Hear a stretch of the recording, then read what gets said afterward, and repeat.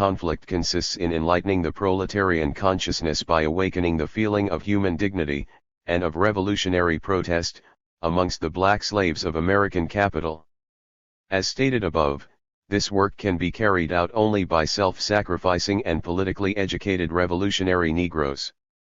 More than 6 years later, when the Trotskyists had been expelled from the Communist International for their defense of Marxist principles, and when the Trotskyists were holding their first organization conference in this country as the American left opposition, forerunner of the present Socialist Workers' Party, Trotsky, already in exile, wrote a letter to the militant on tasks of the American opposition.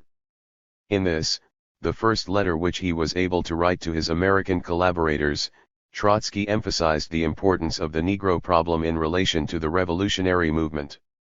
The trade union bureaucrats, like the bureaucrats of false communism, live in the atmosphere of aristocratic prejudices of the upper strata of the workers. It will be a tragedy if the oppositionists are infected even in the slightest degree with these qualities. We must not only reject and condemn these prejudices, we must bum them out of our consciousness too. 207. The last trace. We must find the road to the most deprived, to the darkest strata of the proletariat, beginning with the Negro, whom capitalist society has converted into a pariah, and who must learn to see in us his revolutionary brothers. And this depends wholly upon our energy and devotion to the work. The Militant, May 1, 1929. Trotsky's attitude toward the Negro masses contained not a trace of that condescension and sentimentalist superciliousness which characterized the Stalinists and Social Democrats of 10 years ago. He was far more interested in recruiting a Negro worker than a white intellectual. And for very good, very material reasons. To illustrate, in 1932 an application for membership in the Trotskyist movement was received in this country from 24 Negroes in Johannesburg, South Africa. As soon as Trotsky had seen their letter, he wrote an article for the Militant, July 2, 1932, in which he said, "If the Johannesburg comrades did not as yet have the possibility to acquaint themselves closer with the views of the left opposition on all the most important questions, it cannot be an obstacle in getting together with them as closely as possible even today and to help them fraternally to come into the orbit of our program and our tactics."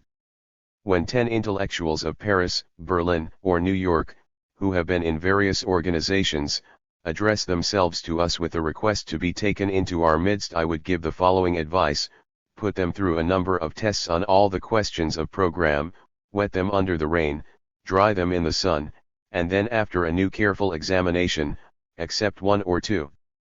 The matter changes basically when 10 workers connected with the masses come to us. The difference in our relation to the petty bourgeois and to the proletarian groups does not require any explanation. But if the proletarian group works in a district where there are workers of various races, and in spite of this, it consists only of workers of a privileged nationality, I am inclined to regard them with suspicion. Are we not dealing with the workers' aristocracy? Isn't the group poisoned by slave-holding prejudices active or passive? It is quite a different matter when we are approached by a group of Negro workers. Here I am ready to consider beforehand that we are achieving agreement with them, even though this is not yet obvious, because of their whole position they do not strive and cannot strive to. 208. Degrade anybody, oppress anybody, or deprive anybody of his rights. They do not seek privileges and cannot rise to the top except on the road of the international revolution. We can and we should find a way to the consciousness of the Negro workers, of the Chinese workers, of the Hindu workers, all these oppressed colored races of the human ocean to whom belongs the decisive word in the development of humanity. In a discussion on self-determination held with one of the American Trotskyist leaders on February 28, 1933, Trotsky returned once again to the need for fighting racial prejudice among the white workers. The Negro can be developed to a class standpoint only when the white worker is educated. I am absolutely sure that they, the Negro masses, will in any case fight better than the white workers. That, however, can happen only provided the Communist Party carries on an uncompromising merciless struggle, against the colossal prejudices of the white workers and gives it no concessions whatever. Considerations of space prevent us from quoting further, but we think we have made the point. Trotsky guided us to a correct working class perspective in this respect as in all others. We Trotskyists do not claim to have a lot of influence among the Negro masses today. The job of gathering together a group of courageous, self-sacrificing Negro revolutionists in a period of reaction has not been an easy one, no easier than that of building the Revolutionary Party. But we have reason to be encouraged by the progress of the last few years, especially since the war began. We now number in our ranks a comparatively small but important number of Negro workers, most of them active trade unionists with experience among the masses. The difficulties ahead are considerable, but we are confident that our comrades, both Negro and white, will play a decisive role in the Negro struggles coming. Success in those struggles will be the only kind of monument that Trotsky would have wanted. 3. The case of Milton Henry, 1944. Karl Axon, Edgar Kiemer. 209. For some time now, the Army has been making a practice of expelling those men who object to the system of maintaining separate Jim Crow units for Negro soldiers. 9. It is obvious the brass hats do not intend to stand for any criticism of their discrimination policies.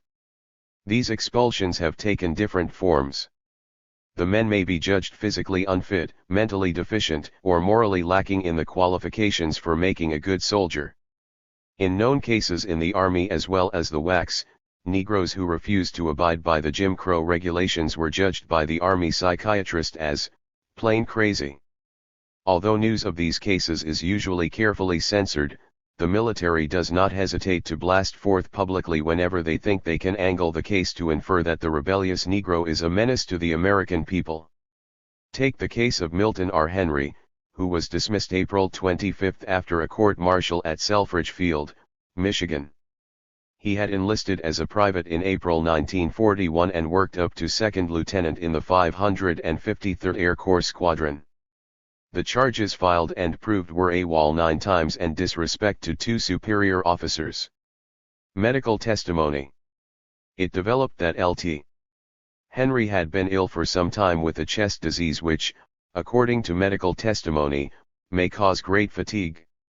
Twice he had been examined and x-rayed by a medical board, and a transfer to limited service had been advised. This advice was ignored. The basis for the AWO 1 charges was Henry's inability to awaken in time to report for duty. As reported in the capitalist press, Lt. Colonel A.R. DeBolt and Lt. Col.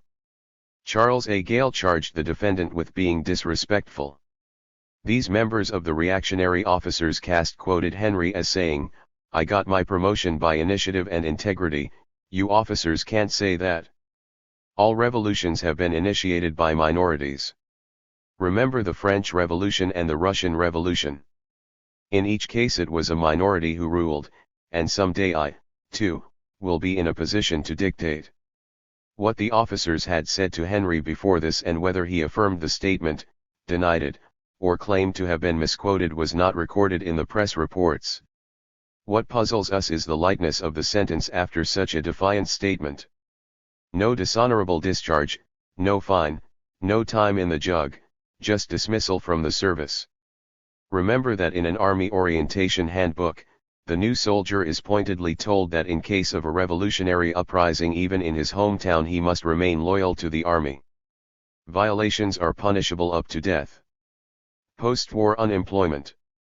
If, in the inevitable post-war unemployment, a group of workers becomes resentful enough of the war, profits made by some big business baron, it may be termed a revolutionary uprising and the soldier will be expected to carry out a command from his superior officer to machine gun his fellow men and thus protect the profit hog even though his own brother or father should happen to be in the aroused group of workers.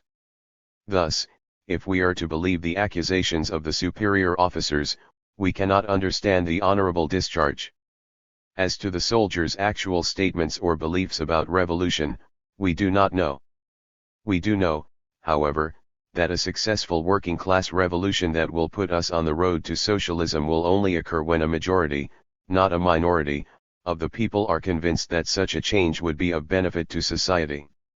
Selfridge Field.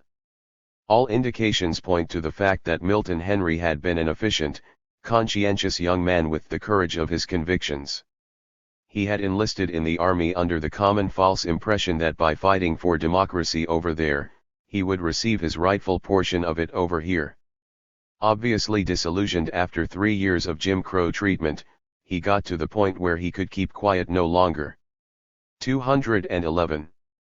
As an example of what he had to put up with, look at Selfridge Field, the beautiful base for the advanced training of American fighter pilots. Pardon me, my error. I meant Negro fighter pilots.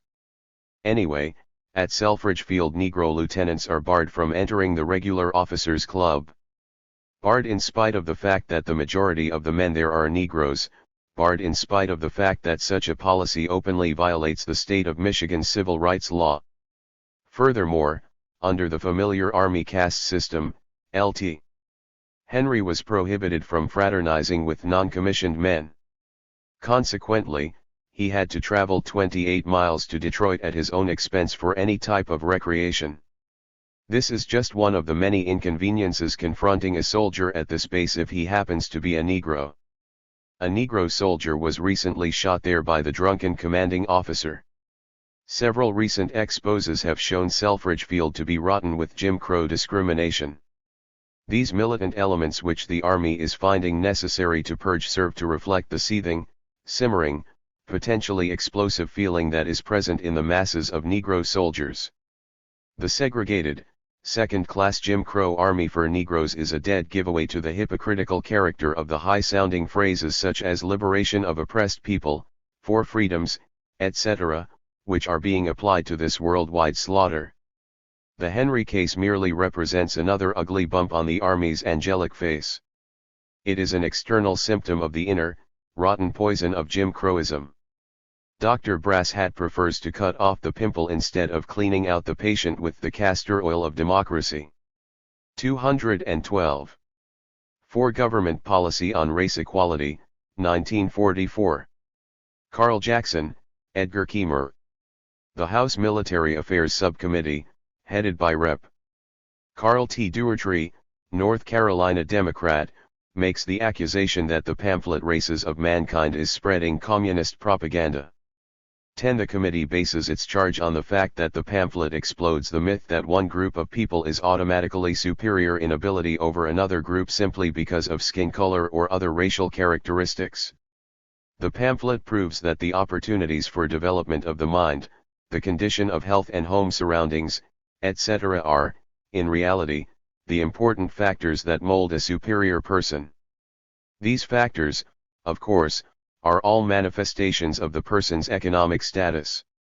For example, the pamphlet shows that a poor southern rural white may prove inferior in intelligence tests to a northern Negro raised in a large city under better economic conditions. 55,000 copies of this pamphlet were purchased for an Army orientation course. The distribution of the pamphlet, however, was abruptly stopped by the reactionary officers cast on the ground that the pamphlet was too controversial. The House Military Affairs Subcommittee objects to this scientific book being read by soldiers. They brand it as communistic. In this instance, the destiny of capitalism and racial hatreds are exposed to be solidly bound to each other. First, it is interesting to observe that this pamphlet, written by scientists, after demonstrating the foolishness of the white supremacy fable, comes to the conclusion that the way to defeat the forces that foster such a policy is to tone down any active fight on American capitalism, with its policy of segregation in the Army, Navy, and the industries, and to unite with the same capitalists to beat the advocate of Aryan superiority. If the authors of this pamphlet knew as much about social forces as they do about anthropology, they would realize that when the German workers overthrow Hitler, they will also throw out the window his master race ideology, which represents in their minds an integral part of the rotten fascist regime, which has brought them nothing but slavery, suffering, and death. The significant point, however, is this: the Military Affairs Subcommittee, representing American capitalism, which is surely interested in winning this war in order to exploit a larger slice of the world's resources and labor, lashes out with familiar red-baiting tactics at a pamphlet that teaches racial equality despite the fact that this pamphlet urges support of the war. This can mean only one thing, that American capitalism is making known to all liberals, pussyfooters, and other people of goodwill the fact that it does not want the myth of white supremacy exploded by scientific truths. The red-baiting tactics of the committee plainly imply that all who preach racial equality are automatically communists in the sense that they are opposed to our form of government. In effect, the congressional lackeys of big business declare that they do not intend to tolerate any dulling of the edge of the vicious weapon of race prejudice even though American capitalism is engaged at the present time in a life-and-death struggle with another imperialistic power. This case is but one example of a well-defined policy of the US government in regard to treatment of the Negro people. They do not intend to give us our equality, because they want to keep the workers divided. No one freely gives up a method that has repeatedly proved profitable to him. It all boils down to this: if you are for capitalism, you are supporting a system that breeds racial bigotry and oppression. If you are for racial equality, you can realize your aim only by allying yourself with capitalism's only genuine enemy, revolutionary socialism.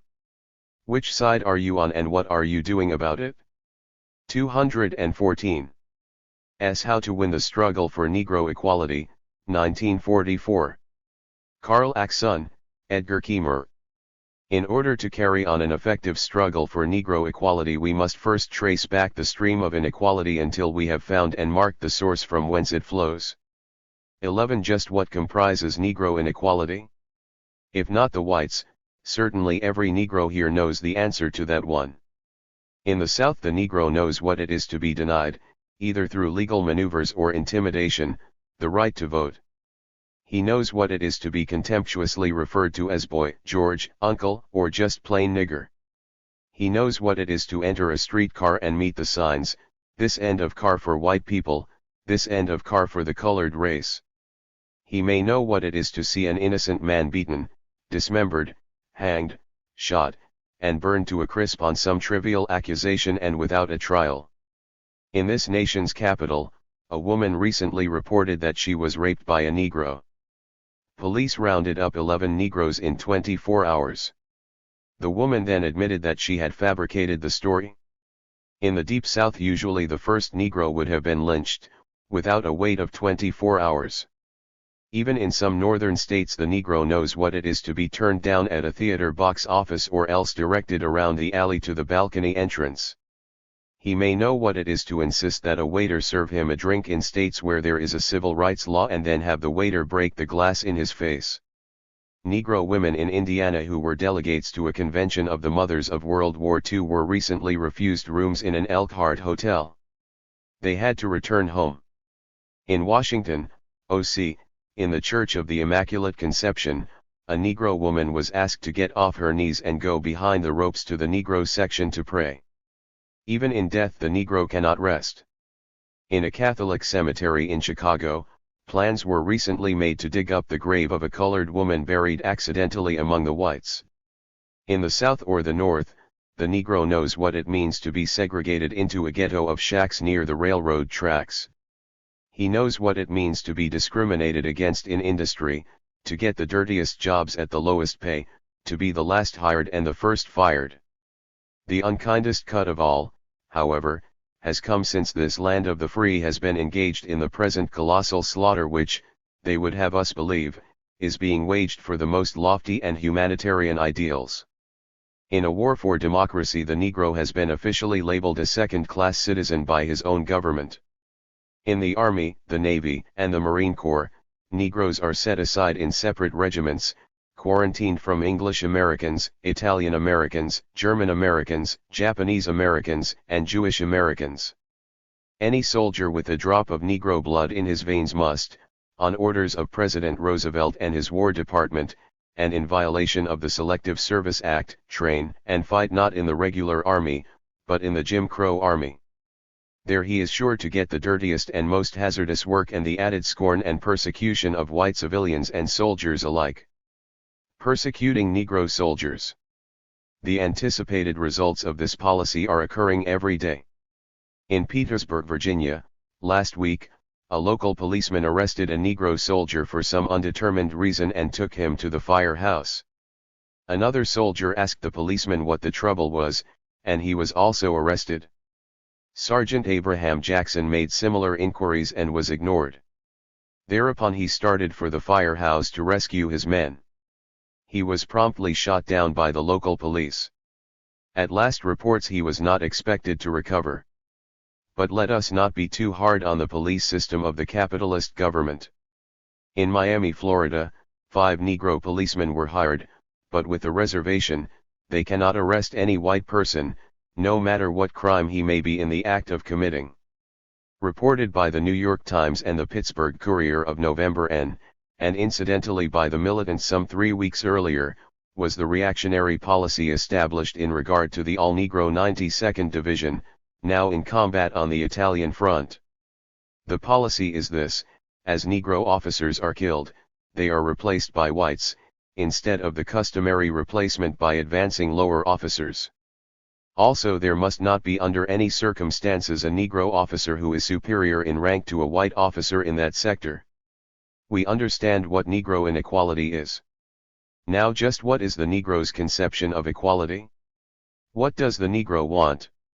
The Negro wants what everyone else wants, no more, no less. He wants a dependable annual wage. 216. Capable of bringing him all the necessities of a healthy, happy life. In short, economic security. He wants political freedom, a voice in the way things are done, a vote, and a representative who understands his problems. In addition to this, he wants complete social equality. Let us get this straight: the mind, body, and emotions of the Negro are inherently the same as those of any other race. Therefore, just as the white man would resent the stigma of social inferiority, so does the Negro resent it. To stamp an entire group of individuals as inferior simply because they have more melanin or less keratin in their skins, absolutely inert pigments, to do so is contrary to scientific truth. Now, what is the direct instrument of repression that condemns the Negro to second-class citizenship? It is the state, that is, all the various agencies of government from top to bottom. Through their actions and their failures to act, they condone, teach, foster, and enforce the oppression of the Negro people. Who protected Noble Ryder, the recently freed murderer who lynched an aged Negro preacher in Liberty, Mississippi? The sheriff. Who upholds white supremacy in the South? The courts. Who holds Negroes in Georgia in the chain gangs for stealing a loaf of bread? The state. Who leads this pack in race baiting? Your government officials such as Chauncey Sparks and the poll tax senators. Who tenaciously insists upon a Jim Crow army? Roosevelt and his War Department. Who carries out this policy? The brass hats in the Army and Navy. The Federal Housing Authority recommends discrimination in its official manual. The Office of War Information has a standing order that a messenger shall watch the news ticker and bring all copy on race or color to the Negro Censoring Division. At the Arlington Hotel in Hot Springs, Arkansas, the Army set up a rehabilitation center for soldiers and their wives. The management of this hotel happens to house, without discrimination, Indians and all other races and nationalities. A Negro lieutenant and his wife registered at the hotel and were given rooms. But as soon as this was discovered by a white Army captain, he ordered their removal. They were removed. But how about individual prejudices? Remember, these are not inherited, they are acquired. H. Scudder McKeel, associate professor of anthropology at the University of Wisconsin, told the National Committee for Mental Hygiene last week, with Brazil and Russia as examples, we can say that racial prejudice is not inherent in the human animal. What we need to do is to deflect, modify, or transform the processes at work in our society so that children will no longer learn prejudice and discrimination. The cradle is the best place to start. 217. Jim Crow propaganda. Well, that's not news to the American educators. Not for nothing are the nigger dolls used in the nurseries and the tale of little black Sambo taught in the kindergartens. The history books, the comic strips, the radio and the cinema all contribute to the formation of the Negro stereotype, a petty thief, a clown, an ignoramus. Whoever attempts to teach equality is usually stymied. Last month, the subway lines right here in New York barred a poster showing babies of all races side by side. You remember the revealing pamphlet Races of Mankind, which torpedoed the myth of racial inferiority, giving statistical proof from the records of drafted soldiers. That was too much truth for the army brass hats, and they recalled 50,000 copies that had been distributed for soldiers' libraries. Directly or indirectly, the agencies of government are responsible for individual prejudices. Why would the government officials want to foster such a policy? President Roosevelt is well known as a humanitarian. Mrs. Roosevelt has even been photographed with Mrs. Bethune, Negro soldiers, and Negro children. Many government officials welcome Negro leaders to their offices to confer with them on race problems. Some of the most reactionary Southern governors have sponsored drives to obtain funds for Negro colleges. Now, I don't think we are fooled by these patronizing gestures. It is plain that the state in America is invariably anti-Negro. But back to the question. Where there is an effect, there must be a cause. Maybe with the following facts we can better follow the trail. In 1848, Karl Marx, after making a scientific analysis of the history of society, arrived at the conclusion that the state was supported and kept in power by and for the ruling class in society. Whoever owns the means of production makes up the ruling class. The state serves to protect the interests of the exploiting minority over the exploited majority. In slavery days, the judges, law officers, and governors, that is, the state apparatus, unfailingly upheld the interests of the slaveholder over the slave. In feudal days, the state was always on the side of the noble and against the serf.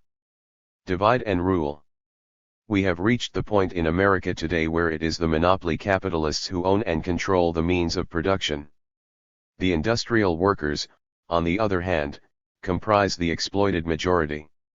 True to the Marxist analysis, every agent of the state from top to bottom must do the bidding of the moneyed. 218. Interests. If he defies the capitalists, he is soon kicked out in one way or another. Now, what has that got to do with the Negro? Marx said that no ruling class has been able to long exploit the vast majority unless that majority was split within itself. The capitalists know this, and they make the most of it. Whether based on race, religion, nationality, language, or custom, the axiom divide and rule is never forgotten and never neglected by those who are in power. They take the most convenient minority within the group of exploited people and set them up as a scapegoat. The other oppressed people are permitted, even trained, to kick around this minority at their leisure, thus unconsciously venting the perfectly natural resentment which arises from their economic insecurity. The ruling class, through control of the educational system and the state apparatus, deliberately fosters prejudice among the masses against the designated minority. They inoculate this venom in such large doses that it is practically impossible for even the most mentally alert individual to escape from its degrading effects. In America, of course, the Negro is a natural for the capitalists. His dark color makes him easy to recognize. His background of slavery is also played up to give impression that he is inferior and as docile as a dumb animal. The history books put out by the capitalists, by a crime of omission, imply the lie that the darker races have never been civilized. They tell us of the pyramids and other wonders of the world, but they fail to say that they were built by black Egyptians centuries ago. The features of the Sphinx betray their Negroid characteristics, the existence in the valley of the Nile of a highly civilized Negroid race. The books of the capitalist class don't tell us that, and no white scientist has been able to even explain how those engineers accomplished these feats. Their propaganda depicts the black man in the very worst light simply because he is a useful minority to come to their ends. As a result of the tremendous pressure of their gigantic propaganda machine, millions of Americans are color conscious. What's white is right, what's black, Stay back. Well-paying crimes. Although in the Dick Tracy comic series crime never pays, we find the opposite is true in real life in America. The crime of Jim Crowism, the crime of indoctrinating prejudice into the workers, and the crime of denying the Negro people equality, are very well-paying crimes for the American capitalist. For it is largely as a result of racial divergence in the working class that the capitalist is able to remain in power. He knows full well the day of working class solidarity will be his day of reckoning. 219. Now, let's look down the trail. Negroes are denied equality either through official government action or official government lack of action. The government is under control of the ruling class. That class is the capitalist class, which comprises only a small minority of the population. These capitalists, through their control of the means of information, indoctrinate the people with the lie that a man is inferior if the color of his skin is dark. They do this so that they can keep their economic slaves, the workers, white and black, split and fighting among themselves. Thereby they are able to spend their winters in Florida clipping stock coupons while the workers toil in the shops for a mere existence. These leeches suck the lifeblood of the American working class by setting up the Negro as a straw man and then shouting, "Don't give a black a break, give the black the boot." By this system of capitalism, race prejudice is made profitable. Therefore we say that this system, capitalism, is the basic and fundamental enemy of the Negro people. Here is the spring from which flows the vile potion that cascades down to form the final stream of Negro inequality. We have found the source, let us mark it well. This is the reason why the fight against Jim Crow without a fight against capitalism, well-intentioned though it may be, is an endless and fruitless fight. To establish Negro equality, we must abolish capitalism. Capitalism bars progress. Furthermore, the capitalist methods of exchange are outmoded. The assembly lines and mass production, along with thousands of chemical and engineering discoveries, have so improved the means of production that the potential turnout is gigantic. But the policy of exchange for profit is holding back the productive forces. When the masses cannot pay enough for the capitalists to make a substantial profit, the capitalists simply close down the factories and let the workers shift as best they can, even though the people may be in need. It is only when they are warring with the rival imperialist power for foreign markets, that the factories run full blast, and then the workers and their sons are sent to die on bloody battlefields. History is bearing out Marx's prediction that increasingly savage wars and depressions are inevitable under the decaying capitalist economic anarchy. Again, how does this affect the Negro? Well, we all know that the Negro is the last to go on a job when things are getting better and the first to be pulled off when things are getting worse. That is why, and remember this. You only have Negro employment when you have full employment. Therefore, under 220. Capitalist production, the average Negro can only look forward to a good-paying job during war, whereas during the long years of depression he has to depend either on the breadline or the relief roll. Now what would bring the Negro full equality? What would bring him full employment? We say not capitalism, but socialism. Socialism with its nationalized property and its planned economy. Now factories hum only with the production of instruments of death and destruction, manufactured solely for the profit of the few. Under socialism factories would hum with the production of instruments of life and construction, manufactured to supply the needs of the many. World socialism, without a doubt, would bring with its classless society full equality, full employment, job security, peace and plenty to not only the Negro people but to all mankind. Will we get socialism by talking about it, hoping for it, or praying for it? Hardly. We've got to fight for it in organized fashion. Like every ruling class in the past, the capitalists will not relinquish their stranglehold on the workers of their own free will. The industrial workers, for the very good reason that they are the most oppressed and at the same time the most highly organized group, will lead the socialist revolution.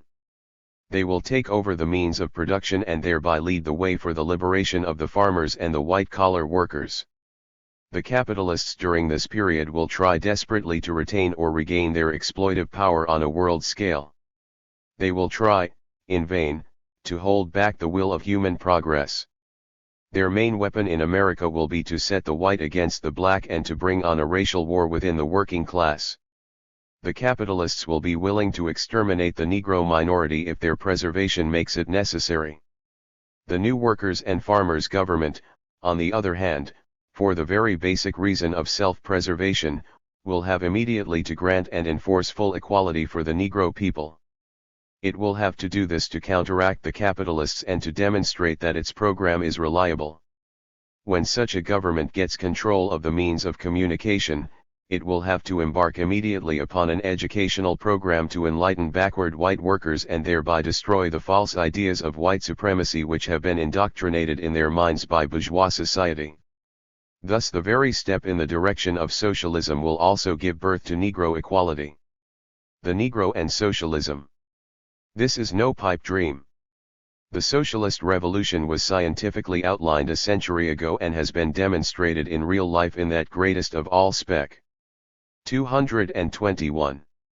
Tackles in human history, the Bolshevik Revolution of 1917. This fact is obvious, nothing short of a proletarian revolution will bring the Negro full equality in America. The Negro struggle, therefore, is inseparably intertwined with the struggle of the world working class. Our fight is not hopeless if we realize its breadth. We Negroes are outnumbered 10-1 from a racist point of view. That is true.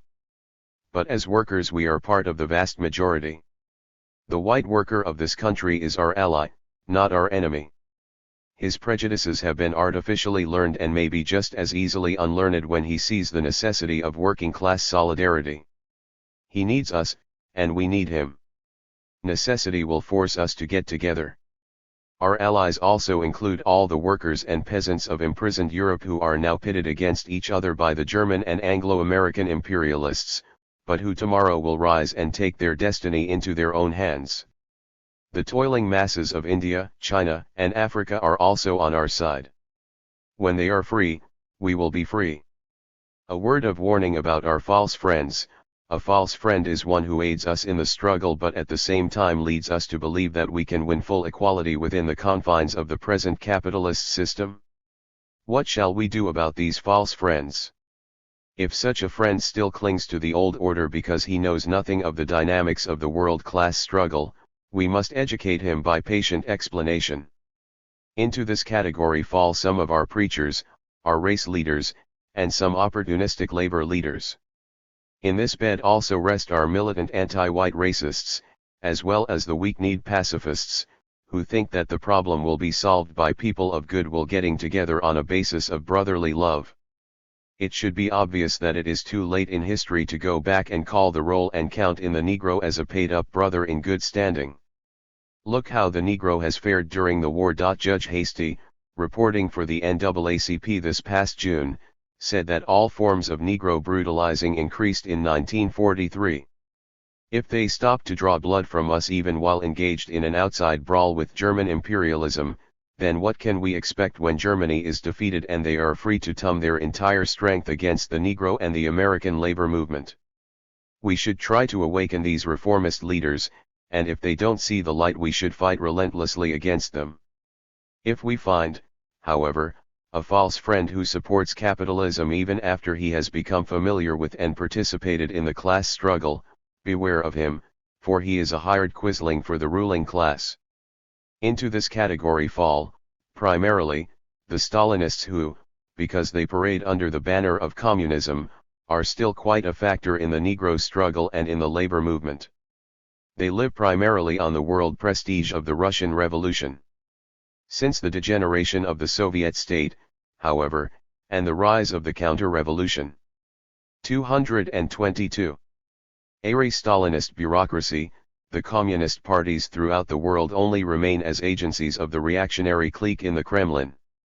These servile lackeys, for example, are now crawling on their bellies before President Roosevelt and American capitalism. Now many workers contend that Roosevelt was the lesser of the two evils in the past election. We won't go into that now, since it was covered in the militant, but I want to tell the Negroes again that the idea that Roosevelt, the leftist henchman of big business, intends to give or would be permitted to give the Negro the equality he demands, is a brazen lie. The only substantial advancement of the Negro's cause in the political arena will come with an independent Labor Party. More oppression planned. Now what does American capitalism plan in the period ahead? It plans further oppression of the Negroes in the form of extended restrictions, Negro baiting by government spokesmen, company-inspired anti-Negroism in the labor movement such as we saw in Philadelphia this summer, and again in Detroit last week. After the defeat of Germany there will be further brutalizings, lynchings, and mass pogroms. All this will be deliberately instigated to further divide and crush the labor movement. If labor does not put up a strong fight to protect the Negro, and if it fails to rescue society by setting up a workers' and farmers' government, then we are sure to see fascism or some similarly barbaric political monster stalking the United States. Even now the capitalists are priming Gerald L.K. Smith, the Jew-baiting and Negro-baiting rabble-rouser for this very job. Harry Bennett, vice president of the Ford Motor Company, admitted in October before a House committee that he gave Smith $2,000 to fight the unions. Government records show that New York and Detroit industrialists have contributed much larger amounts to Smith's campaign as the presidential candidate of the America First Party. Under fascism, the Negro people would be even worse off than the Jews in Nazi Germany, they would be tracked down, deported, or exterminated. This would apply to rich and poor Negroes alike. What can be done at present to further the Negro struggle for equality? The Negro organizations should adopt the strategy of militant mass action in their demand for democratic rights. This should be done with the support of the progressive labor unions such as the CIO. Realizing that to be anti-Negro is in essence to be anti-working class, politically advanced white workers should carry on now a relentless fight against all forms of industrial discrimination and segregation. When a crisis comes they should call for workers' defense guards. 223. To protect the Negro workers from fascist attacks. Finally, the keeping alive of the class struggle in the shops is all important to the Negro, because more interracial education can be obtained on a picket line during a strike where white and black workers are in common struggle for basic needs, than can be gleaned in a dozen pink tea liberalist discussion groups. For working class unity. The fighters for socialism today are found in the Socialist Workers' Party and among the Trotskyist builders of the Fourth International. Our Marxist analysis brings us to the conclusion that the Negro struggle in the coming period will be largely a defensive one. It will mount in intensity with rising world-class struggle and will only be resolved when the workers come to power. That is why we say, the only way to win full Negro equality is through a simultaneous struggle for the liberation of all the toiling human brothers, be they black, brown, yellow, or white. Negro workers, to avert a losing race war, prepare now for a victorious class war. 224. 6. The Case of James Hickman. 1947. Robert Birchman. Social Symbols 12.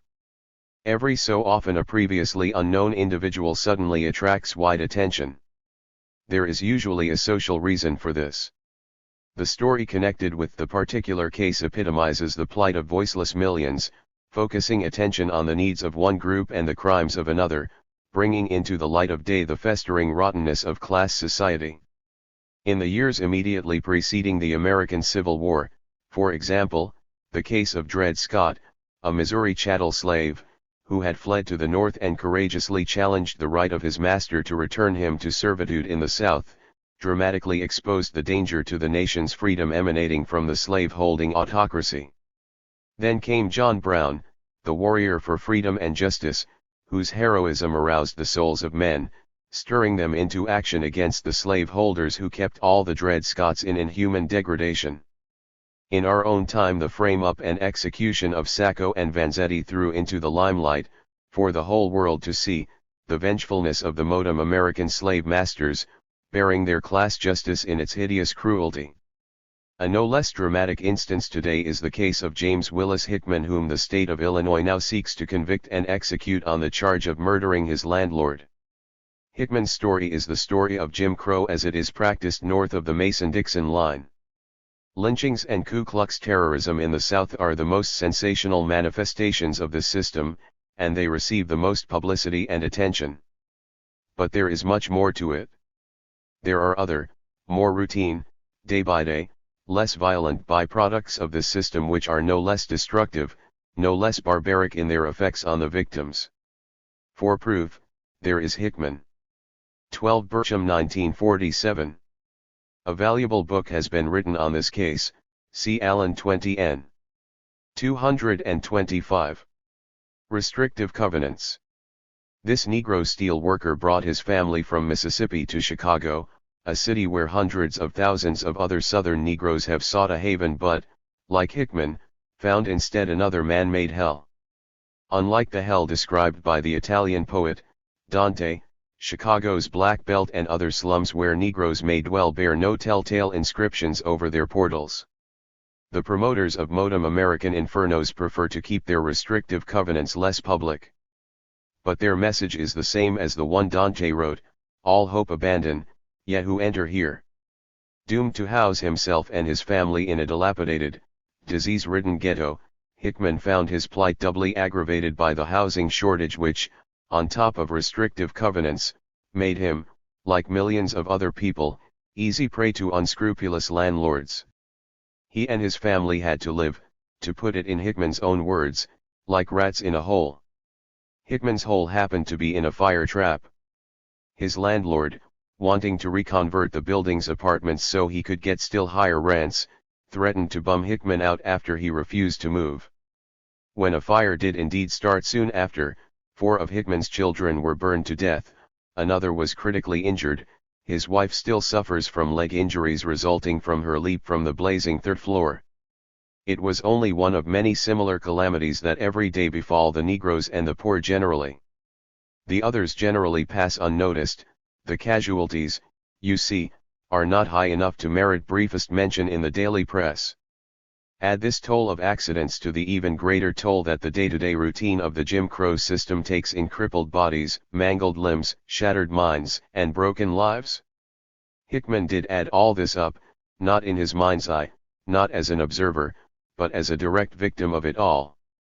His soul had been seared by flames as scorching as those which had consumed the lives of his dear ones.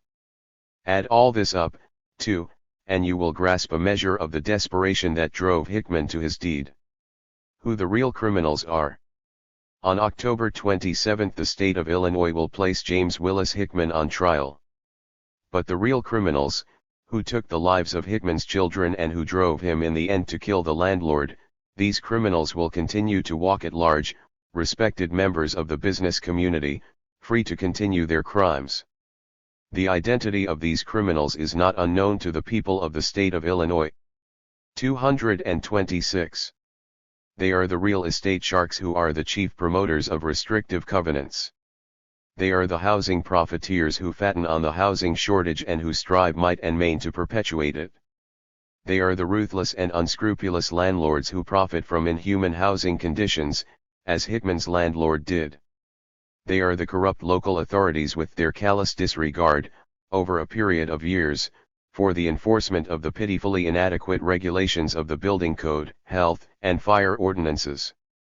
Finally, they are the local, state and federal authorities who tolerate and in fact condone and encourage both the Jim Crow practices of restrictive covenants and the housing shortage. The collective name for the list of these real criminals is the capitalist system, the fountainhead of all of men's inhumanities toward fellow men. Its upholders are the criminals who should be in the defendant's dock. This is the system that should be indicted, tried, punished, and prevented from continuing to turn workers' blood and sweat and tears into dollars. Not to come to the defense of Hickman is to be on the side of the Jim Crow system, whose victim he is. The millionaire publisher of the Chicago Sun, Marshall Field, who boasts of his liberalism and friendship for labor and oppressed minorities, has again shown his true colors by refusing to publish even as a paid advertisement a stirring appeal in defense of Hickman by the brilliant young novelist Willard Motley. But a different response has come from the labor, Negro, and community organizations in Chicago, the CIO and AFL unions, the NAACP, tenants unions, veterans, religious groups, who have formed the Hickman Defense Committee and through it are mobilizing mass sentiment to win freedom for Hickman. This defense movement to save Hickman's life and liberty merits support everywhere that workers are crowded together and restrictive covenants are enforced, says the Hickman Defense Committee. We agree wholeheartedly. They need support, they need financial aid. All labor, Negro and progressive organizations should take a stand at once on this case and its vital issues. Resolutions and donations should be sent to the Hickman Defense Committee, 4619 South Parkway, Chicago 15, Illinois. 7. Industrialization of the Negro, 1948. Freddie Forrest, Raya Dunayevskia. 227. The entry of Negro workers into war production industries produced an industrial and social change of first magnitude, the scope of which has not yet been fully grasped. 13. It is true that 4 out of 5 Negro workers still remain in the unskilled category, but now they are not on the fringes of industry, but in the midst of the production process. An outstanding authority estimates that there has been more occupational diversification of Negro labor in the 4 years, 1940 to 1944, than in the preceding 75 years. Robert C. Weaver, Negro Labor, p. 78. In viewing this development created by World War I, we must bear in mind the dialectical interrelationship between the development of industry initiated by the war boom, and the heightening of the Negro mass struggle which forced the introduction of Negroes into war industries, from which they had practically been excluded until mid-1942. It was the thread contained in the organization of the March on Washington movement in January 1941 which first brought the active pressure of the Negro masses to bear upon the government and forced the incorporation of Negro labor into mass production industries. Another feature of great importance is that the new migration of the Negro during the Second World War encompasses the whole of the United States, including the Pacific Northwest. World War II completed the process begun in World War I of transforming the Negro question from a Southern to an all-American problem. The repercussions of this are so explosive that in the wake of the race conflicts during 1943, Attorney General Biddle, in his now infamous secret memorandum to President Roosevelt, had the effrontery to pose the question of containing the Negro migration. An analysis of the latest data on this question is of utmost importance to Marxists who recognize in the Negro a most potent force in the making of the Third American Revolution. 13. Forrest 1948. 228. The wartime migration 14. To the millions of unemployed at the outbreak of World War XI, the establishment of mass production centers around war industries held a greater lure than did the western lands for the old pioneer. Between 1940 to 1944 4 million workers, who, with their families, totaled no less than 9 million people, moved out of 30 states and into 18 other states and the District of Columbia. 1 million of these were Negroes. Contrast this with the fact that until mid-1942 Negro migration contributed no more than 5% of total migration. The greatest movement was to the Pacific Northwest. The United States Census Bureau, in conducting a survey in 1944 of the 10 most congested production centers, found that, whereas the total population increased by 1,840,000, 19%, in these centers the Negro population increased by 49%.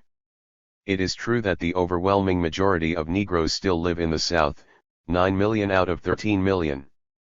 But whereas only 5% of Negroes lived in the North in 1910, by 1930 that percentage had grown to 13. What is more remarkable is that even during the Depression, when there were no job opportunities in the North, the Negroes kept leaving the South. By 1940, the nearly 13 million Negroes in the United States were thus distributed, 9,904,619, or 77% lived in the South, 2,790,193, or 21.7% lived in the North, and 170,706, or 1.3%, lived in the West. By 1945 fully 25% lived north and northwest. More than % of these are urbanized. During the previous Great Migration north, there were two waves, 1916 to 1919 and 1921 to 1924, 1.5 million Negroes left the South. The Negro populations in northern cities seemed to spring up overnight.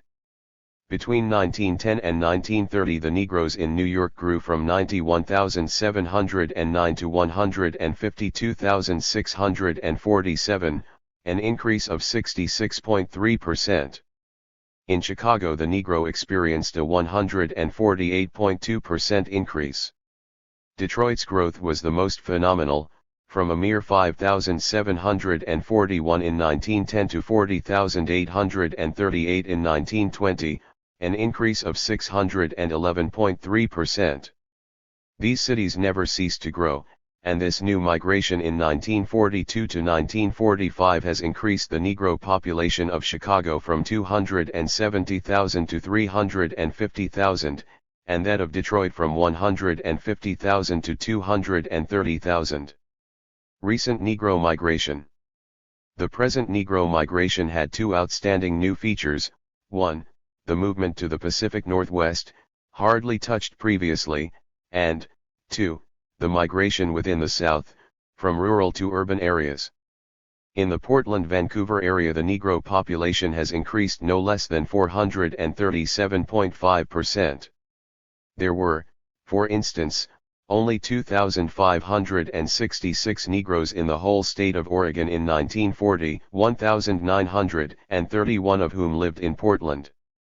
The Kaiser Industries moved in, and by 1945 the Negro population leaped from less than 2,000 to 22,000. In Seattle the Negro population was 3,789, and that of nearby Bremerton had only 77. The Bremerton Navy Yard opened its doors to Negro labor, and 5 years later the Negro population of Bremerton leaped from a mere 77 to 4,617. Next to this major area of tension on the West Coast, the Fair Employment Practices Commission, FEPC, lists the San Francisco Bay Area. In San Francisco itself there were only 4,846 Negroes in 1940. By 1945 the Negro population increased to 25,000. Of equal importance with this movement to the Pacific Northwest has been the urbanization of the Negro within the South itself. Between 1942 to 1945, 250,000 Negroes shifted from rural to urban areas within the South. Mobile, Alabama, increased its Negro population by 106% from 30,554 to 60,000. Of the total population of Charleston, SC, 70% came from elsewhere in the South.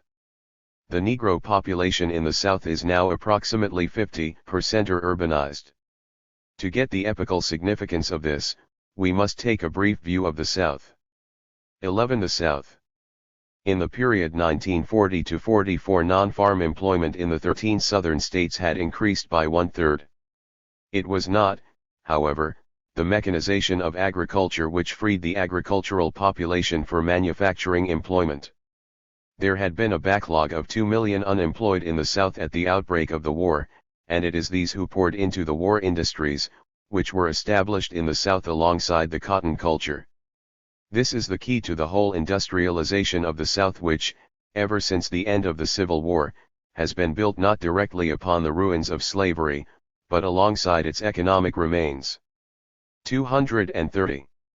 The boss and black relationship. 15. Industrialization in the South, instead of disintegrating the peasantry, i.e., transforming the overwhelming majority into proletarians, and thus creating the traditional home market for bourgeois production, had developed so haltingly that the black peasant, or sharecropper, remained largely untouched.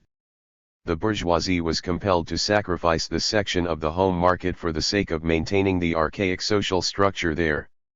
Continuation of the crop lien system, instituted at the end of the Civil War, forced northern capital to follow what is euphemistically called the Southern color pattern. The basis for it is the boss and black relationship inherent in cotton culture. The labor supply of the plantations was left intact in order not to intrude upon these semi-feudal agrarian relations upon which cotton production is based. These remain less changed than the soil itself on which this cotton is grown. The Deep South, p. 266. The gory reign of white supremacy is rooted in cotton culture. The gentleman's agreement between the Bourbon South and the Wall Street North, which owns it, was that Southern industry develop under the conditions that it leave untouched the black labor supply of the plantation, holds to this day.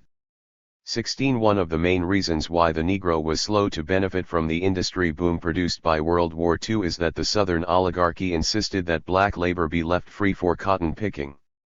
And they were able to have this extraordinary power, although wartime industry in the South was government financed to the extent of 81% as against 65% for the rest of the nation. Industriali.Zashin 17. Just as cotton labor was at first exclusively a Negro occupation, so textile labor has been exclusively a poor white occupation. As late as 1937 only 20,000 of the 350,000 workers in the textile industry were Negroes. With World War XI, production of textiles increased tremendously, while the labor force practically doubled, now comprising 650,000 workers. But only 26,000 of these are Negroes, and almost all of them are employed not in the direct process of production but around the mill. The Negro, being at the very bottom of the social structure, is pushed by capitalism into the worst said industries. But as capitalist economy develops, these low-paid industries become ever more important. Thus heavy industry did not, like textiles, bypass the Negro. From the very place he occupies in capitalist society, the Negro necessarily becomes one of the principal forces for its overthrow. The Negro proletariat has been very strategically placed in industry. By 1907, 39.1% of Southern steel workers were Negroes. In 1930, out of a total of 19,392 employed in the iron and steel industry, 13,331, or 68.74%, were Negroes. The latest movement into southern urban areas shows how important is the place they occupy even in single enterprises. For example, out of the 25,000 workers of the Alabama Dry Dock and Shipbuilding Co., in Mobile, 20% are Negroes. Between textiles, which employ no Negroes in the direct process of production, and mines and steel mills, in which Negroes are more or less equal in number to whites, there are the so-called strictly Negro jobs in the South, sawmills, fertilizer plants, etc. These remain unorganized. They are located rurally so that the Negro worker is isolated. But, on the whole, the Negro has been an integral part of the labor force in heavy industry since the earliest days of Southern industrialization, and he has, moreover, been a militant member of whatever unions were implanted there, and opened their doors to him. At the height of its power, the IWW claimed 1 million members, of whom 100,000 were Negroes. The most important of the IWW unions among Negroes were precisely in the prejudice-ridden South, in the lumber industries of Louisiana and Texas, and among the longshoremen and dock workers in Baltimore, Norfolk, and Philadelphia. The Brotherhood of Timber Workers in the lumber camps of Louisiana, Texas, and Arkansas had 35,000 members in 1910, of whom 50% were Negroes. The Negro proletarian has from the first been an active militant of the United Mine Workers. It was the UMW militants who were used by the CW organization drives to organize steel. Whereas the Negro was used in 1919 to break the steel strike, in 1937 the Negro steel worker broke Big Steel's lordly refusal to negotiate with the Union. The Negro proletarian is not the cowed plantation hand. He is literate and has been disciplined by the factory. He knows the might of a cohesive group, organized by the very process of production. He is, and feels himself, a powerful force. No less than 2 million are now members of the CIO, AFL, and independent unions. Yet 4 out of 5 Negroes remain in an unskilled category. And when union meetings are over, the white and Negro workers, in the main, go their separate ways. It is clear that the recent proletarianization and urbanization has far from solved the Negro problem. The boss and black relationship still pursues him, in the city as well as in the country, north, as we shall see, as well as south. Wage differentials exist in the factory as in the field. Jim Crowism persists. The contradiction between the potency in the process of production and his seeming impotence outside cannot but find a manner of expression. The explosive power lodged in the struggle of the Negro proletarian in the southern cities will have significance in repercussions for the contiguous rural Black Belt. It will strike at the heart of the Southern economy and Southern politics and upset as well Northern capitalistic interests which have so readily accepted the South segregation pattern in order to coin profit from it. But among the millions suffering on the plantations and among the thousands who have won themselves a place in industry, the most insistent problem is and must continue to be for some time the emancipation from the national oppression they feel at every turn. 3. The North. The basic movement of capital in 1917 to 1919 and the movement of the Industrial Reserve Army off labor brought the Negroes to the North and sent them into mass industries. With World War I the Negro became an established part of the American labor force. In 1930 they constituted 22.7% of labor in building trades, 16.2% of the unskilled in steel, 25% of the unskilled in meat packing, 31.7% of longshoremen and 89.5% in sawmills. However, so long as the basic industries remained unorganized, and they could not but remain unorganized until the unions let down the color bars along with the craft lines, the Negro could not become an integral part of the trade union movement. That is why the coming of the CIO also witnessed the unionization of the Negro on an unprecedented scale. 233. Nevertheless, in the North, too, the proletarianization and trade unionization of the Negro did not raise him to the status of the white proletarian and did not dissolve his struggle for elementary democratic rights into the general class struggle of organized labor against the capitalist regime. First, in the trade unions he must fight as a Negro for his place as a worker. Wage differentials, discrimination in seniority, upgrading have by no means been abolished. Then, outside the trade union, he is ghettoized. The creation of comparatively free proletarian and semi-proletarian masses in the large urban centers of the North during World War I first made possible the development of a powerful Negro press. In this respect, Gunnar Myrdal has correctly pointed out, the foreign language press is doomed to disappear as immigrants become fully assimilated and are not replenished by new immigration. The Negro press, on the contrary, is bound to become ever stronger as the Negroes are increasingly educated and culturally assimilated, but not given entrance to the white world. An American Dilemma, Volume 2, p. 912. But, although the national oppression produced the Negro press, and his ghettoization the Negro community, that very community has special characteristics precisely because the Negro is so overwhelmingly proletarian. A beautiful example of this dual movement and its economic base was given by the Pittsburgh Courier in 1937. This bourgeois newspaper, most intensely race-conscious, nevertheless led the swing of the more progressive Negroes in the community towards entry into and acceptance of the CIO. On the other hand, the more integrated the Negro is in the trade union, the more he resents his ghettoization outside. At the very time that he has joined the trade union, he has also joined in large numbers an independent mass Negro organization which fights for his democratic rights. The new migration gave new life to the NAACP, which had been declining because of its do-nothingness. During World War II the NAACP experienced so great an influx of membership that it now has nearly 1 million members. Its greatest increase was precisely in such centers as Detroit, where the militant UAW has made the Negroes' trade union integration easier than elsewhere. An overall picture, North and South, at the outbreak of the recent war showed that unemployment had been as high as 17% of the total Negro labor force. The number of Negroes in manufacturing, which had risen from 6.2% in 1910 to 7.3% in 1930, had sunk to a new low of 5.1% by 1940. The movement back into industry did not gain a real foothold till mid-1942. The war period, 1940 to 1945, took 1 million into the armed forces. Another 1 million swelled the civilian labor force, raising the total Negro employment from 4.4 million to 5.3 million.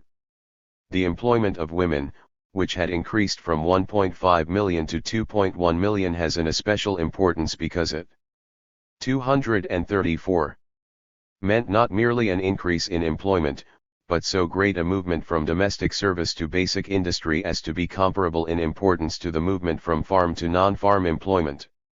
This movement into basic industry also, of course, characterized the Negro male labor force. Negro employment in heavy industry tripled. A breakdown of percentage increases in various heavy industries will show how strategically he was placed. Percent of non-white workers employed in selected war industries, 1942 to 1945. July 1942 January 1945. Agricultural machinery and tractors 1.96.0.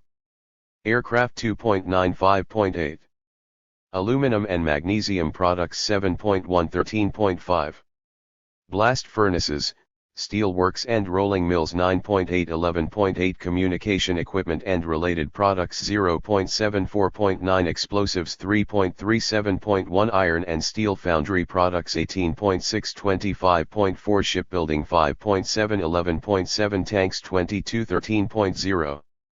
A majority of the 1.5 million Negroes in war industries were concentrated in the 10 most congested war industrial areas, listed in the section on migration.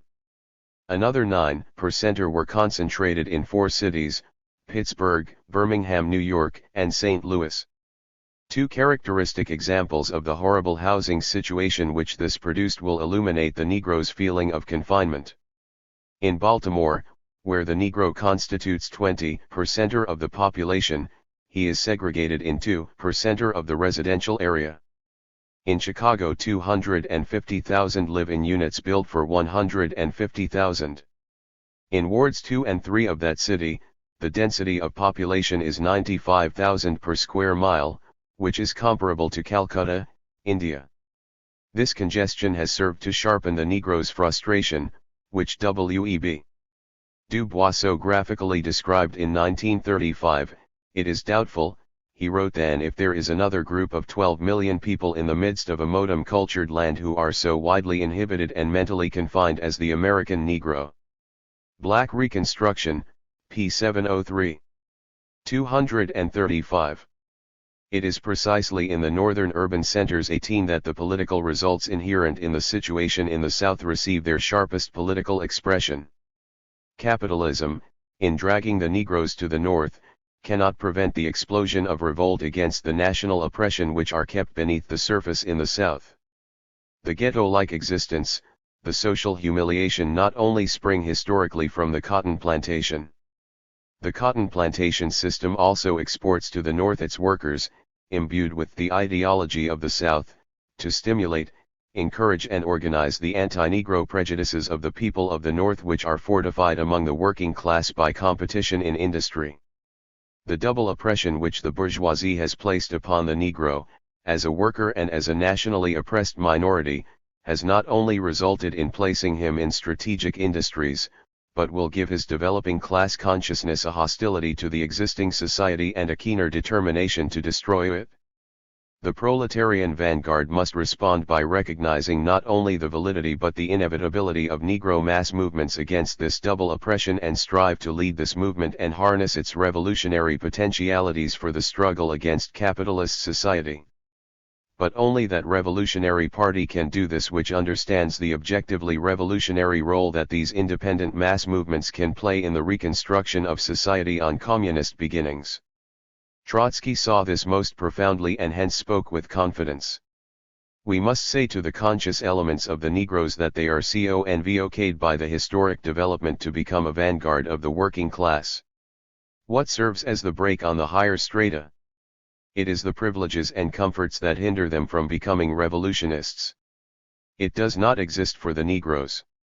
What can transform a certain stratum and make it more capable of courage and sacrifice? It is concentrated in the Negroes. If it happens that we are not able to find the road to the stratum, then we are not worthy at all. The permanent revolution and all the rest would be only a lie. Revolutionary Answer to the Negro Problem in the United States, 1948. Meyer, C.L.R. James. Comrades, our party, with this resolution, is preparing to make a powerful entry into a section of the class struggle that is now raging in the United States. 19. The decay of capitalism on a world scale, the rise of the CIO in the United States, and the struggle of the Negro people, have precipitated a tremendous battle for the minds of the Negro people and for the minds of the population in the US as a whole over the Negro question. During the last few years, certain sections of the bourgeoisie, recognizing the importance of this question, have made a powerful theoretical demonstration of their position, which has appeared in The American Dilemma by Gunnar Myrdal, a publication that took $250,000 to produce. Certain sections of the sentimental petty bourgeoisie have produced their spokesman, one of whom is Lillian Smith. That has produced some very strange fruit, which however has resulted in a book which has sold some 500,000 copies over the last year or two. The Negro petty bourgeoisie, radical and concerned with communism, has also made its bid in the person of Richard Wright, whose books have sold over 1 million copies. When books on such a controversial question as the Negro question reach the stage of selling 500,000 copies, it means that they have left the sphere of literature and have now reached the sphere of politics. President Truman has made his literary and theoretical declaration in the report of the Civil Rights Committee, and he has also made his political declaration in his recommendations to Congress to accept the proposals of that committee. The Communist Party is doing its hardest in the same field and has declared at one of its recent plenums that the test and touchstone of the work of the party, of its maturity in the United States, is the work it has done and does on the Negro question. It is into this battle that we now propose to enter, in a more rounded, more consistent, and more militant form than we have entered in the past. That is the first significance of this resolution. It is not only a guide to the actions of the party. Its mere presentation to the public will mean that the policies of genuine Bolshevism are now ready to compete fully armed in the tremendous battle that is raging over the Negro question in the United States. Now what is it that we have to say that is new? In one sense, and I quote, nothing is new. What we say in this resolution has been implicit, it has been an underlying conception of our activity in the past. It has appeared in many discussions by Trotsky and in various articles and speeches. But nevertheless it has not appeared in such consistent and rounded and finished form as we propose to do in this resolution. We can compare what we have to say that is new by comparing it to previous positions on the Negro question in the socialist movement. The proletariat, as we know, must lead the struggles of all the oppressed and all those who are persecuted by capitalism. But this has been interpreted in the past, and by some very good socialists too, in the following sense: the independent struggles of the Negro people have not got much more than an episodic value and as a matter of fact, can constitute a great danger not only to the Negroes themselves, but to the organized labor movement. The real leadership of the Negro struggle must rest in the hands of organized labor and of the Marxist Party. Without that the Negro struggle is not only weak, but is likely to cause difficulties for the Negroes and dangers to organized labor. This, as I say, is the position held by many socialists in the past. Some great socialists in the United States have been associated with this attitude. Our standpoint. We, on the other hand, say something entirely different. We say, number one, that the Negro struggle, the independent Negro struggle, has a vitality and a validity of its own, that it has deep historic roots in the past of America and in present struggles, it has an organic political perspective, along which it is traveling, to one degree or another, and everything shows that at the present time it is traveling with great speed and vigor. We say, number two, that this independent Negro movement is able to intervene with terrific force upon the general social and political life of the nation, despite the fact that it is waged under the banner of democratic rights, and is not led necessarily either by the organized labor movement or the Marxist Party. 238. We say, number 3, and this is the most important, that it is able to exercise a powerful influence upon the revolutionary proletariat, that it has got a great contribution to make to the development of the proletariat in the United States, and that it is in itself a constituent part of the struggle for socialism. In this way we challenge directly any attempt to subordinate or to push to the rear the social and political significance of the independent Negro struggle for democratic rights. That is our position. It was the position of Lenin 30 years ago. It was the position of Trotsky which he fought for during many years. It has been concretized by the general class struggle in the United States, and the tremendous struggles of the Negro people. It has been sharpened and refined by political controversy in our movement, and best of all it has had the benefit of 3 or 4 years of practical application in the Negro struggle and in the class struggle by the Socialist Workers' Party during the past few years. Now if this position has reached the stage where we can put it forward in the shape that we propose, that means that to understand it should be by now simpler than before, and by merely observing the Negro question, the Negro people, rather, the struggles they have carried on, their ideas, we are able to see the roots of this position in a way that was difficult to see 10 or even 15 years ago. The Negro people, we say, on the basis of their own experiences, approach the conclusions of Marxism. And I will have briefly to illustrate this as has been shown in the resolution. First of all, on the question of imperialist war. The Negro people do not believe that the last 2 wars and the one that may overtake us, are a result of the need to struggle for democracy, for freedom of the persecuted peoples by the American bourgeoisie. They cannot believe that. On the question of the state, what Negro, particularly below the Mason-Dixon line, believes that the bourgeois state is a state above all classes, serving the needs of all the people? They may not formulate their belief in Marxist terms, but their experience drives them to reject this shibboleth of bourgeois democracy.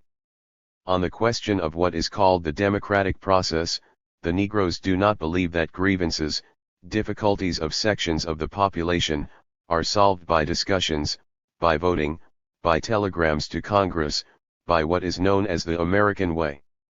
Finally, on the question of political action, the American bourgeoisie preaches that Providence in its divine wisdom has decreed that there should be 2 political parties in the United States, not 1, not 3, not 4, just 2, and also in its kindness, Providence has shown that these 2 parties should be one, the Democratic Party, and the other, the Republican, to last from now until the end of time.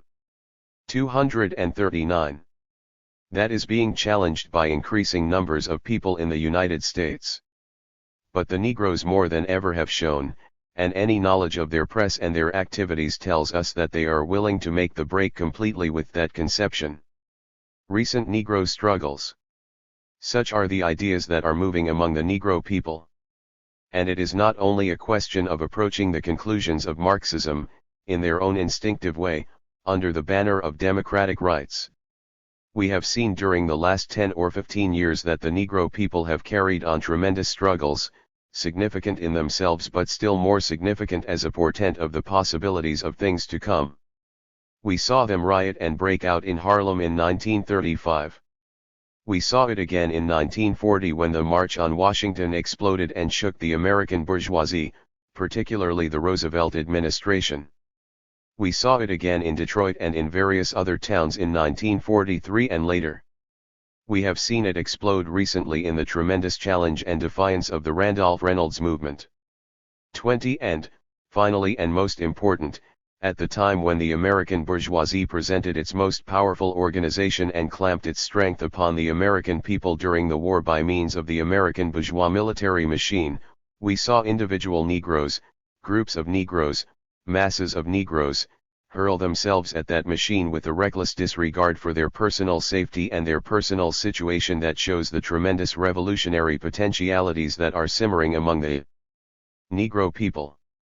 So that our theoretical position, our analysis of the situation among the Negro people, what they are thinking, has got evidence in what the Negro people have been doing. Now we can draw from this one of the first of the important conclusions. The Randolph Reynolds movement, the mere declaration by Reynolds and Randolph, caused a tremendous confusion in the ranks of the bourgeoisie. It disrupted the propaganda for mobilizing the nation to go into the war. You have seen also that it has seriously disrupted the passage of the important draft bill in Congress. And if not what Randolph says and what Randolph proposes, but if what Randolph expresses can find the organizational expression which we hope it will find, then it is certain that under the banner of Negro democratic rights, asking only for an army that will not practice segregation, the Negro people will have a terrific impact, national and international, upon the preparations of the American bourgeoisie for the war. It is impossible to deny this. Secondly, if we look at what took place after the March on Washington, and if we look again at what took place in Harlem after the 1943 outbreak, we shall see the Negro people, by their independent mass activity and by their determination to gain their rights, have been striking terrific blows at one particular point in the Democratic Party, the link between the organized labor movement and the Southern reactionaries. When the history of the Democratic Party comes to be written, and particularly the history of the breakup of the Democratic Party, it will be seen that the independent Negro struggle, the vigor with which the Negroes are protesting, their determination to gain their rights under American bourgeois democracy, has been one of the most powerful means of breaking that unnatural alliance between the most advanced section of the population, the organized labor movement, and the Southern reactionaries. Already a powerful factor. Under the banner of Negro democratic rights, struggling purely for what seem to be limited objectives, the independent Negro movement is contributing to the release of the proletariat from the stranglehold of the Democratic Party and giving it an opportunity and a possibility to emerge as an independent political force. This is our basic position. It can be concretized and will have to be developed. But it is clear that we cannot look upon the independent Negro movement as episodic or of little importance. It is a part of the political life of the country and, more important, of fundamental importance for the political development of the proletariat. But when that is said, we have little doubt that it will be accepted. There arises for us a very important problem. As Bolsheviks we are jealous, not only theoretically but practically, of the primary role of the organized labor movement in all fundamental struggles against capitalism. That is why for many years in the past this position on the Negro question has had some difficulty in finding itself thoroughly accepted. 241. Particularly in the revolutionary movement, because there is this difficulty, what is the relation between this movement and the primary role of the proletariat, particularly because so many Negroes, and most disciplined, hardened, trained, highly developed sections of the Negroes, are today in the organized labor movement. Fundamental propositions. Now let us note first that the resolution does not falter in one single degree on fundamental propositions. It states, for instance, that the Negro struggles in the South are not merely a question of struggles of Negroes, important as those are. It is a question of the reorganization of the whole agricultural system in the United States, and therefore a matter for the proletarian revolution and the reorganization of society on socialist foundations. Secondly, we say in the South that although the embryonic unity of whites and Negroes in the labor movement may seem small and there are difficulties in the unions, yet such is the decay of Southern society and such the fundamental significance of the proletariat, particularly when organized in labor unions, that this small movement is bound to play the decisive part in the revolutionary struggles that are inevitable. Thirdly, the resolution pays great care and attention to the fact that there are 1.25 million Negroes, at least, in the organized labor movement. On these fundamental positions we do not move 1 inch. Not only do we not move, we strengthen them. But there still remains in question, what is the relationship of the independent Negro mass movement to the organized labor movement? And here we come immediately to what has been and will be a very puzzling feature unless we have our basic position clear. Those who believed that the Negro question is in reality, purely and simply, or to a decisive extent, merely a class question, pointed with glee to the tremendous growth of the Negro personnel in the organized labor movement. It grew in a few years from 300,000 to 1 million, it is now 1.5 million. But to their surprise, instead of this lessening and weakening the struggle of the independent Negro movement, the more the Negroes went into the labor movement, the more capitalism incorporated them into industry, the more they were accepted in the union movement. It is during that period, since 1940, that the independent mass movement has broken out with a force greater than it has ever shown before. That is the problem that we have to face, that we have to grasp. We cannot move forward and we cannot explain ourselves unless we have it clearly. And 242. I know there is difficulty with it. I intend to spend some time on it, because if that is settled, all is settled. The other difficulties are incidental. If, however, this one is not clear, then we shall continually be facing difficulties which we shall doubtless solve in time, but which must be the function of this convention to try to get rid of at once. Now Lenin has handled this problem, and in the resolution we have quoted him. He says that the dialectic of history is such that small independent nations, small nationalities, which are powerless, get the word, please, powerless, in the struggle against imperialism nevertheless can act as one of the ferments, one of the bacilli, which can bring onto the scene the real power against imperialism, the socialist proletariat. Let me repeat it please. Small groups, nations, nationalities, themselves powerless against imperialism, nevertheless can act as one of the ferments, one of the bacilli which will bring onto the scene the real fundamental force against capitalism, the socialist proletariat. In other words, as so often happens from the Marxist point of view, from the point of view of the dialectic, this question of the leadership is very complicated. What Lenin is saying is that although the fundamental force is the proletariat, although these groups are powerless, although the proletariat has got to lead them, it does not by any means follow that they cannot do anything until the proletariat actually comes forward to lead them. He says exactly the opposite is the case. They, by their agitation, resistance, and the political developments that they can initiate, can be the means whereby the proletariat is brought onto the scene. Not always, and every time, not the sole means, but one of the means. That is what we have to get clear. Our task. Now it is very well to see it from the point of view of Marxism, which developed these ideas upon the basis of European and Oriental experiences. Lenin and Trotsky applied this principle to the Negro question in the United States. What we have to do is to make it concrete, and one of the best means of doing so is to dig into the history of the Negro people in the United States, and to see the relationship that has developed between them and revolutionary elements in past revolutionary struggles. For us the center must be the Civil War in the United States, and I intend. 243. Briefly now to make some sharp conclusions and see if they can help us arrive at a clearer perspective. Not for historical knowledge, but to watch the movement as it develops before us, helping us to arrive at a clearer perspective as to this difficult relationship between the independent Negro movement and the revolutionary proletariat.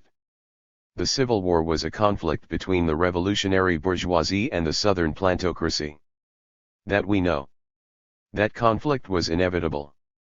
But for 20 to 25 years before the Civil War actually broke out, the masses of the Negroes in the South, through the Underground Railroad, through revolts, as Aptheker has told us, and by the tremendous support and impetus that they gave to the revolutionary elements among the abolitionists, absolutely prevented the reactionary bourgeoisie, revolutionary later, absolutely prevented the bourgeoisie and the plantocracy from coming to terms as they wanted to do.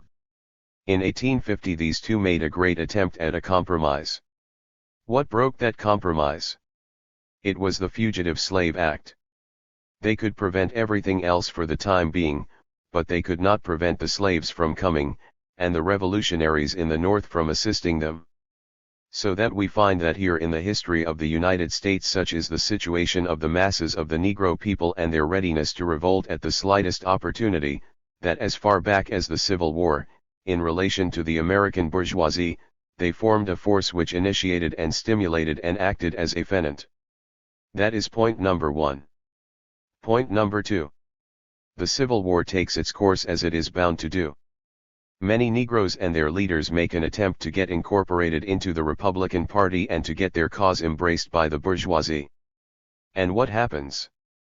The bourgeoisie refuses. It doesn't want to have Negroes emancipated. Point number 3. As the struggle develops, such is the situation of the Negroes in the United States, that the emancipation of the slaves becomes an absolute necessity, politically, organizationally and from a military point of view. The Negroes are incorporated into the battle against the South. Not only are they incorporated here, but later they are incorporated also into the military government which smashes down the remnants of resistance in the southern states. But, when this is done, the Negroes are deserted by the bourgeoisie, and there falls upon them a very terrible repression. That is the course of development in the central episode of American history. 244. Historical anticipations. Now if it is so in the Civil War, we have the right to look to see what happened in the War of Independence. It is likely, it is not always certain, but it is likely that we shall see there some anticipations of the logical development which appeared in the Civil War. They are there. The Negroes begin by demanding their rights. They say if you are asking that the British free you, then we should have our rights, and furthermore, slavery should be abolished. The American bourgeoisie didn't react very well to that. The Negroes insisted, those Negroes who were in the North, insisted that they should be allowed to join the Army of Independence. They were refused. But later Washington found that it was imperative to have them, and 4,000 of them fought among the 30,000 soldiers of Washington. They gained certain rights after independence was achieved. Then sections of the bourgeoisie who were with them deserted them. And the Negro movement collapsed.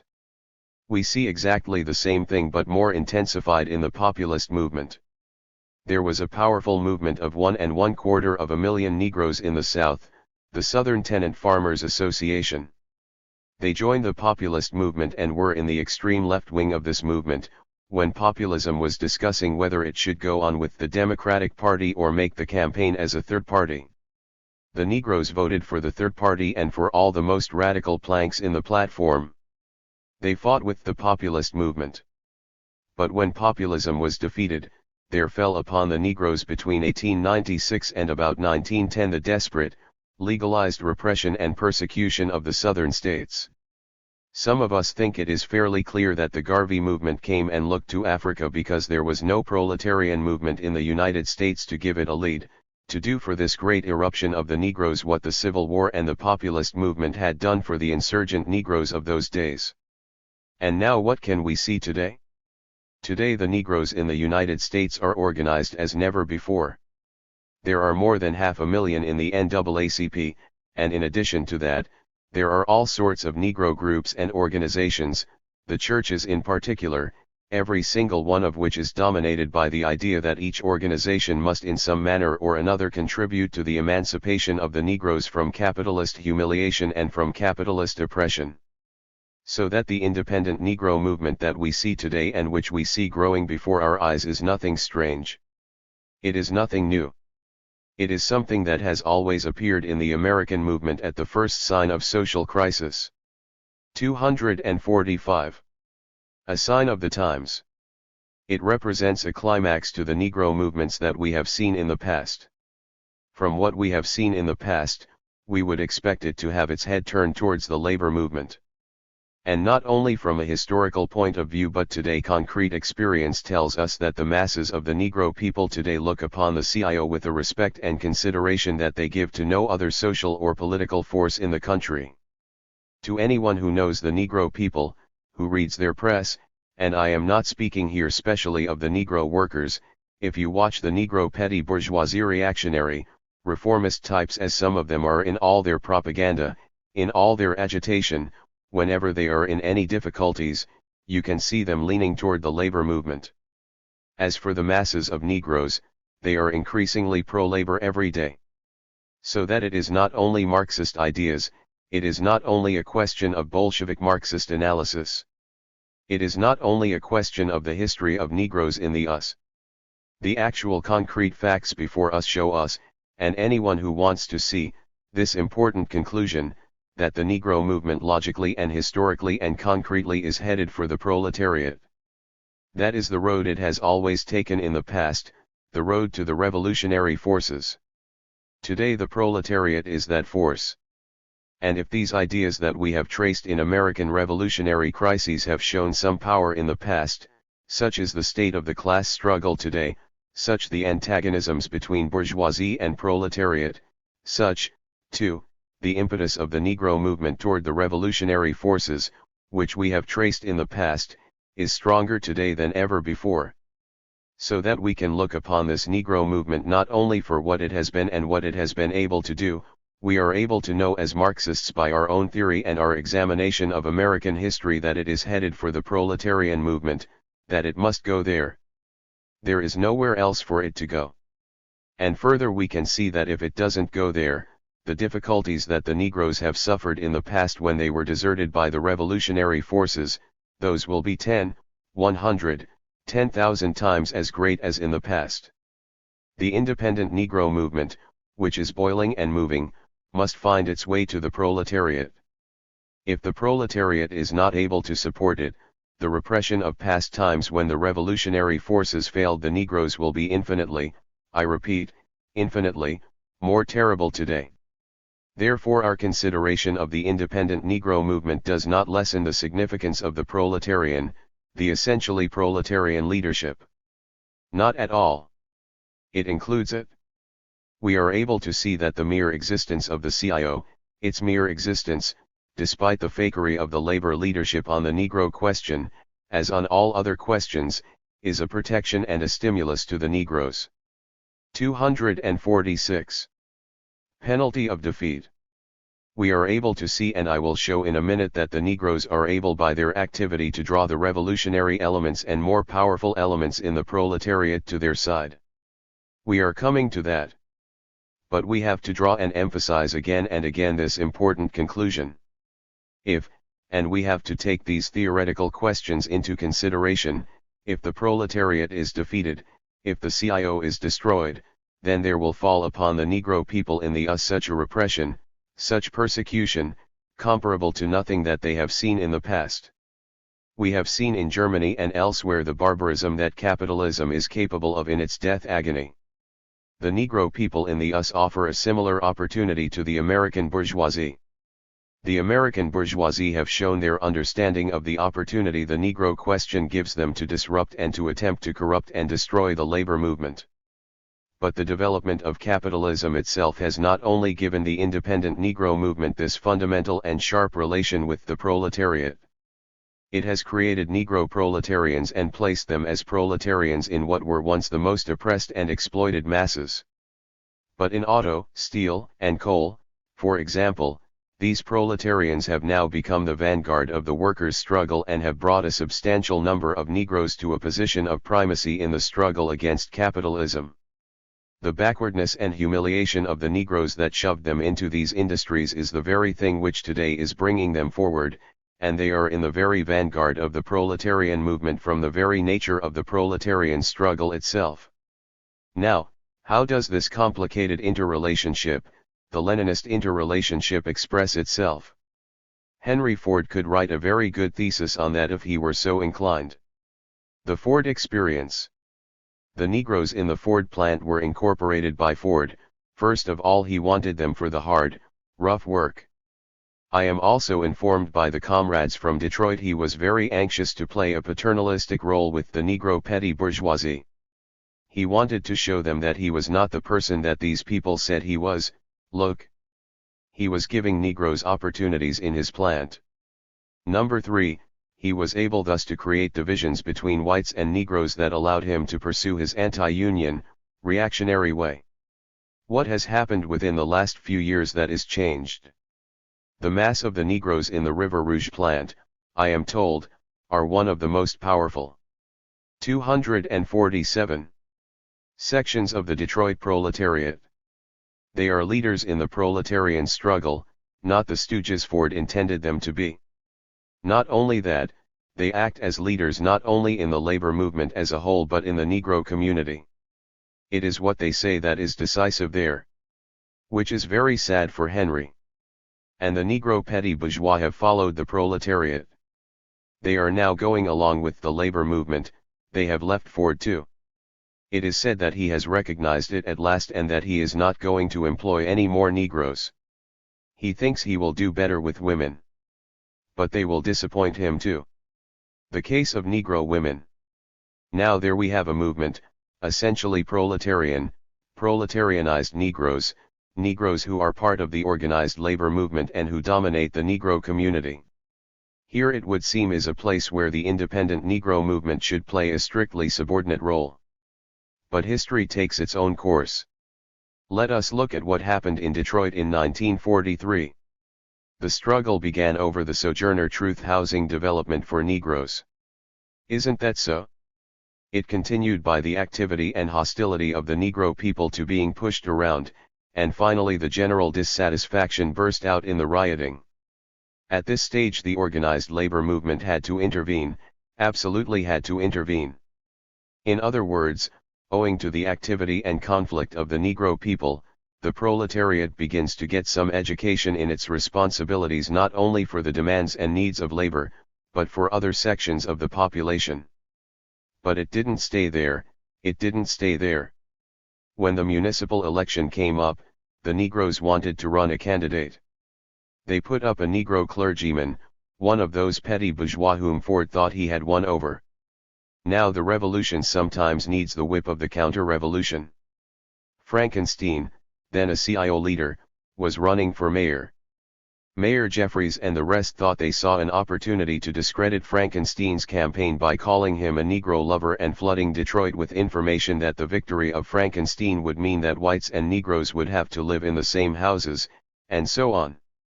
Naturally Frankenstein, in great difficulty, and sweating no doubt, had to play a peculiar course. He had to remember that the Negroes played a certain role in the labor movement, that he couldn't afford to antagonize them, that on 248. The whole he had to be careful not to antagonize Negroes in general, and had to preserve the honor of the labor movement, and yet he did not want to give the impression that he was a Negro lover. It was difficult, but that is his difficulty, not ours. What we have to look at is what happened. In spite of themselves the Negro masses found themselves pushed up against the organized labor movement, and though with a lot of confusion, the organized labor movement found itself compelled to take over, so to speak, the leadership of the Negro community. It was very confused and hesitant, but the general line was clear. Most remarkable of all, this Negro clergyman in the Negro community ran on the CIO ticket. This made Jeffries say that the Negroes and the labor unions were planning to run Detroit. He was a little bit premature, but nevertheless it showed that he could recognize these possibilities. Beginnings of a great alliance. The movement has fallen off since, but we have seen enough to know this, that the struggle which began by Negro militants in the Negro community fighting purely for Negro rights, a simple matter of housing, and resisting people who pushed them around, resulted ultimately, let us put it mildly, the beginnings of an alliance, a political alliance between the Negro community and the organized labor movement in Detroit. I give you this as an example of how complicated the relationships can be between the Negro community and the organized labor movement, even in a city where the Negro community is dominated by proletarians of a very high quality who have their first allegiance to the organized labor movement. If we can reflect on that, if we can constantly be on the alert to see these possibilities, the leadership, the fundamental leadership that organized labor can give to the Negro movement, the basic dependence of the Negro movement upon organized labor, but we can at the same time see the kind of leadership, the kind of stimulus, the kind of impetus, the kind of anticipation that the Negro movement can give to organized labor, then we shall be able to deal with all problems, not only the general problems outside, but the specific problems that the party will have to face. Now, if all this is true from a theoretical point of view, and if it is true also from a historical point of view, and if we are able to see the signs of it, not too clearly but nevertheless sufficiently for us to draw some tentative conclusions in Detroit, then we, as a party, having participated in Negro work, having 249 taken part in it for the last 3 or 4 years, should be able to see this general movement reflected in party life and in the activity of the party. We have been able to see it. What fundamentally has been the history of the party as I have seen it, as it has been explained, as we have heard it in discussion. The party in 1946 embarked on the task, consciously and deliberately, to transform itself from a propaganda group, that is to say, a group that more or less puts over the whole program, into a mass party, in other words, a party which would draw workers not on the basis of general socialist conceptions, but on the basis of concrete activity and readiness to help them on basic problems that were immediately troubling them and which, as far as they could see, required, if not an immediate solution, at least immediate activity. It was the Negroes in the crisis of 43, 44, and 45, who came first to the party and offered the party for the first time the opportunity to draw masses on the basis of agitation and with the perspective of concrete activity. Our general analysis shows that this experience of the party was no accident. It took place this way because of this peculiar relationship of the Negro mass movement to the general struggle. Our first opportunity, our first experience, really to become a mass party was given to us by the Negroes. Recent party experiences. Now the fact remains that a great number of Negroes who came into the party left. First of all, the most fundamental reason which has been given to me and which I see no reason to disagree with, is that the party was not quite ready to handle these tremendous problems. It could handle a specific case like the Fontana case. It could handle a case like the Hickman case and carry it through to a brilliant conclusion. But the actual day-to-day struggles against the bourgeoisie, and the Negro organizations, and the inertia of the labor movement, we simply were not powerful enough to handle. And we come to another very important conclusion here for our practical activity.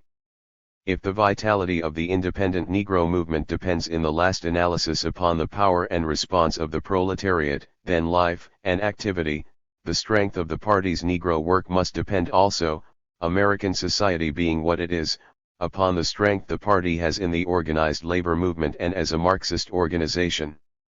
You see, the pattern continues. It is impossible to be able to do Negro work in the sense that the party at this stage wants to do it, in mass activity, meeting the demands of the Negroes, transformation from a propaganda organization to a mass party, without great strength and power in the organized labor move. 250. Meant. That the convention has dealt with.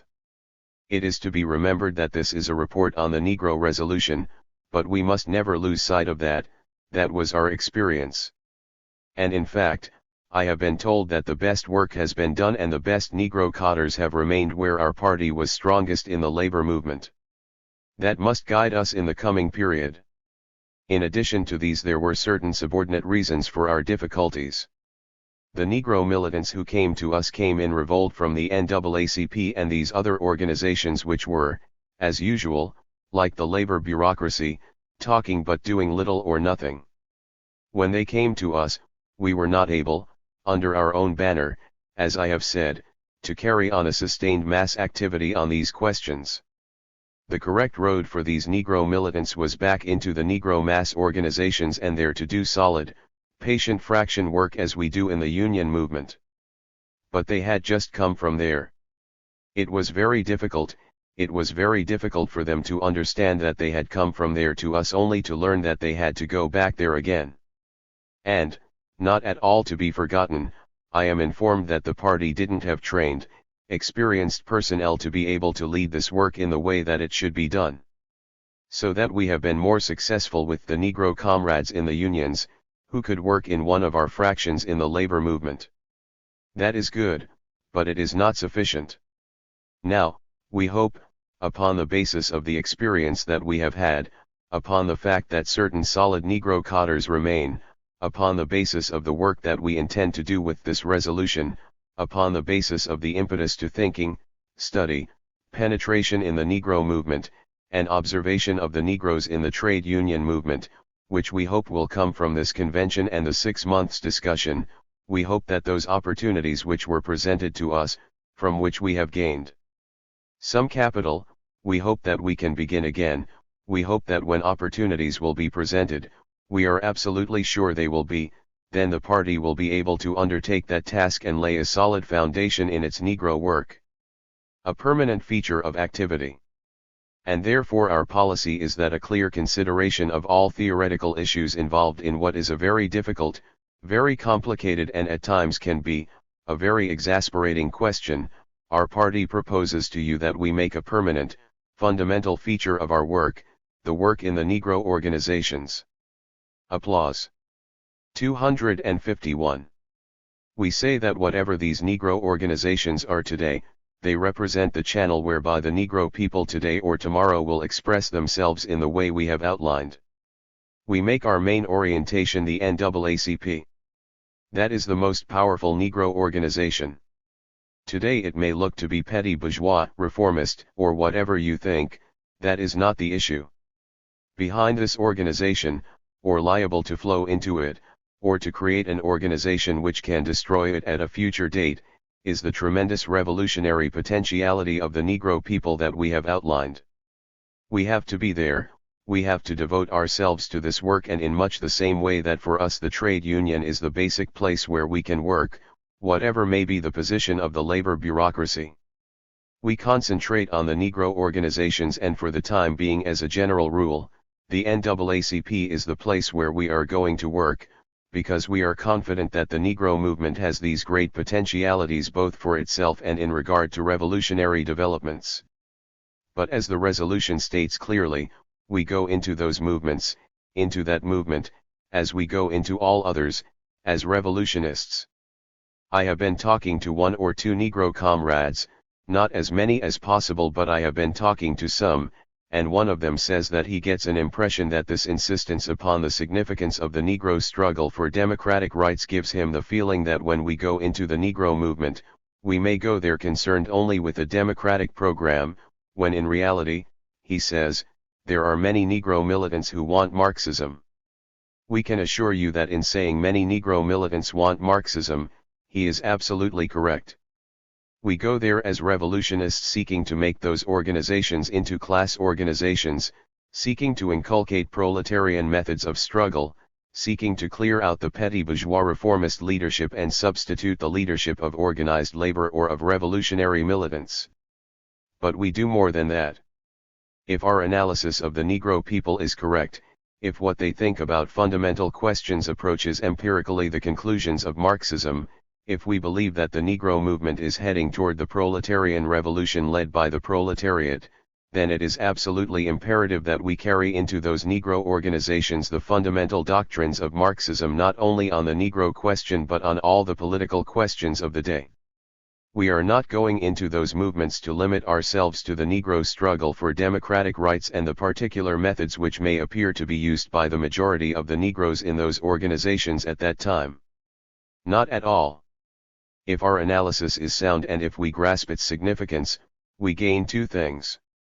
We gain, 1, the conviction to be able to stay in these movements and to work patiently under the most difficult conditions. But we gain something else. We gain a conviction. 252. Of the necessity that our Marxist ideas, Marxist propaganda, our struggle for the Labor Party and our struggle for the proletarian revolution must meet some important response from the Negro militants in those organizations, and with the necessary discretion we have a fruitful field for party recruitment and the development of the general Marxist movement. Racial prejudices. Now there are only 1 or 2 things more that I would like to say. There is the question, and I hope you will allow me a minute or 2 extra, there is the question of racial prejudice. I am not talking here about going out to dinner with Negroes or having Negroes at your house or any of those things. When the party gets larger and rank and file Negro and white workers and others come into it, Rank and file white workers will bring their prejudices. Negroes will bring their suspicions, and in my opinion, absolutely justified suspicions, and there will be difficulties created of a certain kind. But the party is a Bolshevik organization, and on the basis of a fundamental political line and its general socialist aspirations, will be able to settle the crudest forms of those to the extent that they appear. The cadre by and large today is sound on these matters. But bourgeois race prejudice against the Negroes in the United States is something extraordinarily powerful and of a range and subtlety that it takes years to understand, and only the proletarian revolution and the breakup of the bourgeoisie will make the proletariat fully understand. Such is the tremendous power which racial prejudice exercises in the United States, at every stage, wherever the races meet. In the resolution we select one series of examples. Undoubtedly this resolution is breaking a new stage in the organized form in which we are bringing forward Negro work and our conception of the Negro contribution, bringing it forward before the country and before the organized labor movement. We can accept it. We can feel that we shall do everything we can to carry it through. But bourgeois race prejudice isn't going to let it pass so easily. No. We have pointed out, and this has been the experience of many and particularly in the old Communist Party, that you will find many high-class Unionists who accept a sound policy on the Negro question, genuinely mean to carry it out. Then they find themselves in a certain situation in the Union, maybe a union of predominantly white workers, and the constant hammering home by the party of the importance of the Negro question and the significance of the Negro question in the party press and in the party propaganda and agitation begins to affect the work. There are problems created.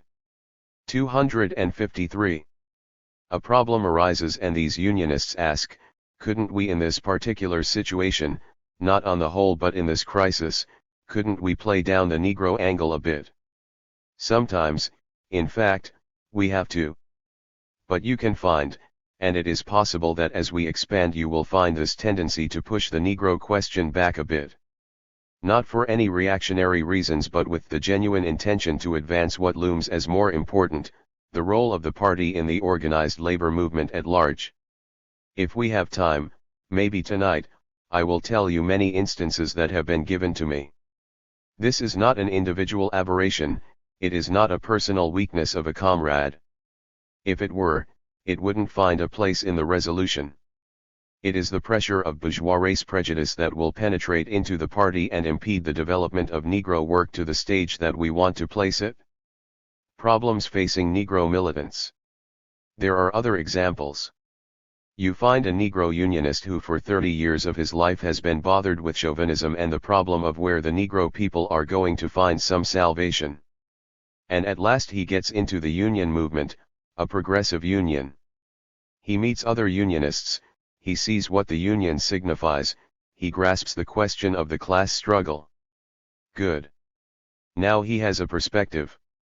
He comes to the Revolutionary Party, and there he sees in embryo, despite certain difficulties, he catches a glimpse of the perspectives of a new society, and he is reinforced in his fundamental conceptions. When the party now begins to insist upon the significance and vitality of the independent Negro movement, this is a shock to him. He doesn't understand it too well. He thinks that we may be taking a step back. He doesn't quite see it. And you will find that he may align himself with those, I have seen this, who are finding some sort of objection to the projection forward of the Negro work. That is only another aspect of bourgeois race prejudice. It isn't that the Negro unionist is prejudiced. Don't misunderstand it. It is the impact of prejudice, that affects us at every turn. There are others, there are plenty of others besides those that are mentioned here. There are petty bourgeois Negroes who more than most Negro groups suffer terribly in a personal way from the persecutions and humiliations of bourgeois society. When they come into a fairly large party, there they are able to work genuinely for the revolution and at the same time find a social milieu in which they can be comfortable and are saved from the merciless repression and savage attacks that bourgeois society subjects them to. I have seen, I have been told, and we shall undoubtedly see, you will find, if not today, tomorrow. 254. Some of these who, also using as argument the basis of the class struggle, tend to push the Negro question back, so to speak, into a sort of obscurity. It seems to be forcing forward what they have gotten away from. This again, is the influence of the prejudice of bourgeois society.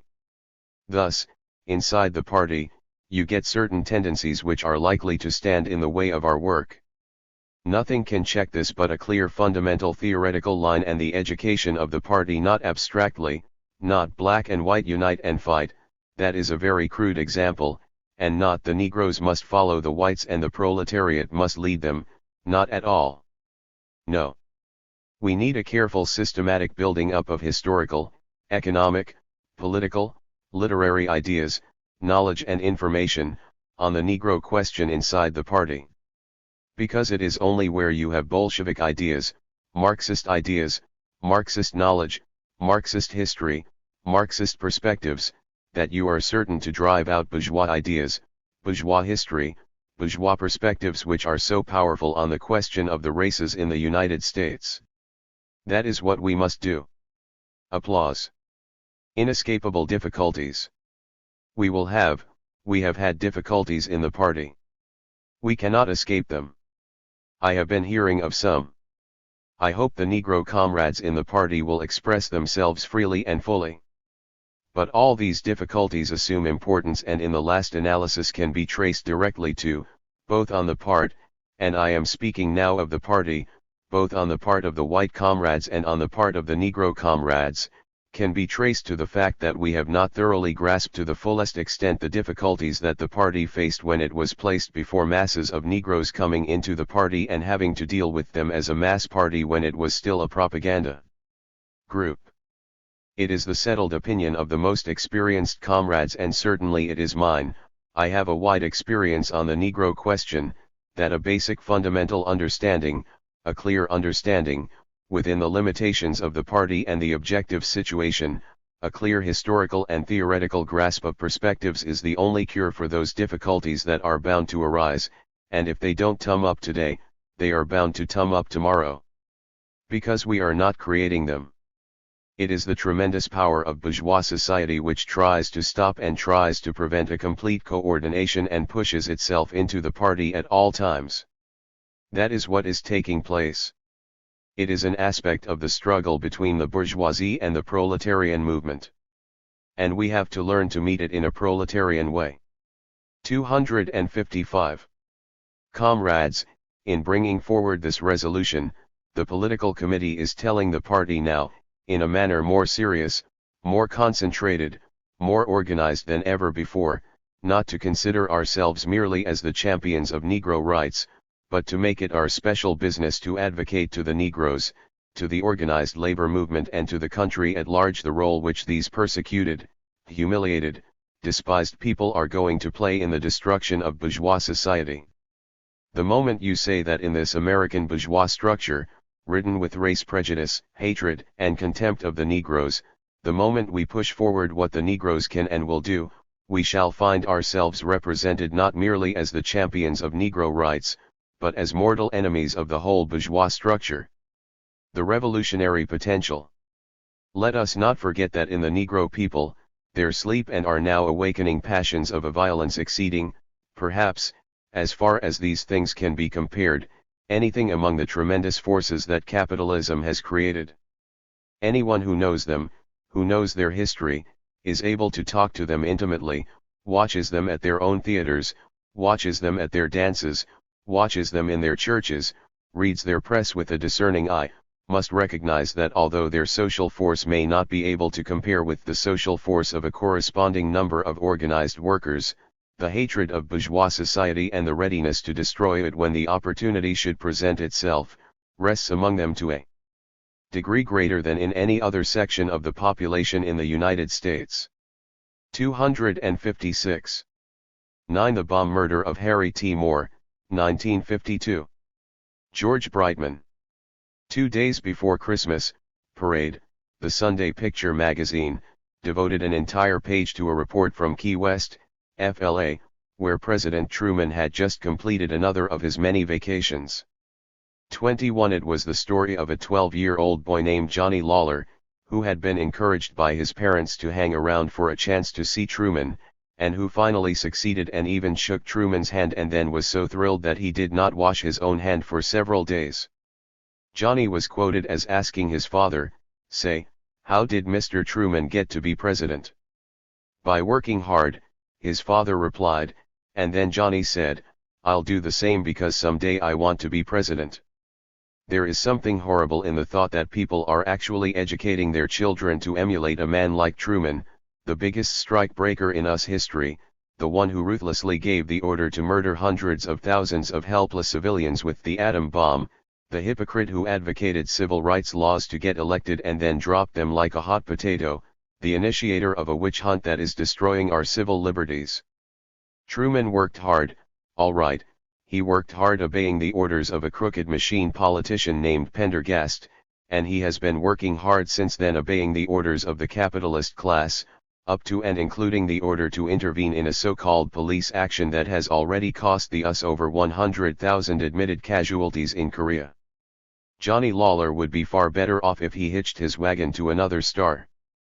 And what a star there was in his own state, a Negro, unknown to almost everyone until his death, a man who never committed any crimes but who also became great by working hard. That was Harry T. Moore, a hard worker, but one who worked on the side of the people and not against them. 21 Brightman 1952. 257. Harry Moore, a truly noble man. It seems a shame that we never heard of Harry T. Moore until after Christmas night, when his life and his wife's life were ended by a bomb that blew up their home in Mims, Florida. Because he was a truly great and noble human being, the kind of man we should look up to for guidance in how to live our lives, a man whose memory we should keep forever fresh and green. He was a school principal, and better off than most Negroes in the South. But he was not content to think only of himself. He joined the fight to win equal salaries for Negro teachers, and for doing that was fired from his job. That would have silenced some people, as it has intimidated many teachers of liberal or radical views and others menaced or victimized by the witch hunt. But it did not frighten Harry T. Moore. On the contrary, it increased his determination to fight for justice. He became more active than ever in the National Association for the Advancement of Colored People and in struggles to win and protect the right to vote for Negroes in his state. And when he was confronted with the Groveland rape frame-up, he became a thorn in the flesh of the white supremacists and Ku Kluxers and their protectors in high office. He went around organizing and speaking at scores of meetings, fearlessly defending the Groveland victims and boldly demanding that McCall, the lyncher with a sheriff's badge, should be tried for the murder of Samuel Shepard. Knew what he faced. We know now that he was taking his life into his hands when he did these things. He must have known it too. But it did not stop him. His mother says that when she cautioned him to be more careful not long ago, he replied, "Every advancement comes by way of sacrifice, and if I sacrifice my life or my health I still think it is my duty for my race." That is why it is correct to call Harry T. Moore a martyr of the Negro struggle and of the general struggle of the working people for a better world. He saw his duty and he did it, despite the costs it entailed. He wanted to live too and to be happy, but he could not be happy unless he offered his resistance to the misery and injustice around him. In other words, he was a really moral man, setting an example that should shine brightly for all time for the youth of all races. He was a true son of great predecessors, of people like Nat Turner and Harriet Tubman and John Brown and others who were ready to risk their lives in the fight against oppression. We would be ingrates, unworthy of the sacre. 258. Face he made, if we were content to merely mourn his passing and then forget about him instead of devoting ourselves to avenge his death and to complete the struggle he led so well. Misleading figures on lynching. The Nation, January 5, was absolutely correct when it insisted that such crimes as the murder of Harry T. Moore cannot be understood as senseless acts of depraved or prejudiced individuals. On the contrary, they were essentially political crimes, crimes deliberately committed for a purpose. and the purpose cannot be completely understood without examination of a new trend that has appeared in the last few years. At the end of 1951, the Tuskegee Institute, a Negro institution which issues annual lynching figures, announced that the total of lynchings last year was 1. This report was widely publicized here and abroad by the propagandists of capitalism. For them this constituted proof that lynchings are diminishing year by year, that America is more and more becoming the land of freedom and equality for the Negro people, and that one of these days we will wake up and find that they are treated just like other people. They would be very happy if they could get the 15 million American Negroes and the colored people who form a majority of the Earth's population to believe in this picture of progress that goes ever onward and upward until the arrival of the millennium. Because if what they said was true, it might not be necessary to fight to end the Jim Crow system. Maybe people could just afford to sit back and wait for it to die a natural death. But it is a lie.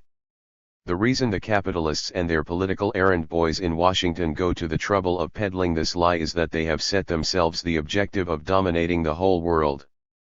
Part of their program for achieving this depends on force, economic force through the dollars they are pumping into the dying capitalist system all over the world, military force through armament that they are trying to impose on unwilling countries in Europe, Asia, and the Middle East.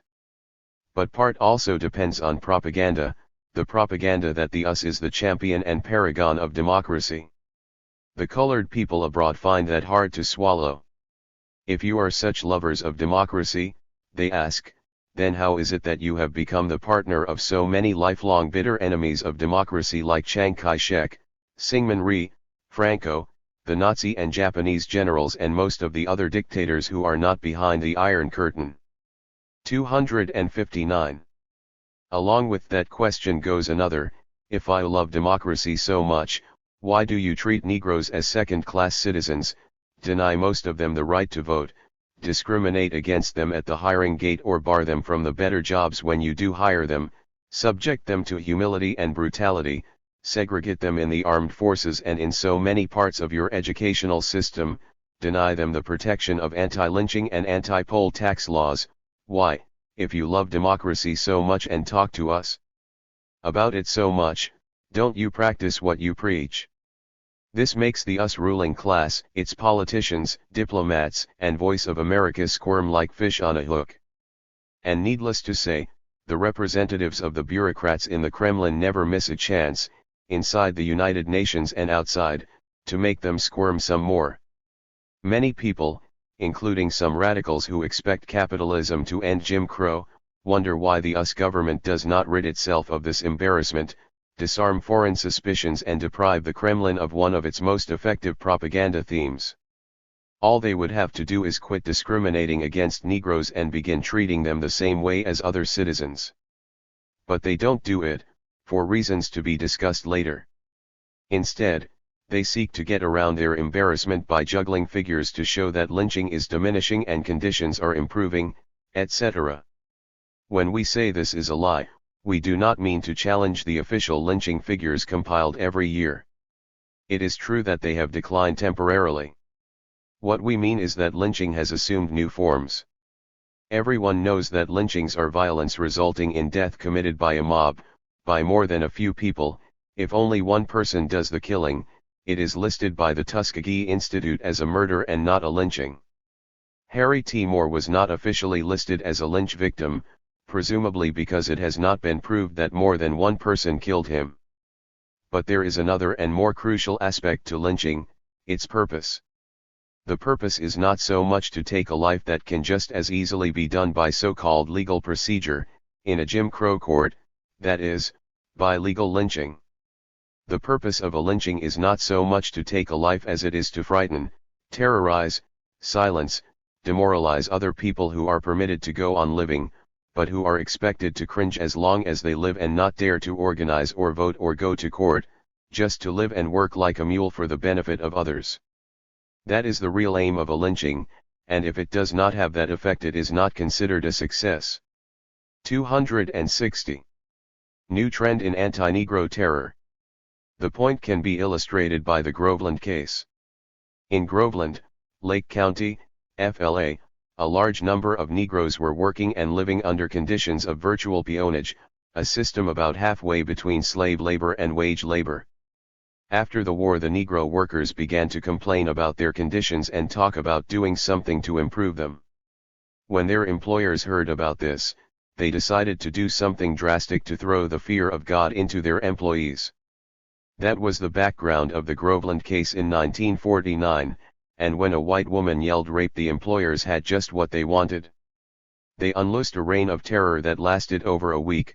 Negro homes were burned, Negroes were shot at if they ventured out of doors, and finally 400 Negro families had to flee out of the county. One Negro was shot dead by a posse, 3 others were almost lynched and later were convicted, 1 was given life imprisonment, 2 were sentenced to death. When the Supreme Court ordered a new trial for the latter, a sheriff shot them in cold blood, murdering one and leaving the other for dead. But it was not these victims the ruling class was most concerned about. They wanted blood and some bodies burning in the electric chair so that they could point to them and remind the remaining, living Negroes of what they could expect if they tried to alter the wonderful American way of life as it is practiced in the South. Real aim: to frighten the living. To frighten the living, that is the real aim of lynching. When that is understood, we can see that there may be less of the old-style type of lynchings, where mobs are used, but that lynchings have continued as much as before, only in new forms. Today, when they want to achieve the purpose of lynchings, they send out only 2 or 3 men to shoot down a Negro who will serve as an example to others, or they may even send out only 1 man, armed with a bomb, which he can throw under a house where people are sleeping at night. And in some cases they use the police instead. Because these people who are so brave about murdering sleeping men and women don't like to take any risks, and even small vigilante committees face a risk that their victim may resist. But with the police taking over the function of the lynch mob, there is practically no risk. The police have always been noted for their brutality toward Negroes. Now, in addition, in ever-increasing numbers, they are killing Negroes too, in the North and the South. 261. It is estimated that in the city of Birmingham alone almost 100 Negroes have been shot or beaten to death on the streets or in the police stations during the last 2.5 years alone. Nobody knows what the national total is, but it surely equals any annual total of official lynchings recorded in the US since the early days of the Ku Klux Klan. It is not a matter of punishing individual Negroes or of letting the police work off their sadistic frustrations. The main aim is to paralyze the members of the Negro community with fright, to make them shudder every time they see a cop, to keep the memory of broken and bloody bodies on their minds so that they will be afraid to talk back or stand up for their rights. In other words, the same aim as the old-style lynchings, only now committed under guise of law, now protected by the police badge and uniform, now masked as resisting an officer or trying to escape. That is one of the new trends in the struggle for Negro equality. The Negro people have been pressing forward. It is estimated that 2 million of them will go to the polls in the South this year as compared with about 1 million in 1948. Unable to sweet-talk them into accepting second-class citizenship, the ruling class and its political agents have decided to beat them into submission. It is impossible to exaggerate the dangers presented by the new forms of lynching. If they are not stopped where they are already being committed, then they will spread into every state and city where the ruling class wants to keep the Negro people down, that is, every state and city where Negroes live. Danger evident not only to radicals. Revolutionary socialists are not the only ones who understand what is happening. The psychology department of the City College of New York, 20 educators, sent a wire to Truman last November after the sheriff of Lake County took the 2 handcuffed Groveland defendants for a ride and shot them. They noted that the pattern for denying Negroes their constitutional rights has shifted from mob violence to the more subtle forms of quasi-legal executions or violence at the hands of law enforcement officers. The new pattern, they said, would give the aura of official sanction to racial murders and would expose all the people to the dangers of a capricious jungle-like state. This is an acute observation, because once the cops get such powers of life and death in their hands, they will not confine their use to Negroes but will employ them against whites as well. and they warned that only the most immediate and strongest action of the federal government can prevent the legal murder of a great many more Negroes in the near future. Events have already begun to confirm this warning. 262. Another conservative source, Walter White, in his annual report for the NAACP, declared, "At times during the year justice and human rights in America seemed to be standing still or even moving backward. We saw in our country a resurgence of violence, rioting, home burning, bombings, police brutality and mockery of the revered American concept of equal justice under law." Cicero, Martinsville, Groveland, Birmingham, Miami, and Mims, the horror names of 1951, drove home more strongly than ever the continuing and increasing need for the NAACP. Why no action from Washington? The International Executive Board of the CW Auto Workers, not one radical among them, protested the Groveland killing, the murder of an NAACP member who had filed suit for the right to vote in Louisiana and was shot down by a deputy sheriff, and the murder of a Negro steward at sea by a white captain. These crimes were designated as signs of an intensification of terroristic aggression against Negroes by officers charged with upholding and enforcement of the law. Urging Attorney General McGrath to arrest, indict, and try the killers for murder, the UAW board wrote, "Failure to take such action subverts all of our lofty professions of democratic principles. The hour is late. Action now is imperative." The hour certainly is late, but no action has been forthcoming, despite thousands of appeals to Truman for the government to step into the picture and do something to stop the terrorism. Not one legal or semi-legal lyncher has been punished. Not one cop has been fired. Not one bomb thrower has been apprehended. The strongest government in the world seems to be helpless, or else tries to give that impression. The mighty FBI has found nothing. The Department of Justice can't seem to get the wheels of justice moving. Are they really so inefficient? The answer is that it all depends on whom they are hunting. When they want to catch a radical, nothing seems to stop them. The whole machinery of the government is thrown into high gear, thousands of cops and FBI agents labor ceaselessly, no financial expense is too high, they lap wires and open mail, they set up a stool pigeon system extending across the whole country. And they get results, when they really want them. So when they don't get results, we have good reason to believe they don't want them. They arrest radicals and prosecute them and send them to jail, not for 263. Employing force and violence, there has not been a single case of this kind, but for allegedly conspiring to advocate force and violence, a frame-up assault on the Bill of Rights. But when it comes to those who do not advocate but clearly commit force and violence, the government seems paralyzed, bumbling, impotent.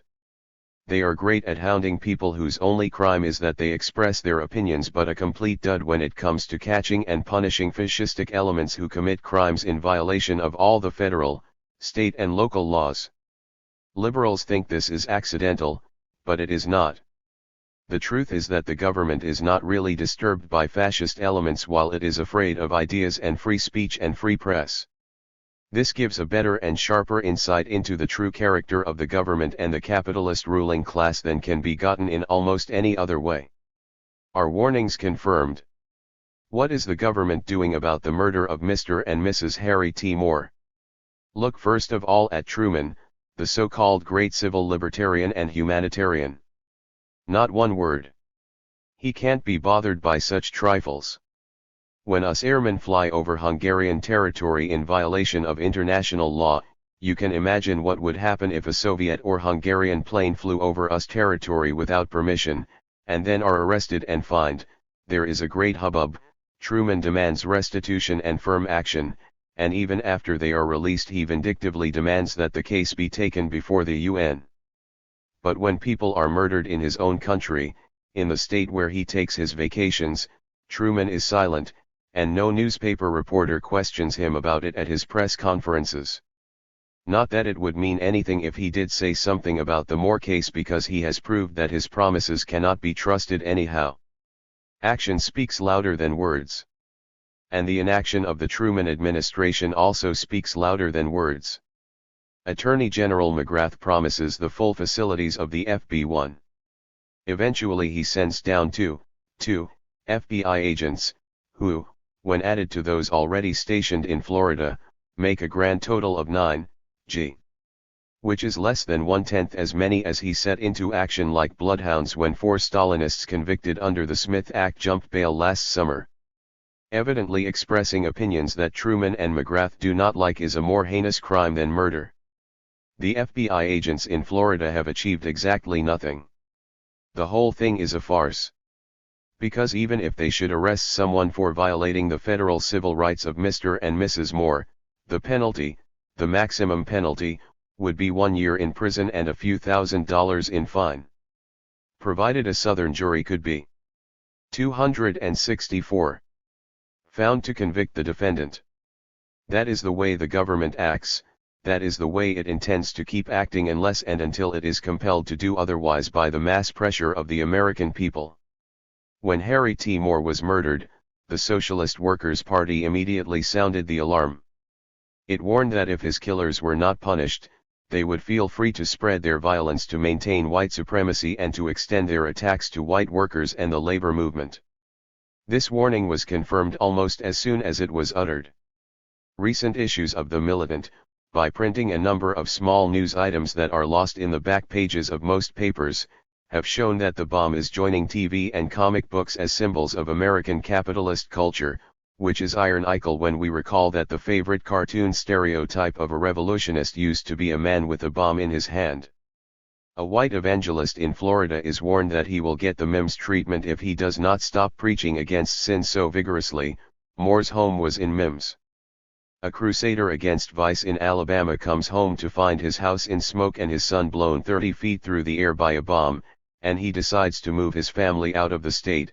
Why he sent them to Florida for protection from bombs is a mystery. The white sheriff of a North Carolina county complains that his deputies cannot do their job at night in the rural areas because the Klan has been flogging so many people that the residents have become jittery and start firing their shotguns as soon as they hear a noise outside. The sheriff says if this kind of thing goes on, why, it will not be possible for his deputies to preserve law and order much longer. The United Press reports a dynamite explosion near a Negro nightclub in Dallas, Texas, and calls it the third such apparently pointless bombing in less than a month. And now the scene shifts north, to Chicago, where a black powder bomb is exploded outside the new headquarters of the AFL Amalgamated Meat Cutters and Butcher Workmen's Union, shattering 40 windows and rocking the whole area. The police began an investigation, of course, not of the labor haters, not of the anti-union racists or the White Circle League, but of the CIO United Packing House Workers Union. What is being done? What is being done by the groups that are directly affected by this new wave of terrorism? The NAACP, which is most vitally involved, denounced the outrage, offered a reward for the killers of Mr. and Mrs. Moore, held memorial meetings for them, and urged McGrath to appoint a special prosecutor and 265 grand jury, which he refused to do. And then, 2 weeks after the bombing, it voted to consult the labor leaders for a nationwide work stoppage, something it had never done before and something which it did almost on the spur of the moment under the pressure of the mass indignation over the Moore case. All these measures were justified and progressive, but inadequate. The leaders of the labor movement too know they are involved, and knew it before the bombing of the Chicago AFL Union. They know that union organizers and members will be next on the death list, that the forces behind lynch terror are the same ones that seek to smash unions. But beyond sending a few telegrams of protest, they do nothing. An editorial in the January GAFL News Reporter concludes by wondering if maybe reactionaries everywhere won't stop to think whether stirring up race hatred in order to win an election is worth the damage it helps to cause. This is not a summons for the people to fight the reactionaries but an appeal to the reactionaries to think over what they are doing and decide if the terrorism really benefits them, as if the reactionaries do not know what they are doing. The Socialist Workers' Party takes an altogether different approach. Farrell Dobbs, national chairman and presidential candidate of the SWP, wrote a letter to the NAACP, AFL, and CIO and 22 other powerful national organizations scheduled to meet in Washington on February 17 to 18 to lobby for a change in Senate rules that make it possible to filibuster all civil rights legislation to death. Speaking on behalf of the SWP, Dobbs urged them to revise the plans for their conference, to turn it into a broader affair, to summon a mass march on Washington by tens of thousands instead of staging a lobby with a few hundred polite representatives, to call mass meetings and demonstrations in cities all over the country at the same time, to endorse the proposal for a nationwide work stoppage, and to support the idea of forming defense guards to protect lives and homes and liberties which the authorities have failed to protect. The need for defense guards. The proposal for defense guards originated in Florida, and not with the SWP. For several months in Miami, bombs have been thrown or planted in Negro housing projects, Jewish synagogues, and a Catholic church. When the police failed to stop this, here is what happened. According to the January 2 New York Times, members of the Jewish War Veterans recently suggested that 325 of their members be deputized to guard synagogues, but this was turned down after several rabbis had issued a statement declaring that to resort to vigilante action at this time is to succumb to hysteria and panic. 266. The subsequent killing of Mr. and Mrs. Moore, undoubtedly encouraged when the racists saw they could act with impunity in Miami, proves how blind those rabbis were to put their confidence in the police. In the first place, defense guards need not be deputized. When needed, they can and should be formed without getting the recognition or approval of the police, who usually act in connivance with the lynchers anyhow. In the second place, formation of defense guards is not vigilante action but its very opposite, protection against vigilante action. And in the third place, it is not panic or hysteria to protect your life when the police fail to do so, but good sense. The bombers respect only those who can oppose them effectively. They will think twice about going out to take another life when they see Negroes and Jews and workers banding together and promising to resist. Even the police will think it over before clubbing a helpless victim if they know he has friends who will come to his aid.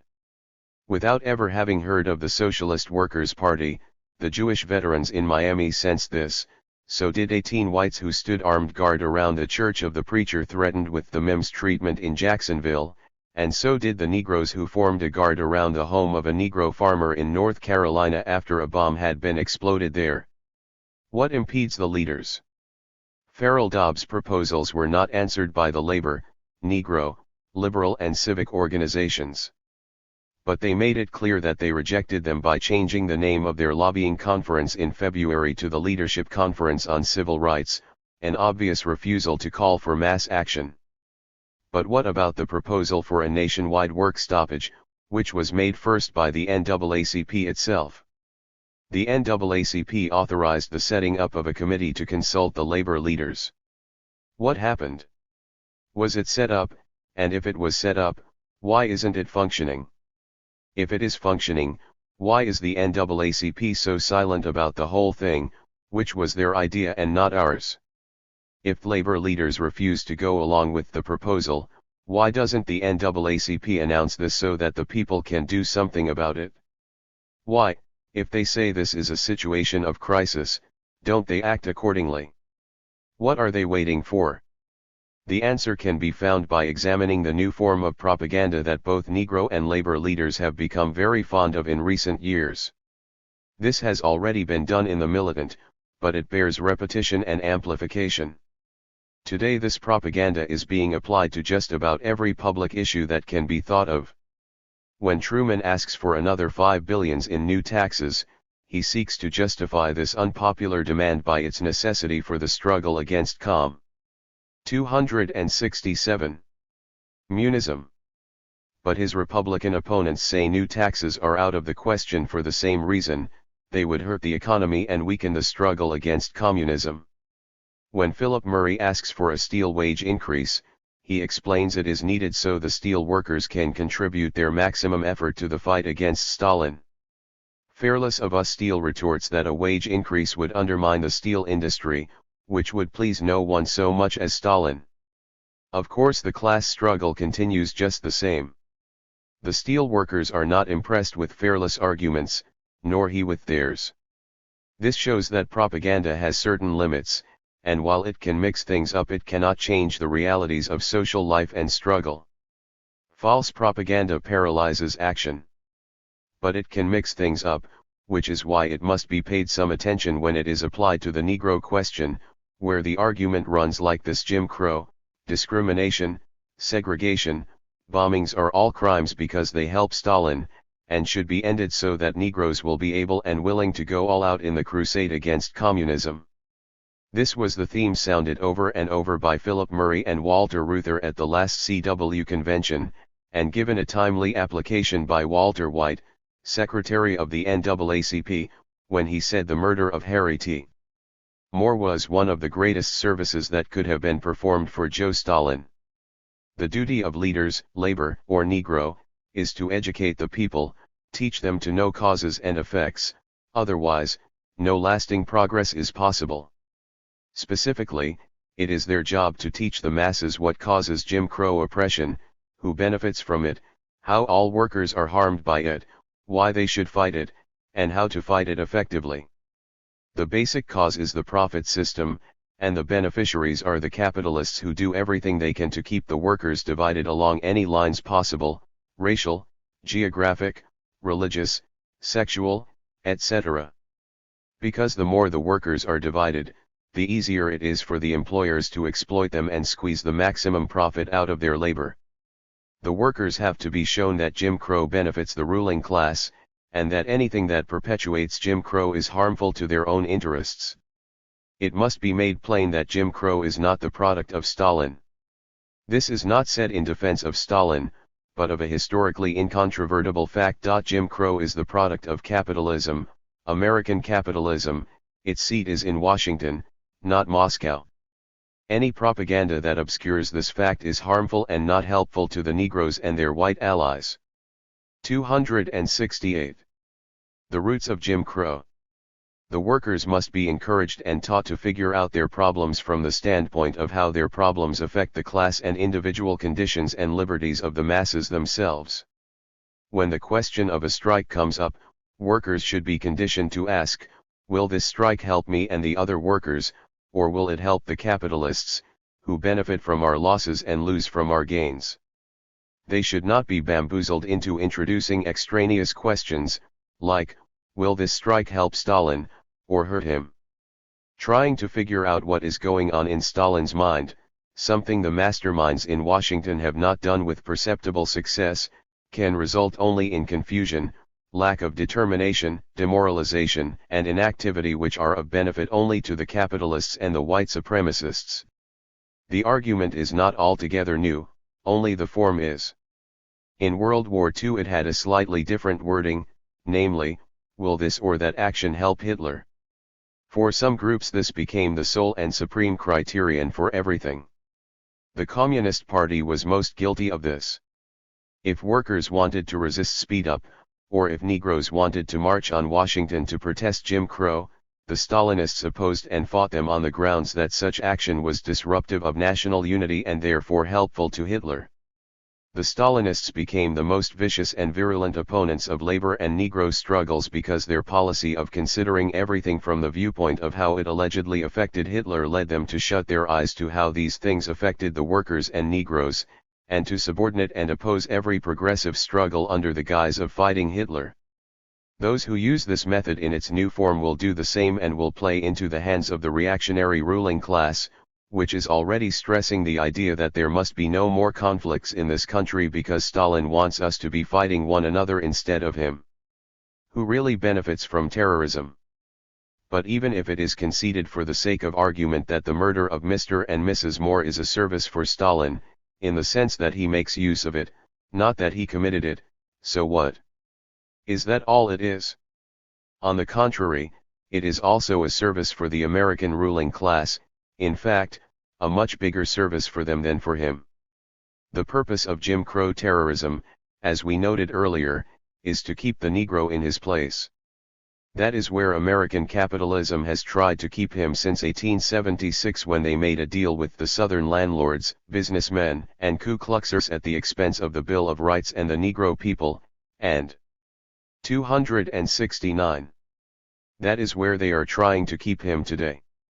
Stalin may reap certain indirect propaganda benefits from Jim Crow terrorism, but American capitalism benefits from it directly, politically, and economically, and in a big way. That is why they do nothing to stop it.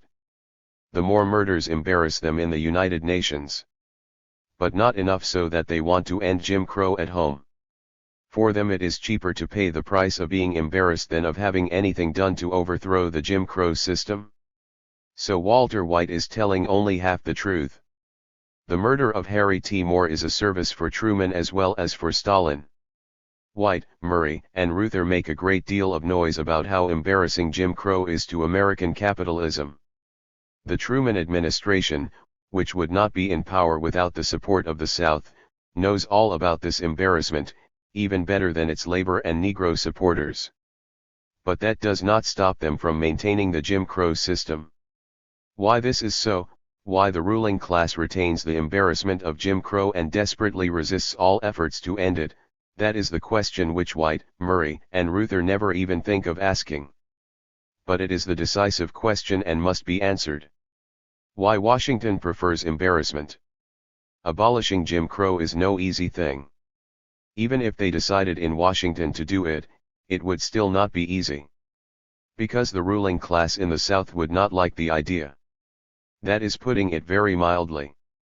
They know that Truman's only interest is in getting Negro votes and not in threatening the South's sacred way of life, but they go wild with rage every time he utters a few innocuous words about poll taxes or FEPC. And if the government actually tried to end Jim Crow in the South, we would be confronted with the threat of another civil war. In other words, the only way to abolish Jim Crow in this country is by making a revolution in the South, which is the powerhouse and breeding ground of the Jim Crow system. The present Southern ruling class would have to be thrown out of power, and that would be a revolution, a political revolution. But no matter how started, such a political revolution would inevitably tend to develop into a social and economic overturn, which in turn would upset the whole national structure. And that is why the capitalists who are running things will never consent to the abolition of the Jim Crow system. And nothing will shake them in this. They would much rather risk alienating the whole world than risk a revolution threatening their own profits and privileges at home. The final note in the White Murray propaganda is a plea to the ruling class to end their great inconsistency. 270. How, they ask, can you get ready to fight a war for democracy in Europe and Asia and continue to treat the Negro at home in the most undemocratic fashion? Can't you see that to be consistent you must give the Negro democracy in America too? But since the capitalists know that they are not preparing for a war for democracy in any respect, this alleged inconsistency does not bother them at all. Their foreign policy and their domestic policy, despite what the labor and Negro leaders say, are cut from the same cloth. They are not getting ready to bring the blessings of democracy to the people of Asia or Europe any more than they are getting ready to extend them to American Negroes.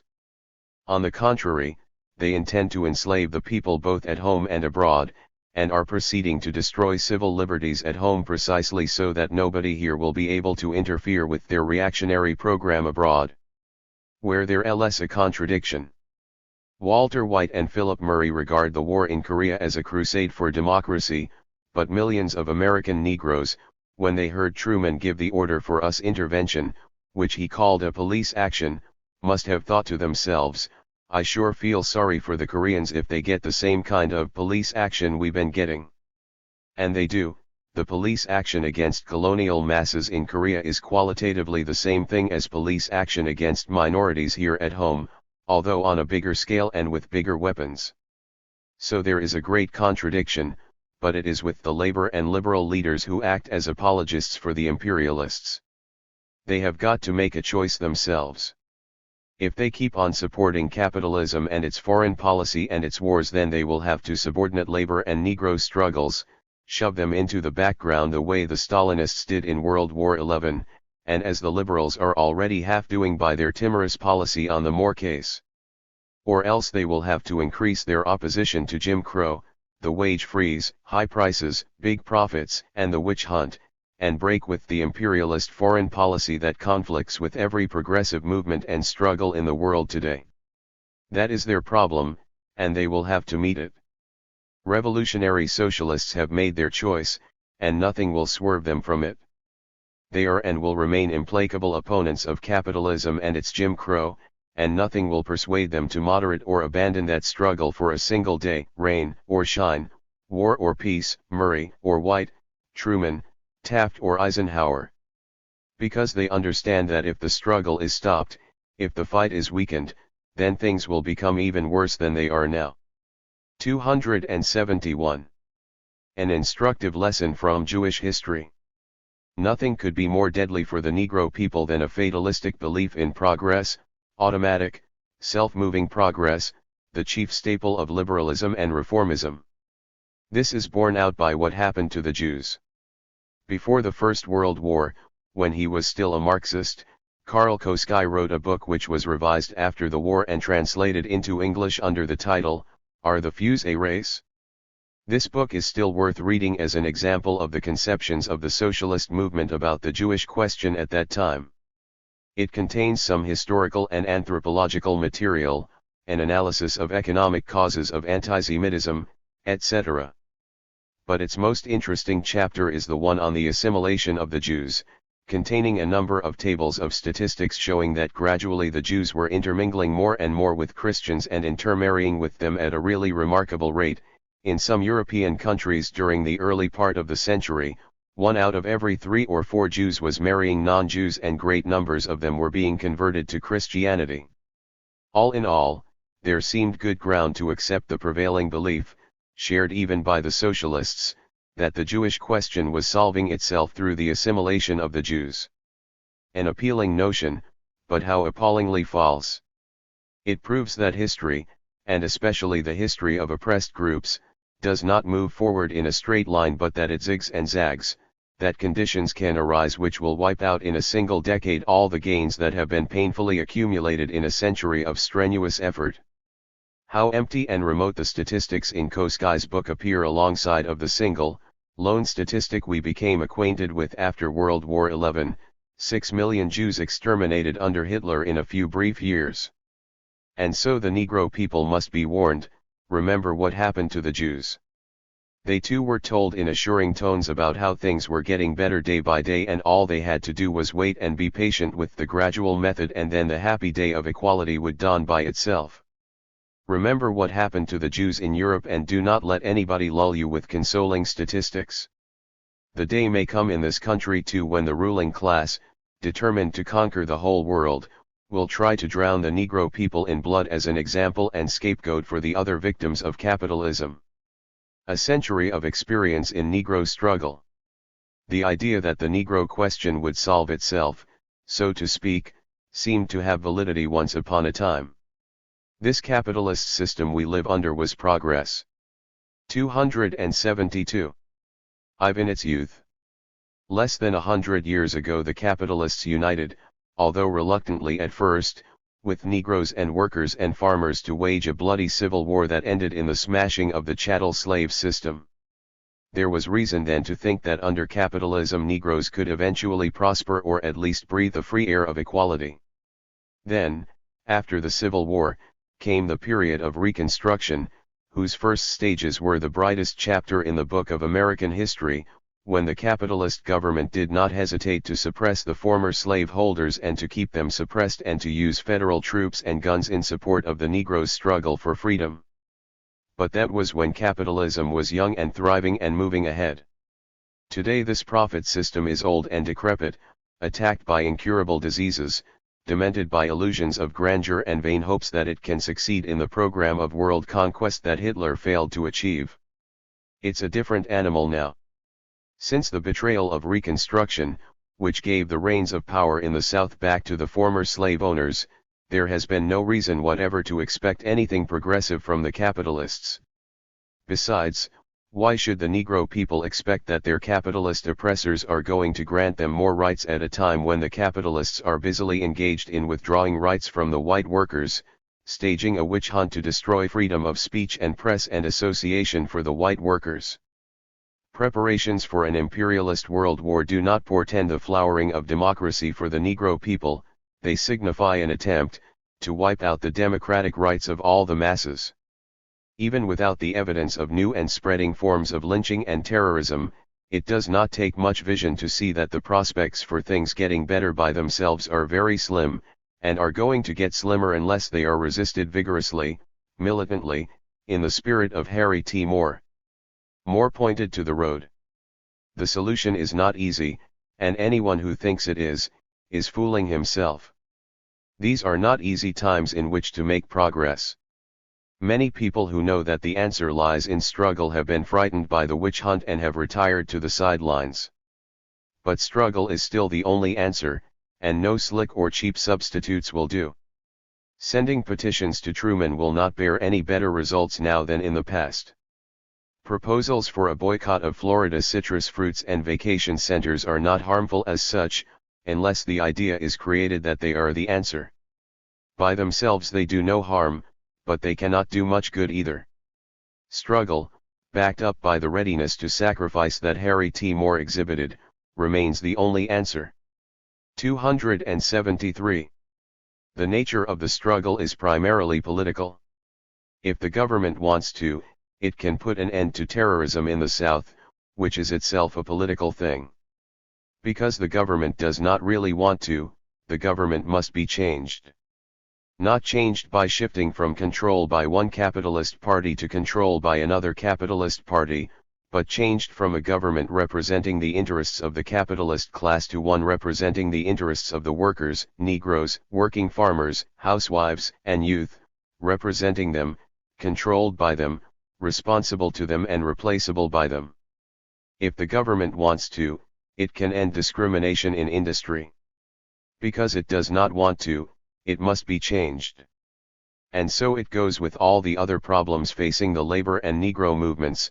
They are political problems, which can be solved only through political action and struggle. We revolutionary socialists are not able by ourselves alone to set into motion our program for combating terrorism.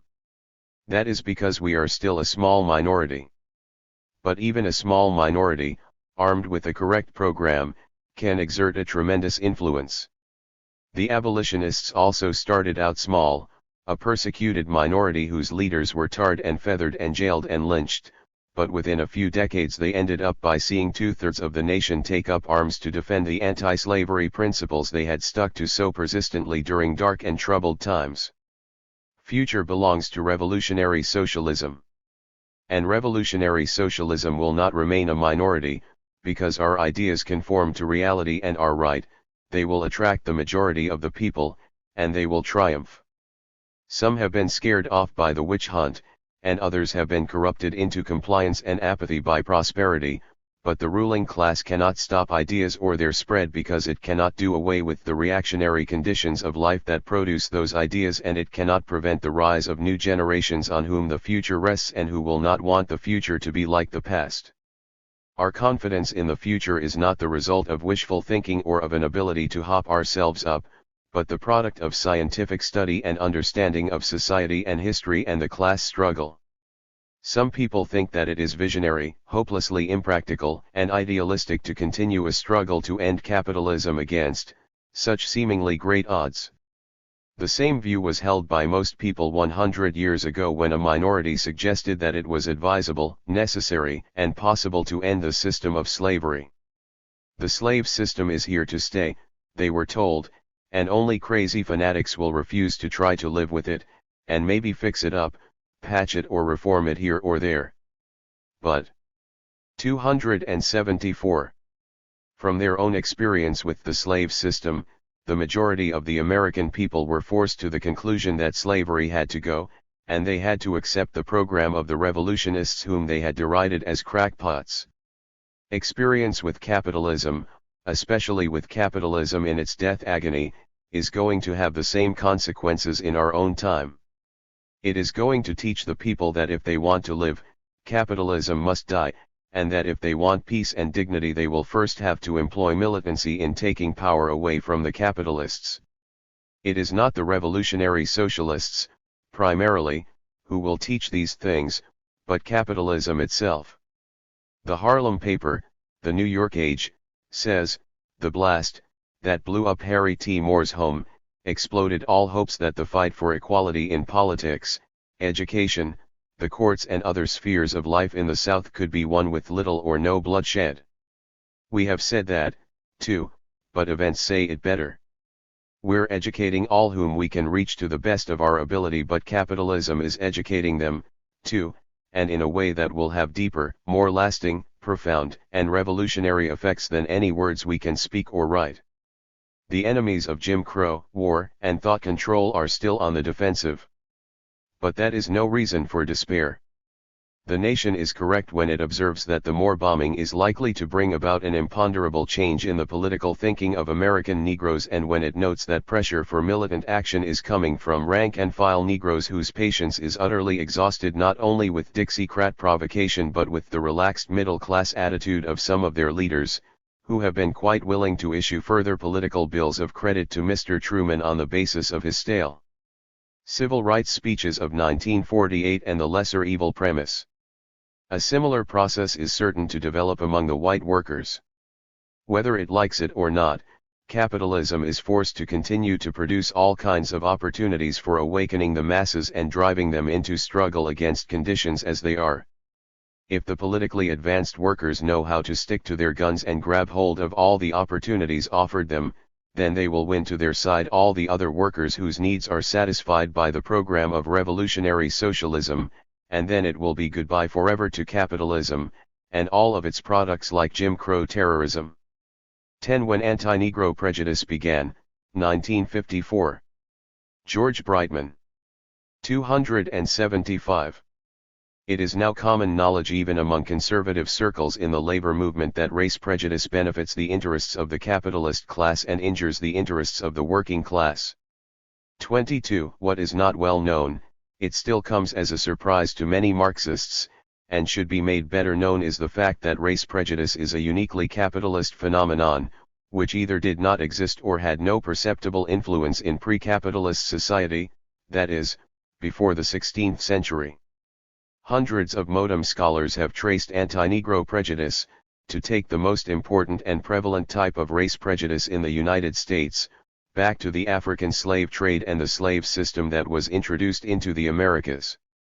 Those who profited from the enslavement of the Negroes, the slave traders and merchant capitalists first of Europe and then of America, and the slaveholders required a rationalization and a moral justification for an archaic social institution that obviously flouted the relatively enlightened principles proclaimed by capitalist society in its struggle against feudalism. Rationalizations always become available when powerful economic interests need them. That is how most politicians and preachers, editors, and teachers earn their living, and in this case the theory that Negroes are inferior followed close on the discovery that Negro slavery was exceptionally profitable. This theory was embraced, fitted out with pseudo-scientific trappings and biblical quotations, and trumpeted forth as a truth so self-evident that only madmen or subversives could doubt or deny it. Its influence on the minds of men was great at all levels of society, and undoubtedly aided the slaveholders in retarding the abolition of slavery.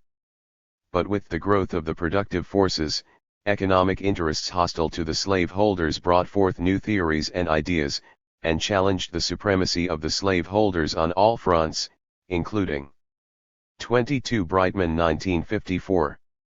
276. Ideology. The ensuing class struggles, between the capitalists, slaves, workers, and farmers on one side and the slaveholders on the other, resulted in the destruction of the slave system. But if anti-Negro prejudices and ideas arose out of the need to justify and maintain slavery, why didn't they wither away after slavery was abolished? In the first place, ideas, although they must reflect broad material interests before they can achieve wide circulation, can live lives of their own once they are set into motion, and can survive for a time after the disappearance of the conditions that produce them. It is instructive to note, for example, that Lincoln did not free himself wholly of race prejudice and continued to believe in the inferiority of the Negro even while he was engaged in prosecuting the Civil War that abolished the slave system, a striking illustration both of the tendency of ideas to lag behind events and of the primacy of material interest over ideology. This is a generalization, however, and does not provide the main explanation for the survival of anti-Negro prejudice after the Civil War. For the striking thing about the Reconstruction period which followed the abolition of slavery was the speed with which old ideas and customs began to change and break up. In the course of a few short years millions of whites began to recover from the racist poisons to which they had been subjected from their birth, to regard Negroes as equals and to work together with them amicably, under the protection of the federal government, in the solution of joint problems. The obliteration of anti-Negro prejudice was started in the social revolution that we know by the name of Reconstruction, and it would have been completed if Reconstruction had been permitted to develop further. But Reconstruction was halted and then strangled, by the capitalists, acting now in alliance with the former slaveholders. No exploiting class lightly discards weapons that can help maintain its rule, and anti-Negro prejudice had already demonstrated its potency as a force to divide, disrupt, and disorient oppressed classes in an exploitative society. After some vacillation and internal struggle that lasted through most of Reconstruction, the capitalist class decided it could make use of anti-Negro prejudice for its own purposes. The capitalists adopted it, nursed it, fed it, gave it new clothing, and infused it with a vigor and an influence it had never commanded before. Anti-Negro prejudice today operates in a different social setting and therefore in a somewhat different form than a century ago, but it was retained after slavery for essentially the same reason that it was introduced under the slave system that developed from the 16th century on, for its convenience as an instrument of exploitation, and for that same reason it will not be abandoned by the ruling class of any exploitative society in this country. 277. But why do we speak of the introduction of anti-Negro prejudice in the slave system, whose spread coincided with the birth of capitalism? Wasn't there slavery long centuries before capitalism? Didn't race prejudice exist in the earlier slave societies? Why designate race prejudice as a uniquely capitalist phenomenon? A brief look at slavery of both the capitalist and pre-capitalist periods can lead us to the answers. Capitalism, the social system that followed and replaced feudalism, owed its rise to world dominance in part to its revival or expansion of forms of exploitation originally developed in the pre-feudal slave societies, and to its adaptation and integration of those forms into the framework of capitalist productive relations. As the chief momenta of primitive accumulation through which the early capitalists gathered together the capital necessary to establish and spread the new system, Marx listed the discovery of gold and silver in America, the extirpation, enslavement, and entombment in mines of the aboriginal population, the beginning of the conquest and looting of the East Indies, the turning of Africa into a warren for the commercial hunting of black skins. The African slave trade and slavery produced fortunes that laid the foundations for the most important of the early industries of capitalism, which in turn served to revolutionize the economy of the whole world. Thus we see, side by side, in clear operation of the laws of uneven and combined development, archaic pre-feudal forms and the most advanced social relations then possible in the post-feudal world. The former were of course in the service of the latter, at least during the first stages of their coexistence. This was not a mere repetition of the slavery of ancient times. One basic economic difference was that the slave system of the Americas produced commodities for the world capitalist market, and was therefore subordinate to and dependent on that market. There were other differences, but here we confine ourselves to the one most relevant to the subject of this article, race relations in the early slave societies. For the information that follows we are indebted to the writings of an anthropologist and of a sociologist, Ina Corinne Brown, Socio-Economic Approach to Educational Problems, 1942, Chapter 2, this government publication, the first volume in the National Survey of the Higher Education of Negroes sponsored, by the US Office of Education, is now out of print, but the same material is covered in her book Race Relations in a Democracy, 1949, Chapter 4, and Oliver C. Cox, Caste, Class, and Race. 1948, Chapter 16. 23. Dr. Cox's treatment is fuller, he also has been more influenced by Marx. This is what they write about the ancient Egyptians. So many persons assume that racial antipathy is a natural or instinctive reaction that it is important to emphasize the fact that race prejudice such as we know did not exist before the modern age. To be sure, there was group antipathy which those who read history backwards take to be race prejudice, but actually this antipathy had little or nothing to do with color or the other physical differences by which races are distinguished. For example, the ancient Egyptians looked down upon the Negroes to the south of them. They enslaved these Negroes and spoke scornfully of them. Many writers, reading later racial attitudes into the situation, have seen in this scorn a color prejudice. But the Egyptians were just as scornful of the Asiatic sand dwellers, or troglodytes as Herodotus called them, and of their other neighbors who were as light or lighter than the Egyptians. The Egyptian artists caricature the wretched captives taken in the frequent wars, but they emphasize the hooked noses of the Hittites, the woolen garments of the Hebrews, and the peculiar dress of the Libyans quite as much as the color or the thick lips of the Negroes. That the Egyptians mixed freely with their southern neighbors, either in slavery or out of it, is evidenced by the fact that some of the pharaohs were obviously Negroid and eventually Egypt was ruled by an Ethiopian dynasty. Brown, 1942. There seems to be no basis for imputing racial antagonism to the Egyptians, Babylonians, or Persians. Cox. On the Greeks. One frequently finds mention of the scornful way in which Negro slaves were referred to in Greece and Rome, but the fact is that equally scornful remarks were made of the white slaves from the north and the east. There seems to be no evidence that color antipathy was involved, and of the total slave population the Negroes constituted only a minor element. Brown, 1942. The slave population was enormous, but the slave and the master in Greece were commonly of the same race and there was no occasion to associate any given physical type with the slave status. An opponent of Athenian democracy complained that it was impossible in Athens to distinguish slaves and aliens from citizens because all classes dressed alike and lived in the same way. Brown, 1949. We do not find race prejudice even in the great Hellenistic Empire, which extended deeper into the territories of colored people than any other European empire up to the end of the 15th century. The Hellenic Greeks had a cultural, not a racial, standard of belonging, so that their basic division of the peoples of the world were Greeks and barbarians, the barbarians having been all those persons who did not possess the Greek culture, especially its language, the people of the Greek city-states, who founded colonies among the barbarians on the shores of the Black Sea and of the Mediterranean, welcomed those barbarians to the extent that they were able to participate in Greek culture, and intermarried freely with them. The Greeks knew that they had a superior culture to those of the barbarians, but they included Europeans, Africans, and Asiatics in the concept Hellas as these peoples acquired a working knowledge of the Greek culture. The experience of the later Hellenistic Empire of Alexander tended to be the direct contrary of modern racial antagonism.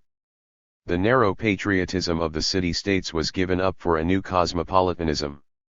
Every effort was made to assimilate the barbarians to Greek culture, and in the process a new Greco-Oriental culture with a Greco-Oriental ruling class came into being.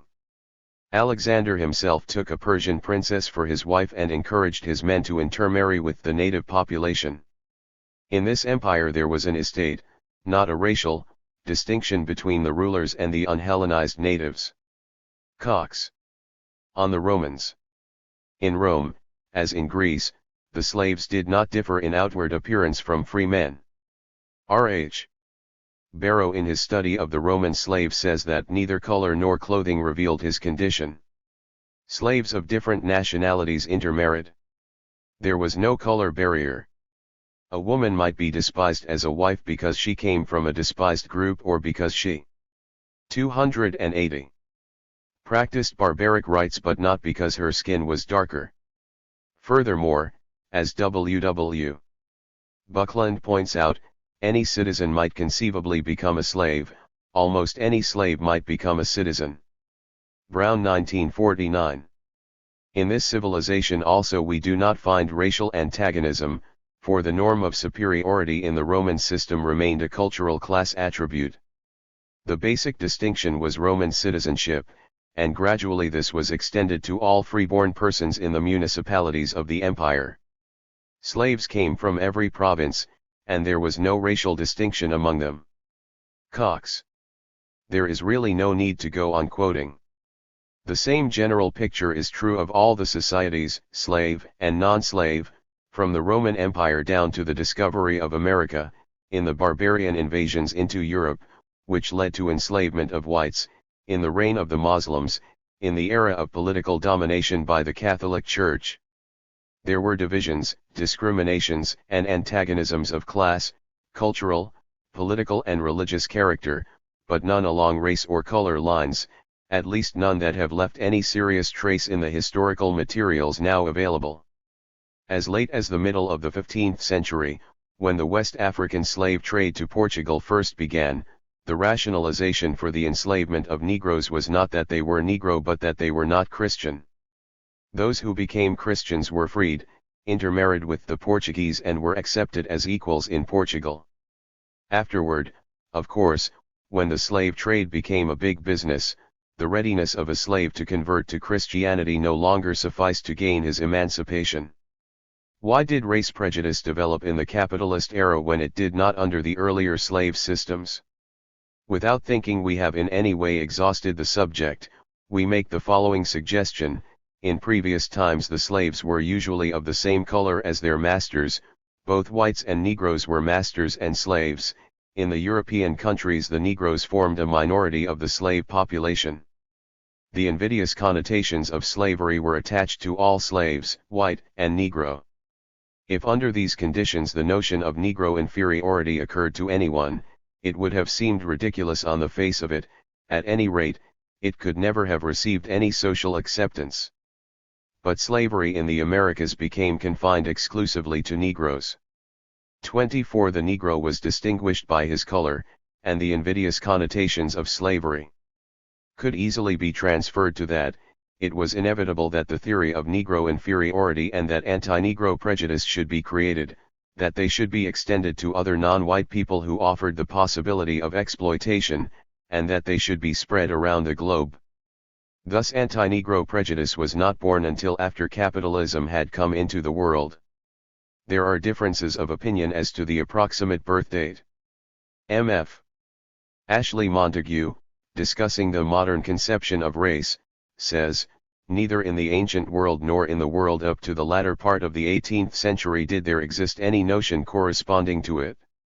A study of the cultures and literatures of mankind, both ancient and recent, shows us that the conception of natural or biological races of mankind differing from one another mentally as well as physically, is an idea which was not born until the latter part of the 18th century, or around the French Revolution. Man's most dangerous myth, the fallacy of race. Cox says that if he had to put his finger on the year which marked the beginning of race relations, he would select 1493 to 94, when the Pope granted to Catholic Spain and Portugal jurisdictional control over, and the right to exploit, all of the, predominantly non-white, heathen people of the world and their resources. He sees nascent race prejudice with the beginning of the slave trade. Although this peculiar kind of exploitation was then in its incipiency, it had already achieved its significant characteristics. However, he finds that racial antagonism attained full maturity only in the second half of the 19th century. Whichever century one chooses, the point is this: anti-Negro prejudice was originated to justify and preserve a slave labor system that operated in the interests of capitalism in its pre-industrialist stages, and it was retained in slightly modified form by industrial capitalism after slavery became an obstacle. 282. To the further development of capitalism and had to be abolished. Few things in the world are more distinctly stamped with the mark of capitalism. The implications of this fact are so plain that it is no wonder it has received so little attention in the schools and press of a country dominated by capitalists and their apologists. Anti-Negro prejudice arose out of the needs of capitalism, it is a product of capitalism, it belongs to capitalism, and it will die when capitalism dies. We who are going to participate in the replacement of capitalism by socialism, and who have good reason to be curious about the first stages of socialism, because we will be living in them, need have no fear about the possibility of any extended lag with respect to race prejudice. Unlike the capitalist system that dominated this country after the Civil War, the socialist society will be free of all exploitative features, it will have no conceivable use for race prejudice, and it will consciously seek to eradicate it along with all the other props of the old system. That is why race prejudice will wither away when capitalism dies, just as surely as the leaf withers when the tree dies, and not much later. Dissensions. Paul L. E. Blanc. We have noted that Leon Trotsky's 1937 analysis of the approaching Second World War was remarkably prescient on a number of points, but in regard to the wartime and post-war prospects of the Fourth International there was an optimism that some have referred to as revolutionary fatalism. The founding document of the Fourth International, composed by Trotsky in 1938, proclaimed, "Workers, men and women, of all countries, place yourselves under the banner of the Fourth International. It is the banner of your approaching victory, won the 1940 resolution Imperialist War and the Proletarian Revolution, written for an emergency conference of the Fourth International, projected revolutionary opportunities in the USSR and in Western Europe." In the former, the resolution asserted that the epoch of great convulsions upon which mankind has entered will strike the Kremlin oligarchy with blow after blow, will break up its totalitarian apparatus, will raise the self-confidence of the working masses and thereby facilitate the formation of the Soviet section of the Fourth International. In reference to Western Europe, it emphasized, war speeds up enormously the political development. Those great tasks which only yesterday seemed long years, if not decades away, can loom up directly before us in the next 2 or 3 years, and even sooner. The Fourth International's program of transitional demands, which seemed so unreal to nearsighted politicians, will reveal its full significance in the process of the mobilization of the masses for the conquest of state power. The SWP, in its great majority, continued to adhere to this perspective from 1941 through 1946. We have seen that the Cannon leadership was even inclined to envision for the post-war period the coming American Revolution. While this revolutionary optimism coincided with a significant uptick in recruitment among workers, including significant numbers of black workers, amid a post-war strike wave characterized by remarkable militancy and considerable success, other trends, going in a very different direction, were perceived by a pessimistic minority led by Albert Goldman and Felix Morrow. Others drawn to this current were the business manager of the Militant and of the party's theoretical magazine, Lydia Beidel, Trotsky's former secretary Jean Van Hyenurt, living in New York since 1939, and the well-known novelist James T. Farrell who, while not a member, had been publicly aligned with the SWP from its beginning, and with Trotsky before that. While this minority strongly favored a reunification of us Trotskyists, arguing that this was justified by the anti-war position taken by both the SWP and Max Schachtmann's Workers' Party, it was also increasingly inclined to see the SWP as somewhat less democratic, more dogmatic, and less realistic politically than Schachtmann's group. Ironically, there was a small but vibrant current in the Workers' Party, the Johnson Forest tendency headed by C.L.R. James and Raya Dunayevskaya, which was drawing the opposite conclusion, attracted especially to the revolutionary optimism articulated in Cannon's The Coming American Revolution. The analyses of the wartime and post-war realities advanced by Morrow, supplemented by Van Hyenurt, turned out to be more accurate than that of the majority. As Peter Jenkins has put it, Morrow sought to replace the revolutionary fatalism of his factional opponents with a political practice adequate to the problems posed by the survival, and Stran of reformism following the war, perceiving the revival of Stalinist and Social Democratic parties in wartime Europe which made the expected revolutionary outcome of the war unlikely. For the realism of this analysis, however, was not the only factor in the dissension of the Goldman-Morrow group. The question of reunifying Trotskyist forces was certainly an issue, but while Goldman and a few others quite simply walked out of the SWP to join the Workers' Party, Morrow disagreed with this act and remained until he was expelled for indiscipline in 1946. But there was another factor stressed in a discussion of Lydia Beidel by a young comrade who had known her in the Chicago branch of the SWP. In general, she was a fine woman. She left with the group around Goldman. She was obviously an old-timer, and she was just tired. When people are tired, they often develop all sorts of reasons other than the fact that they're tired. As he had been through all of the wars on the left. They were terribly demoralized. A couple of them participated in the Schachtman group, but most of them just dropped out of politics. They were just tired. 5. Although starting off with the claim that they were defending and utilizing the Trotskyist, Leninist, and Marxist method, principles and traditions from the vulgarization and rigidities presumably represented by the canon leadership, the central figures of the Goldman-Morrow group quickly abandoned all of this. In a talk he gave, soon becoming an article published under a pseudonym in Partisan Review, Van Hyenhoert repudiated the ideas that had linked him to Trotsky, explaining that the central premise of the Communist Manifesto had proved false. The proletariat is no longer what it was in 1848, a new star just emerging into sight over the horizon. For 100 years now, its course has shown what it is capable of, but also, unfortunately, what it has been unable to accomplish. A century now lies behind us, and experience has turned in its verdict. The political capacity of the working classes has revealed itself as a never-ending capacity for being betrayed. Stalinism is after all only the most monstrous link in a chain of bankruptcies. The end of the Second World War, out of which no movement emerged to indicate that the proletariat was yet fit for power, has, one believe, conclusively invalidated the fundamental hypothesis of Marx. 6. After a year and a half, Goldman and Farrell would break from Schachtman's Workers' Party in order to support the US government's Cold War anti-communist policies. As Farrell put it in a letter to Goldman, the simple and blunt fact of the matter is that nothing stands in the way of the Stalinization of Europe but American power. The motives of the American capitalists in opposing Stalinism are not your motives, and they are not my motives.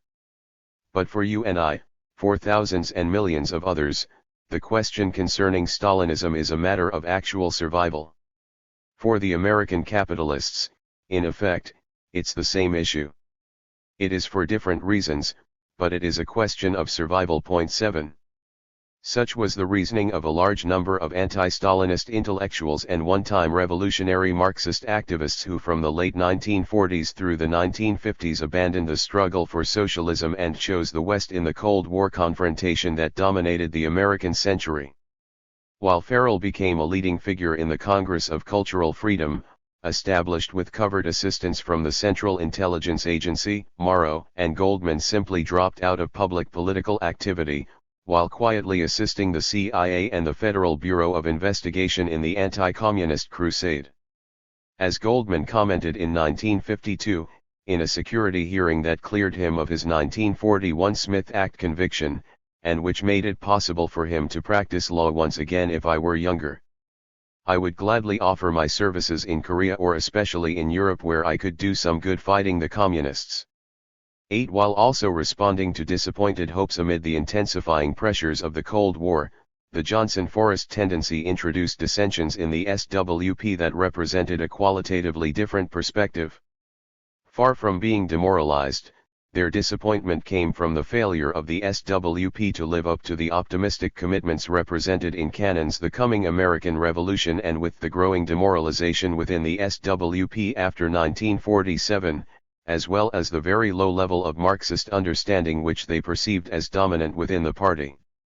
All of this flowed from what the Johnson-Forrest group saw as a theoretical dead end represented by Trotsky's own theoretical perspective, which they had transcended through an immersive study of Hegel and through the development of the theory that what existed in the USSR was merely a variant of capitalism, what they termed state capitalism. Seeing the Cold War as a competition between various forms of capitalism, they viewed both the Social Democratic and Stalinist wings of the labor movement as not representing the genuine interests of the workers but instead the interests of one or another of the competing capitalist elites. Yet intensifying exploitation and alienation of the working class, which continued to be an incredibly diverse, dynamic, and creative force, continued to be fed by crisis-ridden capitalism in all its forms, and this had explosively revolutionary implications globally, with which the Johnson Forest Group was eager to connect. 9. The abrupt 1951 exit of the Johnson Forest Group startled the SWP majority and was attributed to the belief that the tendency was essentially a cult organized around the brilliant and charismatic C.L.R. James, whose party name was J.R. Johnson. As Cannon later recounted, the cult followed Johnson, not simply for his theory of the Soviet Union. Other people have that theory, a lot of people in the world have that theory about state capitalism.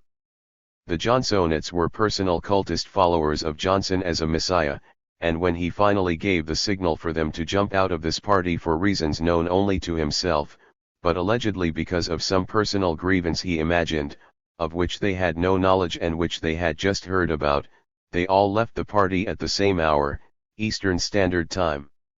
10. While there is certainly evidence to suggest that this was an aspect of the reality, there is also ample material presented in the documents here to indicate that serious theoretical political differences were involved in the walkout. As it turned out, the realities proved more complex and problematical than the Johnson Forest tendency had anticipated, leading to a split, 2 years later, which resulted in the Marxist humanist group led by Raya Dunayevskaya, Forest, and the Facing Reality group led by James, which subsequently split again and finally dissolved. In contrast to much of the Goldman-Morrow group, however, the ideas and many of the individuals associated with the Johnson Forest tendency continued to be a force on the left for many years to come. 11. Felix Morrow. Editor's note, Fourth International, May 1945, 12. The following article by Comrade Morrow deals with the controversial issues which arose during the pre-convention discussion and which then came before the 11th Convention of the Socialist Workers' Party. In this article, which is published for the information of our readers, Comrade Morrow presents his own views and position. For the position of the SWP majority we refer our readers to the December 1944 issue of Fourth International, which carried the European resolution adopted by the convention and the editorial article The 11th Convention of the American Trotskyist Movement, and also to E.R. Frank's The Imperialist War and Revolutionary Perspectives, which appeared in the February 1945 issue of our magazine. In the December Fourth International there appeared an article by the editors, The 11th Convention of the American Trotskyist Movement. One of its sections was entitled Convention Minority. It proceeds from the correct statement that the minority had its origin at the party plenum of October 1943, where a dispute arose over the plenum resolution. But what actually were the issues in dispute at the plenum? What happened to those issues in the course of the dispute? To what extent the majority and minority had arrived at a common position by the time of the November 1944 convention? On these, the really important questions, the editors of Fourth International have not a word to say. Nor do they help the reader by their choice of documents which they publish in the same issue. The reader is told that the minority took issue with the resolution on the European Revolution and the tasks of the Revolutionary Party. In actual fact, however, this resolution in its final form was voted for by the minority. Instead, the reader is left with the impression that the final convention resolution of November 1944 represents only the position of the majority, while side by side with it is published, as representing the position of the minority, my December 1943 criticism of the October 1943 plenum resolution. True, my article of December 1943 is relevant to a complete understanding of the dispute. But my article is relevant when one reads it in conjunction with the October 1943 plenum resolution which it criticized. It belongs to that stage of the dispute. Without a word of explanation, however, the December 1944 issue of Fourth International counterposes my 1943 article to the final convention resolution of November 1944. The reader is not told that this resolution of a year later does not repeat the errors which I objected to in the 1943 plenum resolution. Thus the puzzled reader finds me complaining about things which he does not find in the final convention resolution. What is going on here? The reader must wonder. He is provided with an answer by the article of the editors and by the speech in the same issue of Comrade Frank, reporter for the National Committee. These two items tell the reader that behind the minority's ostensible position lie far more deep-going differences. The minority has an exaggerated appraisal of the role of bourgeois democracy and its potentialities, a false economic theory on which it bases this appraisal. It thinks us imperialism has inexhaustible powers, it has been fooled by the democratic veneer of the imperialists, etc. etc. What the real disputes were. The three principal issues in dispute at the October 1943 plenum, and their final fate, should have been outlined in the article of the editors which purported to describe the dispute. It is now necessary to do this. 1. The theory of Franco-type governments as the sole method to be employed by us imperialism and the European bourgeoisie in ruling Europe. On this the minority stated, that the draft plenum resolution erred in excluding the possibility of the use of bourgeois democratic methods by the European bourgeoisie and its American imperialist masters. They would in all probability attempt to stem the European Revolution not only by the use of military and fascist dictatorships but also where necessary by the use of bourgeois democracy. A few sentences from the minority amendments along this line were included in the final text of the plenum resolution, but side by side with them remained the contrary view of the majority's main formulations. In September 1944 the Political Committee issued its draft resolution on the same subject for the coming 11th Convention. This again enunciated the theory of naked military dictatorship as the Allies' sole pattern for ruling Europe. The minority offered amendments to delete this theory. Until the very eve of the Conven. 290. The Political Committee stood its ground. But then it presented a series of clarifying and literary amendments which deleted the formulations on this question which the minority had proposed to delete. Thus came substantial agreement between majority and minority on this question. 2. The failure of the Political Committee to say one word, in its draft plenum resolution, about the method of democratic and transitional demands, le, the method of winning the majority of the workers and peasants to the Revolutionary Party. Amendments to rectify this omission were introduced by the minority. Instead of accepting them, the Political Committee introduced into the final plenum resolution the statement that the 1938 program of the Fourth International makes clear the value and necessity, as well as the limitations and subordinate character, of democratic slogans as a means of mobilizing the masses for revolutionary action. This formulation was confusing because, 1. It did not affirm the method of democratic and transitional slogans. The method includes both and does not counterpose one to the other, as the method of winning a majority of the masses, and 2. It appeared to minimize the role of democratic demands in the coming period in Europe. Hence the dispute on this question continued after the plenum. The Political Committee a year later corrected its position substantially, when its draft convention resolution dropped the plenum resolution's characterization of the limitations and subordinate character of democratic demands and instead spoke of a bold program of transitional and democratic demands as the method to rally the masses for the revolutionary struggle. The one concrete democratic slogan proposed by the minority for Italy, immediate proclamation of the Democratic Republic, was rejected by the majority, but the resolution took no position on the question.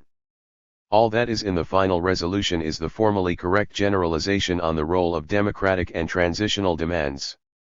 So far as the resolution is concerned, therefore, nothing remained in it of the original dispute on this question.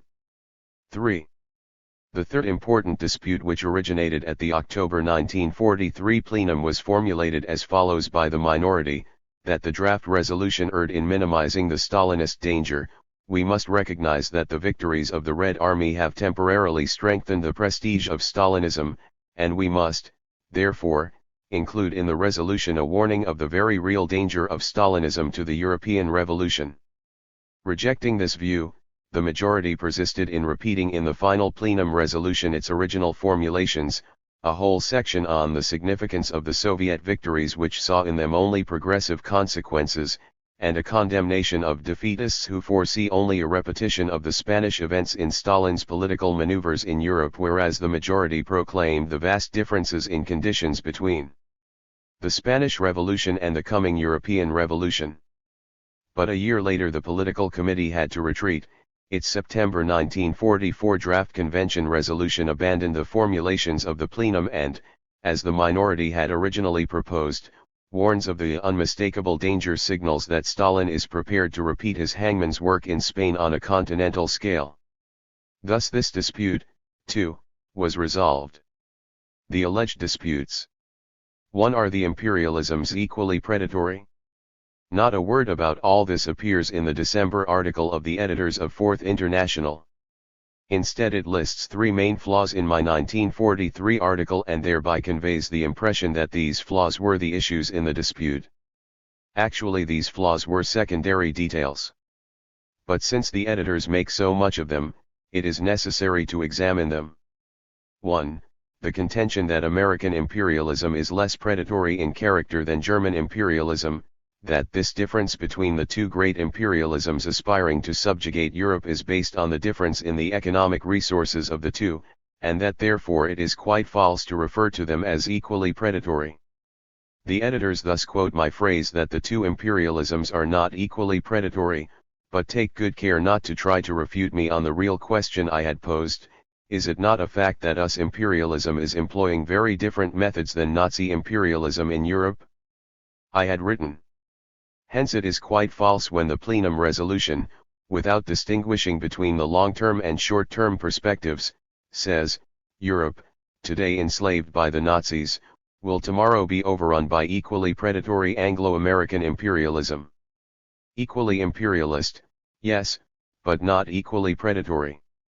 One could permit oneself such language loosely in an agitational speech, but it has no place in a plenum resolution, which should provide a coldly precise estimate of different methods which are being employed by different imperialisms. Instead of politically grappling with the different methods of the two imperialisms, the editors of Fourth International pick out the one phrase about not equally predatory. Very well, let us examine it. The robbery and looting practiced by Nazi imperialism we all know about, outright confiscation of Jewish property, dismantling and shipping factories. 292. And machinery to Germany, looting of gold stores and art treasures, etc. Nazi oppression, too, we know about the cremation plants, the mass executions of hostages, totalitarian rule, mass deportations, and forced labor, etc. Are the Allies doing the same in Italy and France? Obviously not. Call the Allies' rule, if you will, predatory, robbing and looting. But you cannot call it equally predatory as that of the Nazis. If you call it that, as the majority has insisted on doing, it makes us look ridiculous to the world which knows better. 2. Why bourgeois democracy? 2. From this appreciation of the less predatory character of American imperialism, Morrow proceeds to construct his theory that the European masses will in the period ahead fall prey to illusions centering around the character and role of US imperialism. He contends that these illusions will persist because, unlike Nazi occupation, American occupation will be followed by improvement in food supplies and in the economic situation generally. Where the Nazis removed factory machinery and transportation equipment, the Americans will bring them in. These economic contrasts cannot fail for a time to have political consequences. On this double foundation of a short-time improvement in European living standards and the consequent reinforcement of bourgeois democratic illusions, Morrow greatly exaggerates the role of bourgeois democracy in Europe. This description of my position makes it seem that I stated that bourgeois democracy would have a role in Europe solely as the result of illusions centering around the character and role of US imperialism. One has only to come to the minority's plenum and convention amendments to see that this is not so. The majority originally based its denial of the possibility of bourgeois democracy primarily on the subjective aims, methods, of the Allies. The Allies will not sanction the slightest democracy, etc. Thus the majority failed to understand that the subjective aims, methods, of the ruling classes change under the impact of the class struggle. The minority, on the other hand, followed a different method.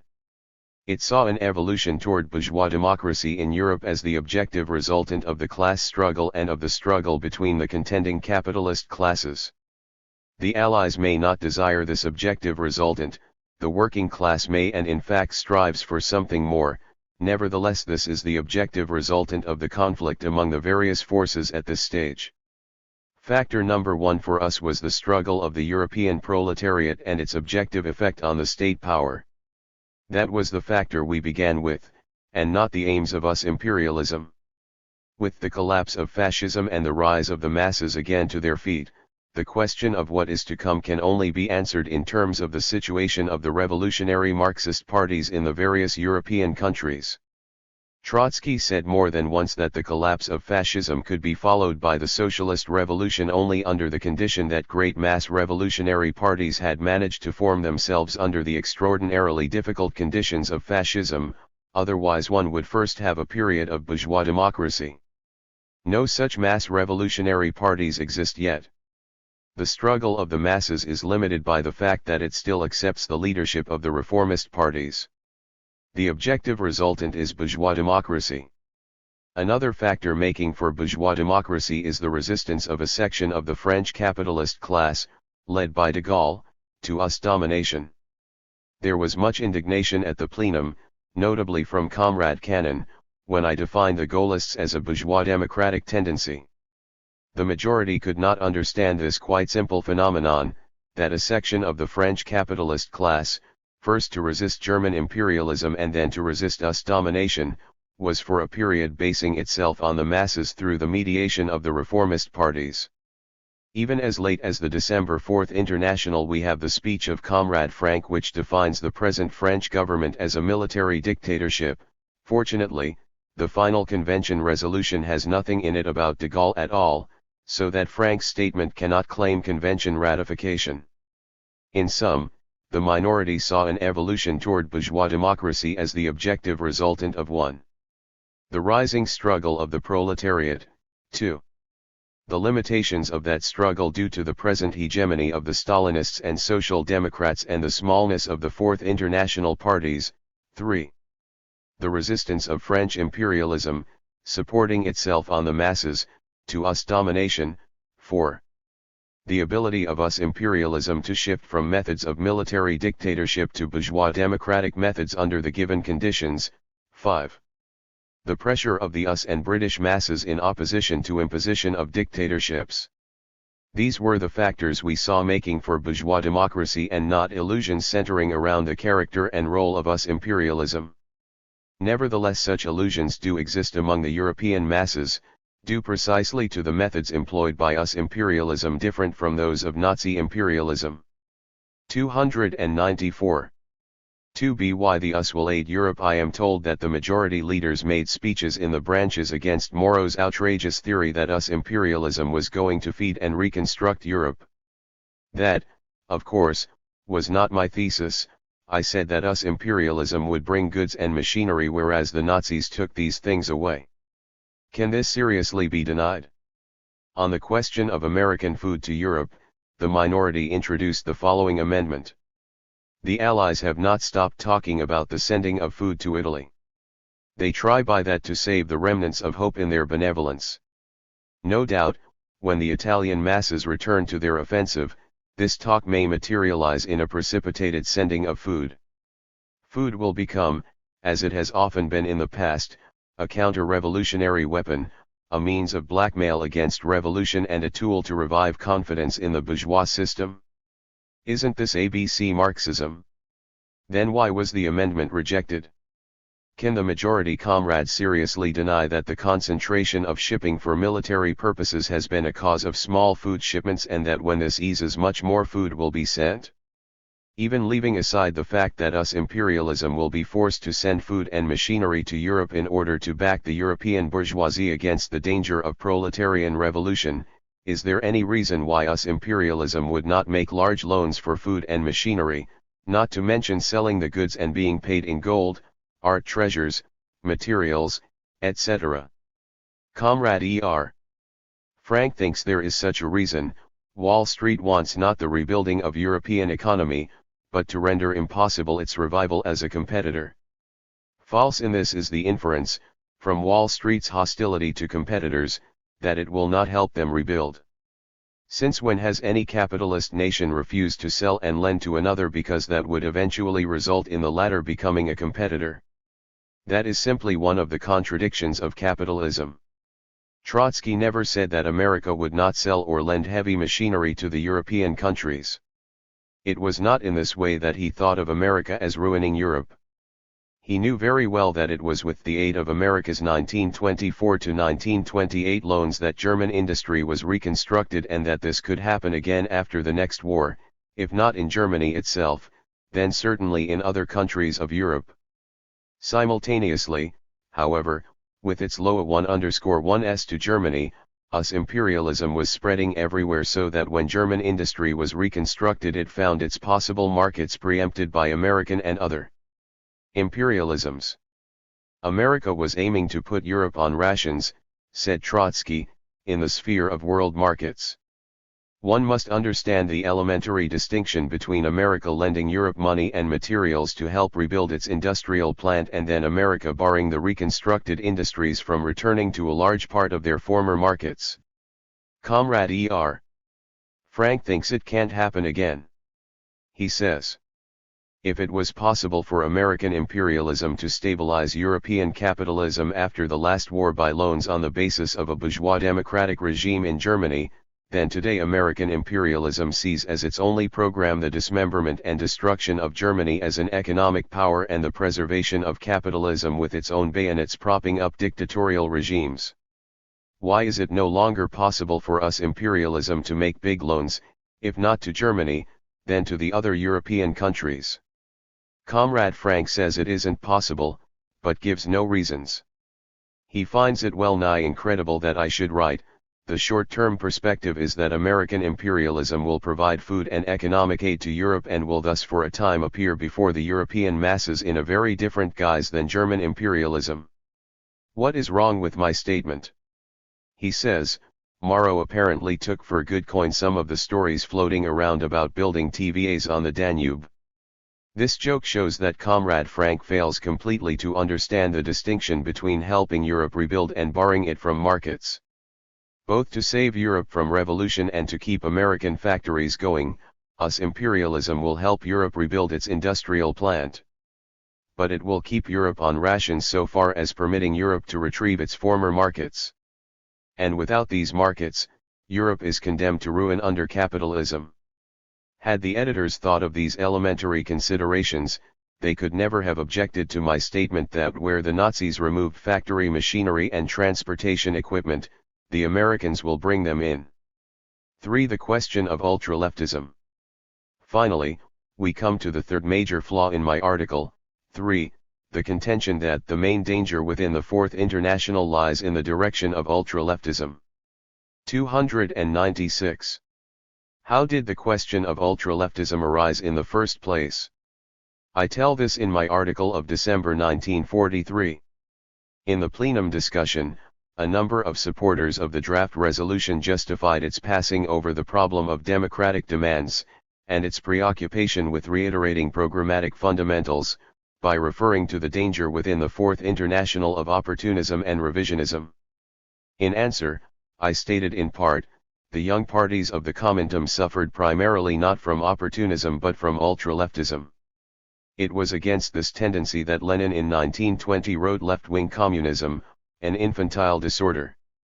If, despite the tremendous prestige of the victorious Bolsheviks, the Comintern was so pervaded by ultra-leftist deviations, the same phenomenon is far more likely to confront the Fourth International at the end of the war. I confess that it would never have occurred to me that anyone in our movement would take issue with this statement. Our parties in Europe are young parties. Even where, as in France, there is some continuity with the past, the leading cadres are decimated and new and inexperienced elements must provide leadership. All I was saying, then, is that ultraleftism is an infantile disorder. The only practical conclusion I drew is that we must warn our European comrades of the necessity of a program of democratic and transitional demands. This practical conclusion is at last accepted by the majority, which then proceeds to attack me for the entirely incidental references to the danger of ultra-leftism. The majority arguments on this score are truly astonishing. It is far more correct, Comrade Frank lectures me, to say that in the period of revolutionary rise the main danger comes from the opportunist direction. Consider Lenin's own party. In 1917. Etc. But I was talking about young, infant parties just beginning to make their way, and Comrade Frank refutes me by telling us about the opportunism of Zinoviev and Kamina on the eve of the Bolshevik seizure of power. He then proceeds to enumerate some examples of opportunism in the Comintern parties in 1919 and 1920. True. But the same period was also full of ultra-leftist errors. The one kind does not exclude the other, except in the head of Comrade Frank. Finally, this crushing argument from Comrade Frank: it was only at the Third Congress of the Comintern, after the first wave of the revolutionary tide had already passed, that the struggle was first launched against the ultra-leftist danger. The Third Congress took place June 22 to July 12, 1921. But Lenin's left-wing communism, an infantile disorder, is dated April 27, 1920, and was explicitly issued to prepare the discussion at the Second Congress, which took place July-August 1920, i.e., in the period of revolutionary rise. Arguing for democratic demands, I referred to the danger of ultra-leftism. There should not have been a moment's disagreement with my truism. But this discussion ends, according to the editors of Fourth International, with nothing less than a convention rejection of my theory of ultra-leftism. The same is true of the other two main flaws found in my article by the editors. They are not rejected by the convention resolution for the good and sufficient reason that they were not the real issues in dispute. And the real issues in dispute were no longer in dispute by the time of the final resolution, because the majority had abandoned its original positions. That is why the minority could vote for the resolution. Such are the indisputable facts which the editors failed to report in what purported to be a summary of the nature and results of the dispute. 298. 2. Minority Statement on Joining the Workers' Party, 1946. Albert Goldman. Dear comrades, are leaving one Trotskyist group, the Socialist Workers' Party, and joining another Trotskyist group, the Workers' Party, requires an explanation for the advanced workers of this country and all other countries. 13. Ours is a group composed largely of comrades with 10 to 15 years of service in the Trotskyist movement. We left the Socialist Workers' Party because it rejected our proposal for unity of the two Trotskyist groups. We joined the Workers' Party because it accepted our proposal for unity. We left the SWP because in rejecting unity, and in using the most dishonest methods to do so, the leaders of that party clearly indicated that what they want to build is not a revolutionary Marxist party, a Bolshevik party, but a monolithic party. We joined the Workers' Party because the leaders and members of that party want to build the kind of a party we are interested in building, a living, thinking revolutionary socialist party. The minority, in the SWP, had a sharp political difference with the majority at the party convention of 1944. The majority, basing itself on the proposition that we are living in an epoch of imperialist wars and proletarian revolutions, denied the importance of democratic demands for the European countries. The minority, accepting the same basic premise, insisted on the great importance of democratic demands as a means of mobilizing the European masses against the capitalists, Stalinists, and Social Democrats. But it never entered the mind of any comrade in the minority to leave the party because of that difference. We had sharp differences with the majority on minor organizational questions. They were important only because the position of the majority on those minor organizational questions indicated the existence of a Stalinist trend on the part of the majority with reference to the nature of the party. An article which was clearly a build-up of canon was permitted in the Fourth International, a letter by Comrade Goldman mildly criticizing the tendency to leader worship evidenced in that article, and insisting that leader worship is hostile to the tradition of Bolshevism, was refused publication. A letter written by James T. Farrell criticizing articles that appeared in the Fourth International was refused publication. The minority protested vigorously.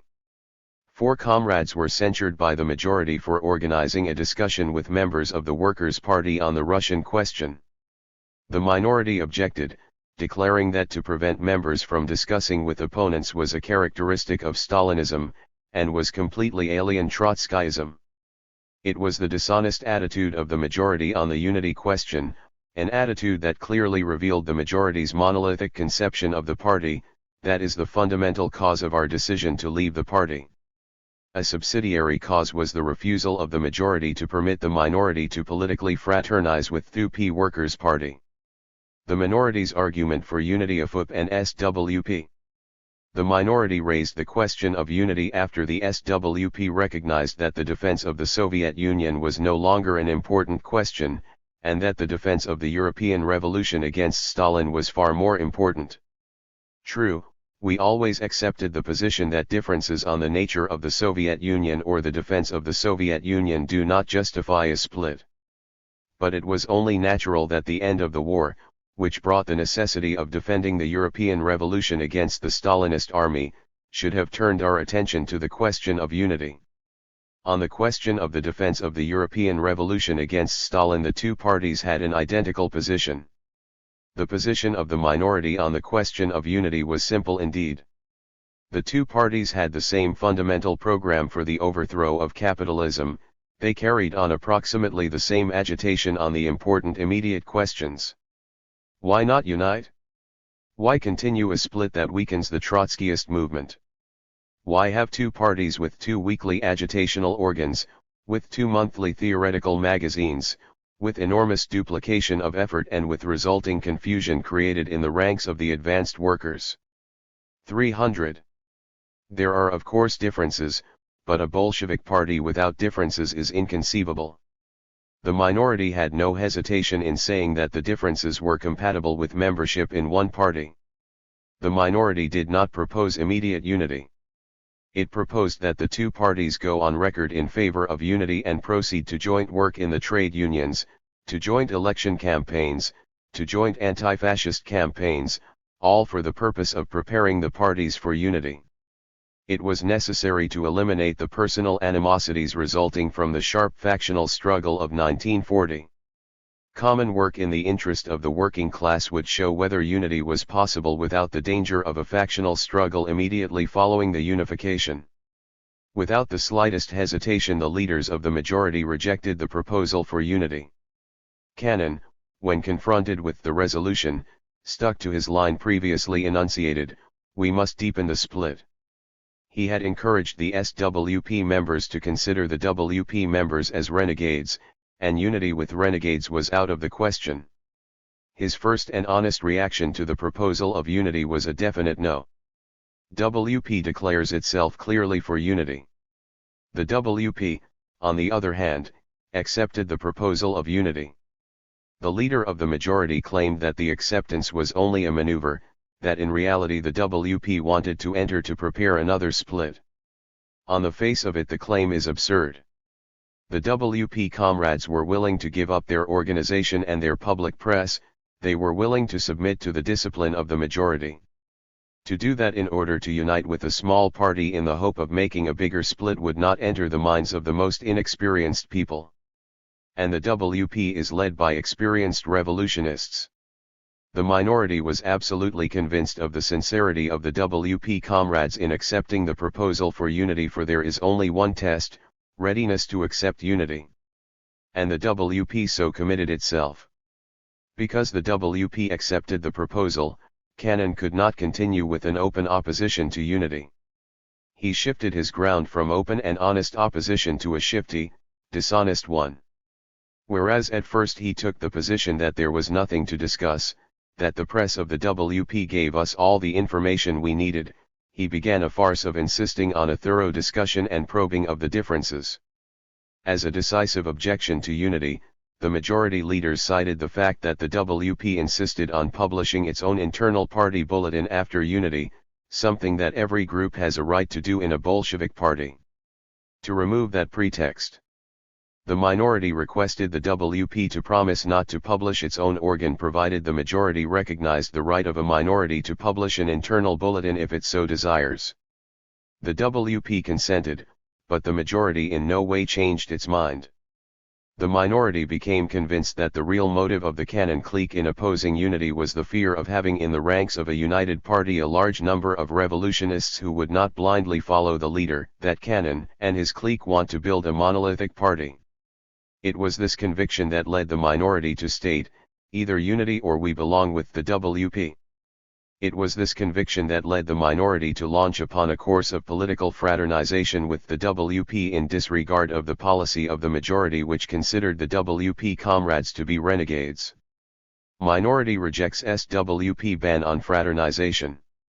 To the charge that we were violating the principle of democratic centralism, we answered, that principle is a means to build a revolutionary party. When it is used to prevent unity of revolutionists, it is used in a criminal manner. Under the circumstances, the minority refused to abide by the policy of the majority against political fraternization with the WP. The minority was confronted with the question whether to leave the party immediately or remain in the party and continue fraternizing with the WP. For a time we followed the latter course, since that enabled us to exhaust all possibilities for achieving unity, and it was unity that we wanted above everything else. We chose a most difficult course, and followed it until it became absolutely certain that we could not have unity. The fakery of a discussion with the WP was continued when the political committee of the SWP issued a list of questions for discussion. The list included all the possible differences, major and minor, past and present, for the obvious purpose of confronting an inexperienced membership with the statement that there are too many differences for unity to be practicable. The fact that the fundamental anti-capitalist program of the two parties is the same, the fact that in day-to-day agitation of the parties there is a great similarity if not identity, the fact that the WP expressed its willingness to abide by the decision of the majority on those questions where there were differences, all that was completely ignored. After the death of Trotsky, Cannon is bold enough to introduce completely dishonest methods as a substitute for political arguments. 302. Responsibility for split rests on Cannon clique. When, at the last meeting of the National Committee, a warning was given the minority to give up its course of political fraternization with the WP with the threat of expulsion if the minority refused, it became evident that it was useless to remain in the party. Characteristically enough, Cannon accused the minority of disloyalty. What was essentially a political question he, in the manner of a policeman, transformed into a question of disloyalty. There can be no criticism of a majority expelling a minority that refuses to abide by the decision of the majority, but honest and understanding Trotskyists do not pursue the method of Stalinism and then raise accusations of disloyalty. Upon the shoulders of the Cannon clique rests the responsibility of the continuation of a tragic division of forces in the American Trotskyist movement. It is responsible for perpetuating the split in the American Trotskyist movement. The comrades of the SWP minority, in joining the WP, do not give up the platform of unity. Together with the other comrades of the WP they are ready to unite the Trotskyist forces. It is entirely up to the Cannonite clique. To the question as to why we chose to leave the SWP instead of continuing the struggle, we answer, since there is another Trotskyist party in existence led by comrades who have our point of view on the nature of a revolutionary party, it is far more fruitful for us to join that party and help build it than to waste our efforts in constant factional struggle with opponents who are not interested in honest discussion but in mere distortion and name-calling. Until unity is achieved we shall be in the WP helping to build a revolutionary party without a trace of Stalinism. In the WP we shall work to effect unity of the two Trotskyist organizations. And we call upon our comrades who have remained in the SWP to continue their fight for unity. We appeal to all unaffiliated revolutionists to join the Party of Unity, the Workers' Party. Join the Workers' Party with us. Join us in building the kind of party that led the Russian masses to victory in 1917. Albert Goldman, for the SWP minority. Three-State Capitalism and the World Revolution, excerpts, September 1950. In 1940 the theory of Trotskyism seemed founded on a rock. Today, August 4, 1950, this is the situation in the world Trotskyist movement. 1. The irresponsible RCP Revolutionary Communist Party of Great Britain and a powerful and very responsible minority of us Trotskyists claim that the states in Eastern Europe are workers' states. Pablo's latest position is indistinguishable from theirs. 2. A great majority now accept Yugoslavia, hitherto denounced as a capitalist, totalitarian police state, as a workers' state. 3. The cornerstone of Trotskyist policy for nearly 20 years, that the nationalization of industry alone gave Russia the claim to be a workers' state, is now vigorously denied, though what then makes it a workers' state is impossible to see because the transitional program says that politically the Stalinist state does not differ from the fascist state save in its more unbridled savagery. 4. Those who are opposed to the states in Eastern Europe being considered workers' states denounce the theory as based upon exceptional circumstances and say, rightly, that conclusions would have to be drawn for the whole world. When asked to explain how nationalization took place without the proletarian revolution, these bitter opponents of any theory of exceptional circumstances do not hesitate to reply that the nationalizations were due to exceptional circumstances. But one of their number, Germain, generalizes the theory of exceptional circumstances, and declares that the property relations can be overturned without permitting us to conclude that what we have is a workers' state. 5. Pablo declares, a. Stalinist parties can under exceptional circumstances lead a proletarian revolution. This destroys the historical necessity of the Fourth International. b. We must be prepared to have degenerated workers' states for centuries. This means either that some capitalism, actually American capitalism, will last for that time, or that all proletarian revolutions will be betrayed. To this pro-Stalinist, liquidationist tendency, now months old, there is no resistance. Under the impact of the events of 1940–50 the theory of the Fourth International is in chaos. Concretely the majority and the minority are now engaged in an unrestrained attempt to establish the closest possible alliance with the Communist Party of Yugoslavia, CPY. To this Johnson Forrest are opposed and attribute the action to the prevalence in the international, implicit and explicit, of the ideas expressed by Pablo. The Johnson Forrest tendency. All tendencies inside world Trotskyism, sharp as the differences may be, have been united in adherence to the fundamental theory of the permanent revolution, in maintaining the traditions of Bolshevism, in irreconcilable opposition to all other tendencies in the labor movement. The ideas put forward by Johnson Forrest originate in that common heritage and have no other purpose than to bind us together in the achievement of our aims. Johnson Forrest have abstained almost totally from the Yugoslav discussion and now enter it only to the degree that it is a part of the preparation for definitive decisions. We ask that our views, however far-reaching, be considered on their merits. We believe that we have earned the right to such a hearing, and more so because in the death agony of capitalism, the chief spokesman of the Fourth International has called into question the validity of Marxism for our epoch. We have to mention this because all positions, even Pablo's, claim, and no doubt sincerely, to be interpreting and bringing up to date the basic ideas of Trotsky. We are not doing that. Our position is that the chaos in the International is due to the fact that Trotsky's method of analysis and system of ideas are wrong, and that the chaos in the International will continue to grow until a new system is substituted for the present one. We are very conscious of the fact that for the system of ideas which we claim must be discarded, thousands have died, and that by it many now living have shaped their lives. But the class position of the proletariat is involved the moment you reach the question of defensism or defeatism. 305. As long as this was confined to Russia, there was no urgent necessity to draw what was implicit to its conclusions. But today the question involves half of Europe and half of Asia, that is to say, the whole world. What is Stalinism? Trotsky's analysis. The first, the basic, the indispensable task of a revolutionary international is to define correctly the working class organization it proposes to overthrow. In this task the failure of orthodox Trotskyism is complete. The transitional program asserts the definite passing over of the Comintern to the side of the bourgeois order.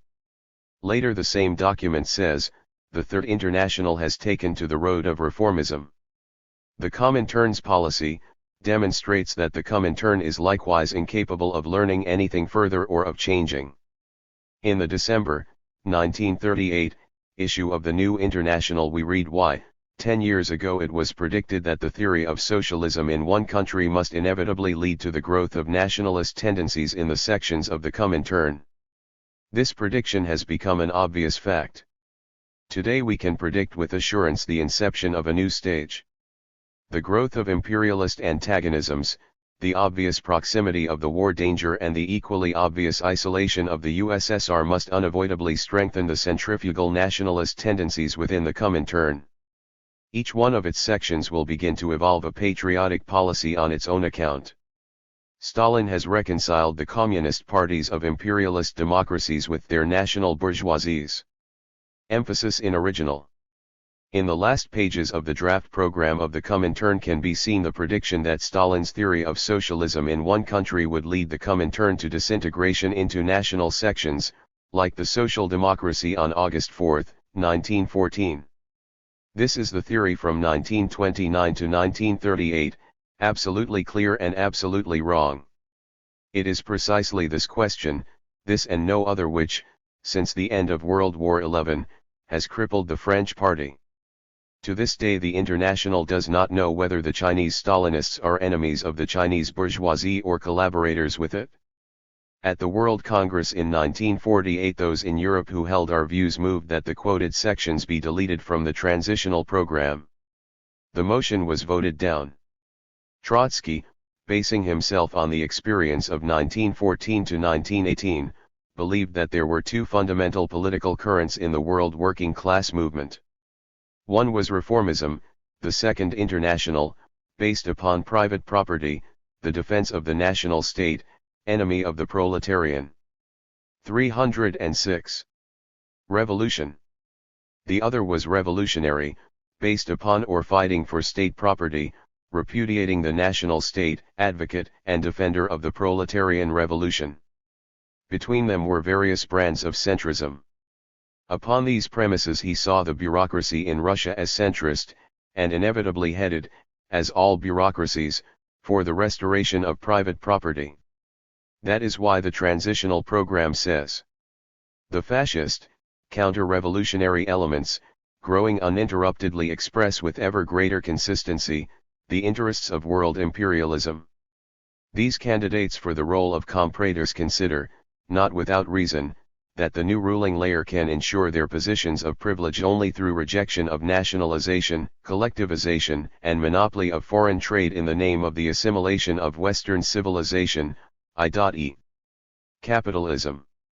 Between these two poles, there are intermediate, diffused Menshevik-SR liberal tendencies which gravitate toward bourgeois democracy.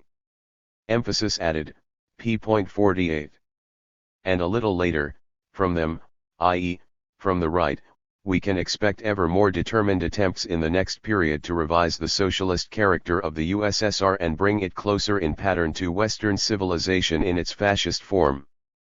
Pages 49-50. Again at the World Congress it was moved to delete this from the program. This was voted down. 2 years after the World Congress Pablo has come to a decision.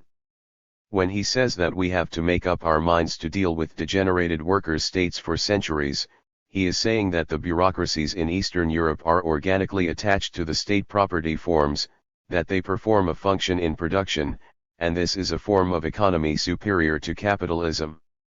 The same applies to the Russian bureaucracy, parent and sponsor of the satellite bureaucracies. This, we have to admit, is Trotskyism, logical and complete. Pablo leaves out only the one thing that Trotsky did not leave out, namely, that if this were so, then Marxism is utopia. 307. The analyses of Johnson Forrest repudiate all this. theory, practice and methodology. We base our analysis on the theory of state capitalism. It is commonly believed that this has mainly to do with defeatism or defensism of Russia. That is the least of our concerns.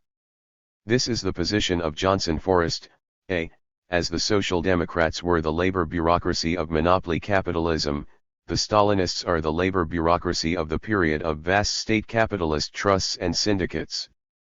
B. The Stalinists are not class collaborationists, fools, cowards, idiots, men with supple spines, but conscious clear-sighted aspirants for world power. They are deadly enemies of private property capitalism. They aim to seize the power and take the place of the bourgeoisie. When they support a war or do not support the bourgeoisie or do not support, they know exactly what they are doing.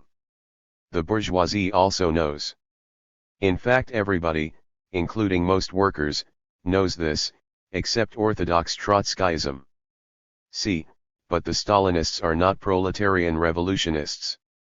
They aim to get power by help, direct or indirect, of the Red Army and the protection of Russia and the Russian state. That is the reason why they follow the foreign policy of the Kremlin. It is sheer naked self-interest. D. Theirs is a last desperate attempt under the guise of socialism and planned economy to reorganize the means of production without releasing the proletariat from wage slavery. Historical viability they have none, for state ownership multiplies every contradiction of capitalism. Antagonisms of an intensity and scope so far unknown already have Stalinism in their grip. Power merely brings these into the open. The dilemma of the Fourth International is that it has to recognize that there now exists a labor bureaucracy which is the enemy of private property and national defense and yet is counter-revolutionary. The Fourth International cannot escape this decision.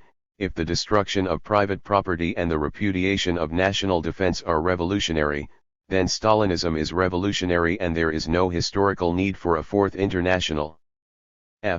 These are the questions with which the theory of state capitalism deals. The theory is not primarily concerned with defensism or defeatism in Russia, about which we can do little. We are primarily concerned here with what the refusal to accept this theory does to the party, its solidarity, its capacity to fight its enemies, its capacity to preserve itself and to grow, in brief, to prepare the liquidation of Stalinism. 308. V. The class struggle. The Stalinist theory is, despite zigzags, logical, and consistent.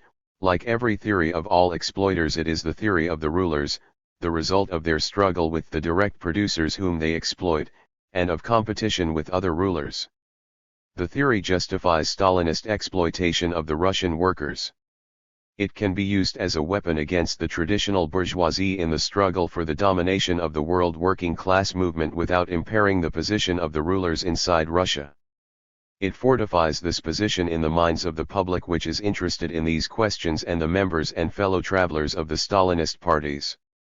The theory itself is an adaptation of the pre-Marxian petty bourgeois ideology from Kant to Sismondi and Proudhon to the specific conditions of state capitalism.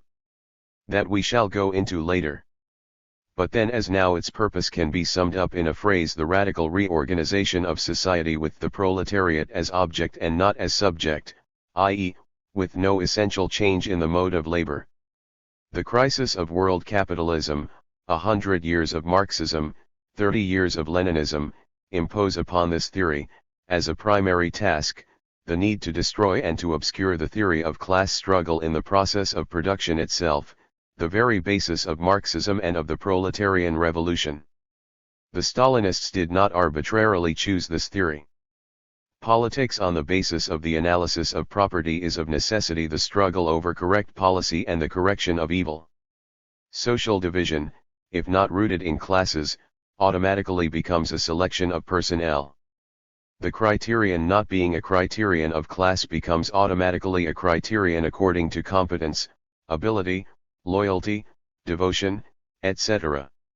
This personnel, comprising many millions, the Stalinists have enshrined in the 1936 Constitution under the name of our socialist intelligentsia. The most competent, the most able, most loyal, most devoted, the elite become the party. The instrument of the party is the state. The corollary to disguising the rulers of production as our socialist intelligentsia is the Stalinist denunciation of bureaucracy as inefficiency, red tape, rudeness to workers, laziness, etc. Purely subjective characterizations. The bureaucracy in industry.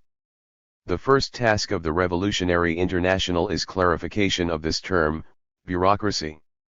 The Stalinists take advantage of the fact that Marx often used the term, bureaucracy, in relation to the mass of state functionaries. But with the analysis of state capitalism by Engels, the word bureaucracy began to take on a wider connotation. Where Engels says taking over of the great institutions. 309. For production and communication, first by joint stock companies, later on by trusts, then by the state, he adds, the bourgeoisie demonstrated to be a superfluous class. All its social functions are now performed by salaried employees. Socialism, Utopian, and Scientific, p. 138. These are bureaucrats. The moment Lenin saw the Soviet, the new form of social organization created by the masses, he began to extend the concept, bureaucracy, to include not only officials of government but the officials of industry, all who were opposed to the proletariat as masters. This appears all through State and Revolution and, in its most finished form, in the following.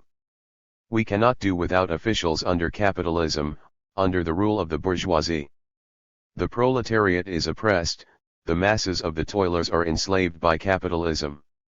Under capitalism democracy is restricted, cramped, curtailed, mutilated by all the conditions of wage slavery, the poverty and misery of the masses.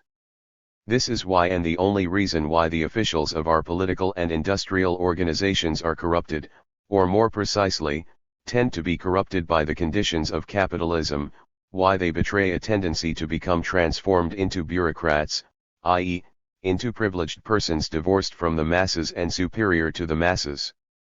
This is the essence of bureaucracy, and until the capitalists have been expropriated and the bourgeoisie overthrown, even proletarian officials will inevitably be bureaucratized to some extent. Lenin's whole strategic program between July and October is based upon the substitution of the power of the armed masses for the power of the bureaucrat, the master, the official in industry and in politics. Hence his reiterated statement that if you nationalize and even confiscate, it means nothing without workers' power. Just as he had extended the analysis of capitalism, to state capitalism and plan, Lenin was developing the theory of class struggle in relation to the development of capitalism itself. This strengthened the basic concepts of Marxism.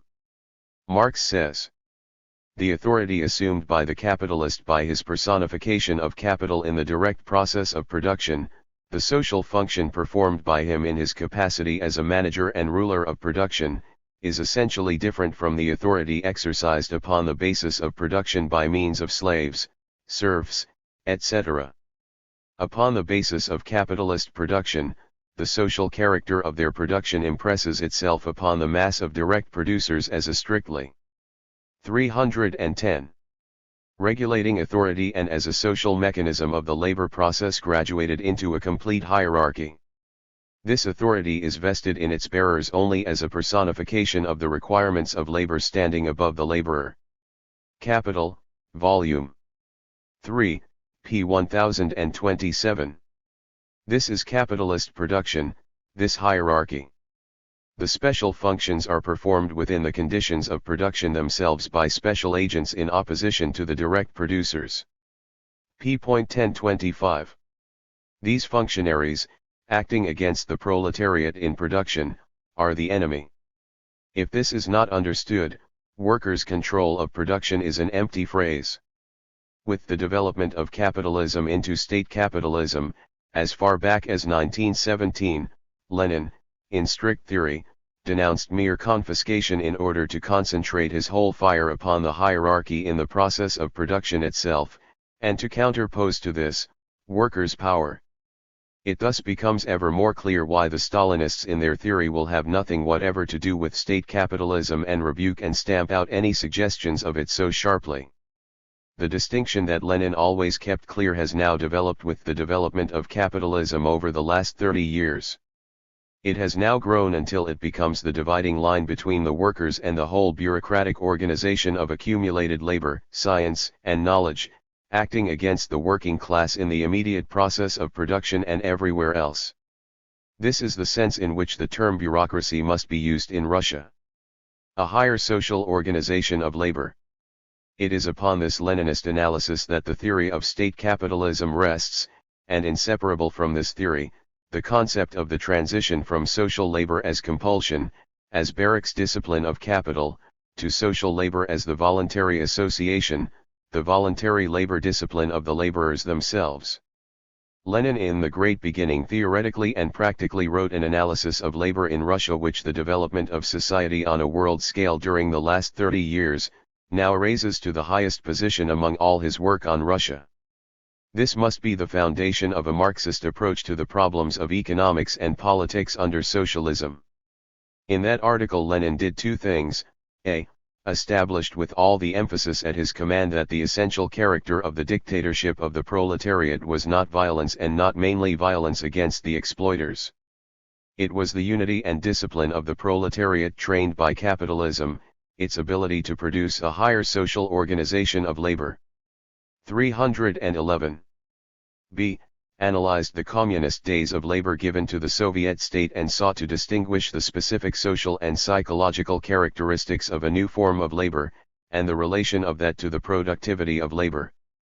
With all its mighty creations of a Soviet state and Red Army, and the revolution in the superstructure, it is here that the Russian Socialist Revolution could not be completed.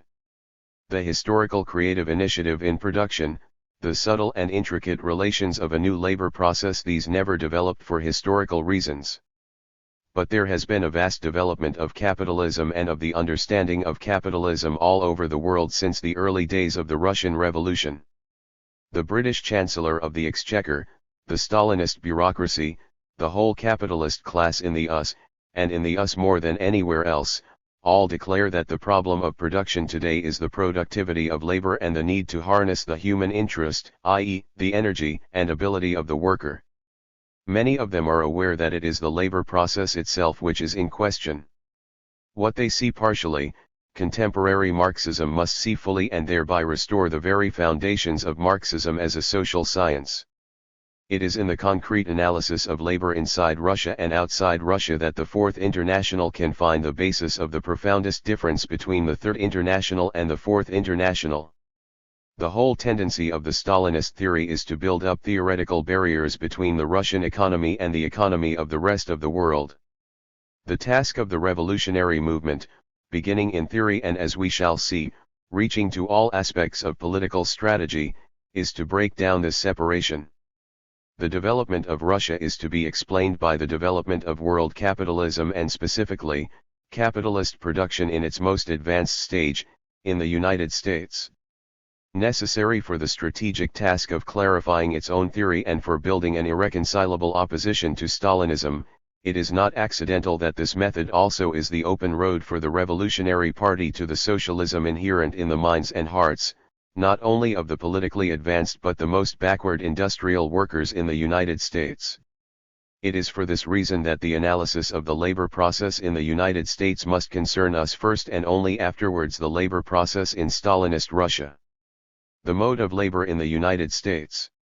Roughly, we may attribute the decisive change in the American economy to the last part of the 19th century and the first part of the 20th century, taking 1914 as a convenient dividing line.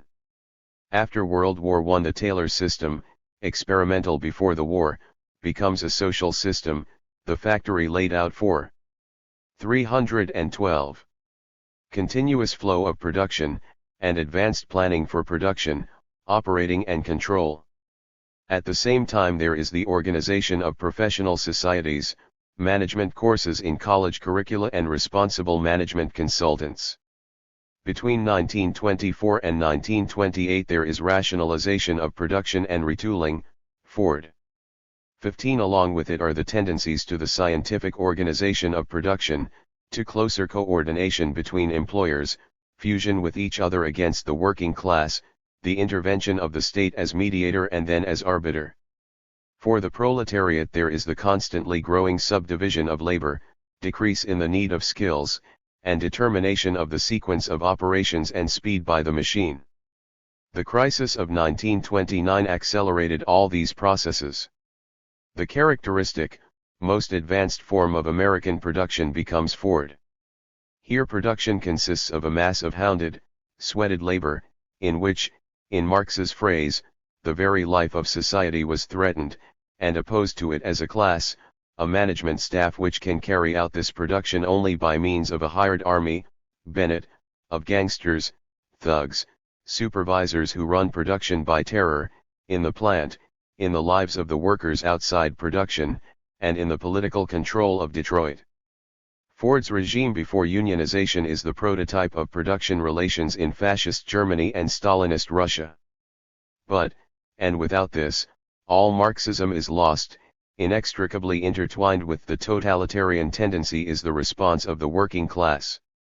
A whole new layer of workers, the result of the economic development, burst into revolt in the CW.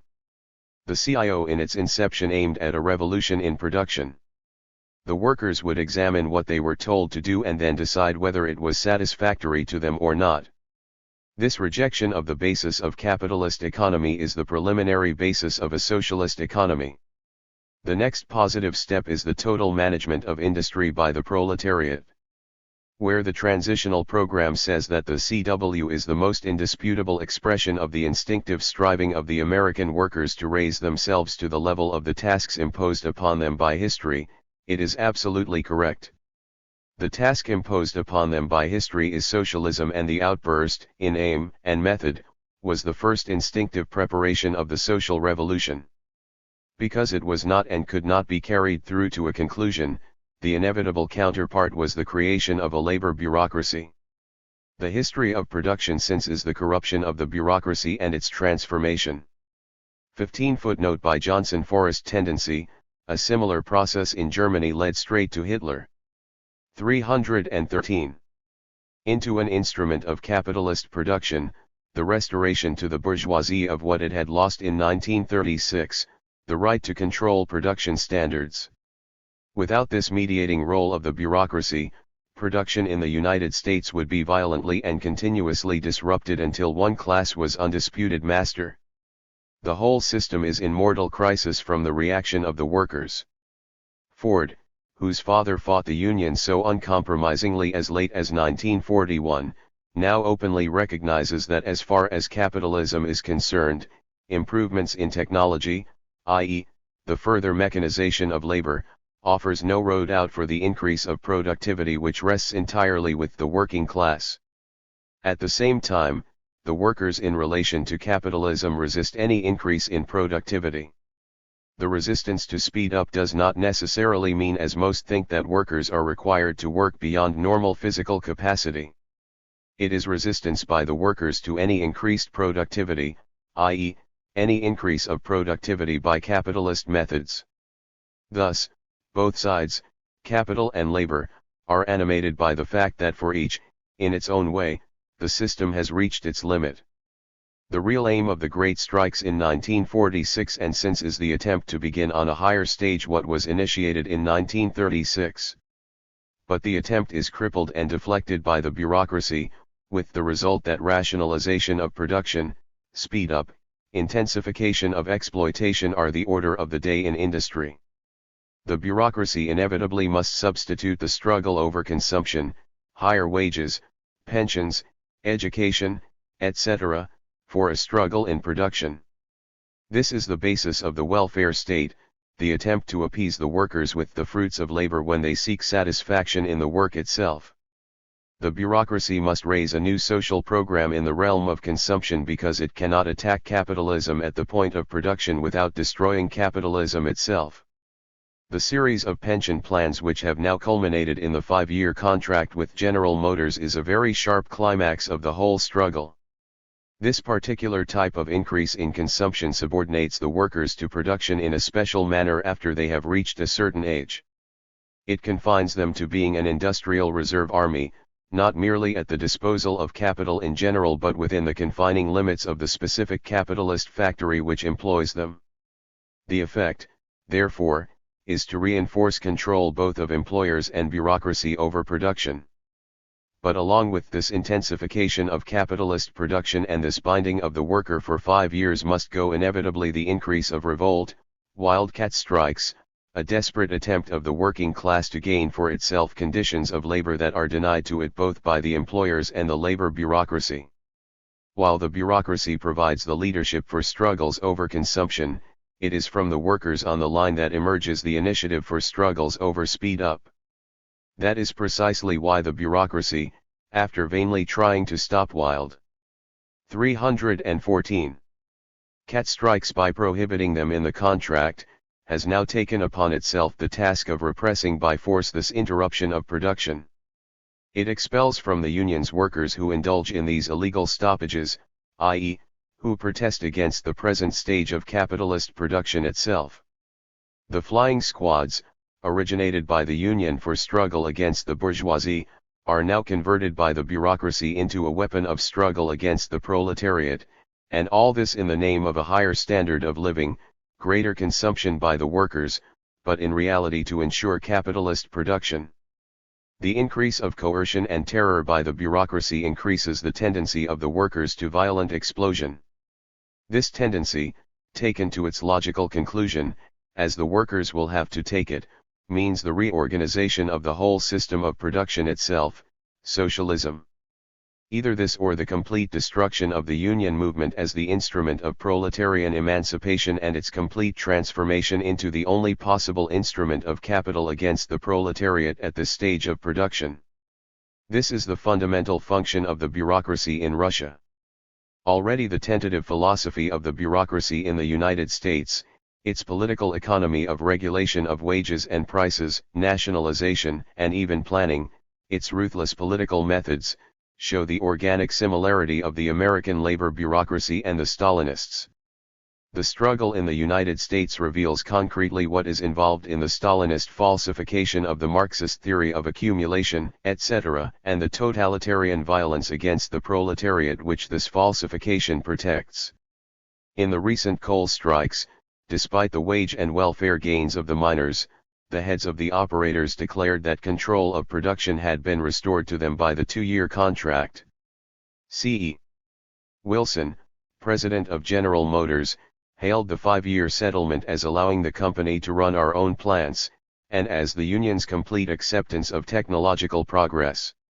Reuther hailed the GM settlement as a tremendous step forward in stabilizing labor relations at G.M. An editor of Fortune magazine hailed the contract as the harbinger of new and more meaningful associative principles with the corporation as the center of a new kind of community. The Stalinist bureaucracy is the American bureaucracy carried to its ultimate and logical conclusion, both of them products of capitalist production in the epoch of state capitalism. To reply to this that the bureaucracy can never arrive at maturity without a proletarian revolution is the complete degradation of Marxist theory.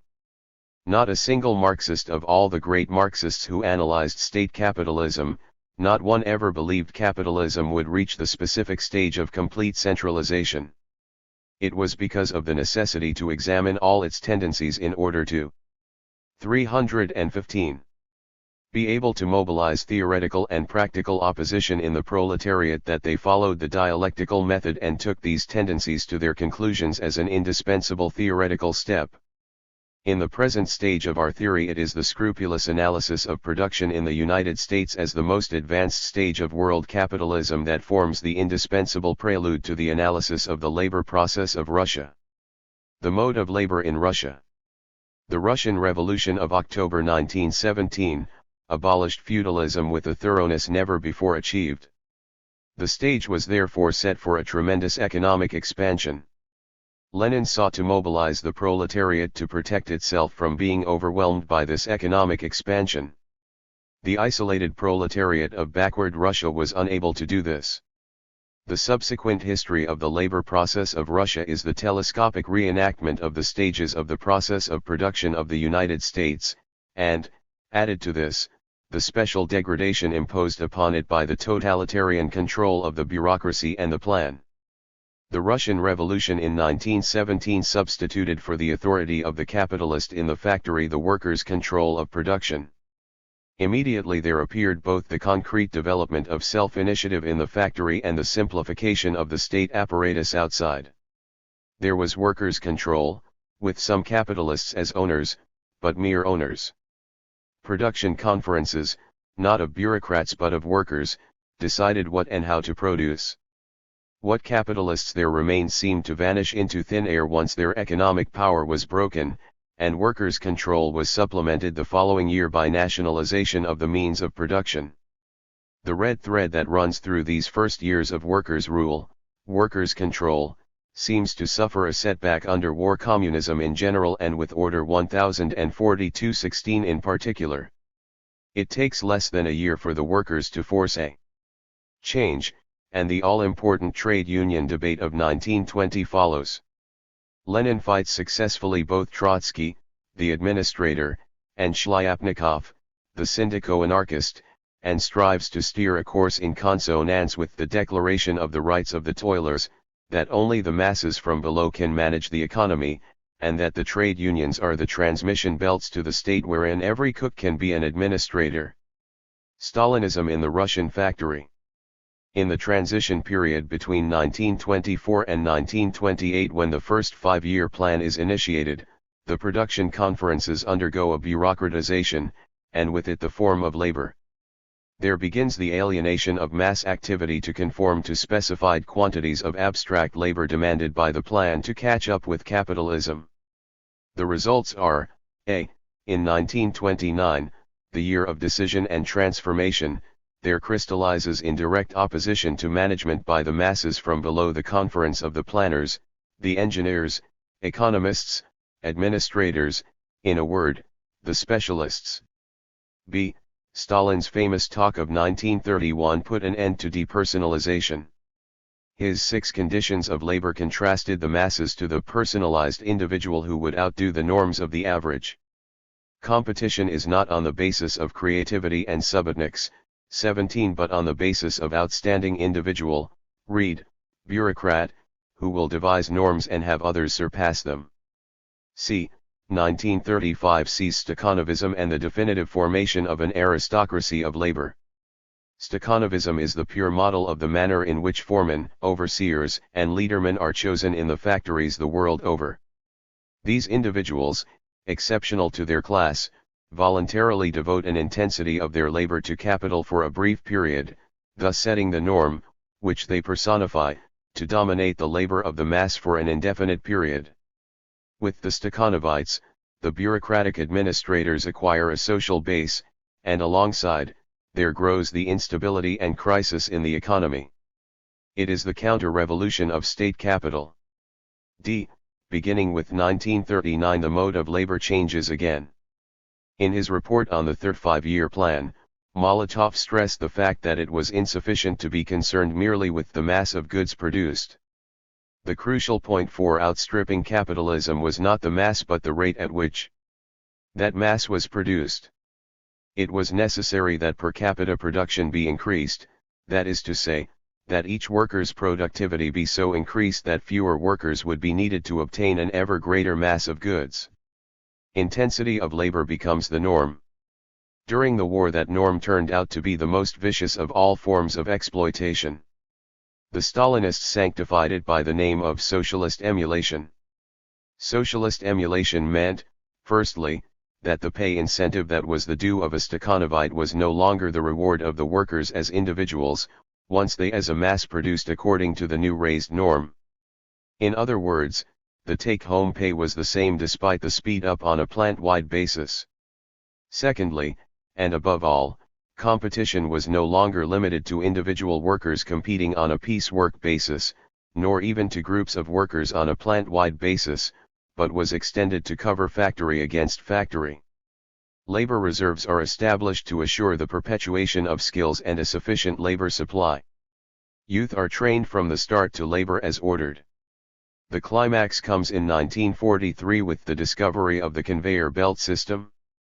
This is the year also of the Stalinist admission that the law of value functions in Russia. We thus have the Declaration of the Rights of Toilers, every cook an administrator.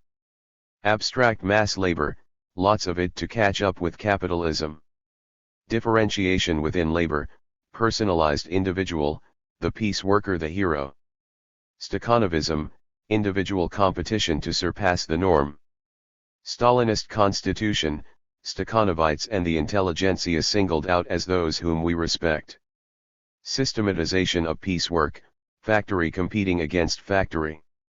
The year of the conversion to the conveyor belt system. Whereas in 1936 we had the singling out of a ruling class, a simple division between mental and physical work, we now have the stratification of mental and physical labor. Leontiev's political economy in the Soviet Union lays stress not merely on the intelligentsia against the mass, but on specific skills and differentials, lower, higher, middle, in between and highest. If we take production since the plan, not in the detail we have just given, but only the major changes, we can say that 1937 closes one period. It is the period of catching up with and outdistancing capitalism, which means mass production and relatively simple planning. But competition on a world scale and the 318. Approaching Second World War is the severest type of capitalist competition for world mastery. This opens up the new period of per capita production as against mere catching up. Planning must now include productivity of labor. Such planning knows and can know only machines and intensity of exploitation. Furthermore, it includes what the Russians call rentability, that is to say profitability. The era of the state helping the factory whose production is especially needed is over. The factory itself must prove its worthiness by showing a profit, and a profit big enough to pay for ever-expanded production. And that can be done only by ever-expanded production of abstract labor in mass and in rate. Nowhere in the world is labor so degraded as in Russia today. We are here many stages beyond the degradation which Marx described in the general law of accumulation. For not merely is the Russian laborer reduced to an appendage to a machine and a mere cog in the accumulation of capital. Marx said that the reserve army kept the working laborer riveted to his martyrdom. In Russia, because of the power to plan, the industrial reserve army is planned. Some 15 million laborers are planned in direct forced labor camps. They are organized by the MVD, GPU, for production. The disciplinary laws which began with reduction in wages for coming 15 minutes late have as their final stage, for lack of discipline, corrective labor, i.e., the concentration camp. What the American workers are revolting against since 1936 and holding at bay, this, and nothing else but this, has overwhelmed the Russian proletariat. The rulers of Russia perform the same functions as are performed by Ford, General Motors, the coal operators and their huge bureaucratic staffs. Capital is not Henry Ford, he can die and leave his whole empire to an institution, the plant, the scientific apparatus, the method, the personnel of organization and supervision, the social system which sets these up in opposition to the direct producer will remain. Not inefficiency of bureaucrats, not prestige, powers, and revenue of the bureaucracy, not consumption but capital accumulation in its specifically capitalist manner, this is the analysis of the Russian economy. To think that the struggle in Russia is over consumption not only strikes at the whole theory of the relationship of the superstructure to the productive mechanism. In practice, today, the crisis in Russia is manifestly the crisis in production. Whoever is convinced that this whole problem is a problem of consumption is driven away from Marxism, not toward it. 319. The crisis of state capitalism. It was Marx's contention that the existence of a laboring force compelled to sell its labor power in order to live meant automatically the system of capitalist accumulation. The capitalist was merely the agent of capital. The bureaucrats are the same. Neither can use nor knows any other mode of production. A new mode of production requires primarily that they be totally removed or totally subordinated. At this point it is convenient to summarize briefly the abstract economic analysis of state capitalism. We have never said that the economy of the United States is the same as the economy of Russia. What we have said is that, however great the differences, the fundamental laws of capitalism operate. It is just this that Marx indicated with his addition to capital dealing with complete centralization of capital in a given country. A given country meant one specific country, i.e., the laws of the world market still exist. If the whole world became centralized, then there would be a new society, for those who want it, since the world market would have been destroyed. Although completely centralized capital in a given country can plan, it cannot plan away the contradictions of capitalist production. If the organic composition of capital on a world scale is 5:1, moving to 6:1, to 7:1, etc., centralized capital in a given country has to keep pace with that. The only way to escape it would be by a productivity of labor so great that it could keep ahead of the rest and still organize its production for use. Such a productivity of labor is impossible in capitalism, which knows only the law of value and its consequence, accumulated labor and sweating proletarians. That is precisely why Engels wrote that though formally, i.e., abstractly, complete state property could overcome the contradictions, actually it could not, the workers remain proletarians.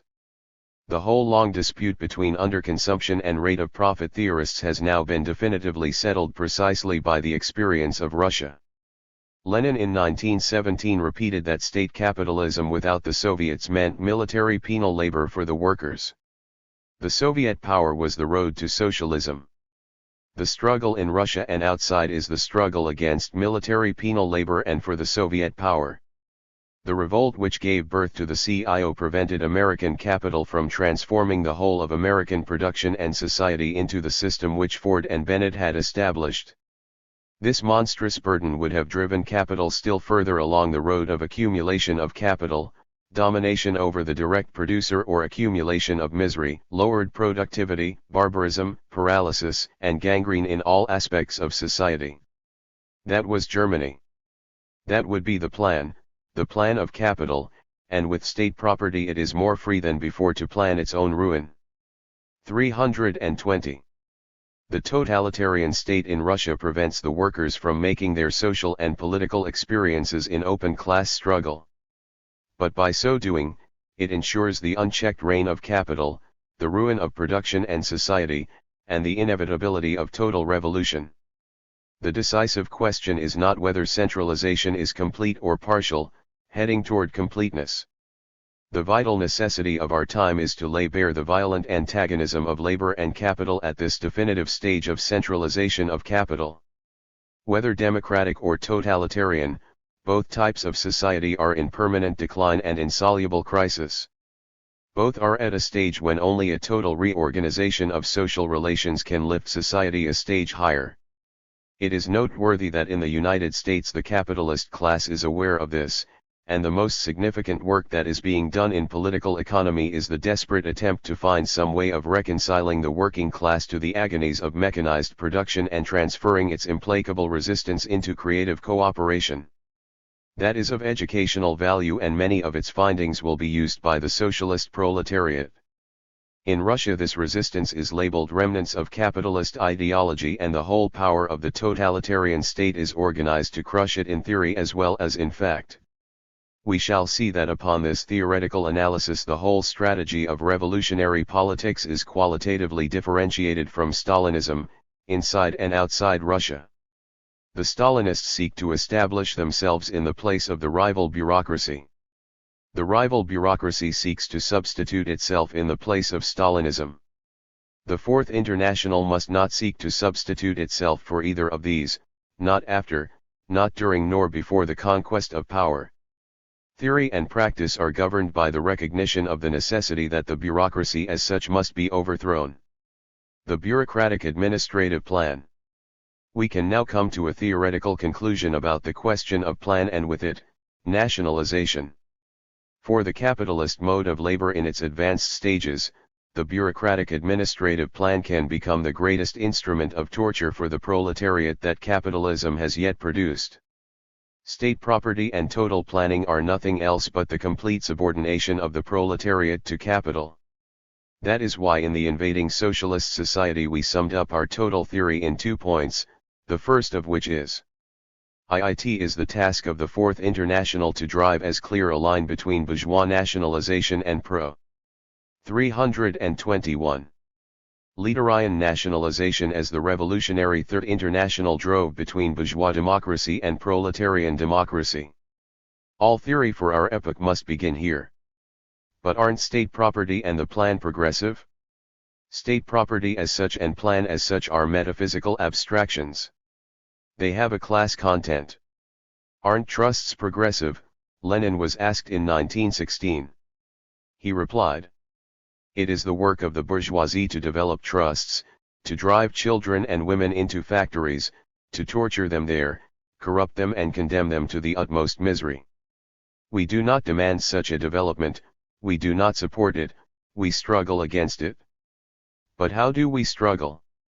We know that trusts and factory work of women are progressive.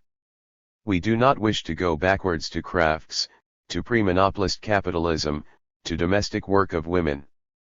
Forward through the trusts, etc., and beyond them towards socialism. The Bolsheviks and the World War, p. 495. We reply similarly. This is Marxism, the antagonism of classes. Under capitalism, private or state, all science, knowledge, organization, are developed only at the expense and degradation of the proletariat. But at the same time capitalism organizes the proletariat for struggle.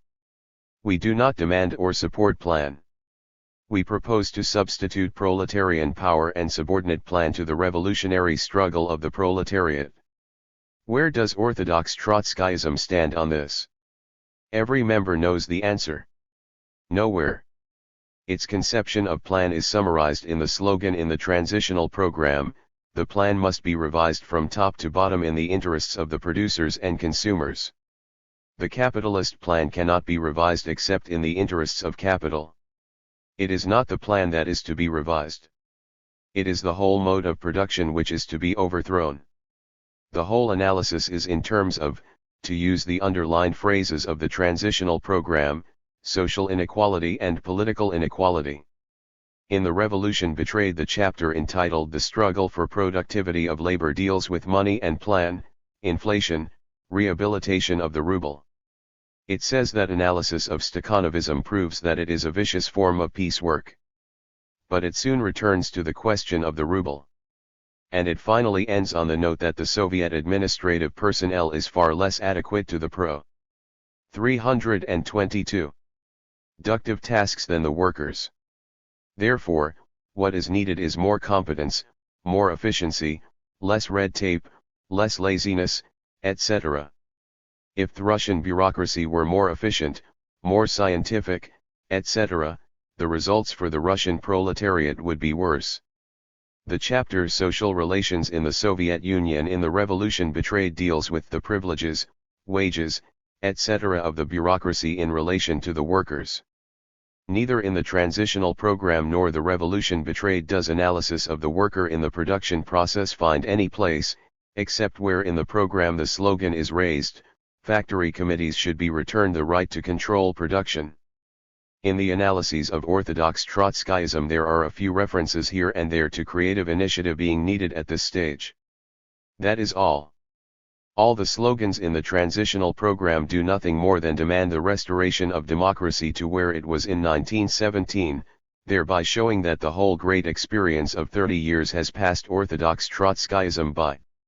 World capitalism has moved to the crisis and counter-revolution in production. The program for the reintroduction of political democracy does no more than reintroduce the arena for the reintroduction of a new bureaucracy when the old one is driven out. But, after all, production relations must include somewhere workers, labor, the labor process, the place where the population is differentiated by function.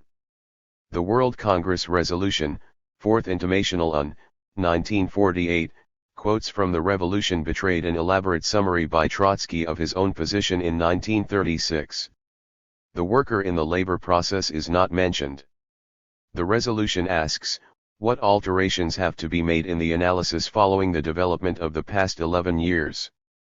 It begins, the social differentiation is the result of bourgeois norms of distribution, it has not yet entered the domain of ownership of the means of production.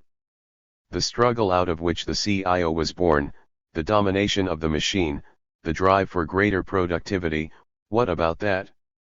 The orthodox Trotskyist in 1950 would have to reply, the question is not a question of production.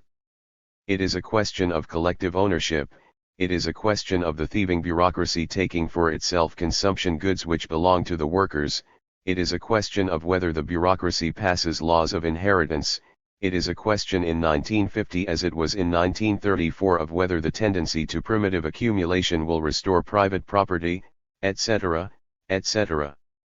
Is this an injustice to orthodox Trotskyism? If it is, then what would it reply, and where is any other reply to be found? 323. 6. The theory of the party. A. The Stalinist theory and practice of the party is the direct result of the Stalinist conception of plan. The party consists of the elite, the most efficient, the most loyal, the most devoted, etc.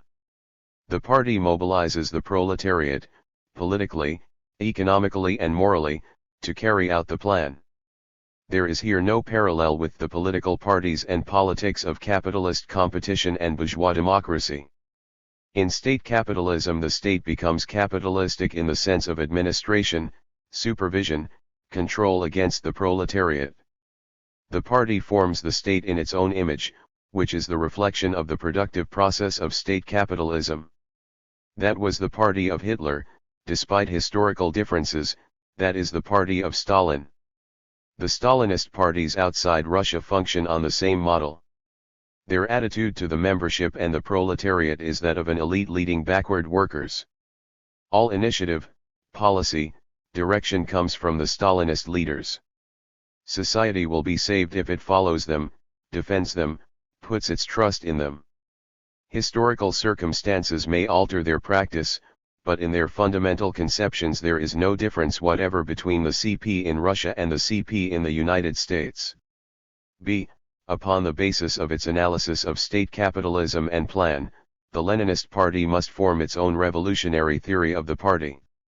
The party is, in Lenin's words, based upon the factory but upon the progressive cooperation aspect of the factory, unity, discipline, and organization of the working class, in unalterable opposition to the theory and practice of the elite. Every age has its own specific development of production and its specific social relations. Each separate international has its own separate, and antagonistic, conception of the party which is rooted in its own social base and its conception of its political tasks in relation to that base.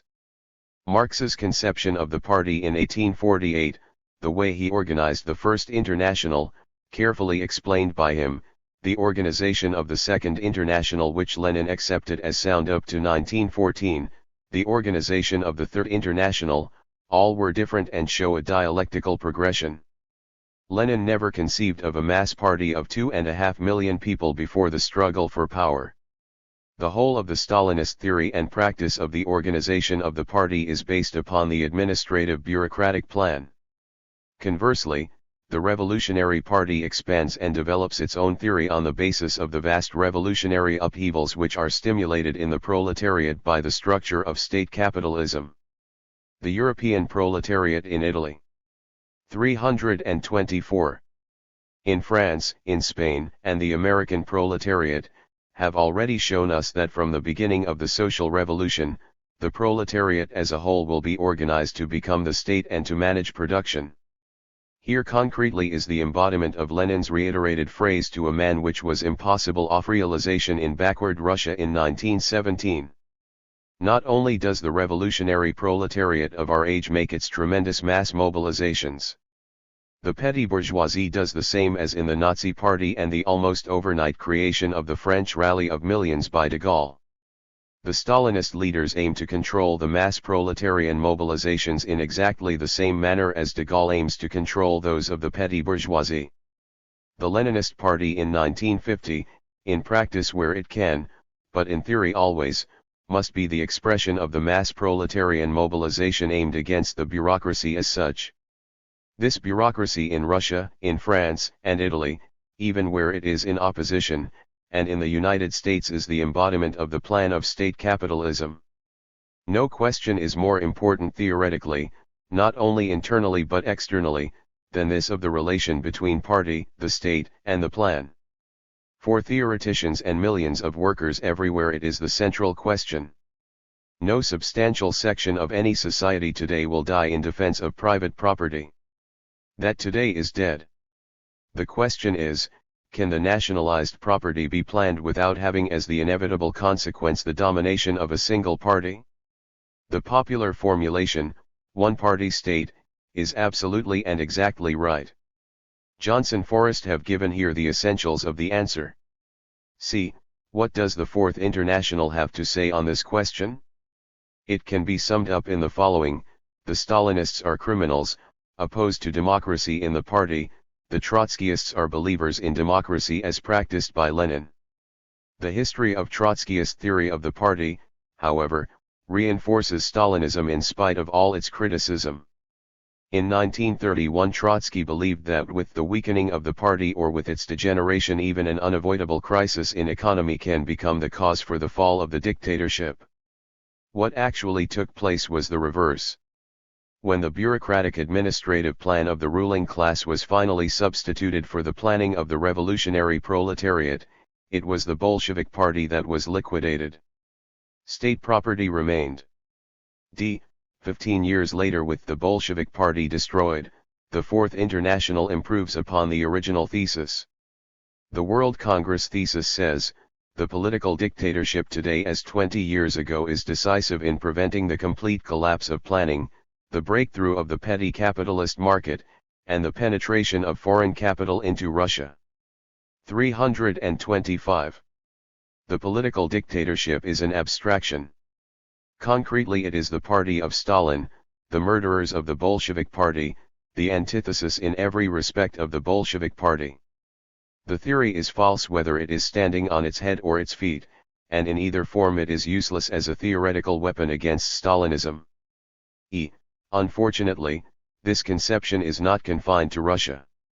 The first sentence of the transitional program states that the crisis of the revolution is the crisis of revolutionary leadership. This is the reiterated theme. Exactly the opposite is the case. It is the crisis of the self-mobilization of the proletariat. As we shall show, and it is perfectly obvious logically, this theme of orthodox Trotskyism implies that there is a competition for leadership, and that whereas the other internationals have betrayed, the Fourth International will be honest. Exactly the contrary must be the analysis. The concept that the whole problem is a problem of revolutionary leadership does not, cannot, upon its political premises, pose on the one hand the Stalinist leadership as clear-sighted, determined leaders with their own theory, program, policy for the enslavement of the proletariat, and opposed to them, ourselves as leaders, not simply honest but with a totally different conception of the role, movement, and function of the proletariat. Honesty and dishonesty, sincerity and betrayal imply that we shall do what they, because of supple spines, have failed to do. We do not propose to do what they have failed to do. We are different from them in morals because we are different from them in everything: origin, aims, purposes, strategy, tactics and ends. This fundamental antagonism Johnson Forrest derived from the theory of state capitalism. From the Stalinists' observation of state capitalism, their conception of the party becomes the essence of bureaucracy, bureaucratic administration, bureaucratic organization, the bureaucratic party. For the Fourth International, on the other hand, it is a matter of life and death, in the analysis of modern economy, to counterpose what has been created by the modern economy, the mass mobilization of the proletariat and sections of the petty bourgeoisie, as an opposition in form and content to Stalinism and the social democracy, and our role as a party in relation to this. To say that all the proletariat needs is revolutionary leadership drowns all differences between us and strengthens their conception of the party. Trotsky at any rate was practiced in the leadership of revolution. The transitional program and particularly the conversations preceding it are a sufficient indication of his profound comprehension of the mass movement. But as this whole document has shown, he gave it no theoretical basis. He did not relate it to the new stage of world economy. The result is the increased revolutionism of the masses becomes nothing else in the minds of his followers but an increased reaction to the crimes of capitalism, a mass base for leadership. 326. The theory as stated has had funereal consequences in our movement. Germain, for example, writes in an exhaustive analysis of the Stalinist parties, but despite all that has been revealed about the crimes of the GPU, the large mass of Stalinist workers will continue to follow their Stalinist leaders or will fall back into complete passivity, until the day when the Trotskyist parties can prove to them in practice the superiority of their policy over the policy of Stalinism. Fourth International, May, 194-7. In the resolution presented to the World Congress in 1948 by our European co-thinkers, there was pointed out in detail the practical consequences for politics of this conception of the party which constantly appears in the strategy and tactics of the Fourth International, particularly in France. It is the placing of this impossible, this fantastic, responsibility upon the Trotskyist organizations as they are that in the end produces Pablo Johnson Forrest has now made its final and complete break with what the Fourth International of today stands for. We are leaving behind forever the ideas of those who today represent Trotskyism, their unsocialist, anti-proletarian practice and organizational life. For years we loyally stood all of this, bearing in mind constantly the interests of the movement as a whole. But by now things have reached a stage where we have to fly not only from their dehumanized politics but from their social immorality and the personal degeneration and ruin to which this movement is now rapidly reducing members of the organization, from the most highly placed and long experienced leaders and functionaries to rank and filers, old and new. We have formally participated in the discussion that took place during the last period. Our political discussion with the Fourth International has now been completed. What we have to do now is to describe how the dehumanized brutes who could see in the barbarism of Stalinism the road to socialism have pursued the same degenerate politics in the life of the party and in their own political personalities. We call this document the balance sheet completed.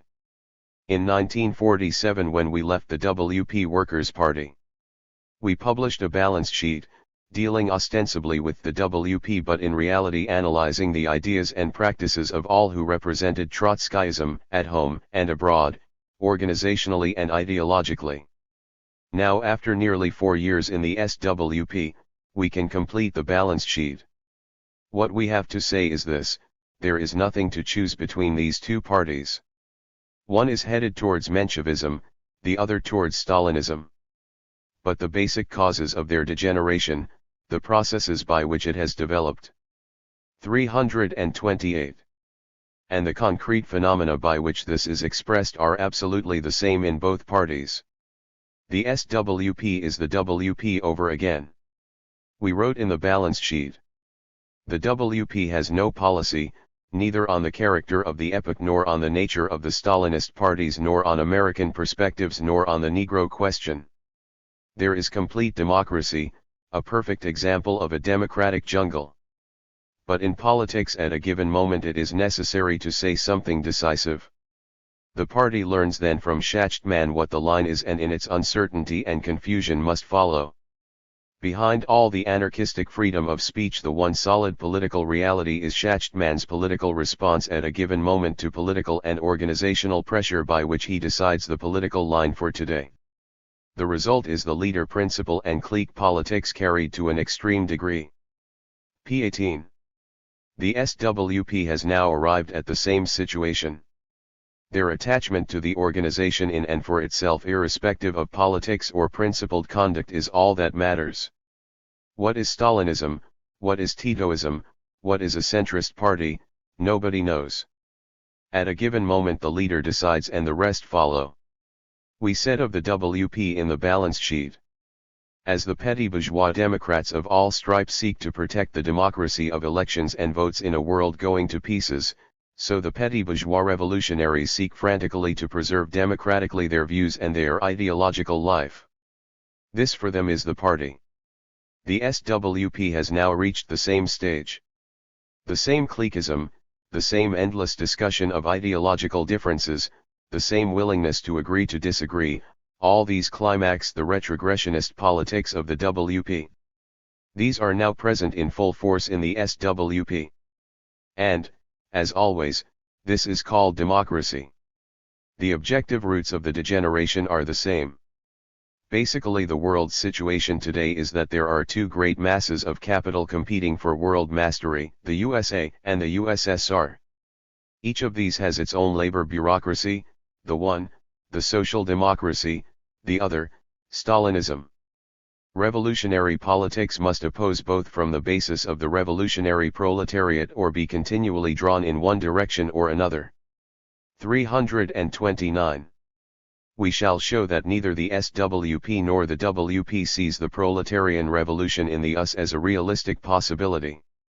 Hence each capitulates to the labor bureaucracy, the one in the form of Rutherism and the other in the form of Stalinism. The WP tries to build the politically organized labor movement around Ruther as an arena in which it can work and grow. As long as it is given the chance to make loud declarations of principle, it will work for Ruther or join any opposition strong enough. The SWP in its own sphere does exactly the same. It seeks in the growing power of Stalinism elbow room in which to find a place for itself. It will join with Titoism, which seems able to offer some base. The political tendencies we have long ago defined. The concrete symptoms are new and in their way conclusive. In the balance sheet we insisted on page after page that the degeneration of the WP was due to its incapacity to pose to itself the revolution in the United States. But we insisted from the first page to the last that this was an experience of international significance. We repeated over and over again the phrase, de te fabula narrator, i.e. the story being told in reality is about you. We meant to say, we are talking about the WP, but you are going the same way. In our resolution of 1948 we wrote, the World Congress of the Fourth International will fail to achieve its elementary tasks if it does not recognize that two dangerous tendencies have penetrated deep into the international. One tendency represented by the IKD. A grouping among the German Trotskyists and the Shachmanites wavers continuously between the proletarian revolution and an implicit Menshevism. The other, represented by the present French minority, Geoffroy tendency, wavers continuously between the proletarian revolution and Stalinism. The one tendency reflects the power of American imperialism, the other the power of Stalinist Russia. The one tendency is refracted directly into the labor movement through social democracy, the other through the Stalinist parties. But in the revolutionary movement, both these forces are united in a common fundamental premise, their skepticism and pessimism of the capacity of the proletariat to achieve the international socialist order, sole solution to the universal crisis and the most immediate needs of the masses. It is the struggle against these tendencies around which the World Congress must revolve. We accepted the guidance of the movement with our eyes open. We tried not to be offensive in tone, but we were absolutely clear. 330. From this inevitable degeneration we excluded the SWP. We praised Cannon's The Coming American Revolution. We quoted from it. We wrote, this is the key to the past, the present and the future of the American movement. p.23, but that turned out to be a flash in the pan. The degeneration is now complete, the WP to Menshevism and the SWP to Stalinism. The concrete phenomena of degeneration are the same in both parties. This we shall trace to the end. Just as the WP plays with the social democracy, while denouncing American imperialism and the labor bureaucracy, the SWP plays with the Stalinist parties, while denouncing the Russian bureaucracy and the communist parties. But as we look closely at both these unprincipled maneuverers, it becomes clear that the SWP is infinitely worse. Their so-called defense of Russia is the most shameful and unmitigated dishonesty we have ever seen or heard of in the revolutionary movement. Defense of a workers' state or a colonial country carries with it certain clear-cut and very serious obligations. These hypocritical scoundrels have led a whole movement to disaster, ruined themselves and thousands of revolutionaries, besmirched the principles for which Trotsky fought all his life, all in the name of the defense of Russia, and now that the chips are down, they squirm out of the concrete steps in which they ought to educate the party to carry out its tasks. In the WP at any rate there are some who come boldly out for their counter-revolutionary pro-imperialist position. But in the SWP and the whole Fourth International, despite discreet but repeated proddings on our part, there is a common understanding to ignore and repudiate and forget about the practical consequences of their Russian position. To the Trotskyists and the American question. Let us briefly review our analysis of the WP which we made in 1947. It was an analysis of the WP, but the SWP leaders did not know, so insensitive are they, that in section after section it was intended as a warning not only to the International, but to them. They thought they were being friendly and considerate to us. In reality they were on trial. We had made the experience in the WP and we understood from early that the WP was a section of Trotskyism in the United States. This is the course of development of the WP. 1. The WP left the SWP in 1940. Its main purpose was to build a mass party in the United States. 2. It attempted to do this by typical Menshevik methods: denunciation of capitalist profits and crimes, immediate demands, and plenty for all. The 331. Name of a WP pamphlet describing its vision of socialism in the future, all based upon the conception of the American proletariat as essentially backward and not ready for the revolution. 3. Its main expectation of revolution was from the European masses. 4. By 1944 it faced, according to its lights, total failure. It recognized that its mass distribution of the paper The Weekly Labor Action had led nowhere, and that its attempts to build trade union caucuses had backfired. The European Revolution did not come. The WP therefore turned to a. Inter-party polemics with the SWPB. On the question of world revolution it turned to the theory of retrogression. By this theory it could look for salvation to the social democracy. c. A sustained attempt to hound Johnson Forrest out of the party. The unity negotiations with the Socialist Workers' Party were only an interlude. Since then it has continued unchecked its course toward Menshevism. All this we documented fully and completely, and shall refer to only as necessary. In 1946, in detailing the Union policies of the WP we gave a specific warning to the SWP. The SWP and the small mass party. The small mass party conception is no personal aberration of Comrade Irby or a figure in the Schachtman leadership.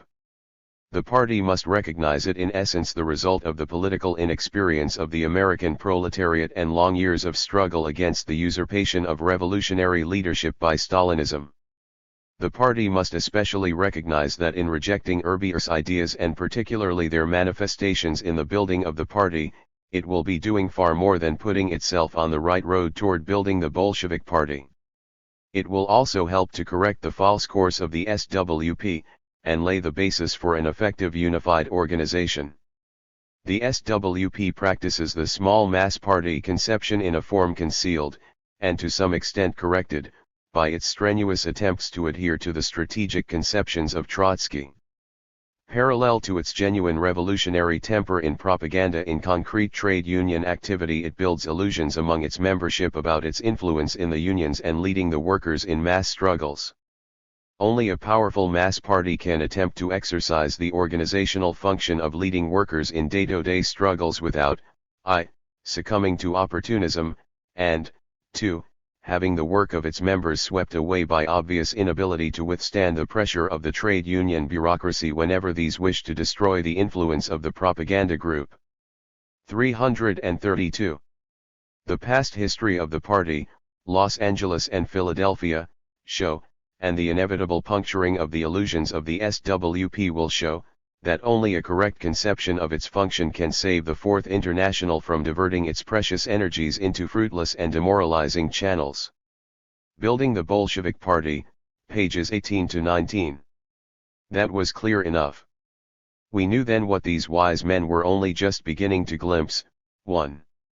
The whole attempt to build caucuses and manipulate in the unions would confuse and disorient the membership, sow distrust in those workers looking on, and eventually have to be abandoned. 2. Nothing would save the American Party unless it based itself on the pro-Leaderian revolution in the United States as a concrete universal, viewed all daily politics as a manifestation of this, and educated itself from top to bottom on this. 3. Politically, in the United States, revolutionary politics in our epoch must be based upon the conflict between the masses and the bureaucracy. The promise of the American Revolution. Cannon's coming American Revolution was the high point of the SWP. It came after the tremendous strikes of 1945 to 46. We hailed it, but whoever reads the balance sheet can see that we had reservations. We distrusted the theoretical premise of the document. In fact, it had none. We saw the American proletariat as part of this specific stage of the development of capitalism. We saw that the line of class demarcation was between the American proletariat and the labor bureaucracy, the bodyguards of capital. For us, the bureaucracy did not in any sense represent the proletariat. The proletariat was not backward, but revolutionary. The whole aim and purpose of the bureaucracy was to demoralize the revolutionary character of the proletariat. We are Marxists and therefore sober. We promised the revolution to no one at any time. For us, the American Revolution was a strategic perspective, to be constantly deepened theoretically as the proletariat itself developed.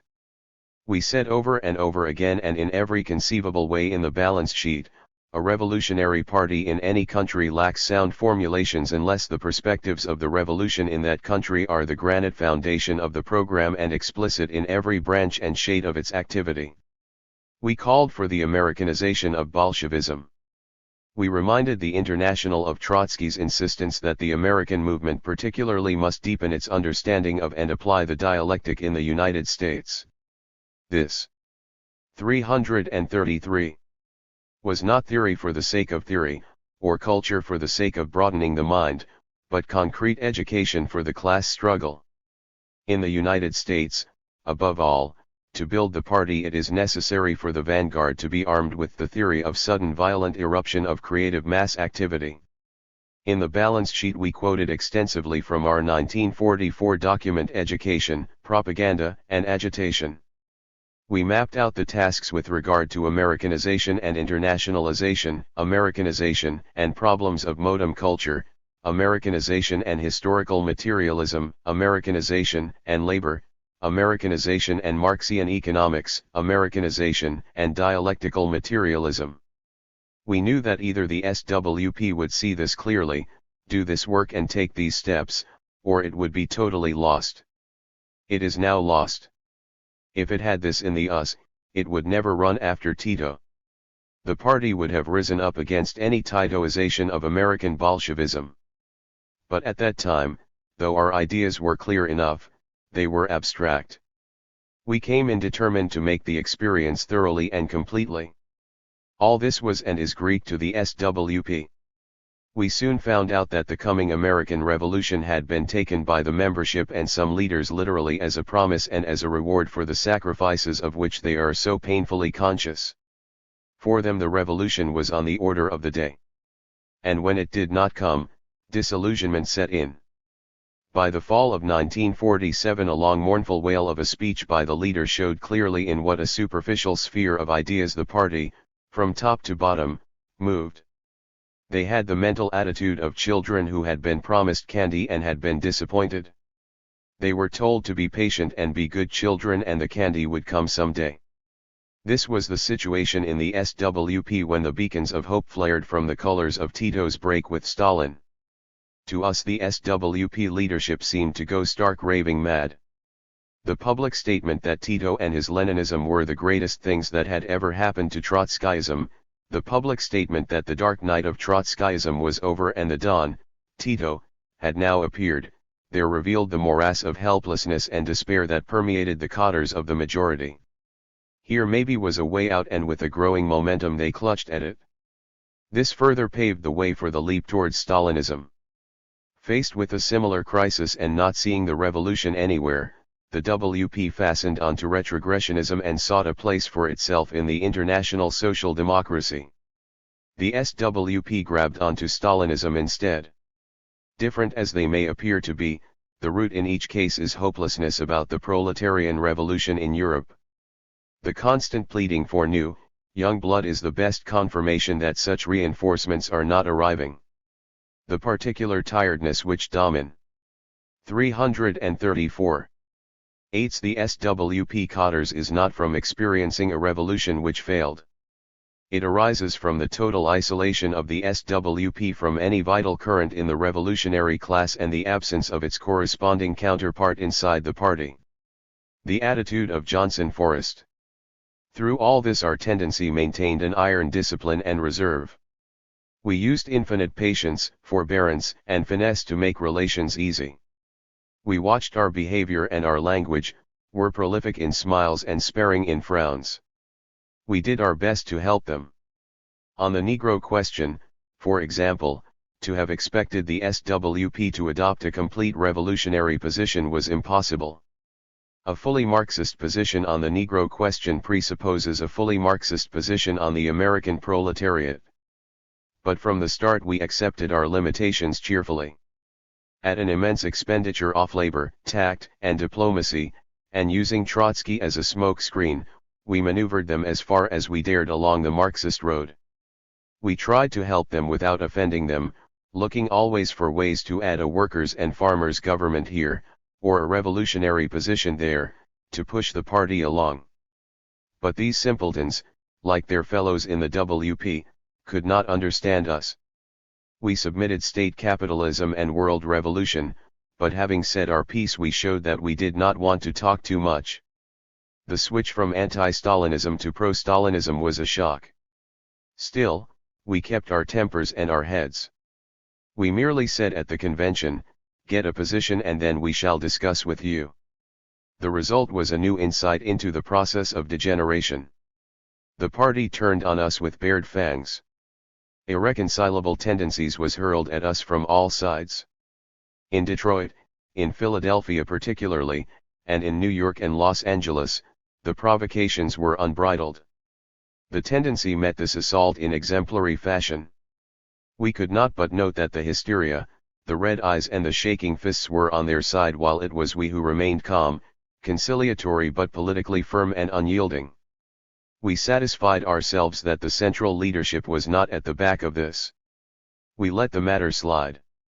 But the political flip-flop and the organizational hooliganism deeply affected the tendency. The whole episode marked, it seemed to us, a turning point in our relations with the SWP. 335. 3. The life of the party. The Shachtmanites lived entirely in the spheres of the Russian question, party democracy, collective leadership, and such like. The SWP claimed a correct position on the Russian question, that the party did practice party democracy, and collective leadership and so on and so forth. They were merely different sides of the same coin. The SWP cotter was able to establish itself as a propaganda group on the basis of the general ideas of Trotsky and the solid, in fact, genuinely Bolshevik character of the cotters it took over from the split, particularly those from Minneapolis. But once this was established, the organization came to a halt. The leading cotter sees itself very literally as leaders. The revolution will put the cotter, vastly extended, of course, but still the cotter, into power. The masses will make the revolution under their guidance. Then they will plan and organize, above all they will plan. They are honest, devoted, sincere, and the proof is their readiness to sacrifice. Their tasks, therefore, are 1. To maintain principled politics, i.e., politics which do not capitulate to the bourgeoisie, 2. to prepare themselves and the party to get hold of unions and other organizations in preparation for the revolution. The whole conception is not merely bureaucratic in a theoretical sense. It is a profoundly bourgeois conception. They propose to substitute their honest, and sacrificing, selves for the corrupt bourgeoisie. They propose to substitute plan for the anarchy of bourgeois production. This conception governs every aspect of party life, strategy, education, propaganda, agitation, and social life. It spears most sharply and clearly in the attitude to organized labor and the very definition of what is a revolutionary worker. For this leadership, this cadre, and this party, an advanced, a revolutionary worker is one who is prepared to devote himself completely to assisting the party leadership to gain control of a union. This is the road to the revolution. Any labor bureaucrat who appears to be sympathetic to these aims is the greatest of all prizes, and infinite, devious, and, as in Detroit recently, very illuminating are the means employed to incorporate him. 10 years of this policy has now proved its complete practical bankruptcy. The party has not only gained nothing by it. The result is that the party seems to be justified in its conception of the backwardness of the proletariat and preaches a recession of the working class struggle. 336. Johnson Forrest and the rank-and-file worker. The rank-and-file worker comes to the party to find out about himself and the potentialities of his class. He finds nothing. And limited, handicapped, circumscribed as we have been able to demonstrate that new inexperienced comrades and friends without long experience of Marxism, trained and educated by us, have been able to participate in various spheres of the class struggle as effectively as any others in the party in similar circumstances. The SWP leaders preach the backwardness of the workers, the corrupting wealth of American imperialism, the sacrifices which only they are prepared to make, a whole series of falsehoods, follies, and slanders of the working class as the reasons why the average worker does not join, or when he joins, leaves. The workers leave because the revolution is not concretized for them, and it is not concretized because the SWP does not concretely practice revolutionary politics. All these proletarians ever got was that the American imperialists were plotting war and made high profits, which they knew before they entered. In return they were to make sacrifices, ring doorbells, and sell the militant, which in any case few party members read except by an effort. In the SWP and the WP rank and file proletarians have always known that Johnson Forrest had what they were seeking. That is why our very presence in the branch, as workers in the plant, and as members of Johnson Forrest was the cause of such a bitterness on the part of the leadership in Detroit. Constantly in the party the Johnson Forrest comrades in some of the simplest day-to-day conversations have had to walk on eggs in order to avoid this question of the backwardness of the American proletariat. It becomes an issue simmering under the surface of all relations in the party. For Bolshevism and personality. A political line ultimately expresses itself in the very personalities of those who are shaped by it or adhere to it. This was so in the WP. The Johnson Forrest comrades had a long experience of soul sickness among the members of the WP. Their Freud, or rather his popularizers, for these people study nothing seriously, took first place before Marx. When we came into the SWP we noted with satisfaction that there was none of this in our new party. But as the coming American Revolution receded and as we got to know the party better, slowly certain characteristic traits began to emerge.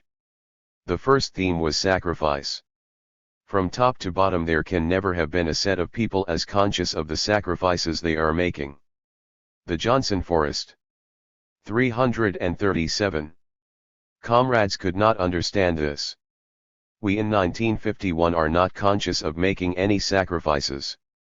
When we see radical types, especially the petty bourgeois intellectuals outside the movement and the lives they lead, we thank our stars that we have found some way off life by which we can develop our capacities in every direction. Even on ceremonial occasions this intangible but very real dash would be obvious to the discerning. Along with the recital of the great efforts and suffering and heroic deeds of the past, there was often a peculiar maudlin humanitarian note of sacrifice, and of going to bed at night conscious that one had worked not for self but for humanity. This came straight from the 19th century. Among the Johnson Forest comrades, one went to bed at night personally conscious, if of nothing else, that one was doing what one had to do, not for anyone else, but for one's own self. In line with this we noticed also the readiness with which the women cotters, and particularly the wives of the leaders, burst into tears at any moment. From the top to bottom of the party they swam in maudlin self-pity. In a political party every recurrent phenomenon is a political symptom.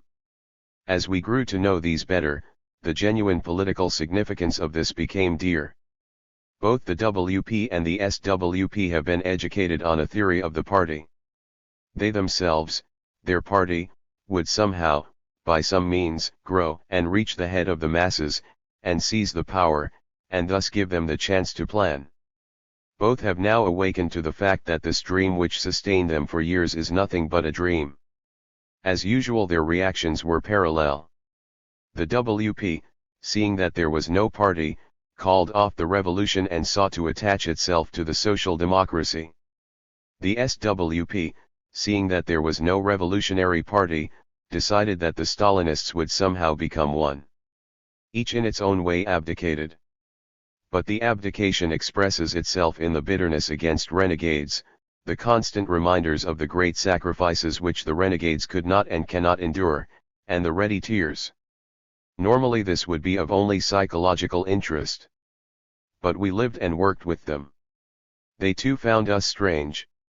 The Johnson Forest comrades, vigorous, confident, without a trace of skepticism about the proletariat, found it difficult to establish other than formal relations with many of these people. But off late the whole question has assumed an aspect which has forced itself on our notice and compelled recognition. Openly discussed crises of personality in the highest leadership of the party have come to our attention. The more sensitive of the leadership knew that the party was attracting elements who could not possibly be called revolutionary. This was particularly so in New York, where a certain type of petty bourgeois was coming into the party, people who knew nothing and cared less about Marxism and the Revolu. 338. Shinary proletariat, but were bringing into the party their preoccupation with their own personality in an absolutely individualistic sense.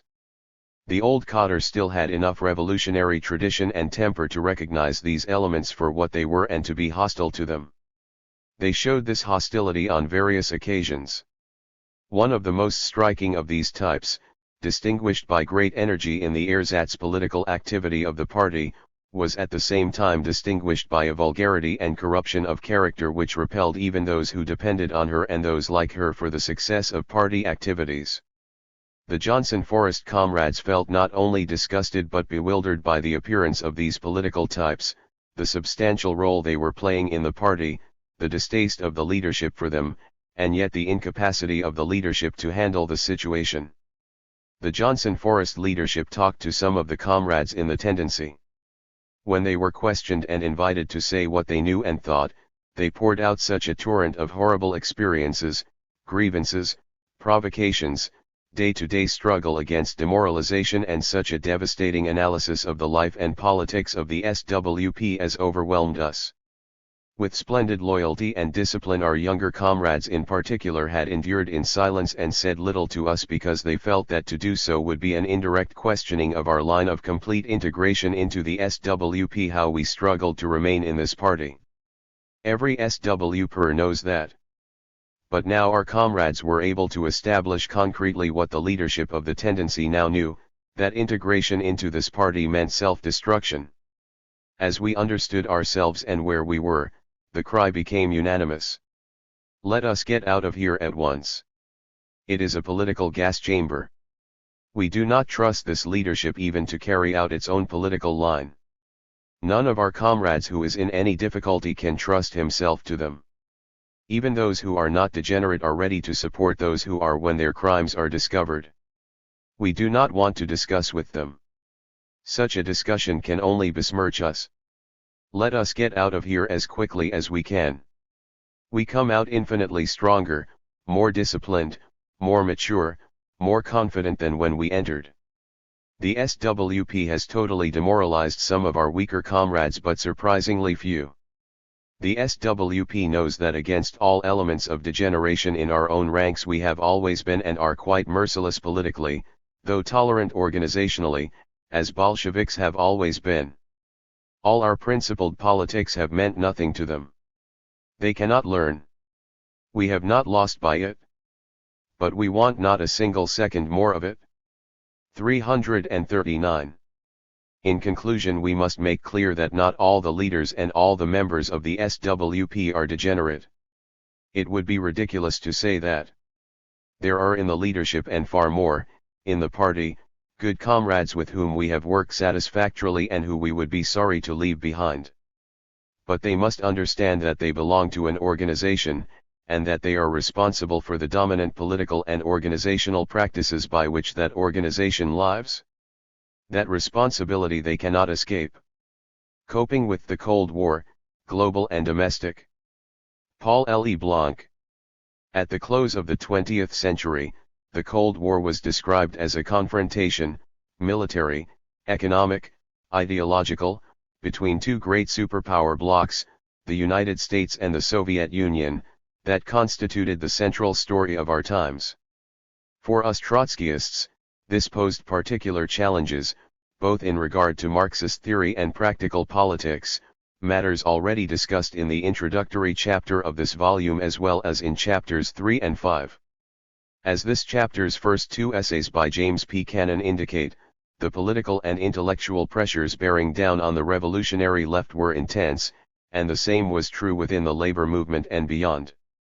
One critical-minded historian of the US left has suggested that the Socialist Workers' Party, despite serious mistakes and limitations, managed to chart an honorable course through the difficult World War I and Cold War years, avoiding the Scylla of Stalinism and the Charybdis of imperialism better than any other American radical group of its time. 1. The creation of the two great superpower blocs in a contest for global defense and dominance involved an effort to secure the American century that US publishing mogul Henry Luce had advocated, which from a Marxist standpoint could naturally be theorized with reference to an imperialism flowing naturally and necessarily from the capitalist needs for secure global markets, expanding investment opportunities, and ready supplies of raw materials. But what was the meaning of the USSR's expansion into Eastern Europe, where Communist Party dictatorships, loyal to the USSR, were established? 2. A majority within the Fourth International, among whom was the brilliant young theoretician Ernest Mondale, referred to as Germain in discussions and debates, asserted that the USSR remained a degenerated workers' state, as Trotsky had argued, but that since Stalinism is incapable of being a revolutionary force, the new satellite states in the USSR's power bloc remain some variant of capitalism. This was initially the perspective of a majority in the Socialist Workers' Party as well, but the position was sharply and effectively challenged by Joseph Hansen and, under the party name E.R. Frank, Bert Cochran. The nuanced and informative positions they advanced soon changed minds among majorities of US and world Trotskyists, including Mondale. 3. As we have already noted, there were also strong counter-arguments among Trotskyists, denying that the USSR could be considered any kind of workers' state, degenerated or otherwise. In the previous volume we noted the theory of bureaucratic collectivism pungently articulated by Max Schachtman and his co-thinkers. In Chapter 5 we saw the conception of state capitalism advanced by the Johnson-Forrest tendency, whose partisans ended up agreeing that such comrades as Hansen and Cochran had demonstrated the consistency of their analyses with Trotskyist fundamentals, and therefore ended by rejecting Trotskyism in all its forms. A different variant of state capitalist theorization, remaining within a basic Trotskyist framework, was developed in Britain by Tony Cliff. 4. There were other analytical approaches as well, and in his massive exploration of Marxist theorizations, Marcel van der Linden has suggested that numerous attempts were made to understand Soviet society, some with solid empirical foundations, but most lacking them, some consistent and carefully thought out, others illogical and superficial. Van der Linden notes that for Trotsky planned economy and bureaucratic dictatorship were fundamentally incompatible. he envisioned either the working class once again taking control of its own workers' state, clearing away the bureaucratic deformations and, within the context of working class revolutions spreading to other lands, moving forward to socialism, or instead a continued bureaucratic decay ultimately resulting in a collapse that would pave the way for capitalist restoration, which is, of course, what took place 50 years after his death. The weak point in Trotsky's conceptualization was pinpointed by his one-time follower in Britain, Tony Cliff, and articulated by others as well. If the emancipation of the working class is the act of the working class, then you cannot have a workers' state without the workers having power to dictate what happens in society. Van der Linden himself suggests that useful insights can be drawn from each of the divergent currents flowing from the Trotskyist tradition.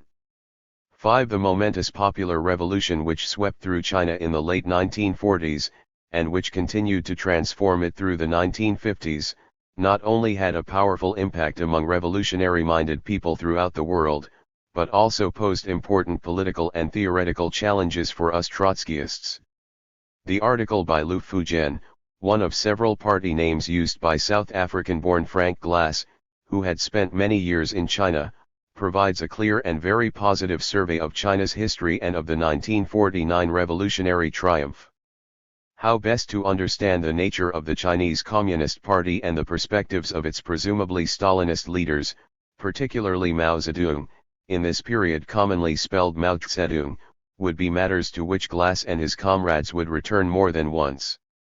As we will see in the final volume of this documentary trilogy on Us Trotskyism, this resulted in fierce debates within the SWP.6. A serious examination of the global confrontation between Stalinism and imperialism highlights, on both sides, the increasing dominance of bureaucratic structures, including within the labor movements that happen to be associated with and central to both sides. 7. That is an important dimension in the readings offered in this chapter, with the selections by Carey and Cannon giving special attention to issues of bureaucracy and democracy in the workers' movement and struggle for socialism. 1. American Stalinism and Anti-Stalinism. 1947. James P. Cannon.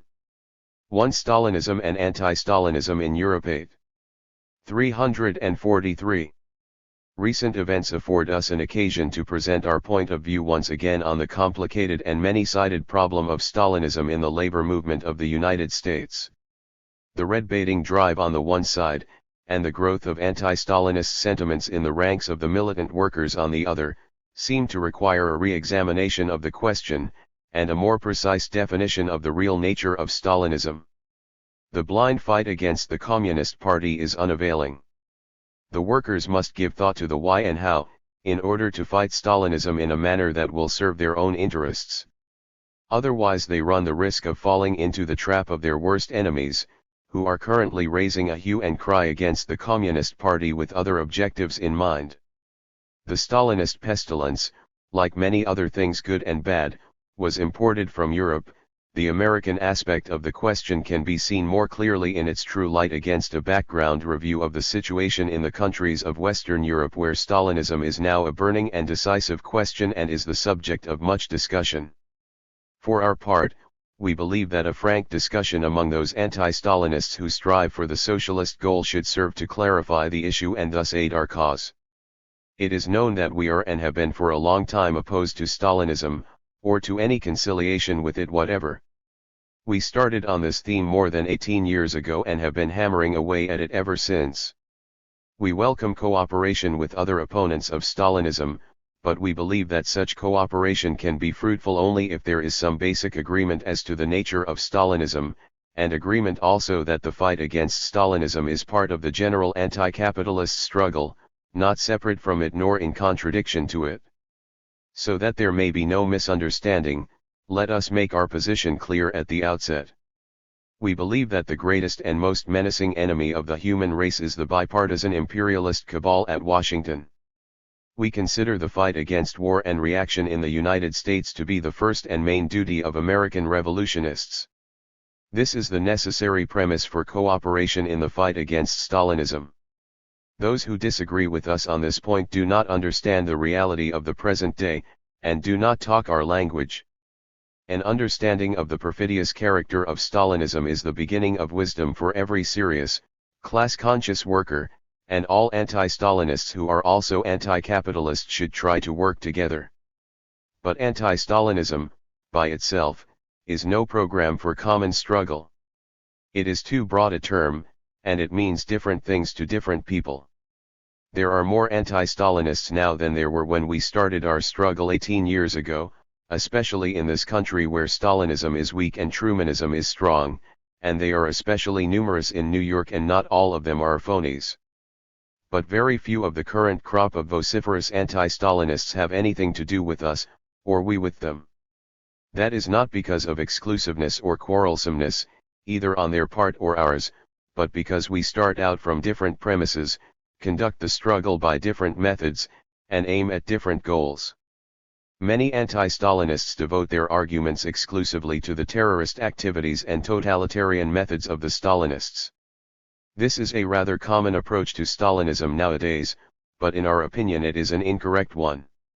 We believe it puts the question in too narrow a frame and provides neither an explanation of the monstrous phenomenon of Stalinism nor an adequate program by means of which the revolutionary workers can rid the labor movement of this plague. Stalinism manifests itself in a totalitarian police state in the Soviet Union and a terrorist apparatus in the labor movement of the capitalist countries.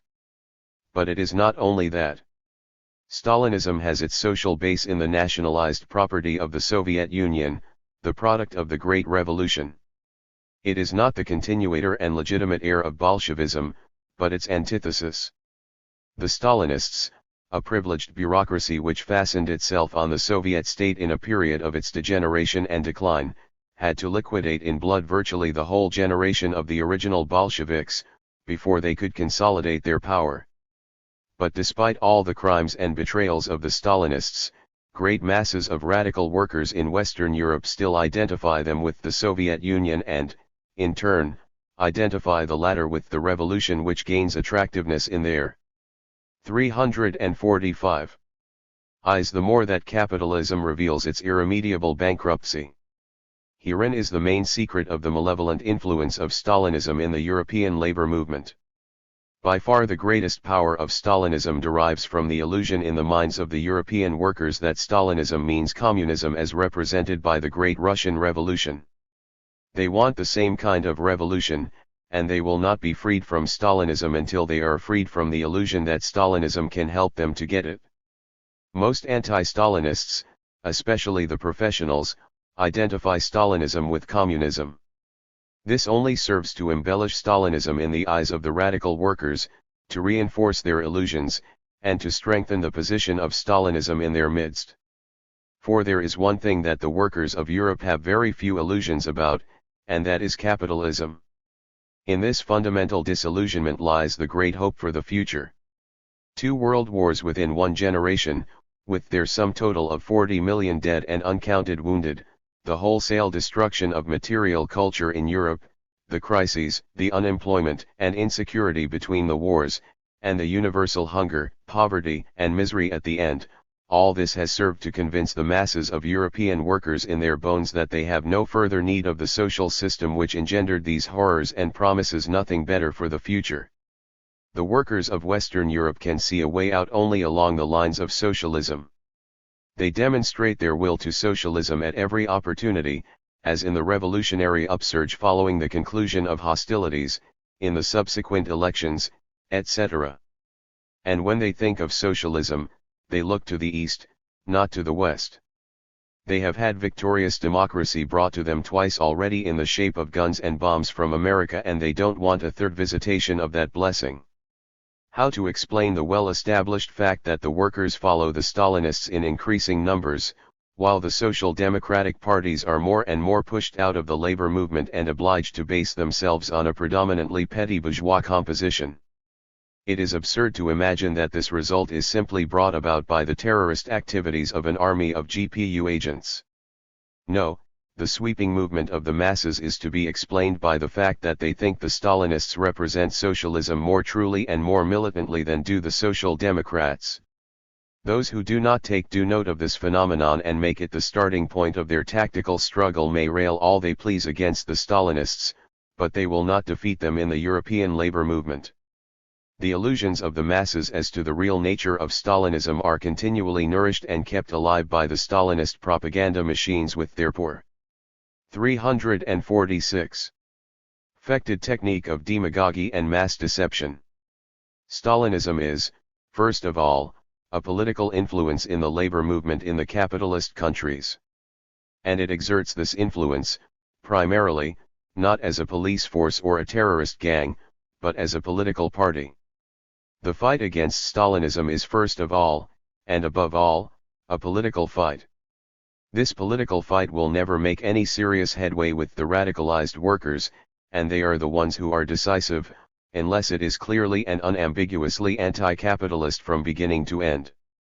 No propaganda that bears, or even appears to bear, the slightest taint of Trumanism will get a hearing from the anti-capitalist workers of Europe. That kind of anti-Stalinism which is currently popular in the United States is absolutely no good for export.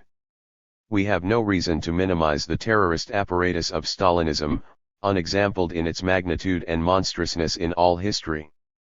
It is a bloody and fearsome thing, we have paid enough in blood to know it. This terrorism must be exposed and fought. We must keep the pitiless light of publicity shining on it. But the exposure of the terrorist activities of the GPU is only one part, important to be sure, but not the most important part of the struggle against Stalinism.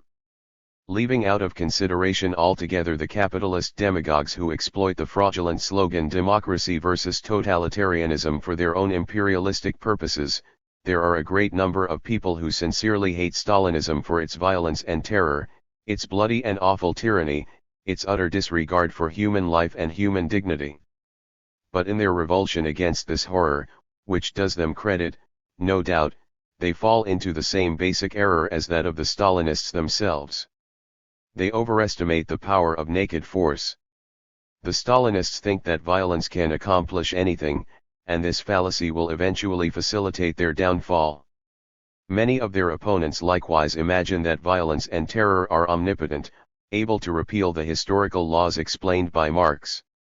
It is wrong to make a fetish of violence and terror, to see only the GPU and not the tens of millions of communist and socialist workers in Europe.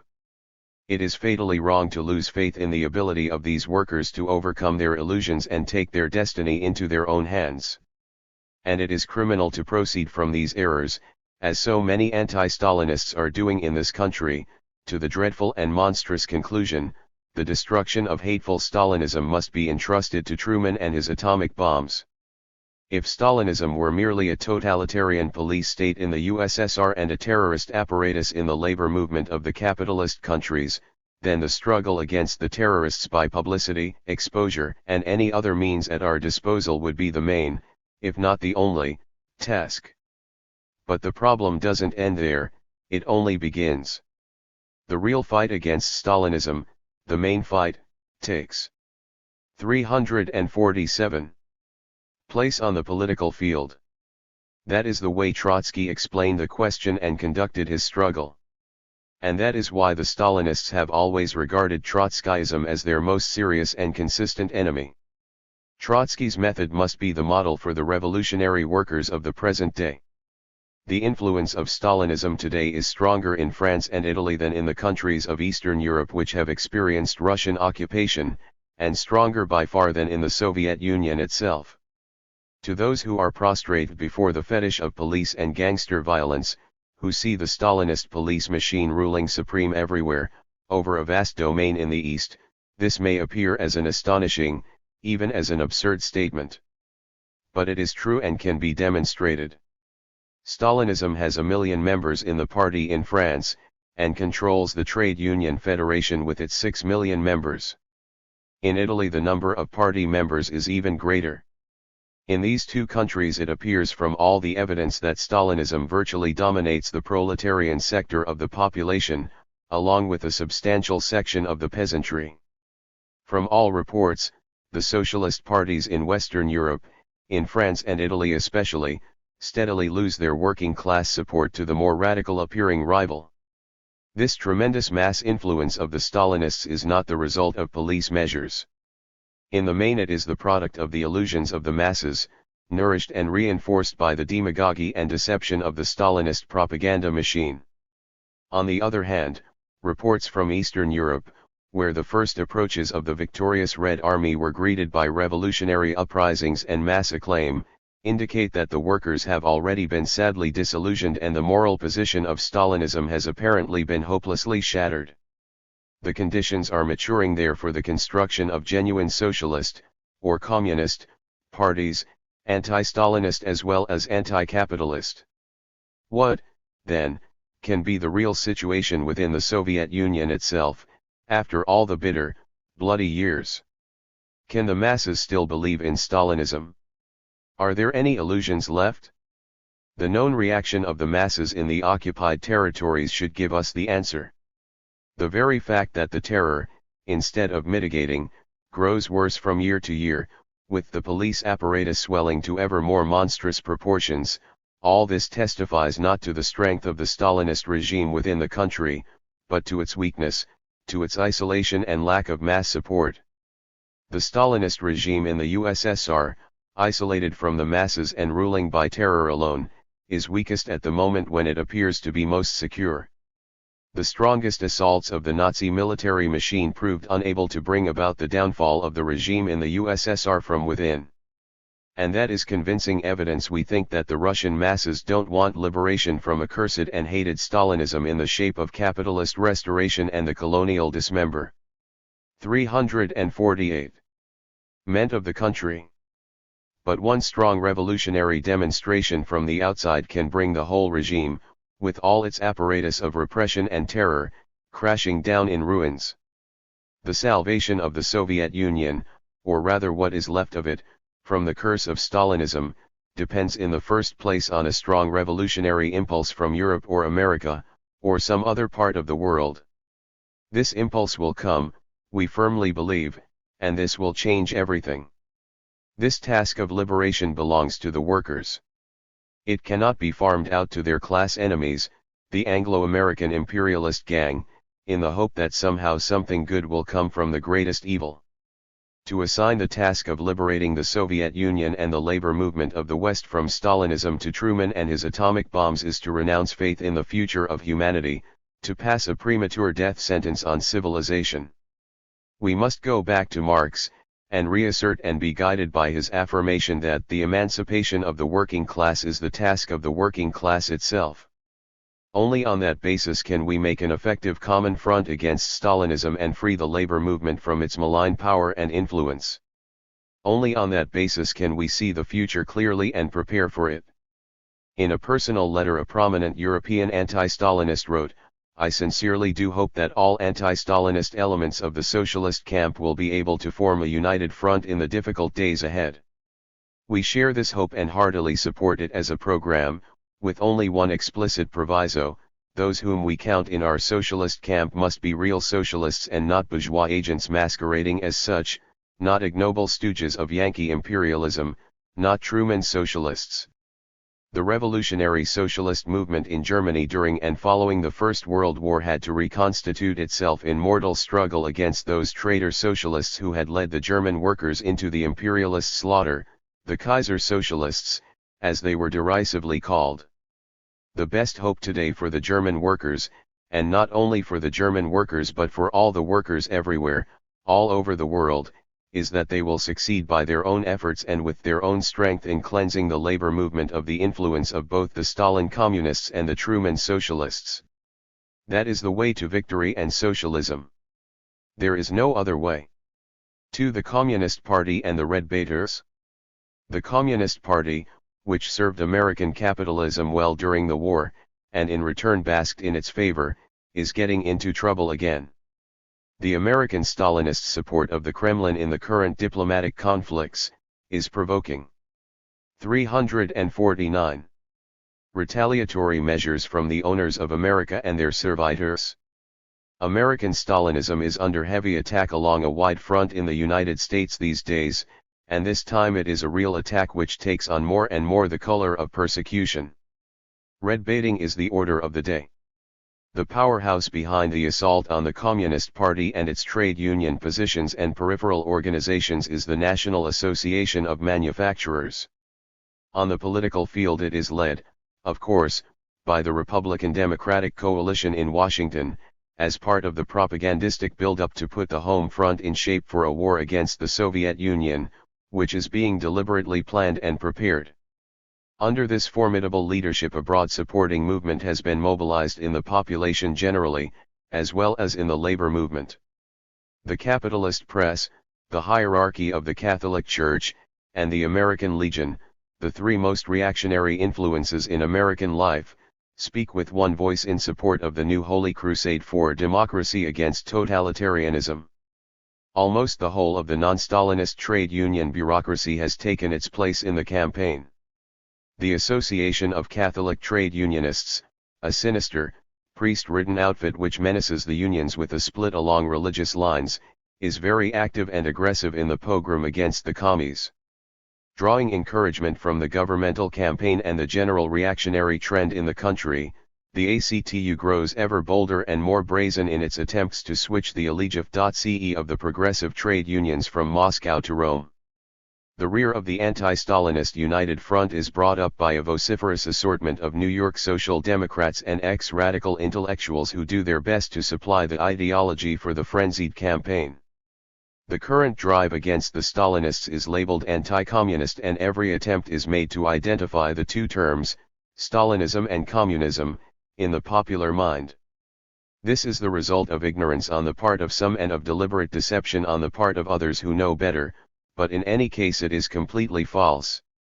And that is the reason why the whole campaign, while it is undoubtedly weakening some of the organizational positions of the Stalinists and dislodging them from some strategic posts in the trade union movement, and furnishing not a few Stalinist careerists an excuse to run for cover, is actually strengthening the moral position of the Communist Party.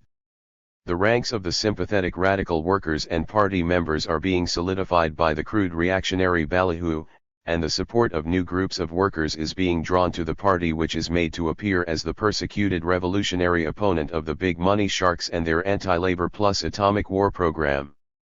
For example, the CP, according to the Daily Worker, raised a defense fund of $250,000 in less than 20 days. This important sum could 350 properly be posted in the financial report of the party treasurer as a free donation from the Associated Red Baiters.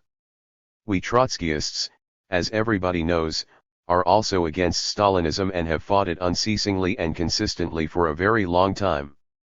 But we have no place in the present all-inclusive united front against American Stalinism. The reason for this is that we are anti-capitalist. Consequently, we can find no point of agreement with the campaign conducted by the political representatives of American capitalism in Washington, with the support of its agents in the labor movement and its lackeys in the literary and academic world. We fight Stalinism from a different standpoint. We fight Stalinism not because it is another name for communism, but precisely because of its betrayal of communism and of the interests of the workers in the class struggle. Our exposition of the question is made from a communist point of view, and our appeal is directed not to the exploiters of labor and their various reactionary agencies of oppression and deception, but to the workers, who have a vital interest in the struggle against the capitalist exploiters as well as against perfidious Stalinism. The problem of advanced and progressive workers is to learn how to fight Stalinism without inadvertently falling into the camp of capitalist reaction and thus hurting only themselves. For this it is necessary, first of all, for them to understand the question and to get a clear picture of the Communist Party, of what it used to be and how it came to be the hideous thing it is today. The Communist Party of the United States originated as an honest revolutionary organization designed to serve the interests of the working class. By degrees, over a period of years, and from causes which are known and can be explained, this same party was transformed into an agency of imperialism in the labor movement, from communist to anti-communist. That is the truth of the matter, and that is what is really wrong with the Communist Party, as we shall undertake to demonstrate. In doing so we hope to convince the militant workers that they must think and discriminate in taking their position on Stalinism and anti-Stalinism.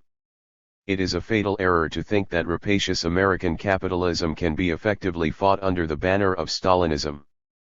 It is a no less fatal error for them to allow their hatred of the disruptive and treacherous methods of the Stalinists to push them into the camp of capitalist reaction. The Communist Party of the United States is not a newcomer on the labor scene, it is already 28 years old, and in that time has gone through a curious evolution. It was originally constituted by the revolutionary left-wing section of the Socialist Party. The struggle of this left wing for a revolutionary program, which they had carried on as a faction of the SP for a number of years, finally culminated in a split at the September Convention in 1919.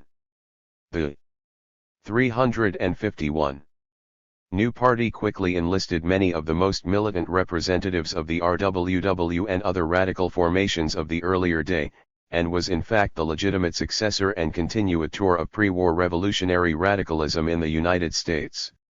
The party unfurled the banner of the Russian Revolution, which was the veritable banner of authentic communism, affiliated itself to the newly created Communist International founded by Lenin and Trotsky, and declared war on American capitalism.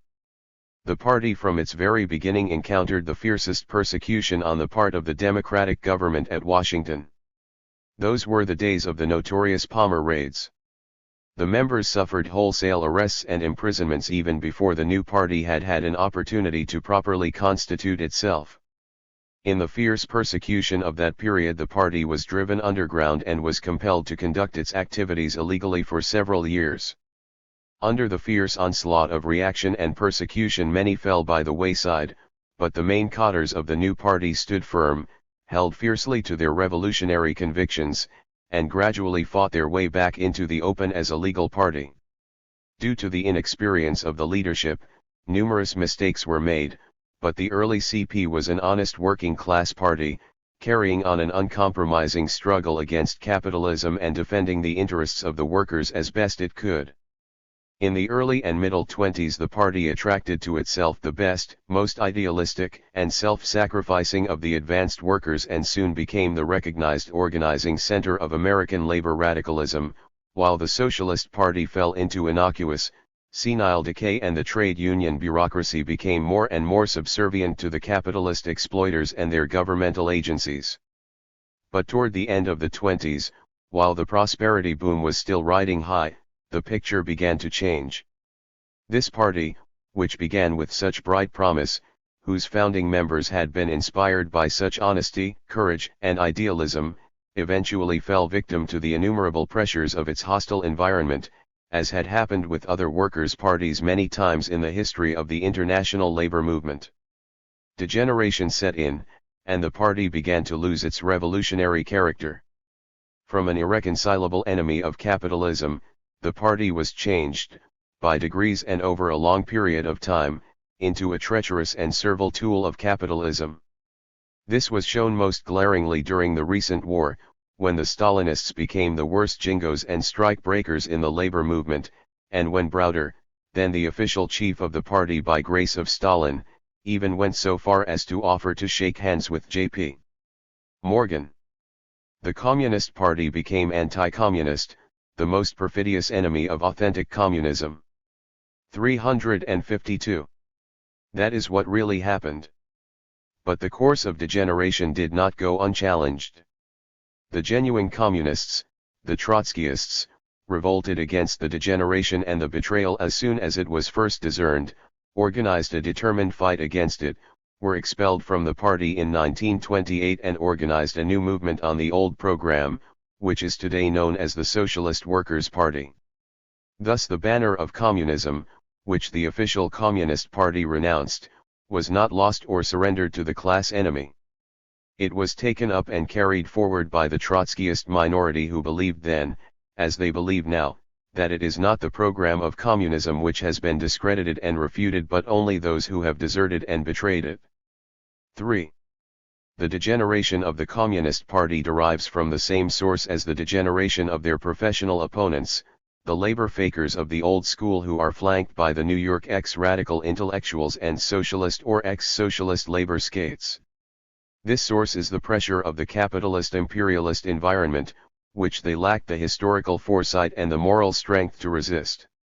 The Stalinists and the anti-Stalinists equally share an awe-stricken prostration before the seeming invincibility of American capitalism and a corresponding lack of faith in the proletarian revolution, in the power of the workers to save the world by reorganizing it on a socialist basis.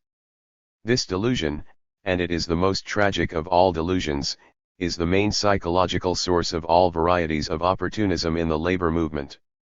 It transformed one-time opponents of capitalism into its agents and servants. The opponents of Stalinism, with the exception of those who fight it from a revolutionary point of view, suffered essentially the same degeneration as did the Stalinists, from the same basic cause, and the degeneration is complete in each case, as we hope to demonstrate. This degeneration consisted in shifting their basic allegiance from one class to another. The converted Stalinists campaign in every election, and all the year around, on their basic slogan, "Socialism is not the issue." And if they have their way, it will never be the issue. The Social Democrats and the repentant ex-communist and ex-socialist intellectuals coyly refer to themselves nowadays as liberals, although in truth they are not even very liberal. If they mention socialism at all, it is only by way of satiric jest at those who still believe in it and still fight for it, and in sentimental recollections of the follies of their younger days. As for the old line labor fakers, if they didn't degenerate, it is only because they have always been labor lieutenants of the capitalist class, as de Leon 353 called them, and didn't have to change much. But even many of them, if not the majority, began better than they ended. Not a few of them started out as trade union militants and picket captains who showed energy and courage in defending the immediate interests of the workers in struggles against individual employers. Lacking socialist consciousness and any broad and comprehensive view of the class struggle as a whole, they succumbed to the pressure of the class enemy even more easily than did the ex-communists and ex-socialists, but the end result is essentially the same: the transformation of working-class militants into conservative bureaucrats who view the conflict of labor and capital as a struggle without a goal. It may be maintained that we overstate the case or oversimplify it by thus seeming to identify two currents in the labor movement, the Stalinists and the anti-Stalinists, who appear to be always at each other's throats in the fiercest antagonism. But this contention can be granted only conditionally, and within very narrow limits which do not encroach upon the essence of the question. It is not even correct to say without qualification that the two quarreling factions of traitors to the working class serve different masters. True, the immediate allegiance of the anti-Stalinists is to America's imperialist government of the 60 families, while the Stalinists are indubitably the direct agents of the Stalin regime in the USSR. But the Kremlin gang is itself an agency, and the most important agency, of imperialism in the world labor movement. That is its most essential role. The Stalinists hate and fear the proletarian revolution more than anything else, and their unbridled demagogy, their lies, their organized terror, their assassinations, and their organized mass murders have been employed to prop up decaying capitalism, not to overthrow it. The Stalinists and the anti-Stalinists serve the same master, world imperialism, in different ways. Every labor bureaucracy has a contradictory nature. The Stalinist bureaucracy has its own special interests and seeks to serve them first of all, and this frequently come into conflict with the capitalist class which they serve fundamentally. The opposition of the entire American labor bureaucracy to the pending anti-union legislation in Congress is a case in point. But in the essence of the matter, in the great fundamental and irreconcilable conflict of historical interests between the workers and the imperialists, both the Stalinist bureaucracy and the other bureaucracy fight on the side of the capitalists and against the workers. The fierce struggle between them is a clique struggle, and not a principled struggle. The anti-capitalist ideology of the radical intellectuals and the socialist labor leaders and functionaries was scarcely more than skin-deep to start with. Their transformation from fellow travelers of the proletariat into fellow travelers of the bourgeoisie was accomplished so quickly and easily and smoothly. 354. Under the first squeeze of real pressure with the approach of World War II, that it was hardly noticed by anybody. They hardly noticed it themselves. The degeneration of the Communist Party along the same lines, however, was a far more serious matter. Here it was a question of changing the fundamental nature of a party that was genuinely revolutionary into its counter-revolutionary opposite. This took a much longer time and was unavoidably accompanied by the most violent and bloody convulsions. Stalinism originated in the Soviet Union after the death of Lenin, when the retardation of the expected European revolution on the one hand, and the subsequent temporary stabilization of capitalism on the other, raised doubts of the revolutionary perspective. These doubts soon crystallized into a complete disbelief in the capacity of the workers in Europe and the rest of the world to overthrow capitalism. The privileged bureaucracy in the Soviet Union made this disbelief the basis of their policy. These Soviet bureaucrats felt impelled at all costs to secure their own privileges, enjoyed at the expense of the Russian masses, and decided to call that socialism in one country. Like every other crystallized labor bureaucracy, they wanted above all to be let alone in peace and comfort regardless of what happened to the masses of the people in one country or another, or in all countries put together. A conservative program of narrow-minded nationalism, and of collaboration with the world of capitalist imperialism, was evolved by the privileged bureaucrats to express their moods and serve their special interests. The same doubts and sentiments infected a section of the leading staffs of the communist parties in the capitalist countries at the same time and from the same cause. The stagnation of the movement and the apparent, though only apparent, recovery and resurgence of the capitalist system from its wartime and post-war shocks and dislocations, seemed to empirical leaders to postpone the realization of the socialist program to the distant future. They mistook a temporary situation for a historical epoch. This created the conditions for the dry rot of bureaucratism to set in, even among the leading staffs and the paid party functionaries and trade union officials of the most revolutionary parties history had ever known. They began to visualize careers for themselves as functionaries of a party machine which existed for itself, that is, for them, and not for the purpose of organizing and leading a proletarian revolution. But the transformation of the communist parties in the capitalist countries, as well as in the Soviet Union, could not be easily or smoothly accomplished. A section of the leading staffs everywhere, supported by the most militant proletarian elements in the parties, retained the long view. They remained faithful to the revolutionary program and tradition and resolutely fought the course of degeneration. They were the first to stigmatize Stalinism, to analyze and expose 355. its real tendency, and to declare irreconcilable war against it in the name of communism. And they have been its most consistent, most uncompromising opponents ever since. This struggle, organized and led by Trotsky and supported by other authentic communists in every country in the world, against the degeneration of the communist parties was a stubborn struggle, long drawn out and irreconcilable, conducted with unexampled energy and courage. How could it have been otherwise?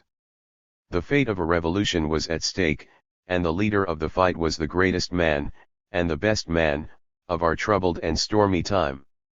Before they could succeed in substituting an essentially reformist program for the original program of proletarian revolution, and transforming the nature of the communist parties accordingly, the Stalinist bureaucrats who had seized the apparatus of the Russian state and of the communist parties had to resort to every kind of method alien to socialism and alien to the means required to serve the socialist end.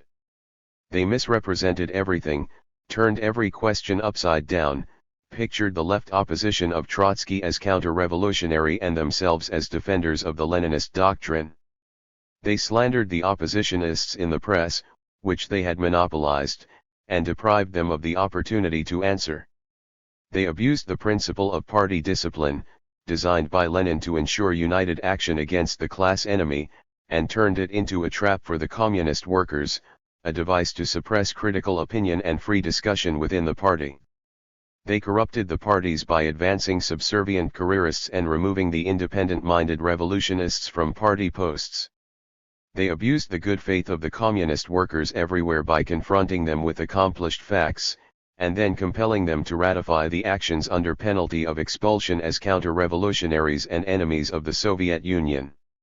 All this did not suffice. The opposition could not be terrorized and could not be silenced. One step followed another on the reactionary course with a fatal logic. Next came the wholesale expulsions of the leaders of the opposition in Russia and in all the parties of the Comintern.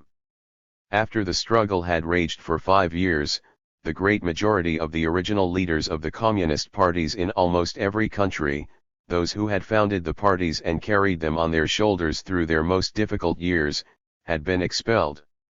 In place of the independent-minded revolutionary fighters who had created the movement in struggle, a new type of leader was installed, the type of functionary who looks to some power for instructions and does what he is told. All this was not enough to complete the degeneration and transformation of the communist parties. The revolutionary tradition was so strong, the Marxist logic of the opposition so powerful, that opposition groupings kept rising anew. 356. The parties had to be purged again and again. But the struggle did not end. The Stalinists then turned the fatal comber on the road of counter-revolutionary infamy from which there could be no turning back, the physical annihilation of the communist left opposition. The oppositionists in the Soviet Union, with Trotsky at their head, were arrested and imprisoned by the tens of thousands. When that failed to quell the oppositionist movement, Trotsky was deported from the country in which he, side by side with Lenin, had led the greatest revolution in all history. But the ideas of the Trotskyists were correct, and therefore could not be destroyed. The imprisonment of tens of thousands of the best Bolshevik fighters in the Soviet Union, the deportation of Trotsky from the country, and the expulsion and isolation of the incorruptible communists from the communist parties in the capitalist countries, did not end the struggle of the left opposition, the Trotskyists, to correct the policy of the Comintern and turn it back on the Marxist road. They continued to fight as an expelled faction, and some of the richest Marxist literature in the entire history of the world labor movement was produced by the opposition in that period, primarily by Trotsky himself. In 1933, after 10 years of unceasing struggle, came the great and final test, and the turning point in the tactics of the Trotskyists. The Stalinists surrendered the German working class to the Nazis without a fight, the greatest and most criminal betrayal in all history. Then it became finally clear beyond dispute that the Stalinist Comintern was corrupted to the core, and that its reformation was impossible. The Stalinists had gone over into the imperialist camp, as had the bureaucracy of the social democracy in 1914, only even more shamefully, more brazenly, and more criminally. The left opposition thereupon raised the banner of the Fourth International. The mortal struggle still goes on, no longer as faction against faction but as party against party.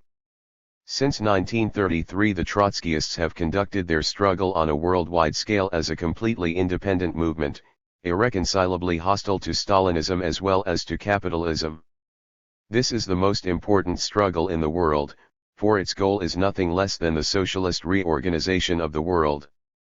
For the crimes and betrayals of American Stalinism. The Stalinist bureaucracy proceeded from its abandonment of revolutionary internationalism, and thereby of the most basic principle of Marxist politics, while still basing itself on an economic system created by a proletarian revolution. Beset by contradictions at every step, it gradually began to take shape as the greatest monstrosity the world has ever known. 357.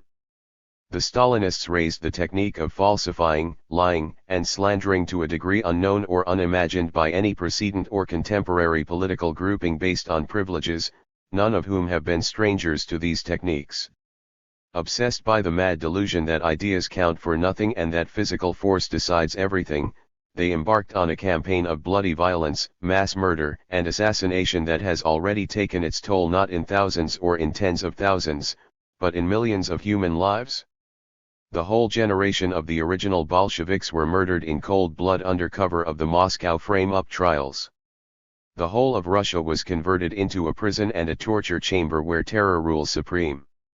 Many of the best leaders of the Fourth International outside Russia were assassinated by the agents of Stalin, including the leader and founder of the movement, the companion of Lenin, L.D. Trotsky. Stalinism, through its reactionary policy executed by a murder machine, was mainly responsible for the defeat of the Spanish Revolution. And this same Stalinism has acted as the gendarmerie of capitalism in suppressing by bloody violence every attempt at revolutionary uprising in those territories where its army penetrated in Europe, and by deception and demagoguery in the other countries behind the Anglo-American lines. The American Stalinists have not gone so far in violence only because they have lacked the power. But they have endorsed and defended all the crimes and betrayals of Russian and international Stalinism, and therefore fully share the guilt for them. The apologist and defender of assassins is himself an assassin. But aside from mass violence and murder, from which the American Stalinists have been restrained only by their weakness and incapacity, they have committed enough crimes and betrayals in the United States on their own account to damn them forever in the eyes of the advanced workers. And these crimes, like the crimes of Stalinism everywhere, have not been directed against the capitalist exploiters, as many erroneously believe, but against the workers and the masses of the people.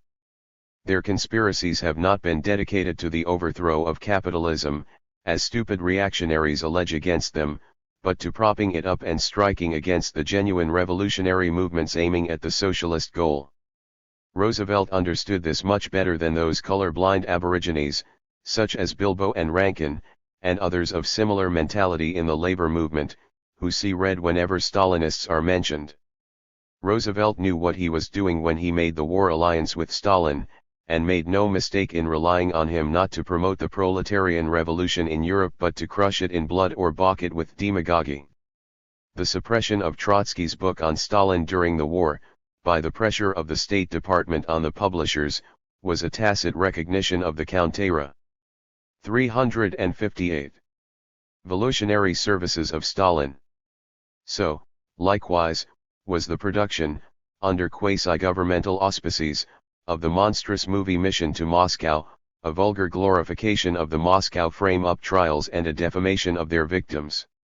The betrayals of the American Stalinists began, as betrayals of the workers always begin, with the revision, perversion, and eventual renunciation of the theory of Marxism, the only revolutionary, the only truly proletarian theory there is. Trotsky warned that the theory of socialism in one country, first enunciated by Stalin in 1924 to justify the policy of national reformism, could only lead to social patriotism in the capitalist countries.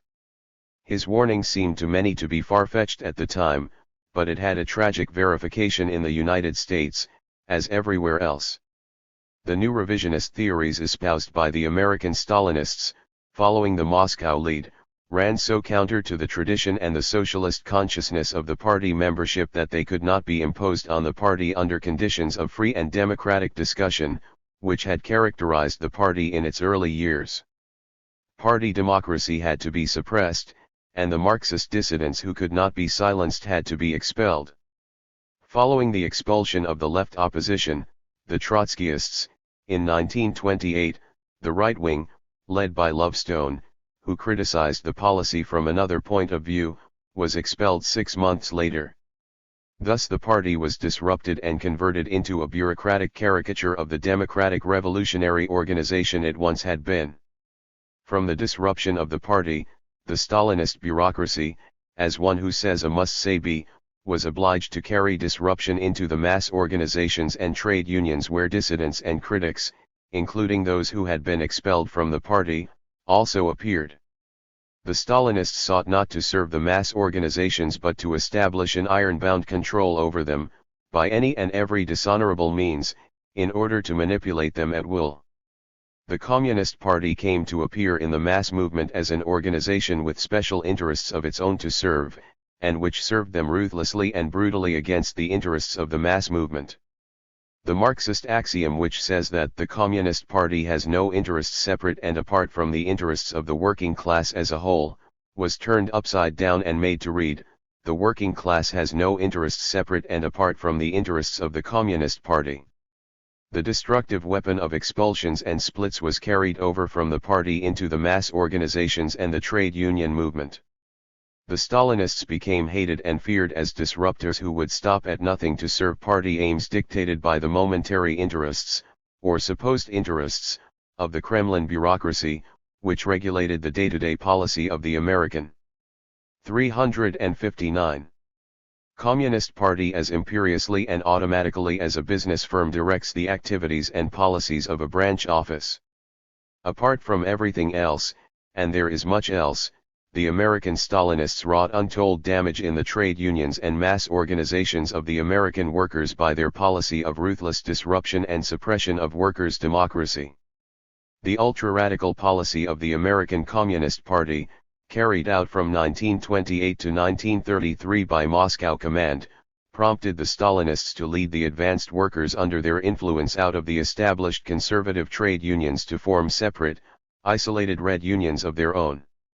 This insane policy, which had been so tragically refuted in life so many times in the past history of the American labor movement, was a crime against the working class, and especially against its progressive vanguard.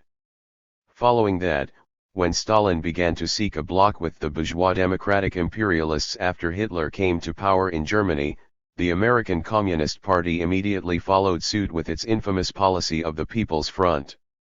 The slogan "Class Against Class," which is the basic slogan of the workers' emancipation struggle, was discarded in favor of the treacherous formula of class collaboration between the workers and their exploiters.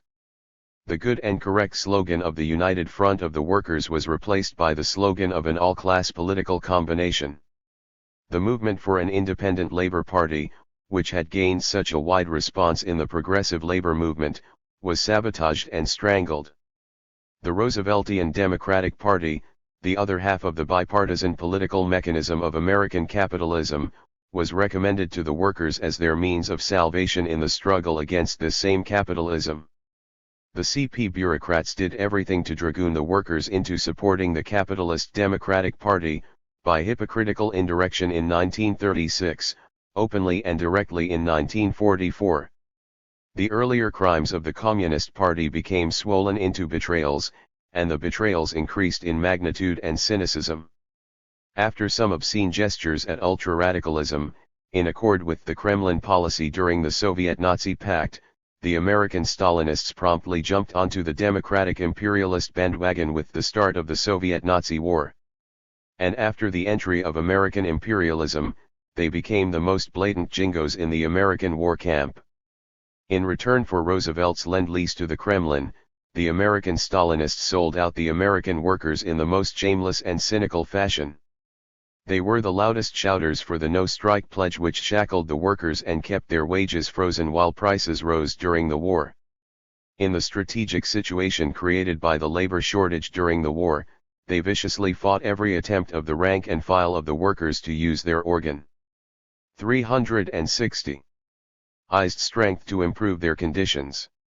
They became militant advocates of incentive pay plans by which the workers could be speeded up more efficiently, while their solidarity in the shops was undermined.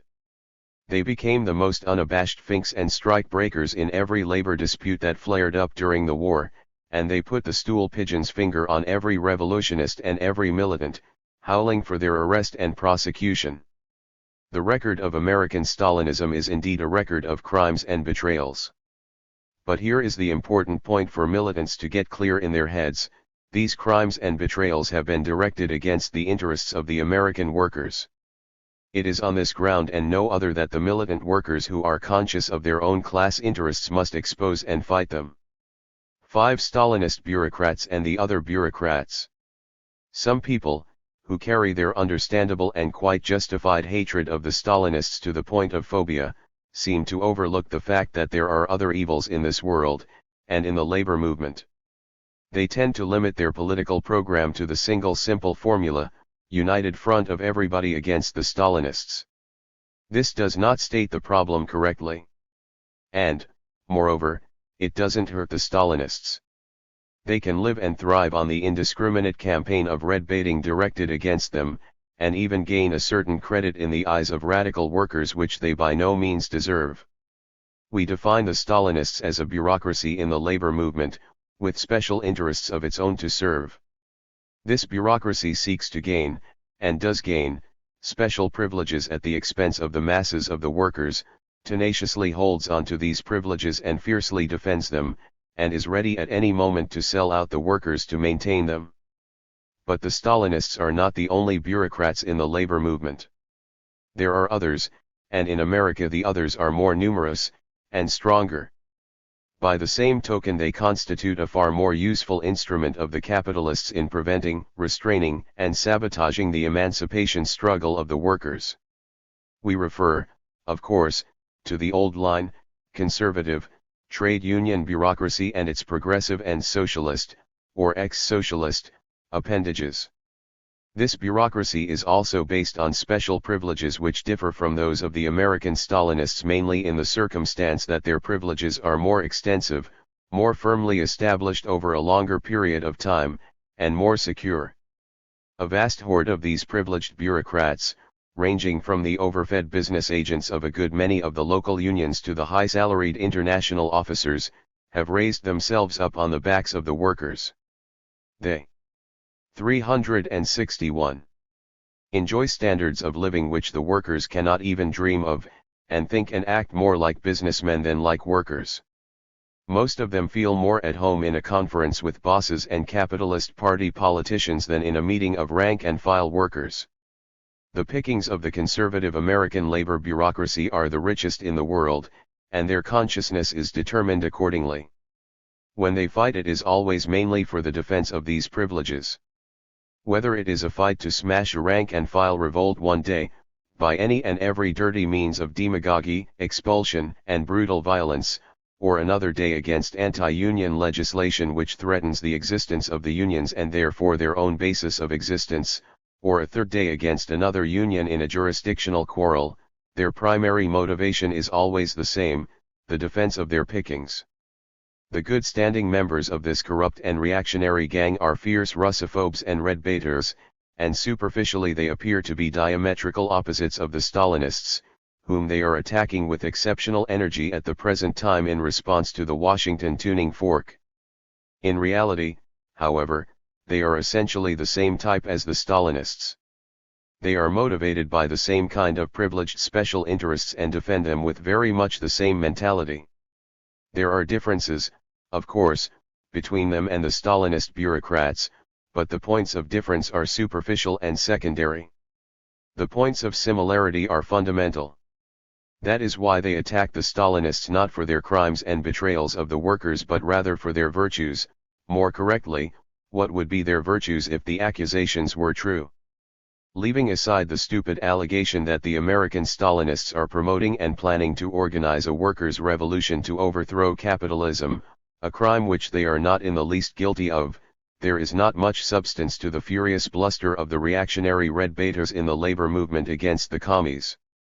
These anti-Stalinists are guilty of the very same crimes as the Stalinists, and in every crucial test they find themselves allied with the Stalinists in the commission of these crimes against the workers.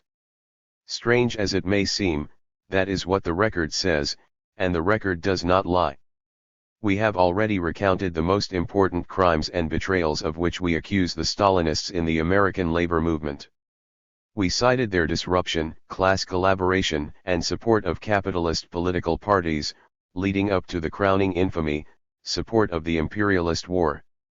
On top of that, strike-breaking activity to keep the workers in shackles during the war, and stool-pigeon collaboration with the capitalist government for the prosecution of militant and revolutionary workers.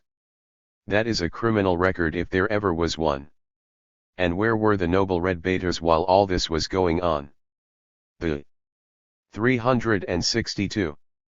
Anti-Stalinist labor bureaucrats were committing the very same crimes, point for point, many times in intimate collaboration with these same Stalinists with whom unbalanced Stalin-ophobes imagine them to be in irreconcilable conflict. The old-line trade union bureaucracy has always sought to restrict the trade union movement to the more or less skilled trades that constitute the aristocracy of American labor. They did more to hinder than to help the organization of the great mass of the unskilled.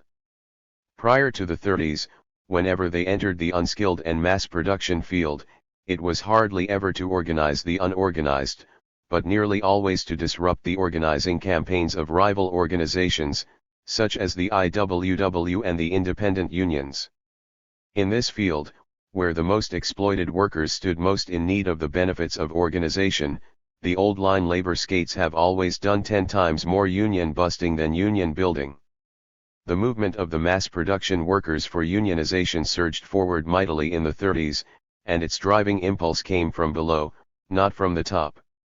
The shameless and cynical fakers feared the entrance of these great masses into the organized labor movement as a possible threat to their bureaucratic stranglehold, and consequently to their privileges. The heroic rank-and-file efforts to attain effective unionization were disrupted again and again by the AFL bureaucracy. The auto workers and the rubber workers, especially, can tell a tale about that, to say nothing of the electrical workers who, in order to create their own union, had to break out of their Class B prison in the AFL union, where they had the right to pay dues but not to breathe or to vote.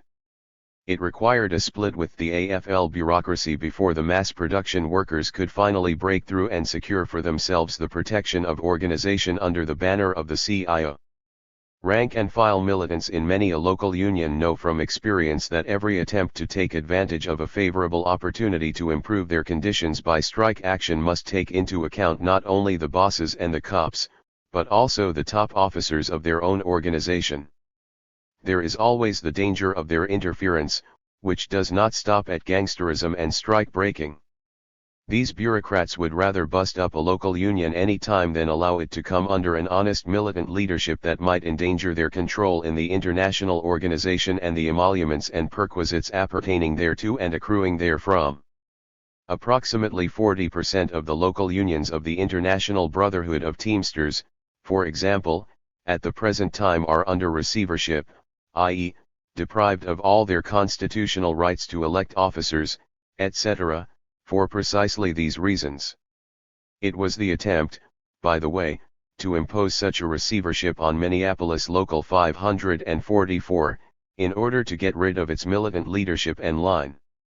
363.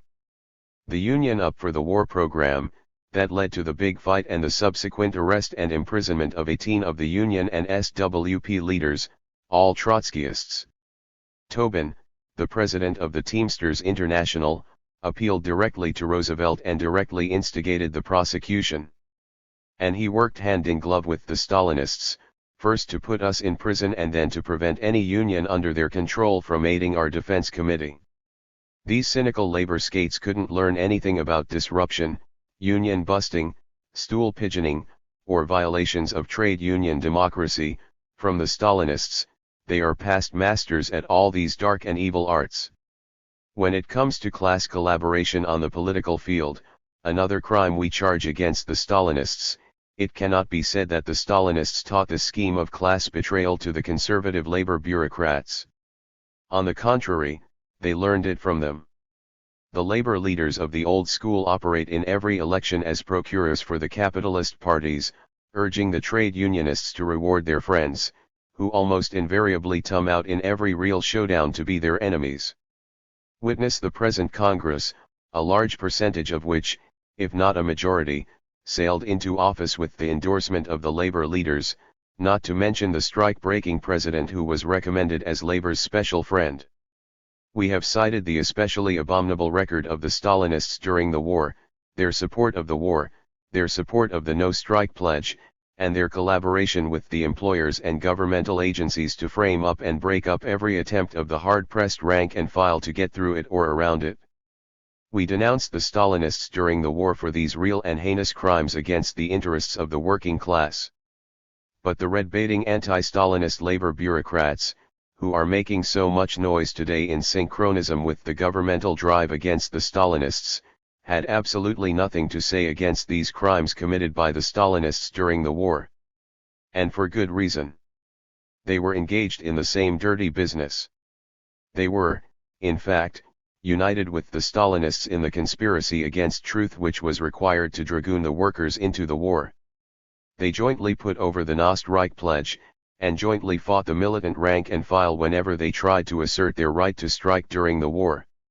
And this applies to the so-called progressive labor leaders of the C-10 as well as to their more stolid brethren of the AFL.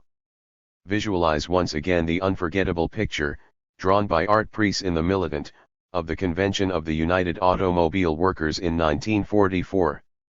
Thomas and Reuther and Adz and Leonard, the whole administration in all of its factions, were lined up solidly on the platform in fraternal unity with the Stalinists to beat down the rank-and-file revolt against the no-strike pledge. 364.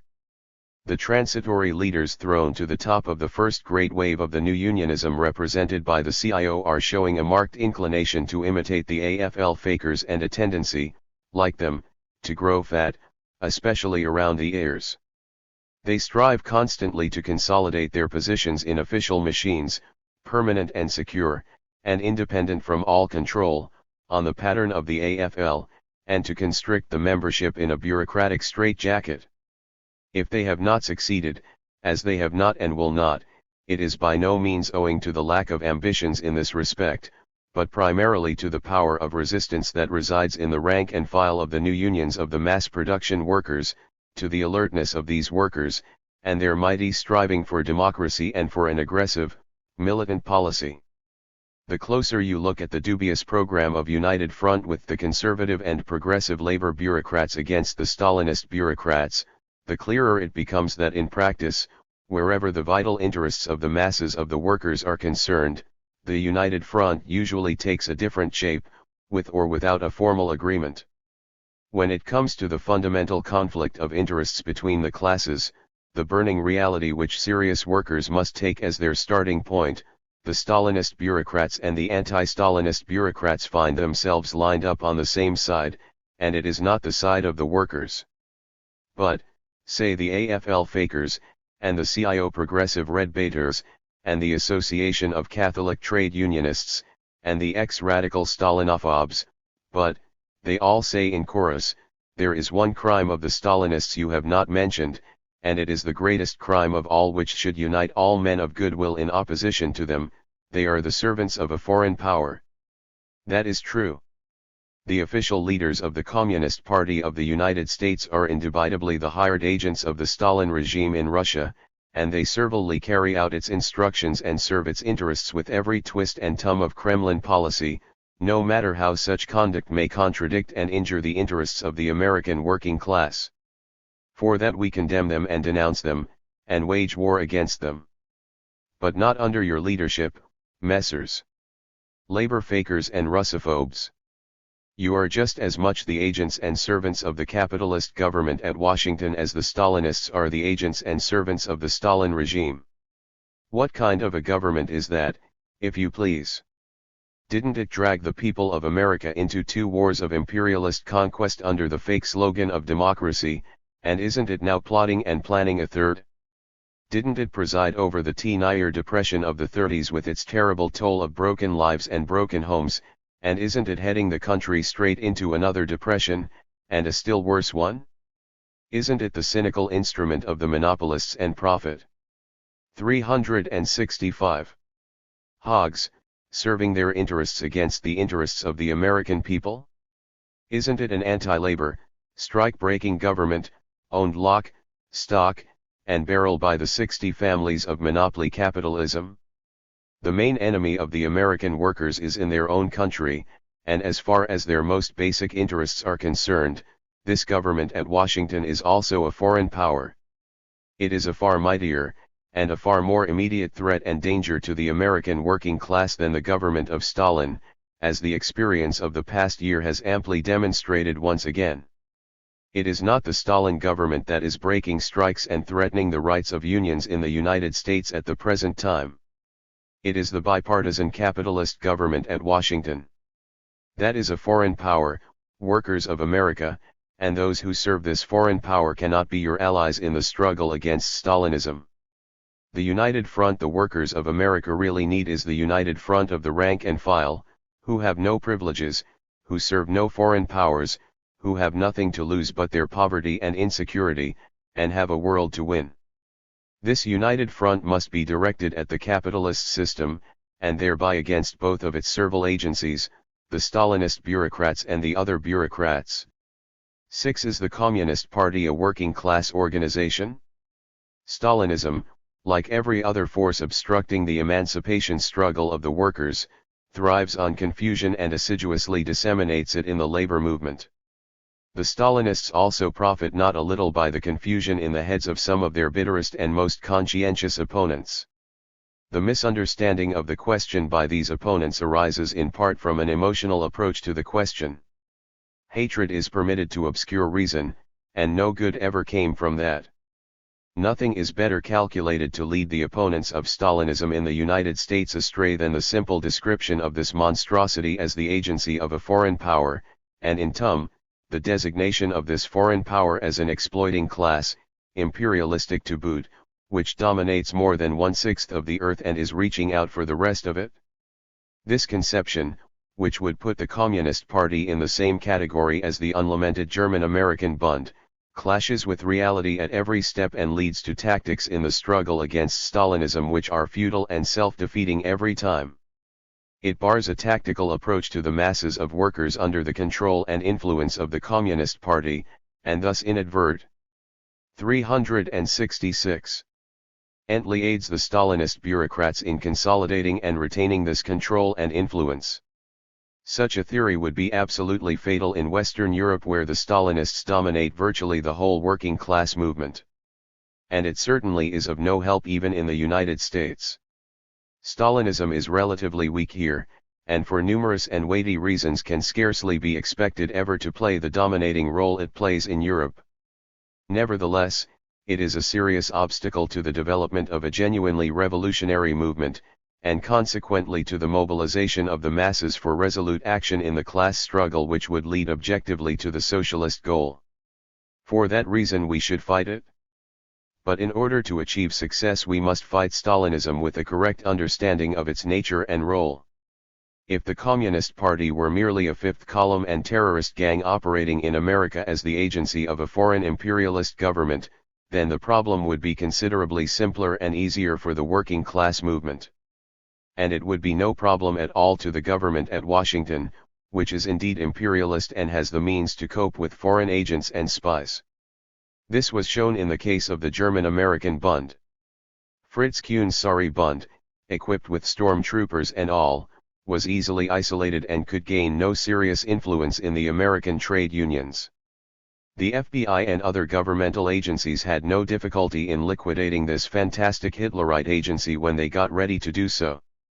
And it never once occurred to any working class tendency, faction, or party to come to the defense of the Bund. The same prescription does not work, however, and will not work in the case of American Stalinism.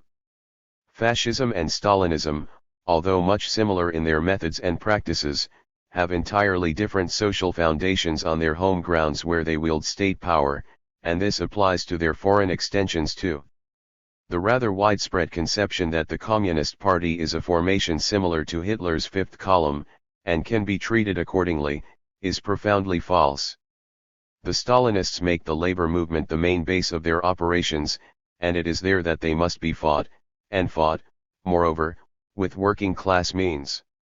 The analogy which can best aid our thinking on this question is provided by the experiences of the Russian Bolsheviks and the early Comintern in the struggle against the Social Democrats.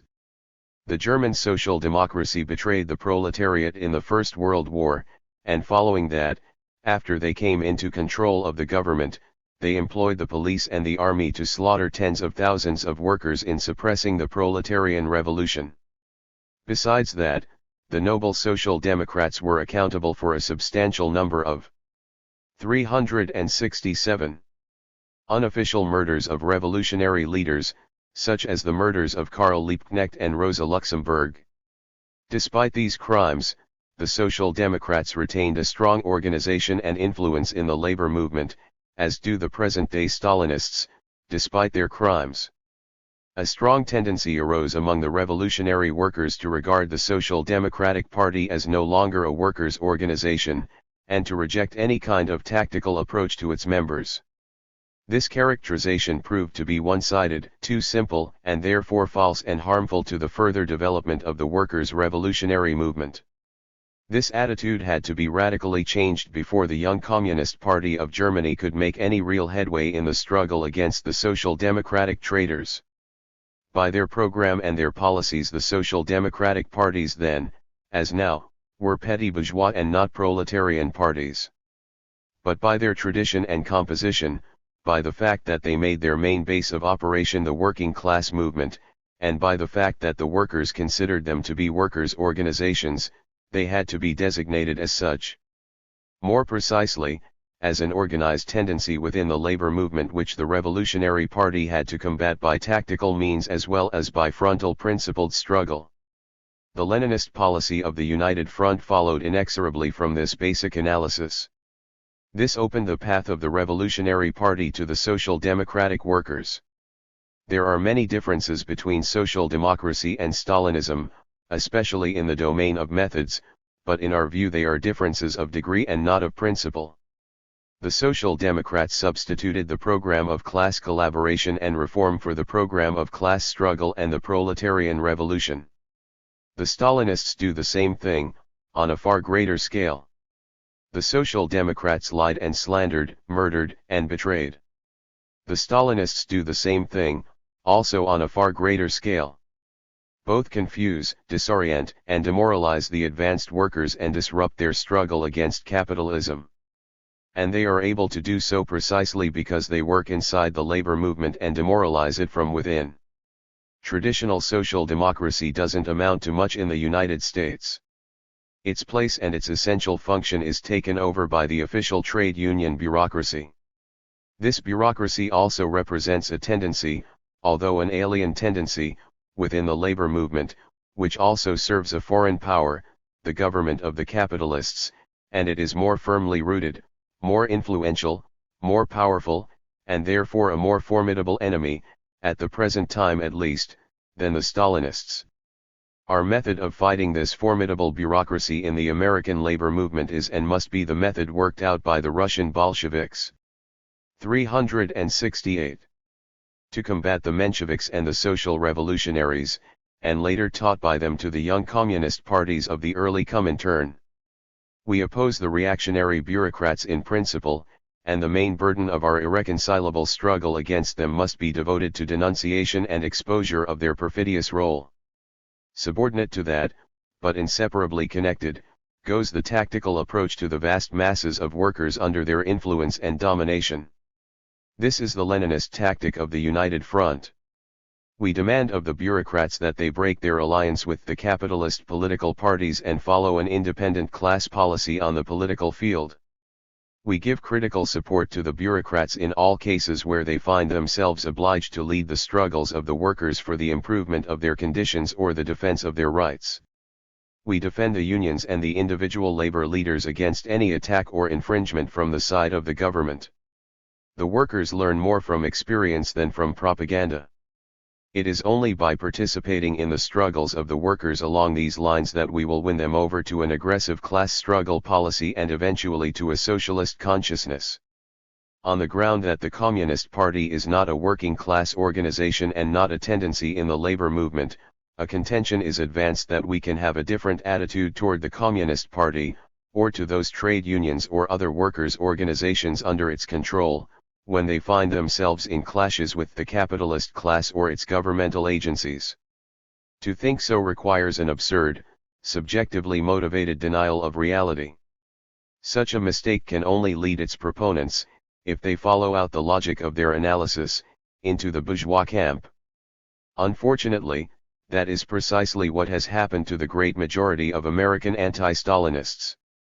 Stalinism is a new phenomenon of the last quarter of a century, and is unique in many ways. But this does not change the essential fact that it is a tendency in the labor movement.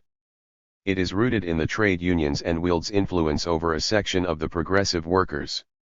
That is precisely the reason that it is such a great problem and such a great obstacle to the emancipation struggle of the workers.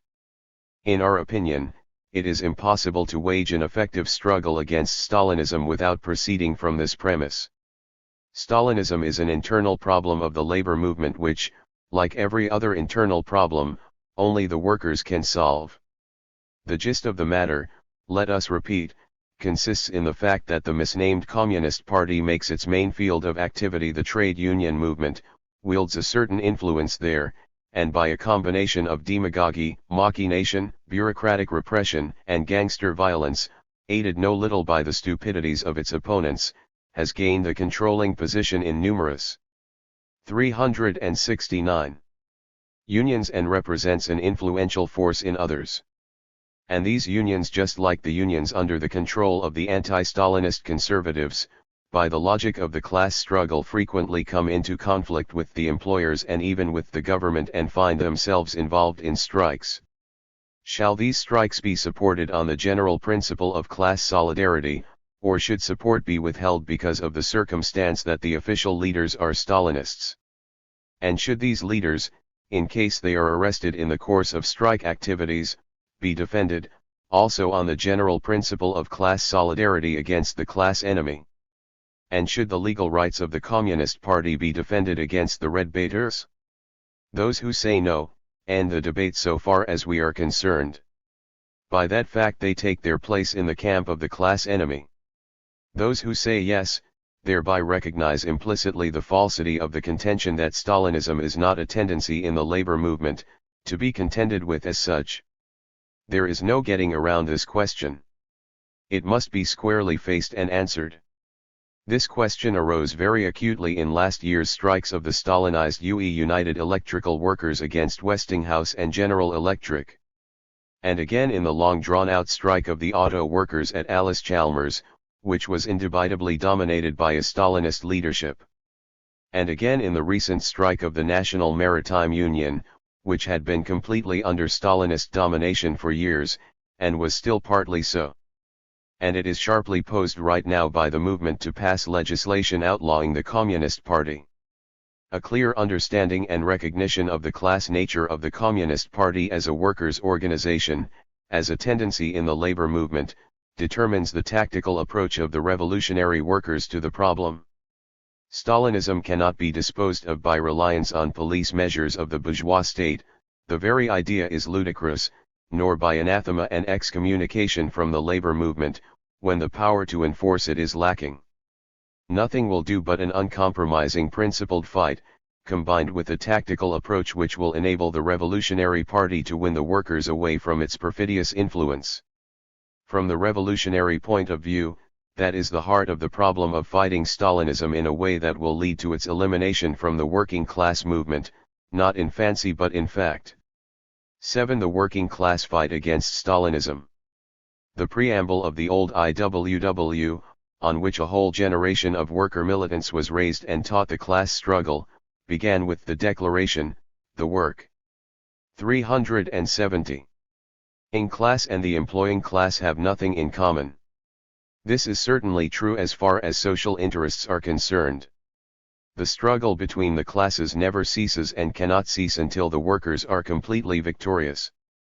The social evils which plague the world today, and even threaten the continued existence and future development of civilization, are due fundamentally to the fact that the international proletarian revolution, the necessary precursor of world socialism, has been unduly retarded and delayed. Outlived and decadent capitalism is stretching out the period of its decline, or rather, its death agony, for too long a time. Capitalism is the root of the evil. The overthrow of capitalism is the historic mission of the working class, and all of its daily struggles are instinctively directed to this end. When this struggle becomes conscious and properly organized and led, the downfall of capitalism and the beginning of socialism will be equally assured. Power is on the side of the workers, thanks to their numbers and their strategic social position. They cannot fail to be victorious once they get a clear view and understanding of the central requirement, that their policy be anti-capitalist, and that their organizations and their activities be independent, free from capitalist influences and agencies. This is the core of what Marxism teaches us about the politics of the working class.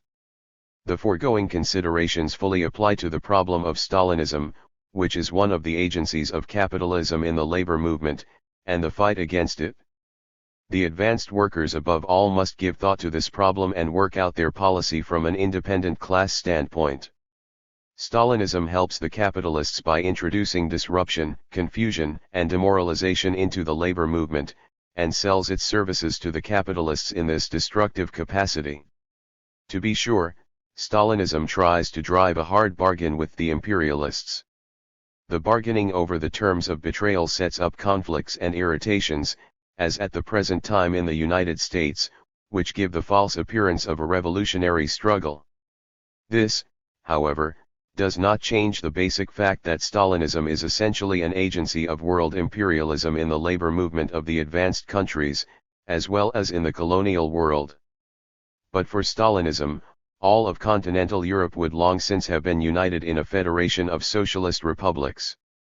Even today, after all that has happened, after all the harm that has been done and all the destruction that has been wrought, not a single capitalist regime would stand up for a month in continental Europe unless it was propped up and supported by Stalinism, the loyal opposition. It is from this point of view that the fight against Stalinism must be conducted, as an integral part of the general fight against capitalism. It should be clear. 371.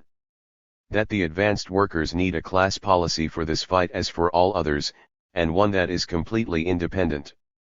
For this fight the workers need and can expect no help from the capitalists. It is stupidly incongruous to speculate on it for a moment. The workers need rather to get rid of the agents of capitalism, and that means all of them. Class against class must be the guiding line for the fight against Stalinism, as for all other fights of the workers. The current red baiting campaign is inspired and directed by the exploiters of labor. They are more class conscious than the workers and always try to keep their class interests in mind in elaborating any policy. Ostensibly directed against the Stalinists alone, or the communists as they falsely label them, partly through ignorance and partly through the design to confuse, the witch hunt is in reality directed against labor and the rights of labor in general. Notice how intimately it is tied up with the program of war preparation and anti-union legislation now being railroaded through Congress. That is no accident. In part the red baiting campaign is designed also as a diversion to distract attention from the ripening disturbances of the American social system and the mounting inequalities, injustices, and deprivations inflicted upon the mass of the people. Don't look at the harsh realities of American life. Don't think of your real troubles. Look at Russia and the Reds. To fall for this transparent fake requires a rather high degree of gullibility. For the American militants and trade unionists to join in a united front with the American exploiters for the prosecution of the red baiting campaign would simply be to adopt a severely efficient method of cutting their own throats. Some labor leaders who understand or partly understand the truth of the matter are taking part in the red baiting campaign stemming out of Washington, in the hope of buying immunity for themselves. Besides being unprincipled, that tactic is sheer folly. The campaign is aimed at all the organizations of the workers and will strike them all with increasing violence as it gathers momentum.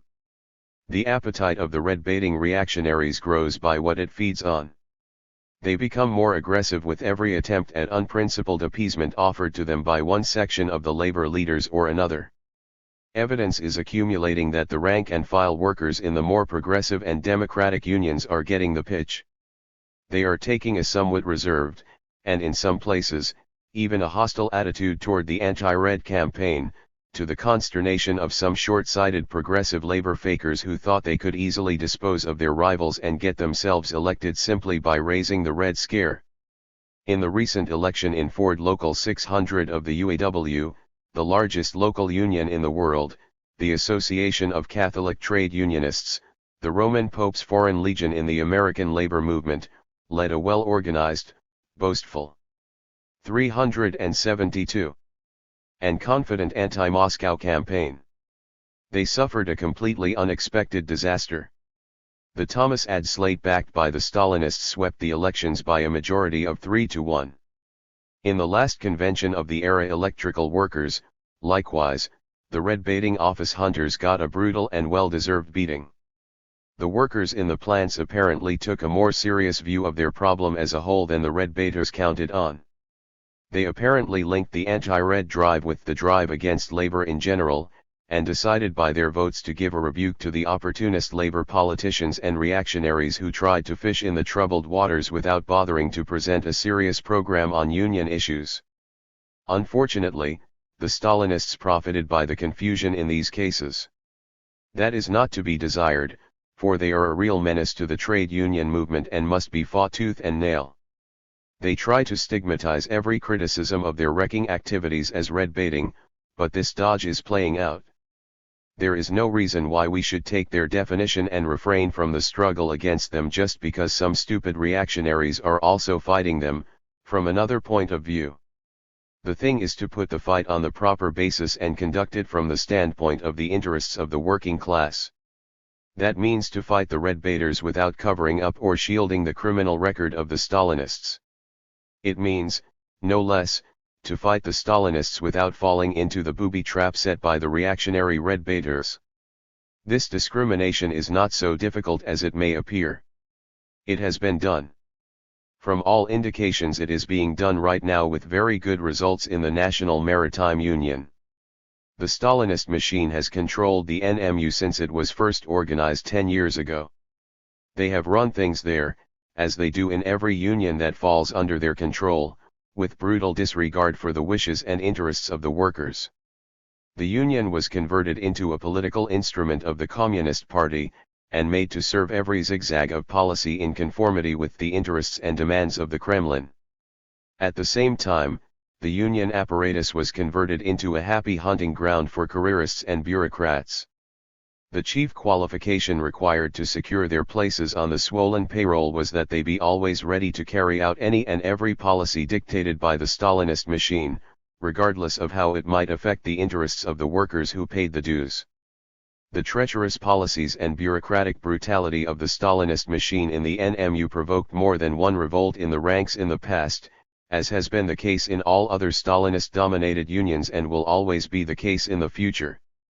But these previous revolts, inspired in the main by the justified resentment of honest workers, fell under the leadership of ignorant reaction. 373. Ari, red baiting place hunters. They simply made good punching bags for the Stalinist demagogues in the ideological struggle, and couldn't even hold their own in the physical struggle which they, like so many of their breed, imagined could accomplish everything. They found out that muscle stuff is a game that more than one side can play at, just as the Stalinists, who are addicted to the same theory, are finding out now and will find out increasingly, as the tide of revolt rises against them. The Stalinists, following their regular procedure, manipulated the expulsion of their leading opponents. All opposition was driven underground. For a long time the CP stranglehold on the Union seemed to be absolutely unshakable. But the logic of the class struggle proved to be stronger than the bureaucratic machine of Stalinism. The anti-worker policy followed by the leadership of the NMU during the war went to such monstrous lengths of cynicism and betrayal that it stored up a tremendous reserve of resentment in the ranks. Finally, this brought about a split even in the Communist Party fraction which dominated the Union. With that, came a split in the Union apparatus and the creation of conditions for the real sentiment of the rank and file to assert itself. The new opposition attacked the Stalinist machine not for its radicalism but for its conservatism, for its betrayal of the interests of the workers in the trade union fight against the ship owners. President Kurin, who had long been a fellow traveler of the Stalinists, took the leadership of the fight, and to his credit it must be said that on the whole he has led it wisely and effectively, abstaining from stupid and reactionary red baiting, and fighting on issues of vital concern to the seamen in their daily struggle. The rank and file of the Union were only waiting for the signal, and have rallied around the anti-Stalinist leadership in what appears to be a very substantial majority.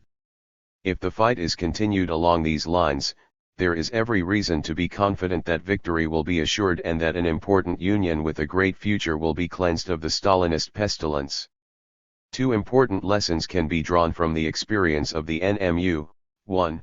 The masses are stronger than any bureaucratic apparatus, whether it is a trade union apparatus or any other kind, and demonstrate it every time they find an opening to break through and have proper leadership.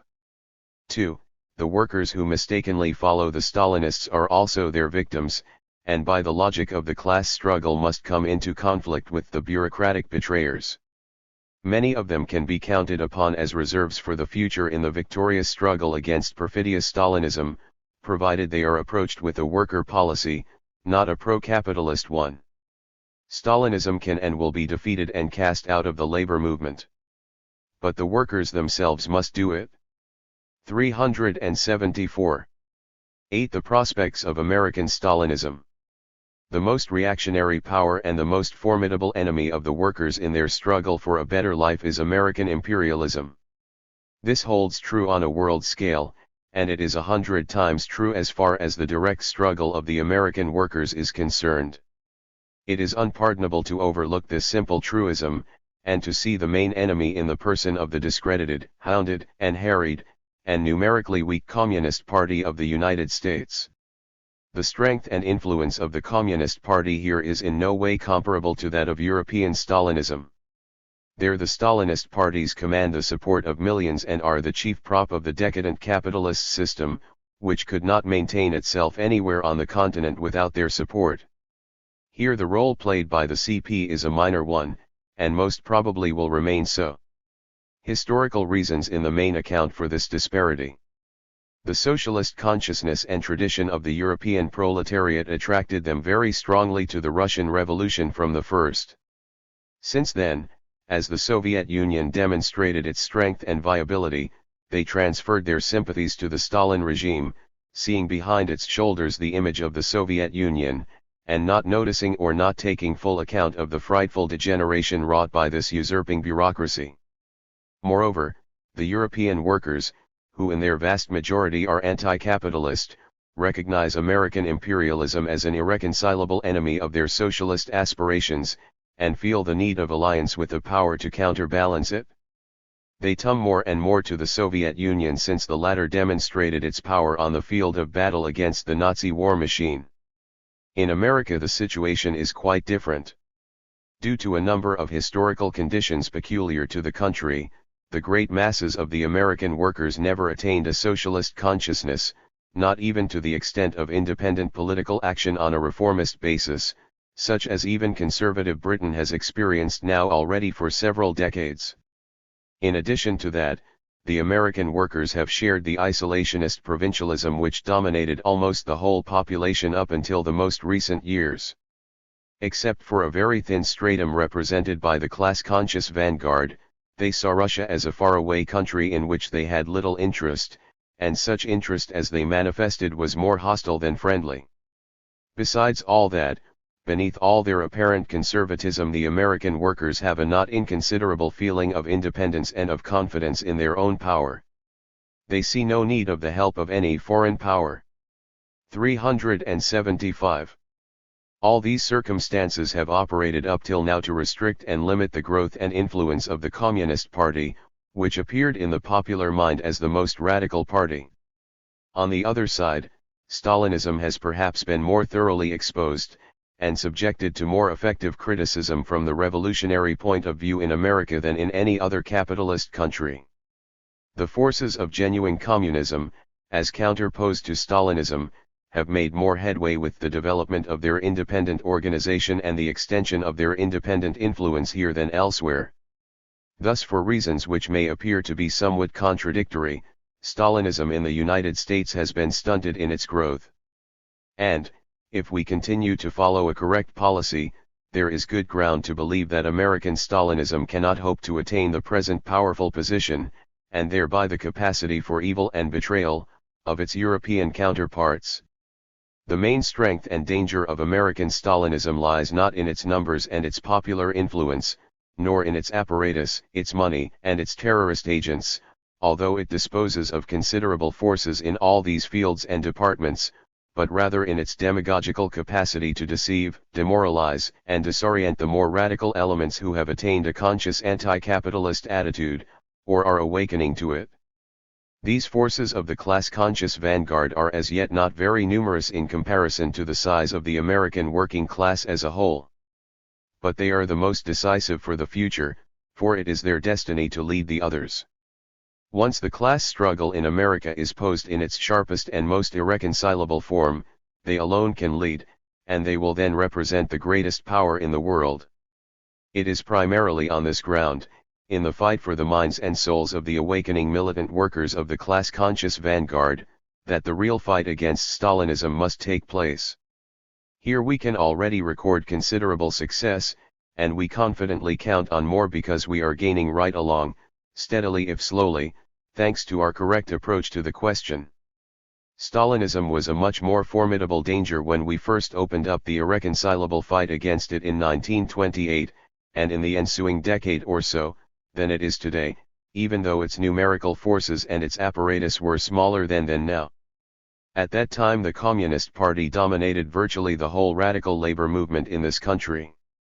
In the first years of the Depression the party drew into its train a supplementary army of radical intellectuals, disillusioned in capitalism by the crisis, who rendered them great service in propagandizing and popularizing the lie that Stalinism was true communism. In those days also the economic progress recorded by the Soviet Union under the five-year plan, while capitalist world economy, including its American SEC 376 tour, was plunged into the greatest difficulties, gave a new attractive power to Stalinism and its myth of socialism in one country. The critics from the left opposition, the Trotskyists, appeared to be refuted by events and were pushed into isolation on the sidelines.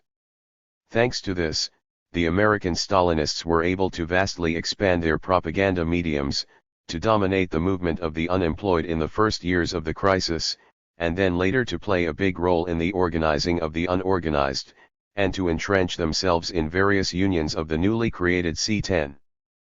But since the late 30s, both the organizational position and the influence of American Stalinism have declined rather than advanced.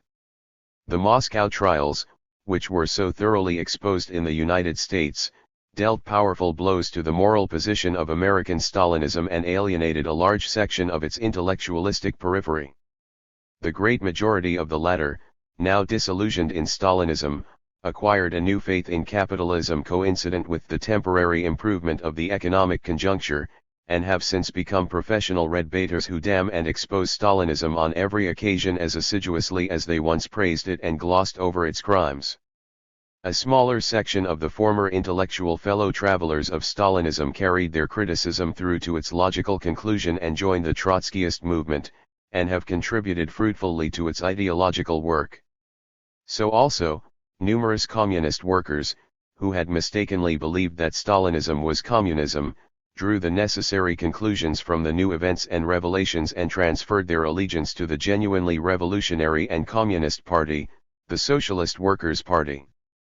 Each turn and twist of American Stalinist policy, in consonance with the zigzags of the Kremlin on the world diplomatic field, produced new defections, desertions, and splits. The signing of the Soviet-Nazi pact brought with it the desertion of a small horde of careerists and muddleheads who had mistaken Stalinism for the champion of bourgeois democracy, pure and undefiled. At the next come the Stalinist support of the war, and their anti-worker jingo policy in support of American imperialism, steadily alienated increasing numbers of honest workers who had mistaken Stalinism for communism. The betrayals, bureaucratic abuses, gangster methods, and false policies inflicted by the Stalinists upon the unions which had fallen into their control are now beginning to bear fruit in widespread and violent revolts against the Stalinists. Increasingly numerous and militant oppositions are rising up against them from two sides. On the one side, from reactionary red baiters who want to displace the Stalinist bureaucrats in order to take their places and appropriate their plums, on the other side, from militant workers, some of them former Stalinists, who want to throw out the Stalinist bureaucrats in order to provide the unions with a militant policy and an honest leadership. 377. The Communist Party has to face these increasing troubles with a leadership of very low caliber. The sterile bureaucratic regime of the Stalinized party prohibited any normal renewal of the leadership. The seed of talent could not sprout and grow. Independent-minded revolutionists could not breathe in that poisoned atmosphere. The party has to rely for leadership mostly on old hacks who know nothing but to do what they are told and lie to order, and characterless careerists who frequently desert them for greener fields. Budens is only the latest of this unsavory crew, but by no means the last. The present prospects of American Stalinism are not very bright, all things considered. Only one thing could rescue them from their difficulties and give them a new lease on life. A great wave of labor radicalism is in the making in the US.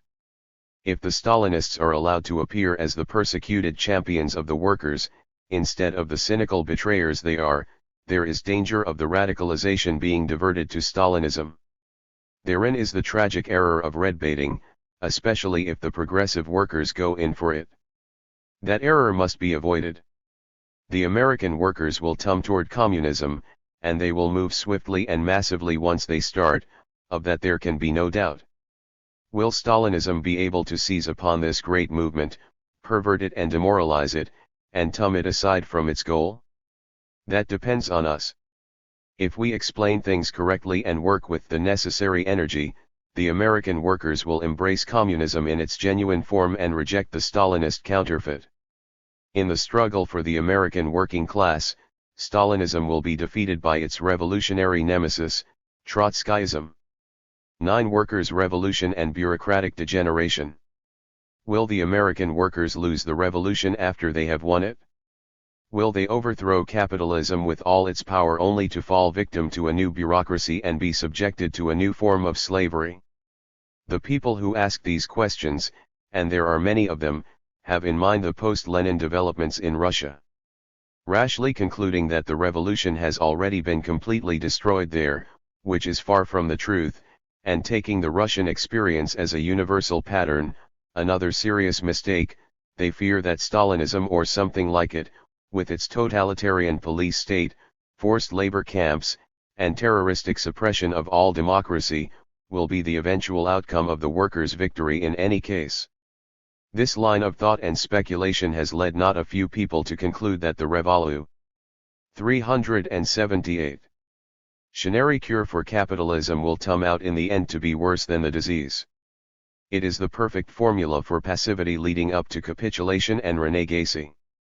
Those who take this gloomy view of the ultimate outcome of a victorious proletarian revolution sounds something like the worker who refuses to join a union and prepare a strike for higher wages because of previous bad experiences with bureaucratic sellouts and betrayals. How do I know the leaders won't sell us out as the others did? If the strike is lost, we will be worse off than we are now. How do I know the union will not fall into the hands of racketeers and be more a detriment than benefit to us? Those who demand guarantees as to the eventual outcome of a strike, or a revolution, ask more than we can give. Defeats and setbacks are always possible in every struggle. Naturally, as revolutionists we should look ahead and take into account the possible difficulties and dangers of the future and consider how to deal with them. But we must do this without exaggerating them and without permitting ourselves to be diverted from the task of the day. That task is the struggle against capitalism, and with that, the struggle against the reactionary labor bureaucracy. This bureaucracy is a powerful obstructive force. It is this bureaucracy, as it exists today, which must first be dealt with and overthrown. Only then will we confront the possible danger of a new bureaucracy of the future, which no longer has any privileged section of the working class to lean on and no capitalist government to support it. In our view, this problem will be much simpler and easier to cope with in the United States. The real danger of bureaucratism with which we must concern ourselves first of all is not one that will arise on the morrow of the workers' victory. Rather, it is the burning reality of the present day, and of the whole period between now and the American workers' revolution. The breakup of the bureaucracy in the labor movement and the freeing of the working masses from its strangulating grip is the indispensable condition for the overthrow of American capitalism. Can this be done? Those who doubt it, or those who skip over the problem in favor of gloomy speculations about the dangers of bureaucratism after the revolution, are no good for the struggle. In the early years of the Comintern, some extremely interesting and instructive discussions took place on the trade union question between the Bolshevik leaders and some left communists. The specific point at issue was posed as follows: should communists accept the reactionary trade unions controlled by the reformist bureaucracy as they were and work within them to overthrow the bureaucrats, as the Bolsheviks said, or should they abandon these unions to the bureaucracy, withdraw from them, and build new unions of their own? 379. Free from the presence of the bureaucrats, as the lefts maintained? This was also the position of the American IWW, and was one of the reasons for its failure. The lefts of that time were unquestionably serious and sincere revolutionists. That is why Lenin took the trouble to debate with them at great length and with the utmost patience. They were confident that the workers could overthrow the capitalist regime and reorganize society on a socialist basis. But they seemed to be equally convinced that it was impossible to reform the reactionary trade unions, that is, to win over the majority, throw out the bureaucrats, and transform the unions into militant organs of the class struggle. Lenin pointed out that the lefts lacked the sense of proportion. "Look," he said, "you are confident of being able to defeat and overthrow the power of the bourgeoisie concentrated in its state apparatus, its army, its police force, etc., but you consider it impossible to overthrow the reactionary trade union bureaucracy, which is only one of the agencies of this bourgeois power which you expect to defeat in its entirety. This," said Lenin, "shows a glaring inconsistency on your part, an overestimation of the power of the bureaucratic rabble which has seized control of the trade unions and an underestimation of the power of the masses of workers who make up the union membership. The same inconsistency, on a thousand-fold greater scale, is today manifested by not a few people who have been demoralized by Stalinism and horrified by its crimes. The same doubts and fears formerly advanced in support of the discredited theory of the left communists with respect to the trade union bureaucracy under capitalism, based on the foolish belief in its invincibility, are here expressed again in connection with the broadest problems of socialism, with far more dangerous implications than when they were first revealed in the limited field of trade union tactics. These people underestimate the mass power of the workers, the motive force of every revolution, and surrender the field to a possible future bureaucracy before it has even made its appearance. Genuine revolutionists who have confidence in the ability of the American working class to overthrow capitalism do not and cannot have the slightest doubt of the ability of the workers to dispose of the conservative bureaucracy, which serves as an agency of capitalism in the labor movement. The struggle of the rank-and-file workers against this bureaucracy is one of the surest expressions of their instinctive striving to settle accounts with capitalism and solve the problems of poverty and insecurity which haunt their lives. As far back as 1931, Trotsky directly linked the coming radicalization of the American workers with a determined and irreconcilable fight against the trade union bureaucrats. He wrote, "With the first signs of economic recovery, the trade union movement will acutely feel the need to tear itself from the clutches." 380. Of the despicable AFL bureaucracy. This was written when the bureaucracy seemed to have an unshakable grip on the existing unions, which then had less than 3 million members, and an unlimited power to prevent the organization of the unorganized outside of their control. There were many croakers who scoffed at Trotsky's optimism. But within the brief space of less than a decade, the movement of the masses proved itself to be strong enough to break this bureaucratic grip and achieve the organization of the unorganized in the mass production industries under the independent auspices of the CW. The new unionism took shape in struggle against the despicable AFL bureaucracy. This example shows how ridiculous it is to make a fetish of the power of the labor bureaucracy, or any other bureaucracy. The bureaucracy can dominate the masses only when they are passive. But the masses in motion can smash any bureaucracy. This is the law demonstrated in every great revolution. It will be demonstrated once again, and finally, we think, in the greatest revolution of all, the coming American Revolution. This magnificent movement of the CIO, which has wrought such a profound change in the whole labor movement and in the position and outlook of the American working class, is only the beginning.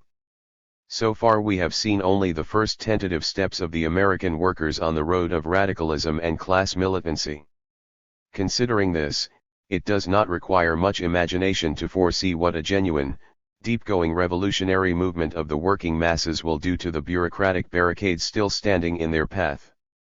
The American workers can and will make their revolution, and, as is quite obvious, they will smash the present trade union bureaucracy in the process. But, say the defeatists, what then? After the victory, after the expropriation of the capitalists and the consolidation of a workers' government and the organization of socialist production, will not then a new bureaucracy arise? What guarantee do we have that power will not be usurped by a new bureaucracy, as happened in Russia, which will oppress and enslave the workers and rule by totalitarian terror?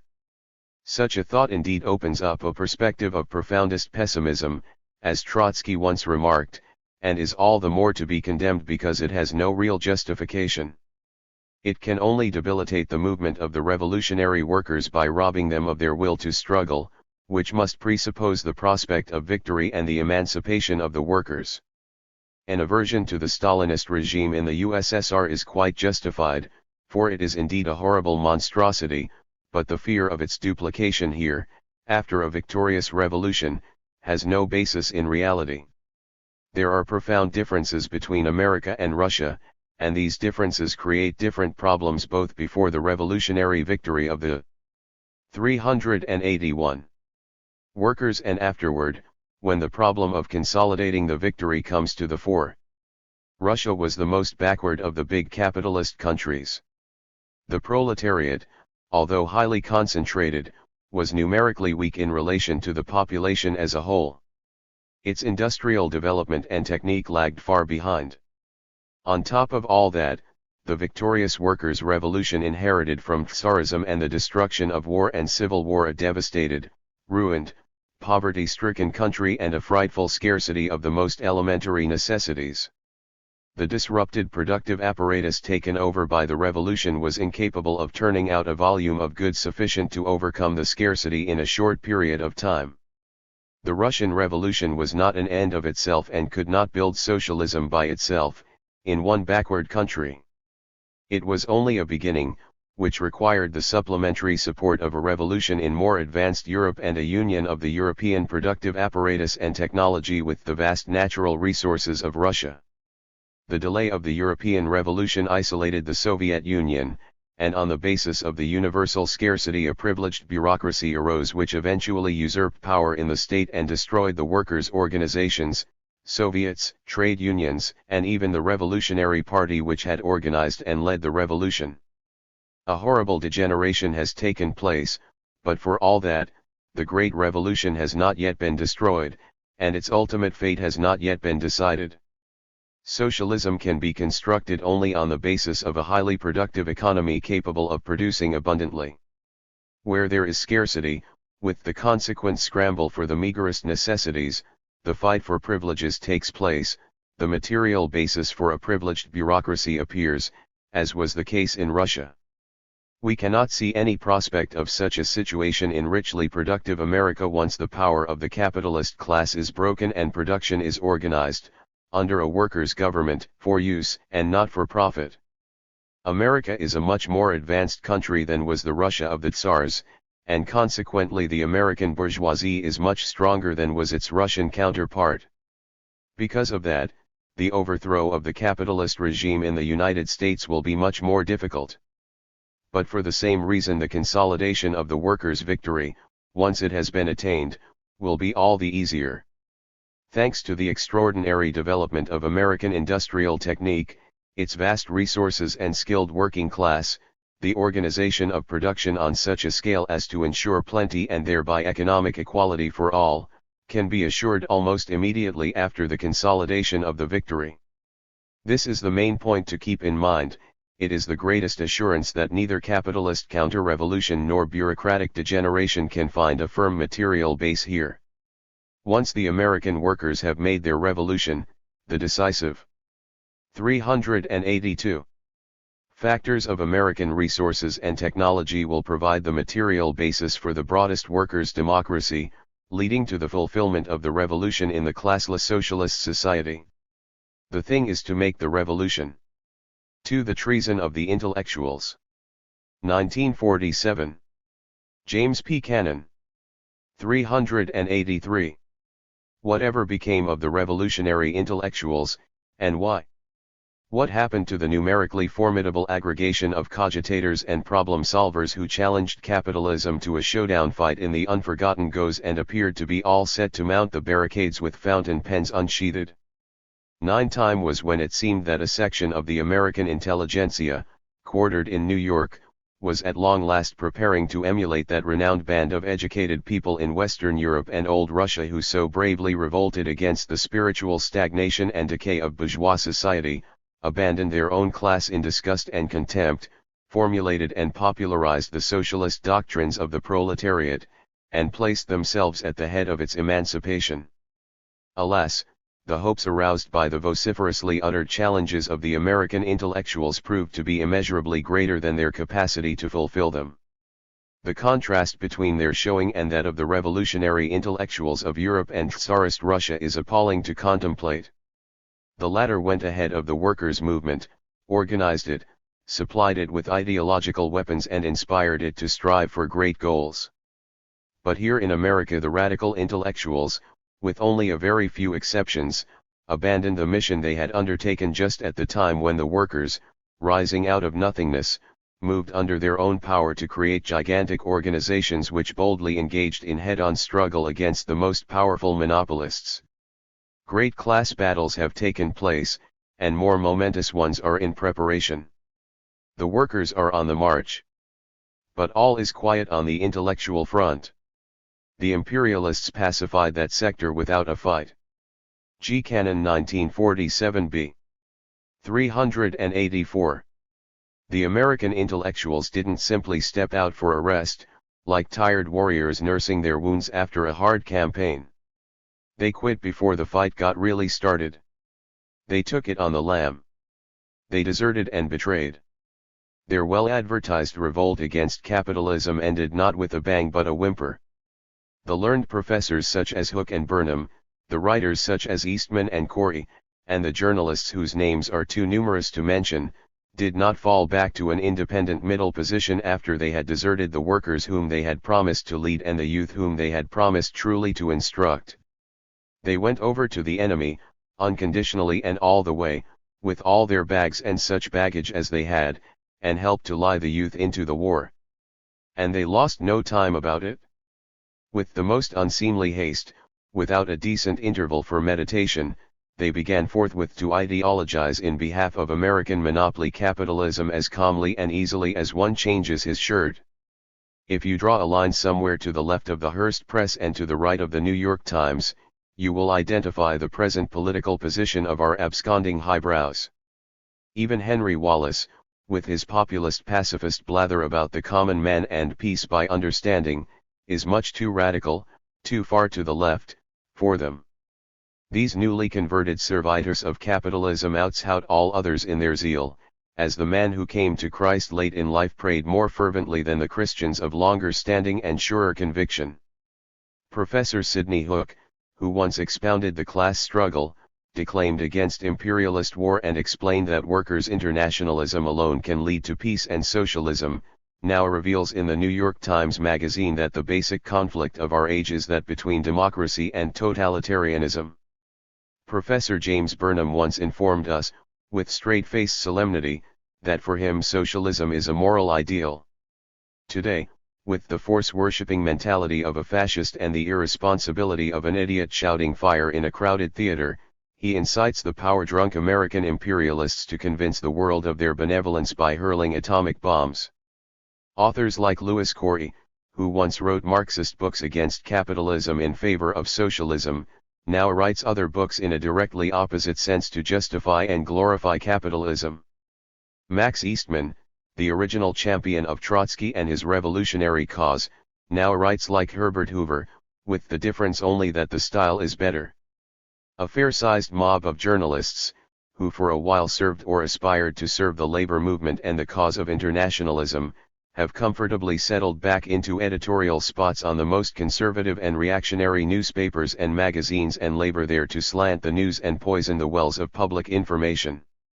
A considerable number of the more educated or more sophistic 385 aided radicals, ex-Trotskyists or almost Trotskyists, who fancied themselves to be race horses, so to speak, and of purest breed at that, now work as harness-broken dray horses hauling loads for Henry Luce, the American Century Man, and contentedly munch their oats in the editorial stables of Time Life Fortune.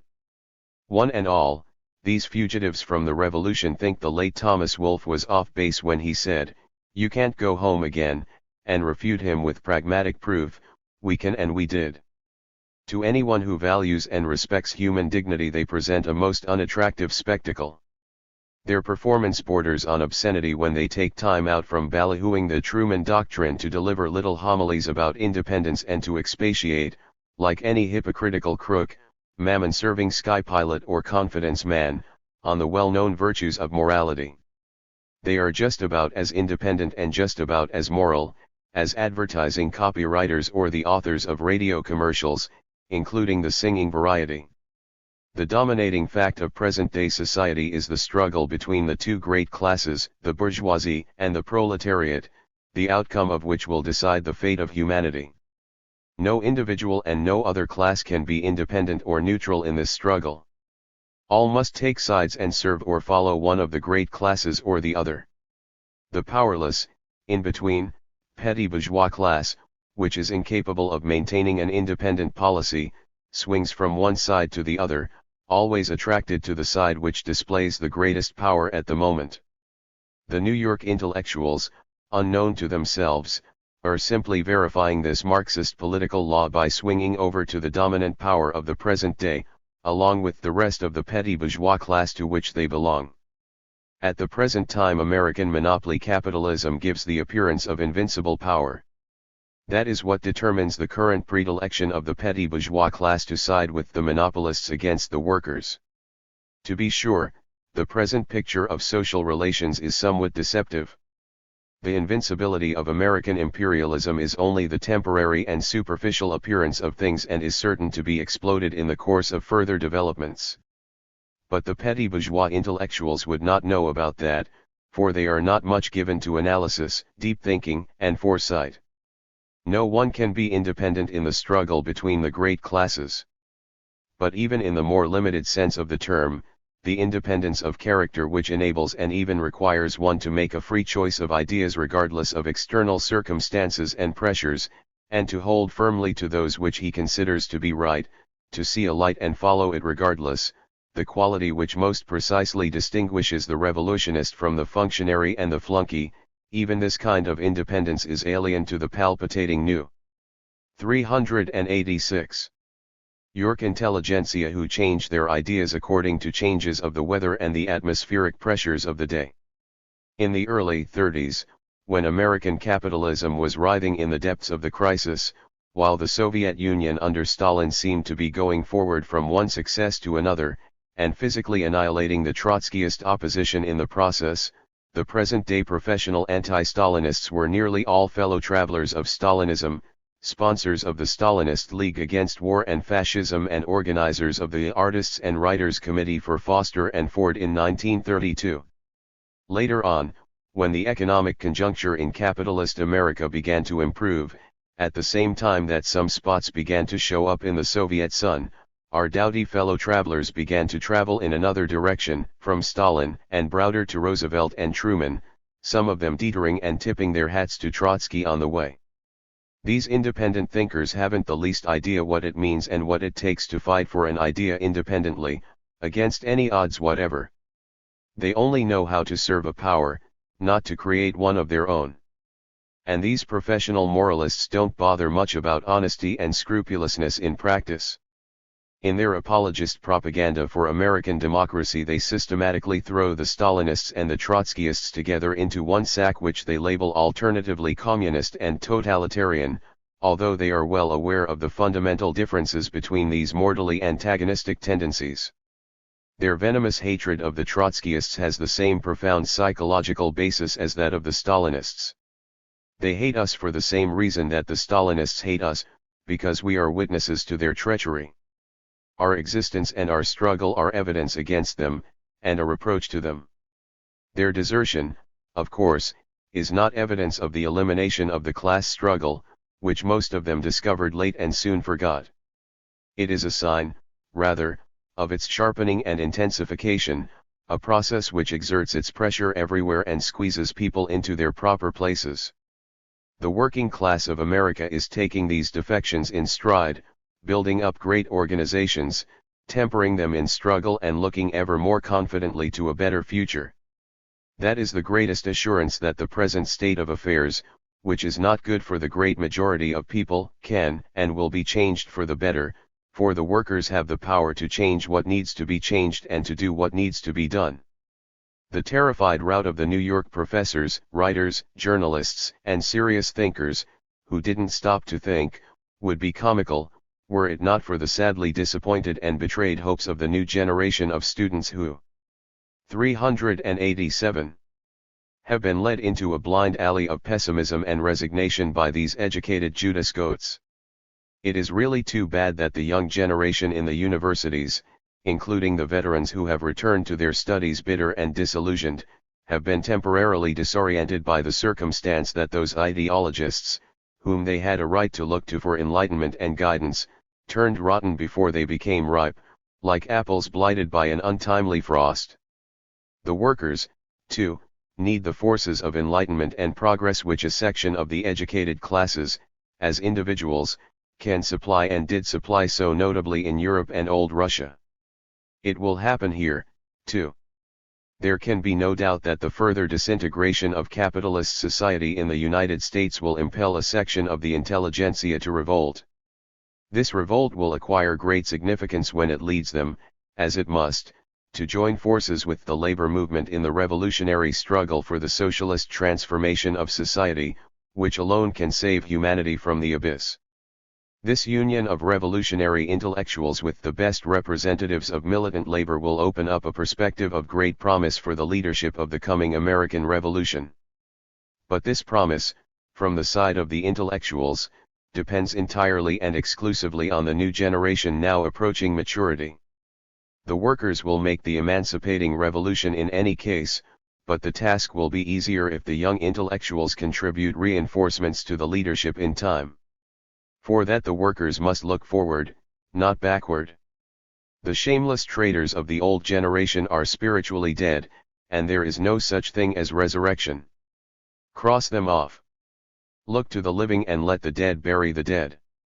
388. 3. The Kremlin's satellite states in Eastern Europe, Yugoslavia, Marxist Theory and Our Perspectives, 1950. E.R. Frank, Bert Cochran. We are all acquainted with Trotsky's book Revolution Betrayed, where he discussed the perspectives for Stalinism as he saw them prior to the outbreak of the war. 10. Trotsky envisaged one way or another the destruction of Stalinism in the course of the war. In the event of victorious socialist revolution, the forces would be set in motion for the undoing of Stalinism in a progressive manner. If the other variant occurred, and capitalism was victorious, the Soviet Union would be defeated, capitalist counter-revolution would triumph in the USSR, and Stalinism would disappear as a world force having lost its state base in the USSR. We know that due to a peculiar turn of developments, the Kremlin was able to effect an alliance with one group of imperialists against another, and instead of being eliminated from the scene, has succeeded in coming out of the war as the second world power. While its victory over Nazism inspired the working masses the world over and gave profound impulses to revolutionary actions and uprisings, the victory likewise strengthened world Stalinism, and the Kremlin power for the time being, enabled it to stamp out revolutionary manifestations in different parts of the globe and suppress the initiative and straitjacket the independent movements of the proletariat. Furthermore, having emerged as the second world power concomitant with the pulverization of a number of once powerful imperialist states and the enfeeblement of the bourgeoisie in great sections of the globe, the Kremlin was able to step into these vacuums, and fasten its sovereignty on great stretches of country, to an extent that none of us had envisaged before the war. These are big new facts of the world's situation. Properly analyzed and understood, they point to an extreme weakening of the world imperialist structure, to the beginning of the centrifugal dissolution of Stalin. 10 Frank 1950. 389. Ism, they constitute new sources of optimism and open up new perspectives for the world revolution and for our movement. But they must be properly analyzed and understood, else they can lead simply to an angry rejection of important new developments because these do not yet conform to our programmatic demands, the end result of which can be a turning of one's back on the historic process itself. The discussion of the class nature of the satellite East European states and of Yugoslavia has importance from 2 points of view. First, the preservation of the internal logic and thought-out character of our theory. We cannot permit our world program to become a thing of rugs and patches, with one set of criteria for the USSR, another set for Eastern Europe, and a third and entirely different set of arguments developed, judging by the ingenuity displayed by some comrades in the present discussion, for the Far East or elsewhere. Second, we must be able to view and analyze great revolutionary mass movements, or even, as in the case of the satellite states in Eastern Europe, important social happenings, without prejudice, even though they are not yet occurring under the leadership of either our program or our movement, and find in them sources of optimism for our future and inspiration for our ranks, rather than embarrassment or discouragement. The 1949 ME resolution, while commendable in its summary description of the evolution of the buffer countries, erred in artificially attempting to squeeze them into the Procrustean mold of capitalism, to accomplish which two false positions were introduced. On the economic plane, a new criterion of real planning was presented to demonstrate the sociological dissimilarity of Czechoslovakia, Poland, Bulgaria, Romania, Hungary as well as Yugoslavia from the USSR. Unfortunately, for this criterion, it not only, regardless of facts, forces the 5 satellite countries into the capitalist mold, but also Yugoslavia, and even calls into question our class definition of the USSR itself. On the social plane, the resolution arbitrarily deduced from the fact that because the present states came into being as a result not of victorious proletarian revolutions but of military bureaucratic actions, ipso facto they cannot be sociologically similar to the USSR except if the Kremlin annexes them into the USSR and integrates them into its own economy. This criterion is likewise false and dangerous because it forces its proponents to deny the reality of the overturn of property relations in the 5 satellite countries and draw hair-splitting distinctions between these and the property relations of the USSR, and in an attempt to maintain consistency with our program, forces them likewise into a hole. 390. Series of theoretical innovations and contradictory formulations which necessarily reduce our Russian position to one of indescribable confusion and patchwork. Let us examine these 2 main arguments of the ME resolution in chronological order. The resolution acknowledges that the nationalization of industry, of the banking system, of communications and transport have been practically completed in Bulgaria, in Yugoslavia, and in Czechoslovakia. It is on the road to completion in Poland and in Hungary, and it has had a big start in Romania. Wholesale trade is equally on the road to statification in most of these countries. Only retail trade and agriculture remain as yet largely in the hands of private proprietors. The further broad nationalization decrees promulgated in 1949 have swept into the statized sector practically all of banking, industry, and transport in Poland, Hungary and Romania as well, have made giant inroads into wholesale trade and have even bitten into retail trade. As a not untypical example, Rákosi announced in Parliament in August 1949 that 94% of wholesale trade and 25% of retail trade in Hungary was now transacted by the state. But the resolution informs us that all these facts notwithstanding, real planning is impossible in these countries. Why? Because of the capitalist character of agriculture, and especially, as we have been lectured in our own discussion, the absence of nationalization of land, because of the narrow national frameworks, their lack of material resources and their dependence on the world market, and because of the mortgage the Kremlin has imposed on the economy of all these countries. The resolution authors are starting the argumentation off on the wrong foot. They are guilty of confusing 2 different concepts, planning and socialist production. Planning can be effected when a state possesses the commanding heights of an economy and can determine, within the limits of its material possibilities, where to invest capital, on what lines to develop the economy, can eliminate to some degree the anarchy of the capitalist market and capitalist cyclical crises. Socialist production is another matter. For that you need a sufficiently high level of material resources, you have to be freed to a large degree from the pressure of the world market, you have to abolish the contradiction between agriculture and industry. That is why the arguments of the resolution, or any single one of them, are effective refutations of the possibility of organizing socialist production in one country, much less in such a small, poor country as Yugoslavia or the impoverished and plundered East European satellite states.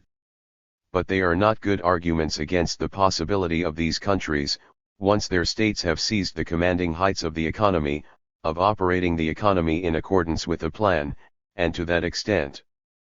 391. However inadequate it may be, eliminating the anarchy of capitalist production. Comrade Germain is guilty of muddling up these two different concepts when he writes, "It does not at all follow that any national framework whatever lends itself to planning on the mere condition that the proletariat had conquered power. To make a start in the building of socialism in Romania, in Luxembourg, or in Paraguay is an even more patent absurdity than to pretend that this construction is being completed in the USSR, 4th International, September 1949. Not at all correct. One can argue about Luxembourg or Monte Carlo. But while the working class cannot build socialism in one country, much less in small, undeveloped countries, precisely what it can do is to make a start, be it in Romania or Paraguay, even though its efforts may not be as impressive as was the case in the USSR. This line of argumentation is wrong in theory and flies in the face of the reality of what is happening in Yugoslavia and the 5 satellite states.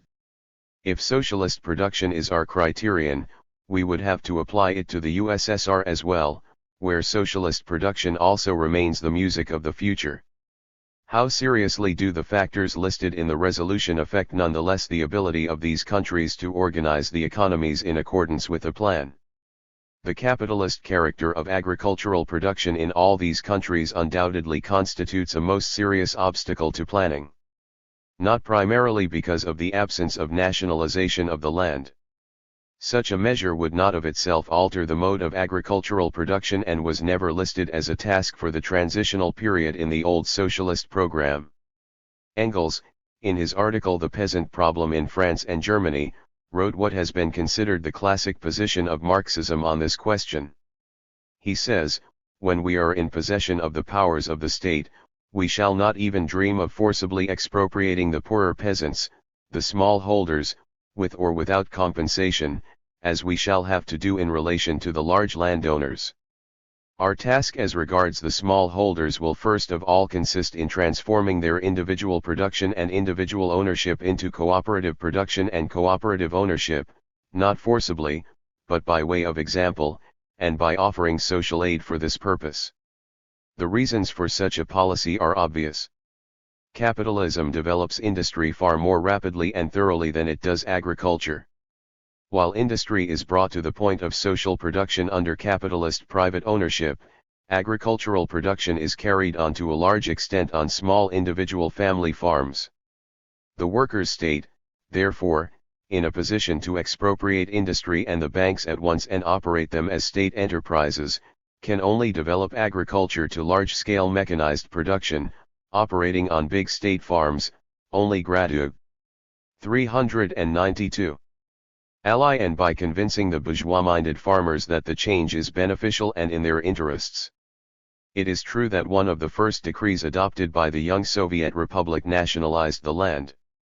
But desirable and important as such a step is, as it lays the legal groundwork for further moves to limit and curb capitalist tendencies and accumulations on the countryside, it does not at all follow that workers' states everywhere, and at all times, will necessarily adopt such a measure in the first stages of the transition period. In old Russia, the peasantry itself demanded land nationalization because of the predominantly feudal character of land ownership. As early as 1905, the All-Russian Peasant Union called for the abolition of private property in land. In other cases, however, in the face of the hostility of the peasantry, especially in view of their fears of confiscation after the experience of Stalinist forced collectivizations, a young workers' state may forego for a period such a move and concentrate on a number of supplementary measures to curb accumulations in land and the growth of big capitalists on the countryside, while using its state power to encourage collectivization as a step toward eventual socialist production in agriculture. All the same, once the big landowners and big farmers are crushed as a class, once the big estates and farms are expropriated, with or without land nationalization, the petty bourgeoisie of the countryside, while it remains a petty bourgeoisie, is incapable of playing an independent role, either politically or economically. They may place innumerable obstacles in the way of planned economy and create enormous difficulties, but they do not have the ability to overturn the essential policy of the workers' state and to pull the economy in a capitalist direction. Statized industry and banking replaces the old capitalist millionaire cliques as the hub around which the agricultural spokes revolve. We are handed Lenin's well-known statement, "Small individual exploitation generates capitalism and the bourgeoisie in a permanent way, every day, every minute, with an elemental force and on a mass scale," and we are informed that is exactly what is happening in all these countries.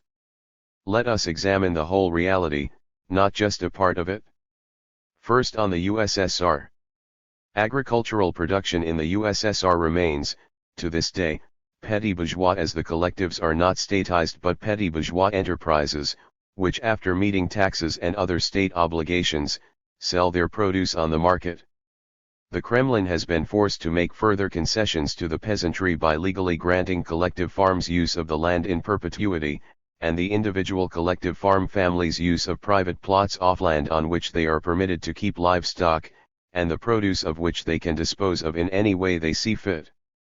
2 decades of experience have demonstrated that while this petty bourgeois mode of production undoubtedly continues to constitute 393 a big disorganizing factor in the Soviet economy and remains an easy starting point for new capitalist growth and developments, nevertheless, the workers' state power has the ability to control, regulate, and dominate the course of agricultural production, prevent the emergence of a new strong capitalist class and the sabotaging of its economic plans.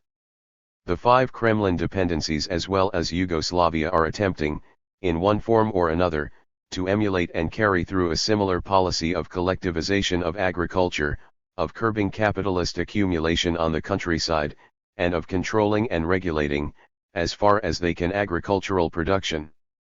In all these countries, the large and what would be considered in this country medium-sized estates and farms have been confiscated and the broken up parcels distributed to the landless peasantry or converted into model state farms.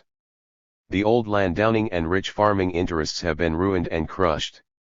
In all these countries the maximum size of farms is limited by law, 75 acres in Yugoslavia, 123 in Poland, Czechoslovakia, Romania, 142 in Hungary, etc.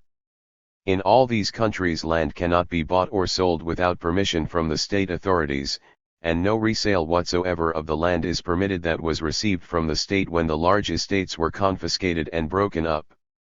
Moreover, all 6 states are embarked on special campaigns to induce the peasantry to organize into large-scale cooperative farms. They are trying to set up a network of state-owned tractor and machine stations to service the farm cooperatives, in order to control agricultural production as well as to raise its levels, and to be in a position to integrate it as much as possible into their overall planning.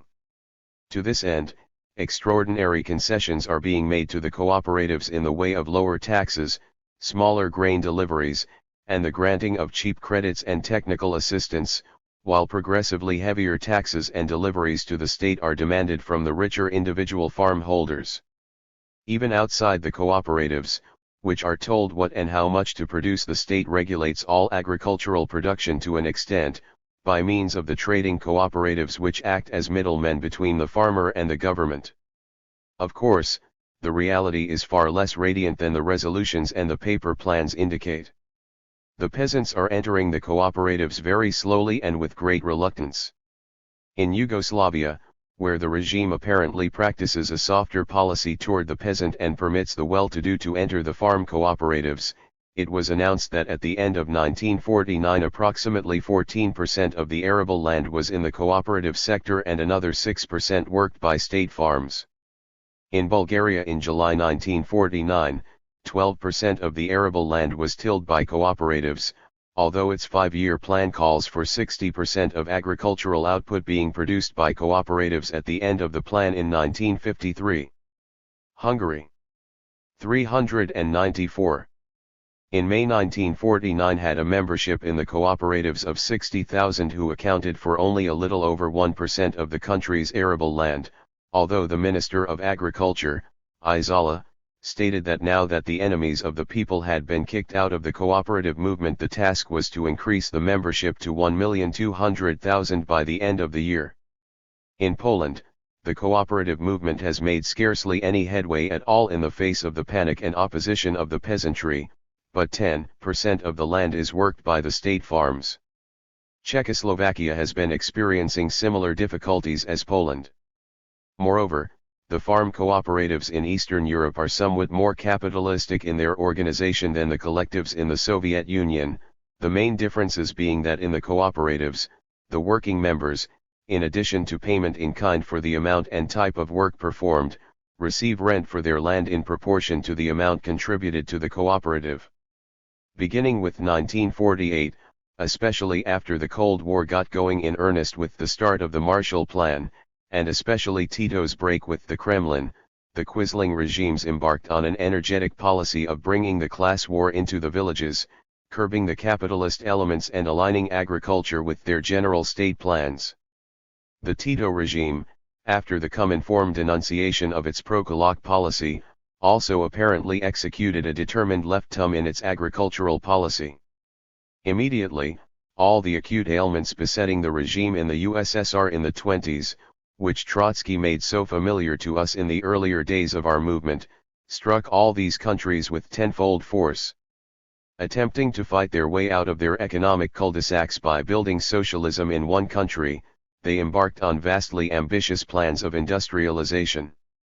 Since they lacked the machinery, resources, productive capacities, or trained personnel, they began taking it out of the hides of the workers. Piecework and speed-up were introduced in the plants, hours of work lengthened, the authority of management made absolute. The desperate nature of the difficulties was highlighted recently when in Yugoslavia, where there exists, in contradistinction to the satellite states, some enthusiasm for the plan, the regime was forced to give up the voluntary labor brigade system and institute a new system of contract labor which freezes the worker to his job. At the same time, the lack of consumer products and the high prices of those manufactured deprived the farmers of incentive to produce, led to speculation and black marketeering. The regimes thereupon decided to solve the crisis with the Stalinist mailed fist, by bringing the class struggle into the countryside, carrying through forced seizures, executing sales to the state for prices little better than confiscatory, arresting and imprisoning farmers who resisted or disobeyed, and forced entrance into cooperatives.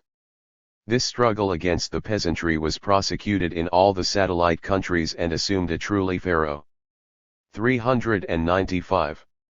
Sias character during 1948–49 in Bulgaria, Hungary, and Romania.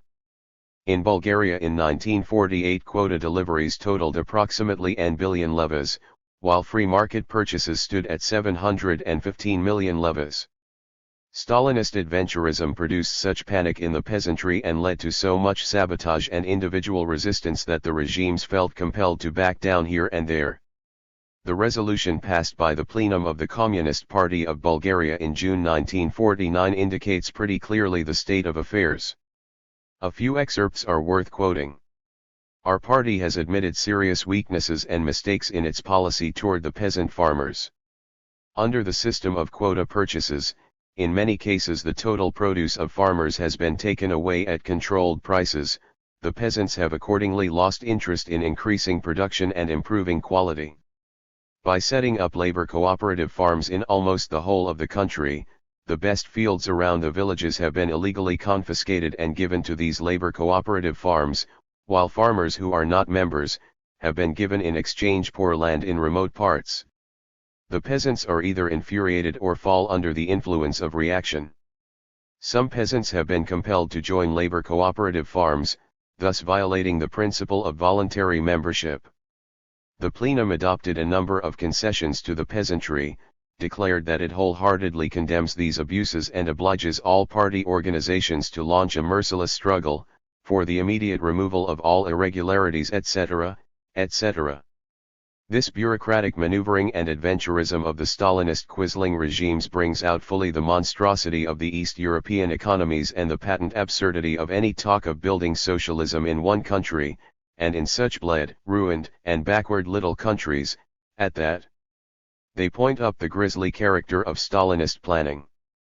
But what stands out with equal force is that the regimes, in emulating Stalinist policy in the USSR from 1929, are curbing big capitalist accumulations in agriculture, are preventing the uncontrolled playing out of the natural economic laws and the emergence of a powerful kulak class, are forcing the peasantry to go along with their economic designs, even though all this is accomplished, as it was in the USSR under Stalin, at the cost of tremendous disorganization and waste, and at the cost of provoking the burning hatred of the peasantry. The disorganized and scattered peasantry can balk, sabotage, force some concessions from the regimes. Petty bourgeois agricultural production is undoubtedly a prime factor in sharply limiting any economic plan, but in the absence of strong leadership and support from the cities. 396. The peasantry is helpless to reverse the present trend toward collectivization, or overturn the general trend toward state-planned and operated economy. Thus, it is entirely correct to point to petty bourgeois production in agriculture as an important obstacle limiting planning and a possible starting point for capitalist restoration. It is entirely wrong, however, to point to it as preventing planning and demonstrating the capitalist character of the countries involved. This lengthy excursion into agriculture was necessary because this point constitutes, in our opinion, the most serious argument, on the economic side, of the supporters of the ME resolution. It will be possible to deal with the other factors under the economic heading in a more cursory manner, as they all follow essentially the same scheme of argumentation.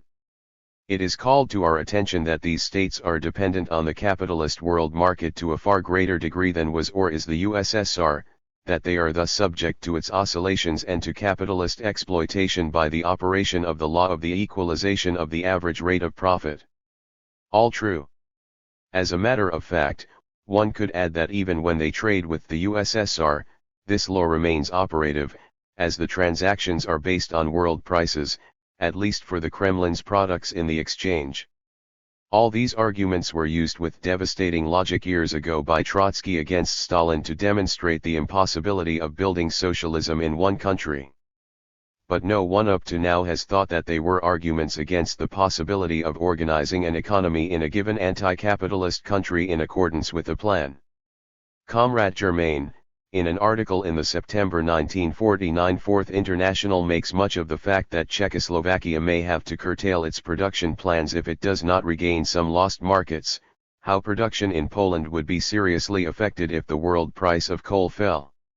We can recall how seriously the first 5-year plan in the USSR was affected when the world price of wheat cracked in the 30s. We see today how the plan in Yugoslavia is being hurt by the Kremlin's embargo and Tito's inability to sell enough to the capitalist world. These factors demonstrate very clearly that planned economy in one country, especially a small poor country encircled by capitalism, is bound to be deformed, distorted, pitiable, but they do not prove that planning cannot be initiated and practiced.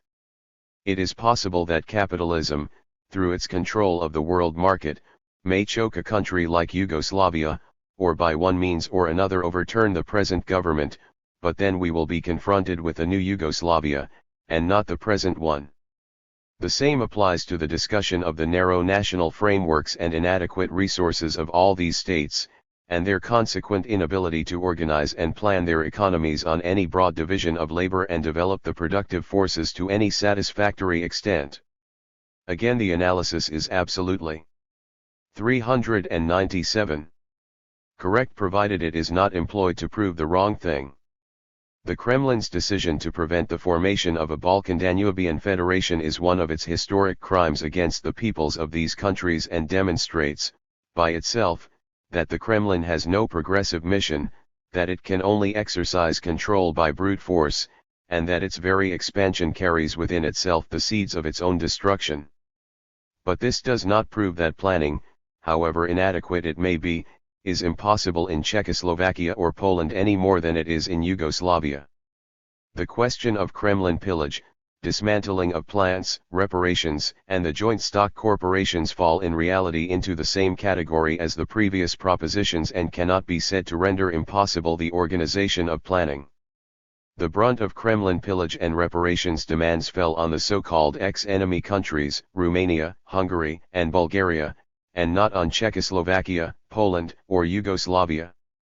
Moreover, the policy of unrestrained robbery without thought of consequences or of future relations was likewise abandoned after 1947, when the Kremlin broke the remaining power of the bourgeoisie and perfected its own quisling regimes.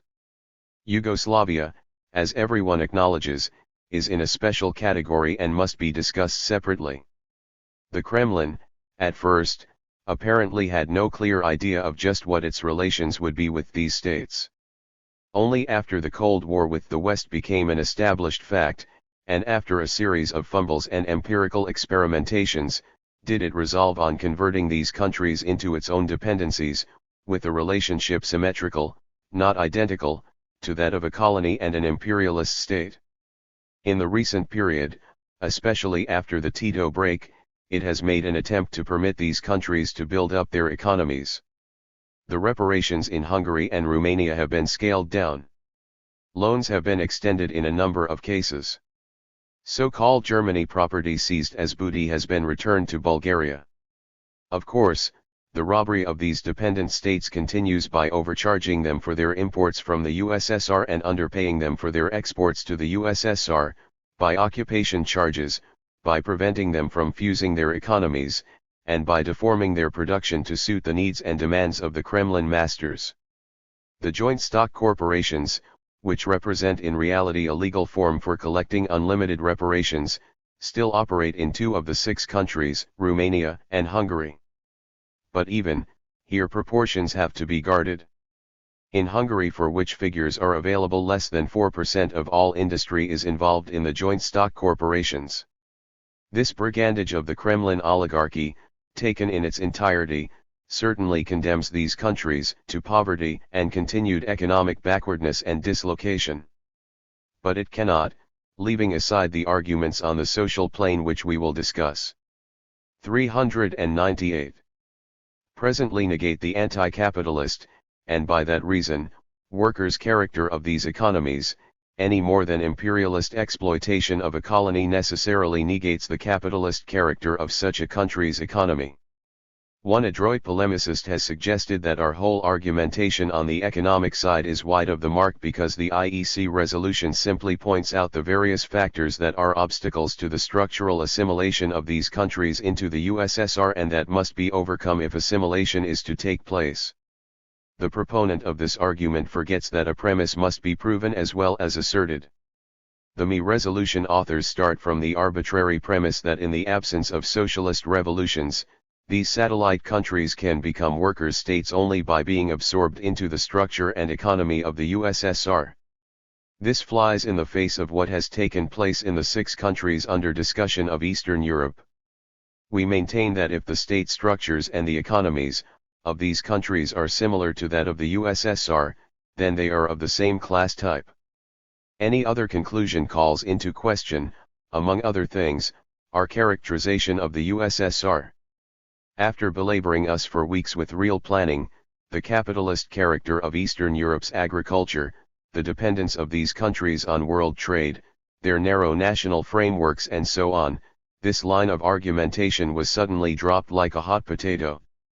The reason being that in the interim, a number of supporters of the IEC resolution had concluded that Yugoslavia was a workers' state, and obviously these economic criteria, if correct, were as valid for Yugoslavia as for Poland or Czechoslovakia.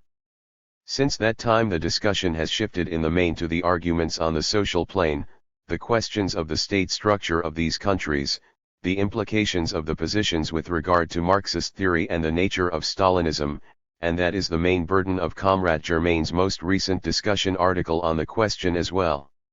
Let us begin our consideration of this aspect of the question by reviewing briefly the 1944-45 events. The Red Army's entrance into Eastern Europe everywhere gave an impulse to the socialist revolution. There was a big uprising in Prague in May 1945. Czechoslovakia was soon dotted by a network of committees, which were organs of power, even though of a Baudelarized variety. Unlike Soviets, their members were selected from all the National Front parties, including the bourgeois parties. They were, however, dominated by the representatives of the working class parties, the Stalinists and Social Democrats. Workers' councils. 399. Sprang up in the plants and in the first period exercised control over production. The London Economist correspondent reported, when the country was liberated, the councils and committees were really more powerful than the central government, which had no armed forces at its disposals and which came in from abroad at the heels of the victorious Russians. It must be recalled that the partisan movement attained great proportions in Czechoslovakia, being second only to Yugoslavia and Greece. The movement was strong enough that a Slovak National Council could be set up by 1943, which led an uprising in Slovakia in August 1944 and proclaimed on September 1 of that year its assumption of power and the establishment of the Czechoslovak Republic, which the Nazis shortly defeated. A big uprising likewise took place in September 1944 in Sofia, which swept the existing government out of power. So-called Fatherland Front committees, similar to the committees in Czechoslovakia, sprang up throughout Bulgaria, wielded power on a local scale, and in many cases attempted a revolutionary settlement with the native fascist tyrants. The correspondents reported that in the capital red flags were flying over the government buildings as over thousands of homes, of the arrest of great numbers of fascists by the armed masses, of huge demonstrations, of a railway strike that paralyzed all activity. Ferenc Nagy, former Premier of Hungary, describes the situation in that country during this period in his book, The Struggle Behind the Iron Curtain. The disintegration of the government of the country opened the way for communist penetration.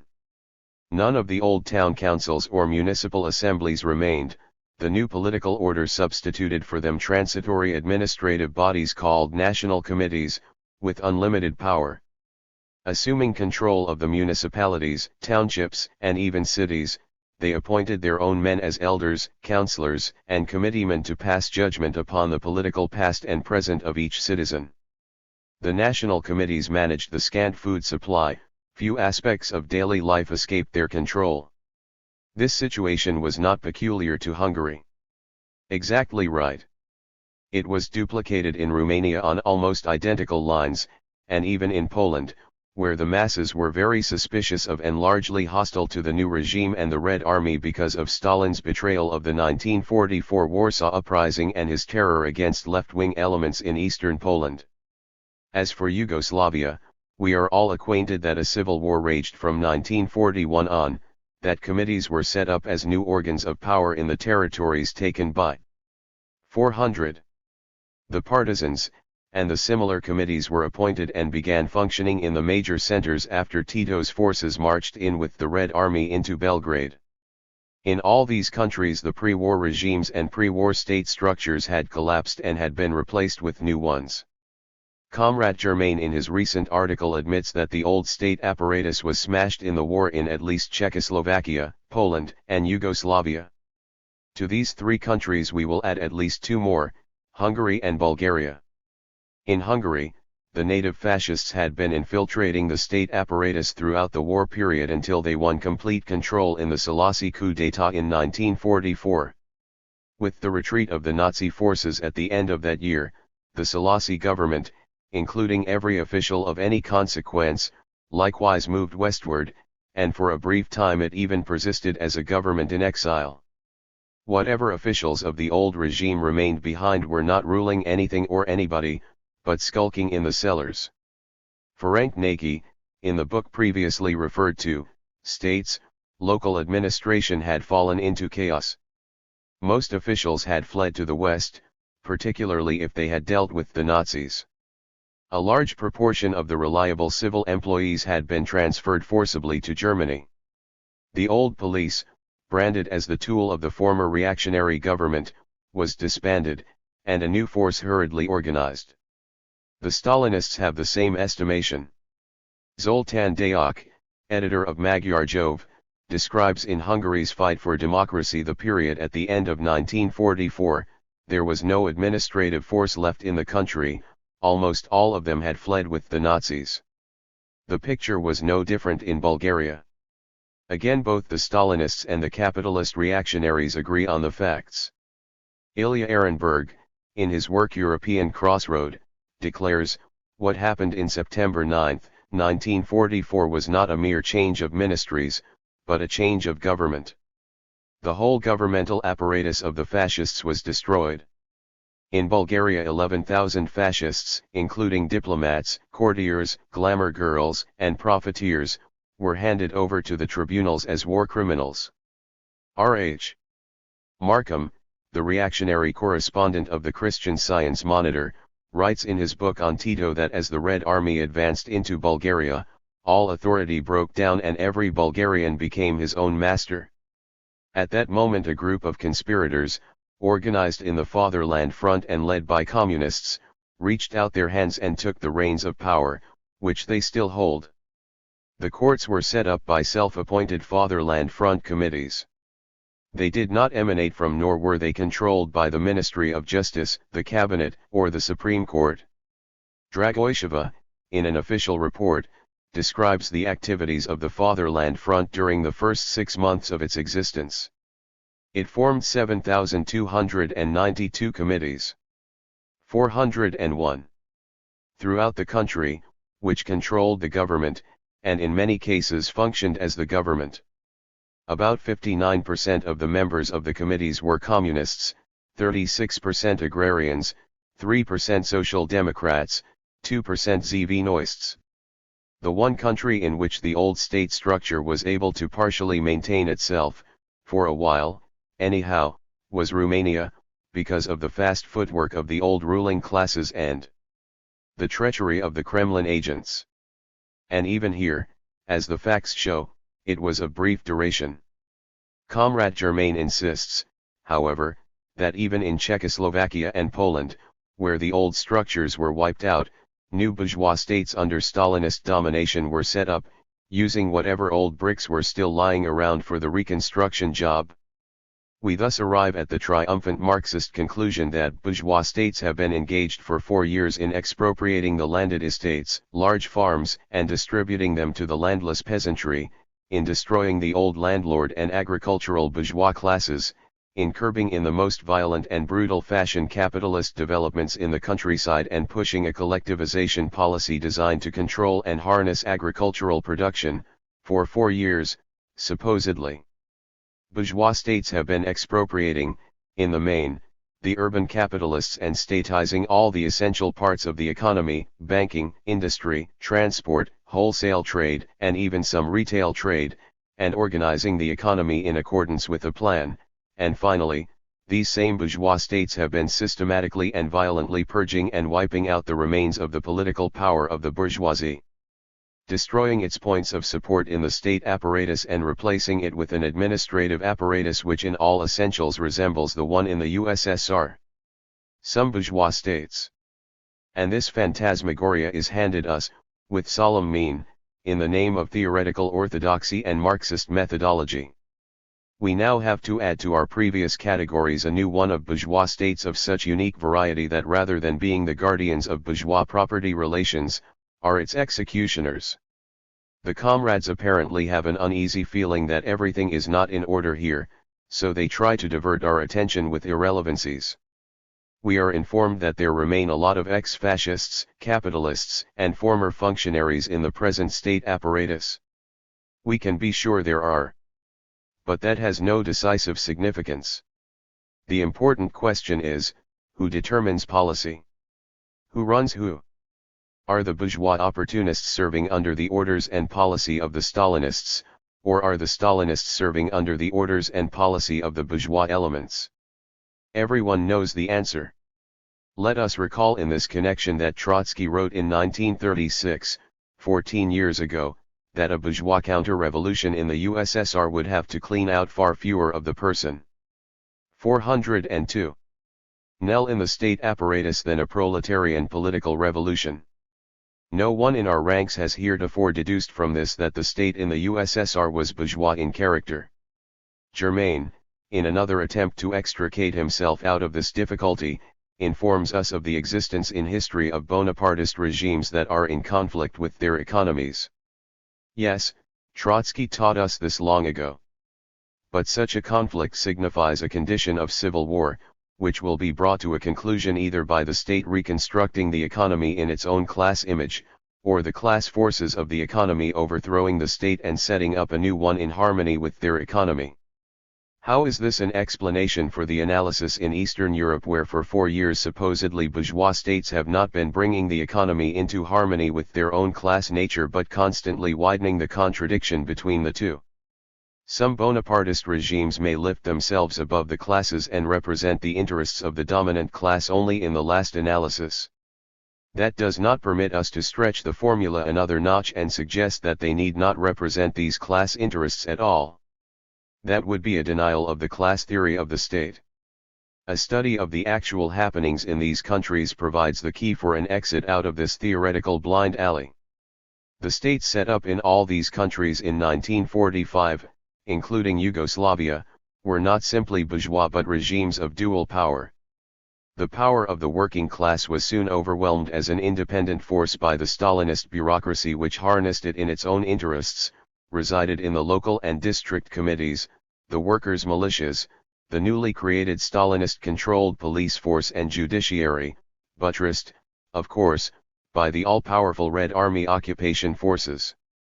The bourgeoisie still retained a measure of power through its ownership of great sectors of the economy, its political organizations, press, and elements of governmental power. This dual power assumed the unique form of central coalition governments which formally were pledged not to alter the pre-war social character of these countries.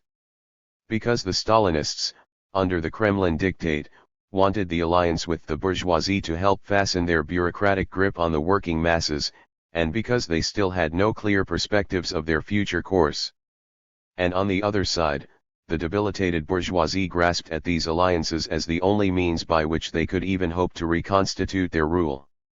Only in this sense, only within the strict limitations of the dual power character of these regimes, was it permissible to still call these new states capitalist in the 1945 period. The relationship of strength in the dual power varied from country to country, from Czechoslovakia, as the extreme on one end, to Yugoslavia on the other. In the former, the bourgeoisie retained a lot of class strength and was a real factor in the coalition. In Yugoslavia its power had been decisively 403. Broken during the protracted civil war, and it was little more than a captive in the coalition. But in every case the Stalinists were the dominant force. This was demonstrated conclusively later on by the ease with which they broke the back of the bourgeoisie politically and economically, and finally eliminated the dual power in favor of their exclusive power. All of us are aware that the Kremlin did not give free rein to the workers to carry their revolutions through to the end, but on the contrary, suppressed the independent actions of the masses, put its heavy hand on their organizations, and sidetracked the movement into the channels of the coalition governments. Their role was politically counter-revolutionary. But the Kremlin did not wipe out these new organs of power as would a bourgeois counter-revolution. They bureaucratized them. They took over control and reshaped them as instruments of their own purposes, and finally as the new administrative structure of their sovereignty. The swift strangulation of the workers' independent movement and the victory of the bureaucracy was due, as in 1939, to the workers' isolation from the international labor movement and their insufficient organization in the face of the Kremlin's overpowering strength. The facts are plain that in every case confiscation of the estates and the distribution of the land was carried through by a great network of local committees, which then remained as administrative organs for the Stalinist regimes on the countryside. The workers' councils in Czechoslovakia, to take another example, were not abolished, but transformed into part of the new aristocracy by electing their representatives from single lists, providing that these representatives no longer be required to do manual work, and to be paid for all extra time spent on special duties. The committees, which took over the functions of the former municipal bodies, were incorporated into the state apparatus by special decrees. Even the action committees organized by the Stalinists in 1948 to bring the capitalists to heel, have not been disbanded but, we read, are to become permanent institutions to safeguard the victory won during the crisis. The police, the army, the judiciary have been thoroughly overhauled, reorganized, and placed under new leadership. The next stage came after the sharpening of the Cold War and the Kremlin's determination to consolidate its hold on these dependencies. The Stalinist bureaucratic cliques, using their crushing superiority, and resting on the new administrative organs under their command, proceeded, step by step, to exterminate the bourgeois parties and drive their representatives out of the governments and committees, with the most prominent sent to the gallows or prisons or forced into exile. They then forced through the purge of the social democratic parties and their prison unification with the Stalinists. In the same period, new decrees were promulgated which, in effect, expropriated 404 the remaining sections of the bourgeoisie, and placed all the levers of economic power in the hands of the now totalitarianized regimes.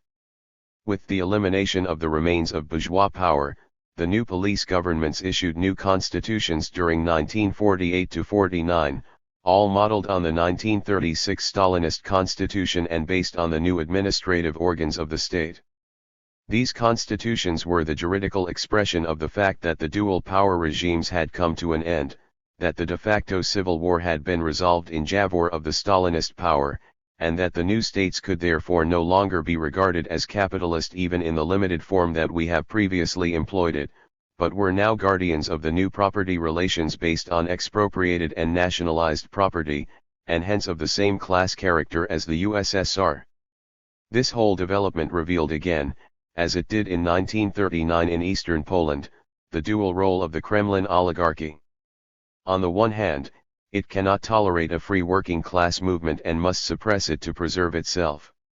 In ordinary circumstances, this need to exercise dictatorial control over the labor movement and its policy of maneuvering between the proletariat and bourgeoisie, inevitably disarms the workers' movement and reinforces the capitalist power, as it did in France and Italy in this same period. On the other hand, this caste cannot share power with the capitalists because it rests on the sociological remains of the Russian Revolution. Hence, in the special circumstances prevailing in these adjoining countries in the years after the war, where the Kremlin's might was so overwhelming it could impose its own will on the proletariat with the aid of the bourgeoisie and then in turn, resting on its new bureaucratized apparatus, crush this enfeebled bourgeoisie. This is what occurred in Eastern Europe. To deny it is to deny reality. What is the answer of the comrades on the other side to these facts? They have shifted the discussion to the doctrinal plane. Let us see how matters stand here. We are accused of economism because it is claimed we have created a simple equation that nationalized economy equals a workers' state. But have we not witnessed extensive nationalizations in England, France, Norway, and Comrade Germain, in his researches, has even dug up a paper decree for nationalization issued by Mussolini in northern Italy, and tossed it into the discussion for whatever it is worth. These analogies are all arbitrary and false. We certainly ought to be able to distinguish between capitalist and anti-capitalist nationalizations. The nationalizations in Western Europe were all carried through with the approval, or at least the acquiescence, of the capitalist class. The capitalists, after the nationalizations, became state rentiers, and often remained the 405 managers of the concerns involved. And all this was done under the aegis of a capitalist state maintained intact, capitalist property relations maintained intact, and a capitalist class whose dominant position continued undisturbed. There could be reasonable question in 1945 as to the precise character of the first nationalizations in Czechoslovakia, Poland, and Yugoslavia, as they were executed under ambiguous formulas, and the class character of the states involved was still not settled. There can be no doubt concerning their class character today. Beneath all the deceptive and sly Stalinist legal formulas governing the nationalization stands out the dominant fact that, in the main, the properties of the native capitalist classes have been expropriated, and that these classes have been politically crushed. Numbers of individual capitalists have undoubtedly been able to save themselves by going to work for the new rulers, by stealing, by black marketeering and bribe-taking. But the class has been expropriated and ruined. The press of these countries bristles with news accounts which testify to the accuracy of this evaluation.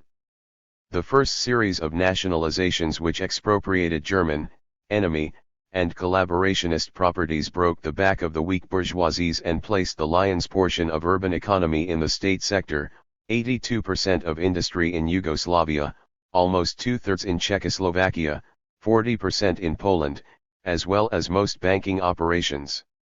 In the later nationalization decrees, which took over the properties of the native capitalists, state nationalization funds were set up in a number of countries to ostensibly compensate the former owners. Even where payments were actually made, the transactions were little short of confiscatory, while on the whole, compensation was honored more in the breach than the observance. The sweeping and anti-capitalist character of the 1945-46 nationalizations in Yugoslavia is too well known to require elaboration. But, even in the case of the Tito government, which emerged, unlike any of the others, out of the Civil War, these were carried through by means of deceptive slogans and ambiguous methods. Kiedrich, in his economic report to the Fifth Congress of the Yugoslav Communist Party, explains, the principal form of this offensive, against the capitalist positions in the economy, were the court procedures against traitorous reactionaries which regularly ended, aside from other things, with the confiscation of their properties. In addition, monetary manipulation, two-price systems, state control over raw materials, and progressive taxation were deliberately employed in every case to ruin the bourgeoisie, and as instruments of expropriation.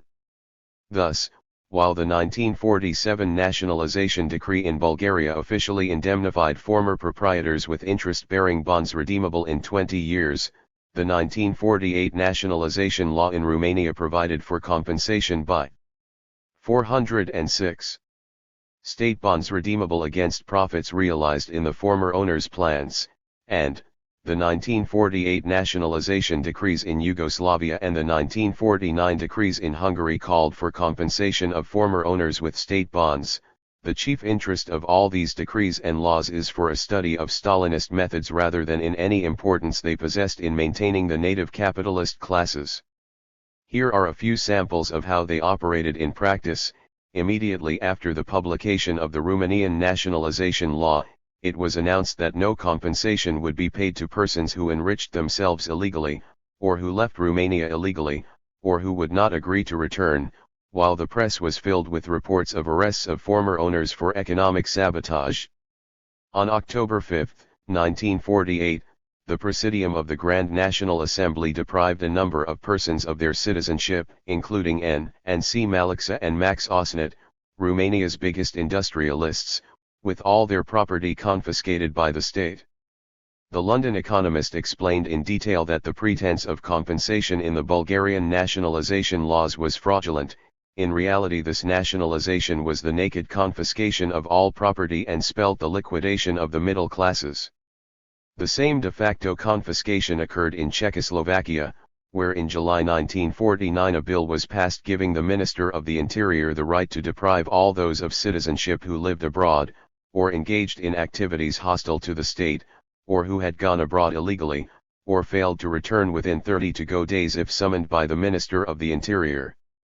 It is true that in a number of cases foreign allied capitalists received compensation for their properties, this being the price that the East European countries had to pay for loans or trade credits from the West, or to get back their gold supplies from England or the United States. But this cannot be given any decisive weight in Yugoslavia any more than in Poland or Hungary. To say, therefore, as Comrade Germain does, 4th International, May 1949, that in none of the countries has the bourgeoisie been reduced to a point comparable in Russia during the period of the NEP is to contradict the facts.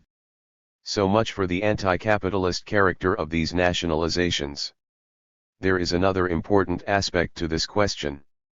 It is putting the thing on its head to claim that we say nationalizations equal a workers' state. The correct way to put the matter is that only an anti-capitalist, therefore a workers' state can nationalize the whole economy and operate it in accordance with a plan. We have heretofore denied the capacity of capitalism to do it.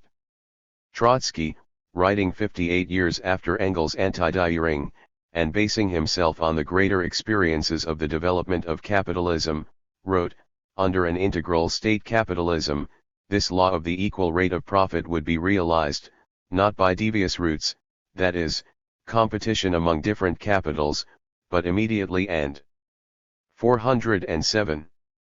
Directly through state bookkeeping. Such a regime never existed, however, and, because of profound contradictions among the proprietors themselves, never will exist, the more so since, in its quality of universal repository of capitalist property, the state would be too tempting an object for social revolution. Revolution betrayed.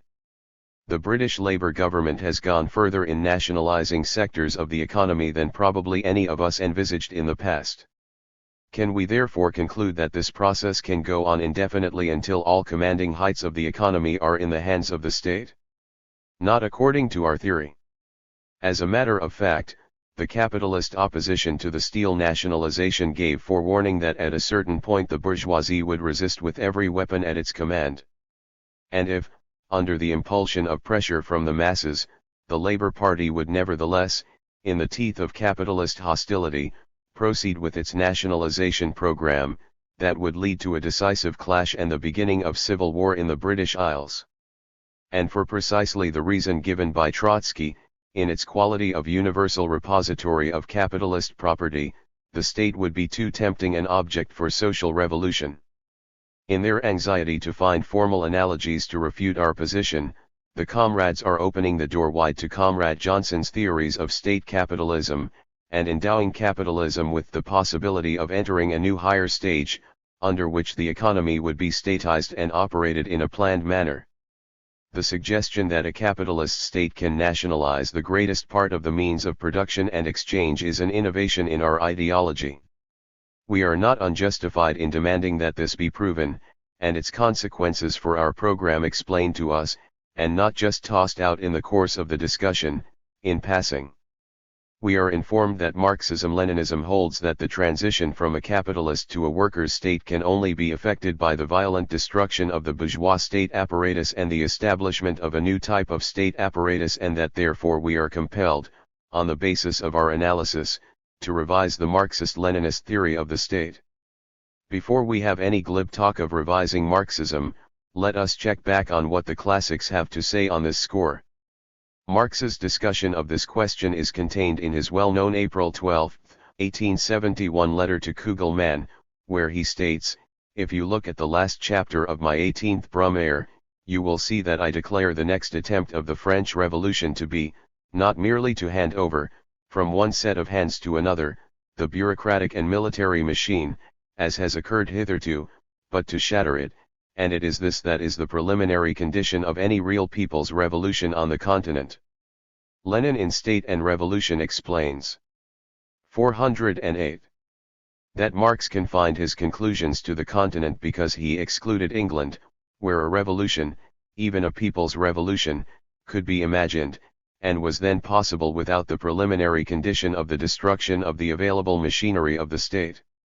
In his address in 1872 to the Hague Convention of the International, Marx further stated, "The worker must one day capture political power in order to found a new organization of labor.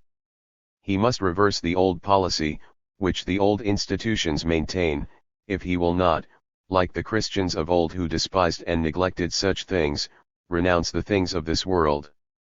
But we do not assert that the way to reach this goal is the same everywhere.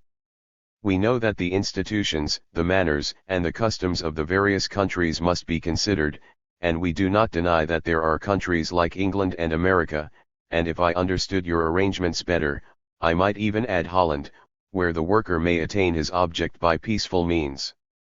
But not in all countries is this the case.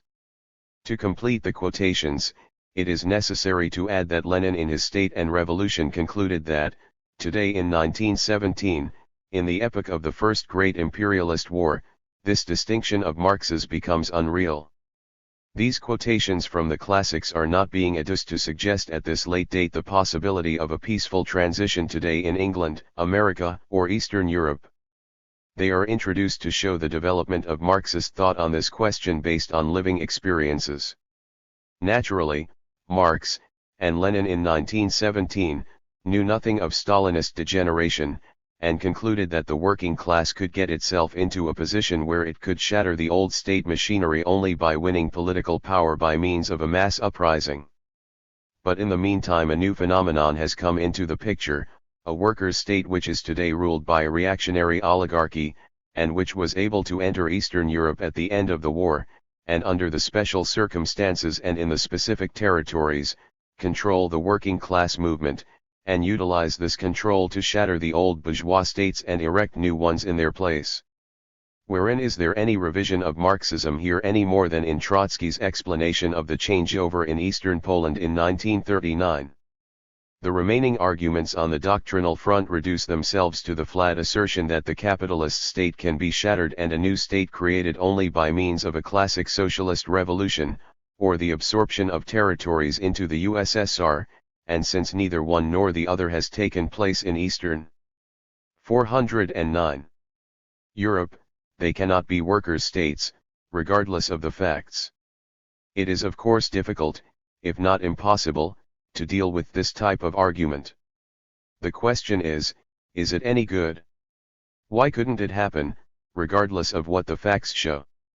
We are advised that it is absurd to imagine that tens of thousands of vital economic relations can be destroyed and new ones substituted in their place without the action of the masses, and that the Kremlin could only accomplish this in the territories it incorporated into the USSR by physically exterminating or deporting all capitalists, big and medium peasants, the middle classes, etc.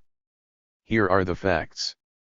The deportations in the Baltics and eastern Poland were of the same order as the deportations from the Ukraine after the war. They were motivated, in the first instance, by the political needs of the Kremlin and not designed to effect any social overturns. The big deportations in the Baltics took place in 1940, the collectivization of agriculture occurred only in 1948. The descriptions of the deportations show the Kremlin authorities were trying to wipe out all potential sources of opposition, and not putting through any social or economic program. The Kremlin made no appeal whatsoever to the Baltic masses, even of a limited variety. It was interested solely in clearing politically unreliable elements out of this strategic area, and very likely, solving manpower shortages in its slave labor camps, at the same time.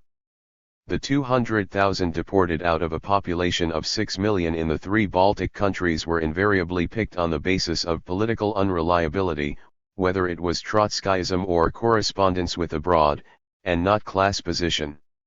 Moreover, we see in the recent dispatches that the Czech Stalinists are deporting recalcitrant capitalists, or just ordinary political opponents, to the uranium mines at Jakimov, or the coal mines at Kladno.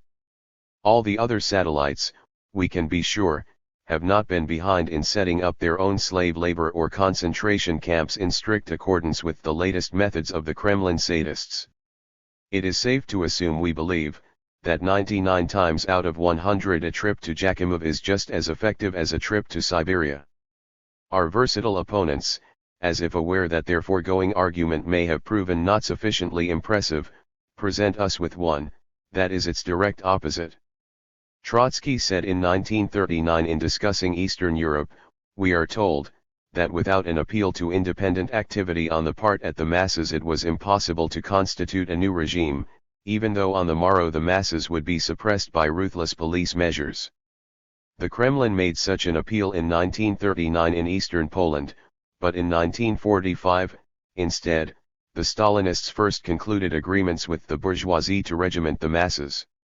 How could the bureaucracy accomplish, without mobilizing the masses, that which Trotsky said could only be accomplished by such a mobilization? 410. This objection is really laughable. In 1939 the Kremlin came into eastern Poland by means of an agreement with Hitler, which was the signal for the Second World War. The international working class movement was at its lowest point. The native population was suspicious of the invading Red Army troops. The situation was absolutely cold. In order to win a modicum of support from the masses to constitute the new regimes and wipe out bourgeois influence, the Kremlin had to make some limited appeals to the workers and peasants. In 1945 the Kremlin entered an Eastern Europe aflame with revolution. It wasn't a pact with Hitler that brought them in, but the smash-up of the Nazi machine by the triumphant Red Army. These victories gave an impetus to the revolution, and not only in Eastern Europe. The workers, and to a degree the peasants, were on the move. The problem, from the Kremlin's viewpoint, was not how to encourage the masses, but how to suppress their initiative and domesticate their organizations. To be able to see the limited independent activity of the masses in 1939 in Eastern Poland and not to be able to see the 10 times greater and profounder activity of the masses in Eastern Europe in 1945, is truly a case of steeling oneself against the reality in order to maintain a preconceived thesis. Trotsky considered that the events in Eastern Poland in 1939 added up to a civil war. Naturally, this is a civil war of a special type, he wrote. It does not arise spontaneously from the depths of the popular masses. It is not conducted under the leadership of the Finnish Revolutionary Party based on mass support. It is introduced on bayonets from without. It is controlled by the Moscow bureaucracy, in defense of Marxism. If we accept Trotsky's method of reasoning, how can we characterize the events in Eastern Europe from 1945 to 1949, the expropriation of the bourgeoisie, the crushing of its political power, the setting up of new state structures, the planned organization of the economy, except as a civil war of a special variety that ended with the destruction of the capitalist states and the institution of new anti-capitalist states? None of these quotations from Trotsky's 1939 writings apply, we are sternly warned. Trotsky was talking only of territories to be incorporated into the USSR, and these dependent countries have not been incorporated. This is an incomprehensible argument. Trotsky was discussing territories which the Kremlin planned to incorporate into the USSR.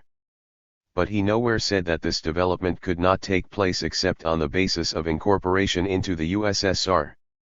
Naturally, it is not a question of finding out precisely what took place in Eastern Europe in 1945-49 by reading Trotsky's analysis of 1939.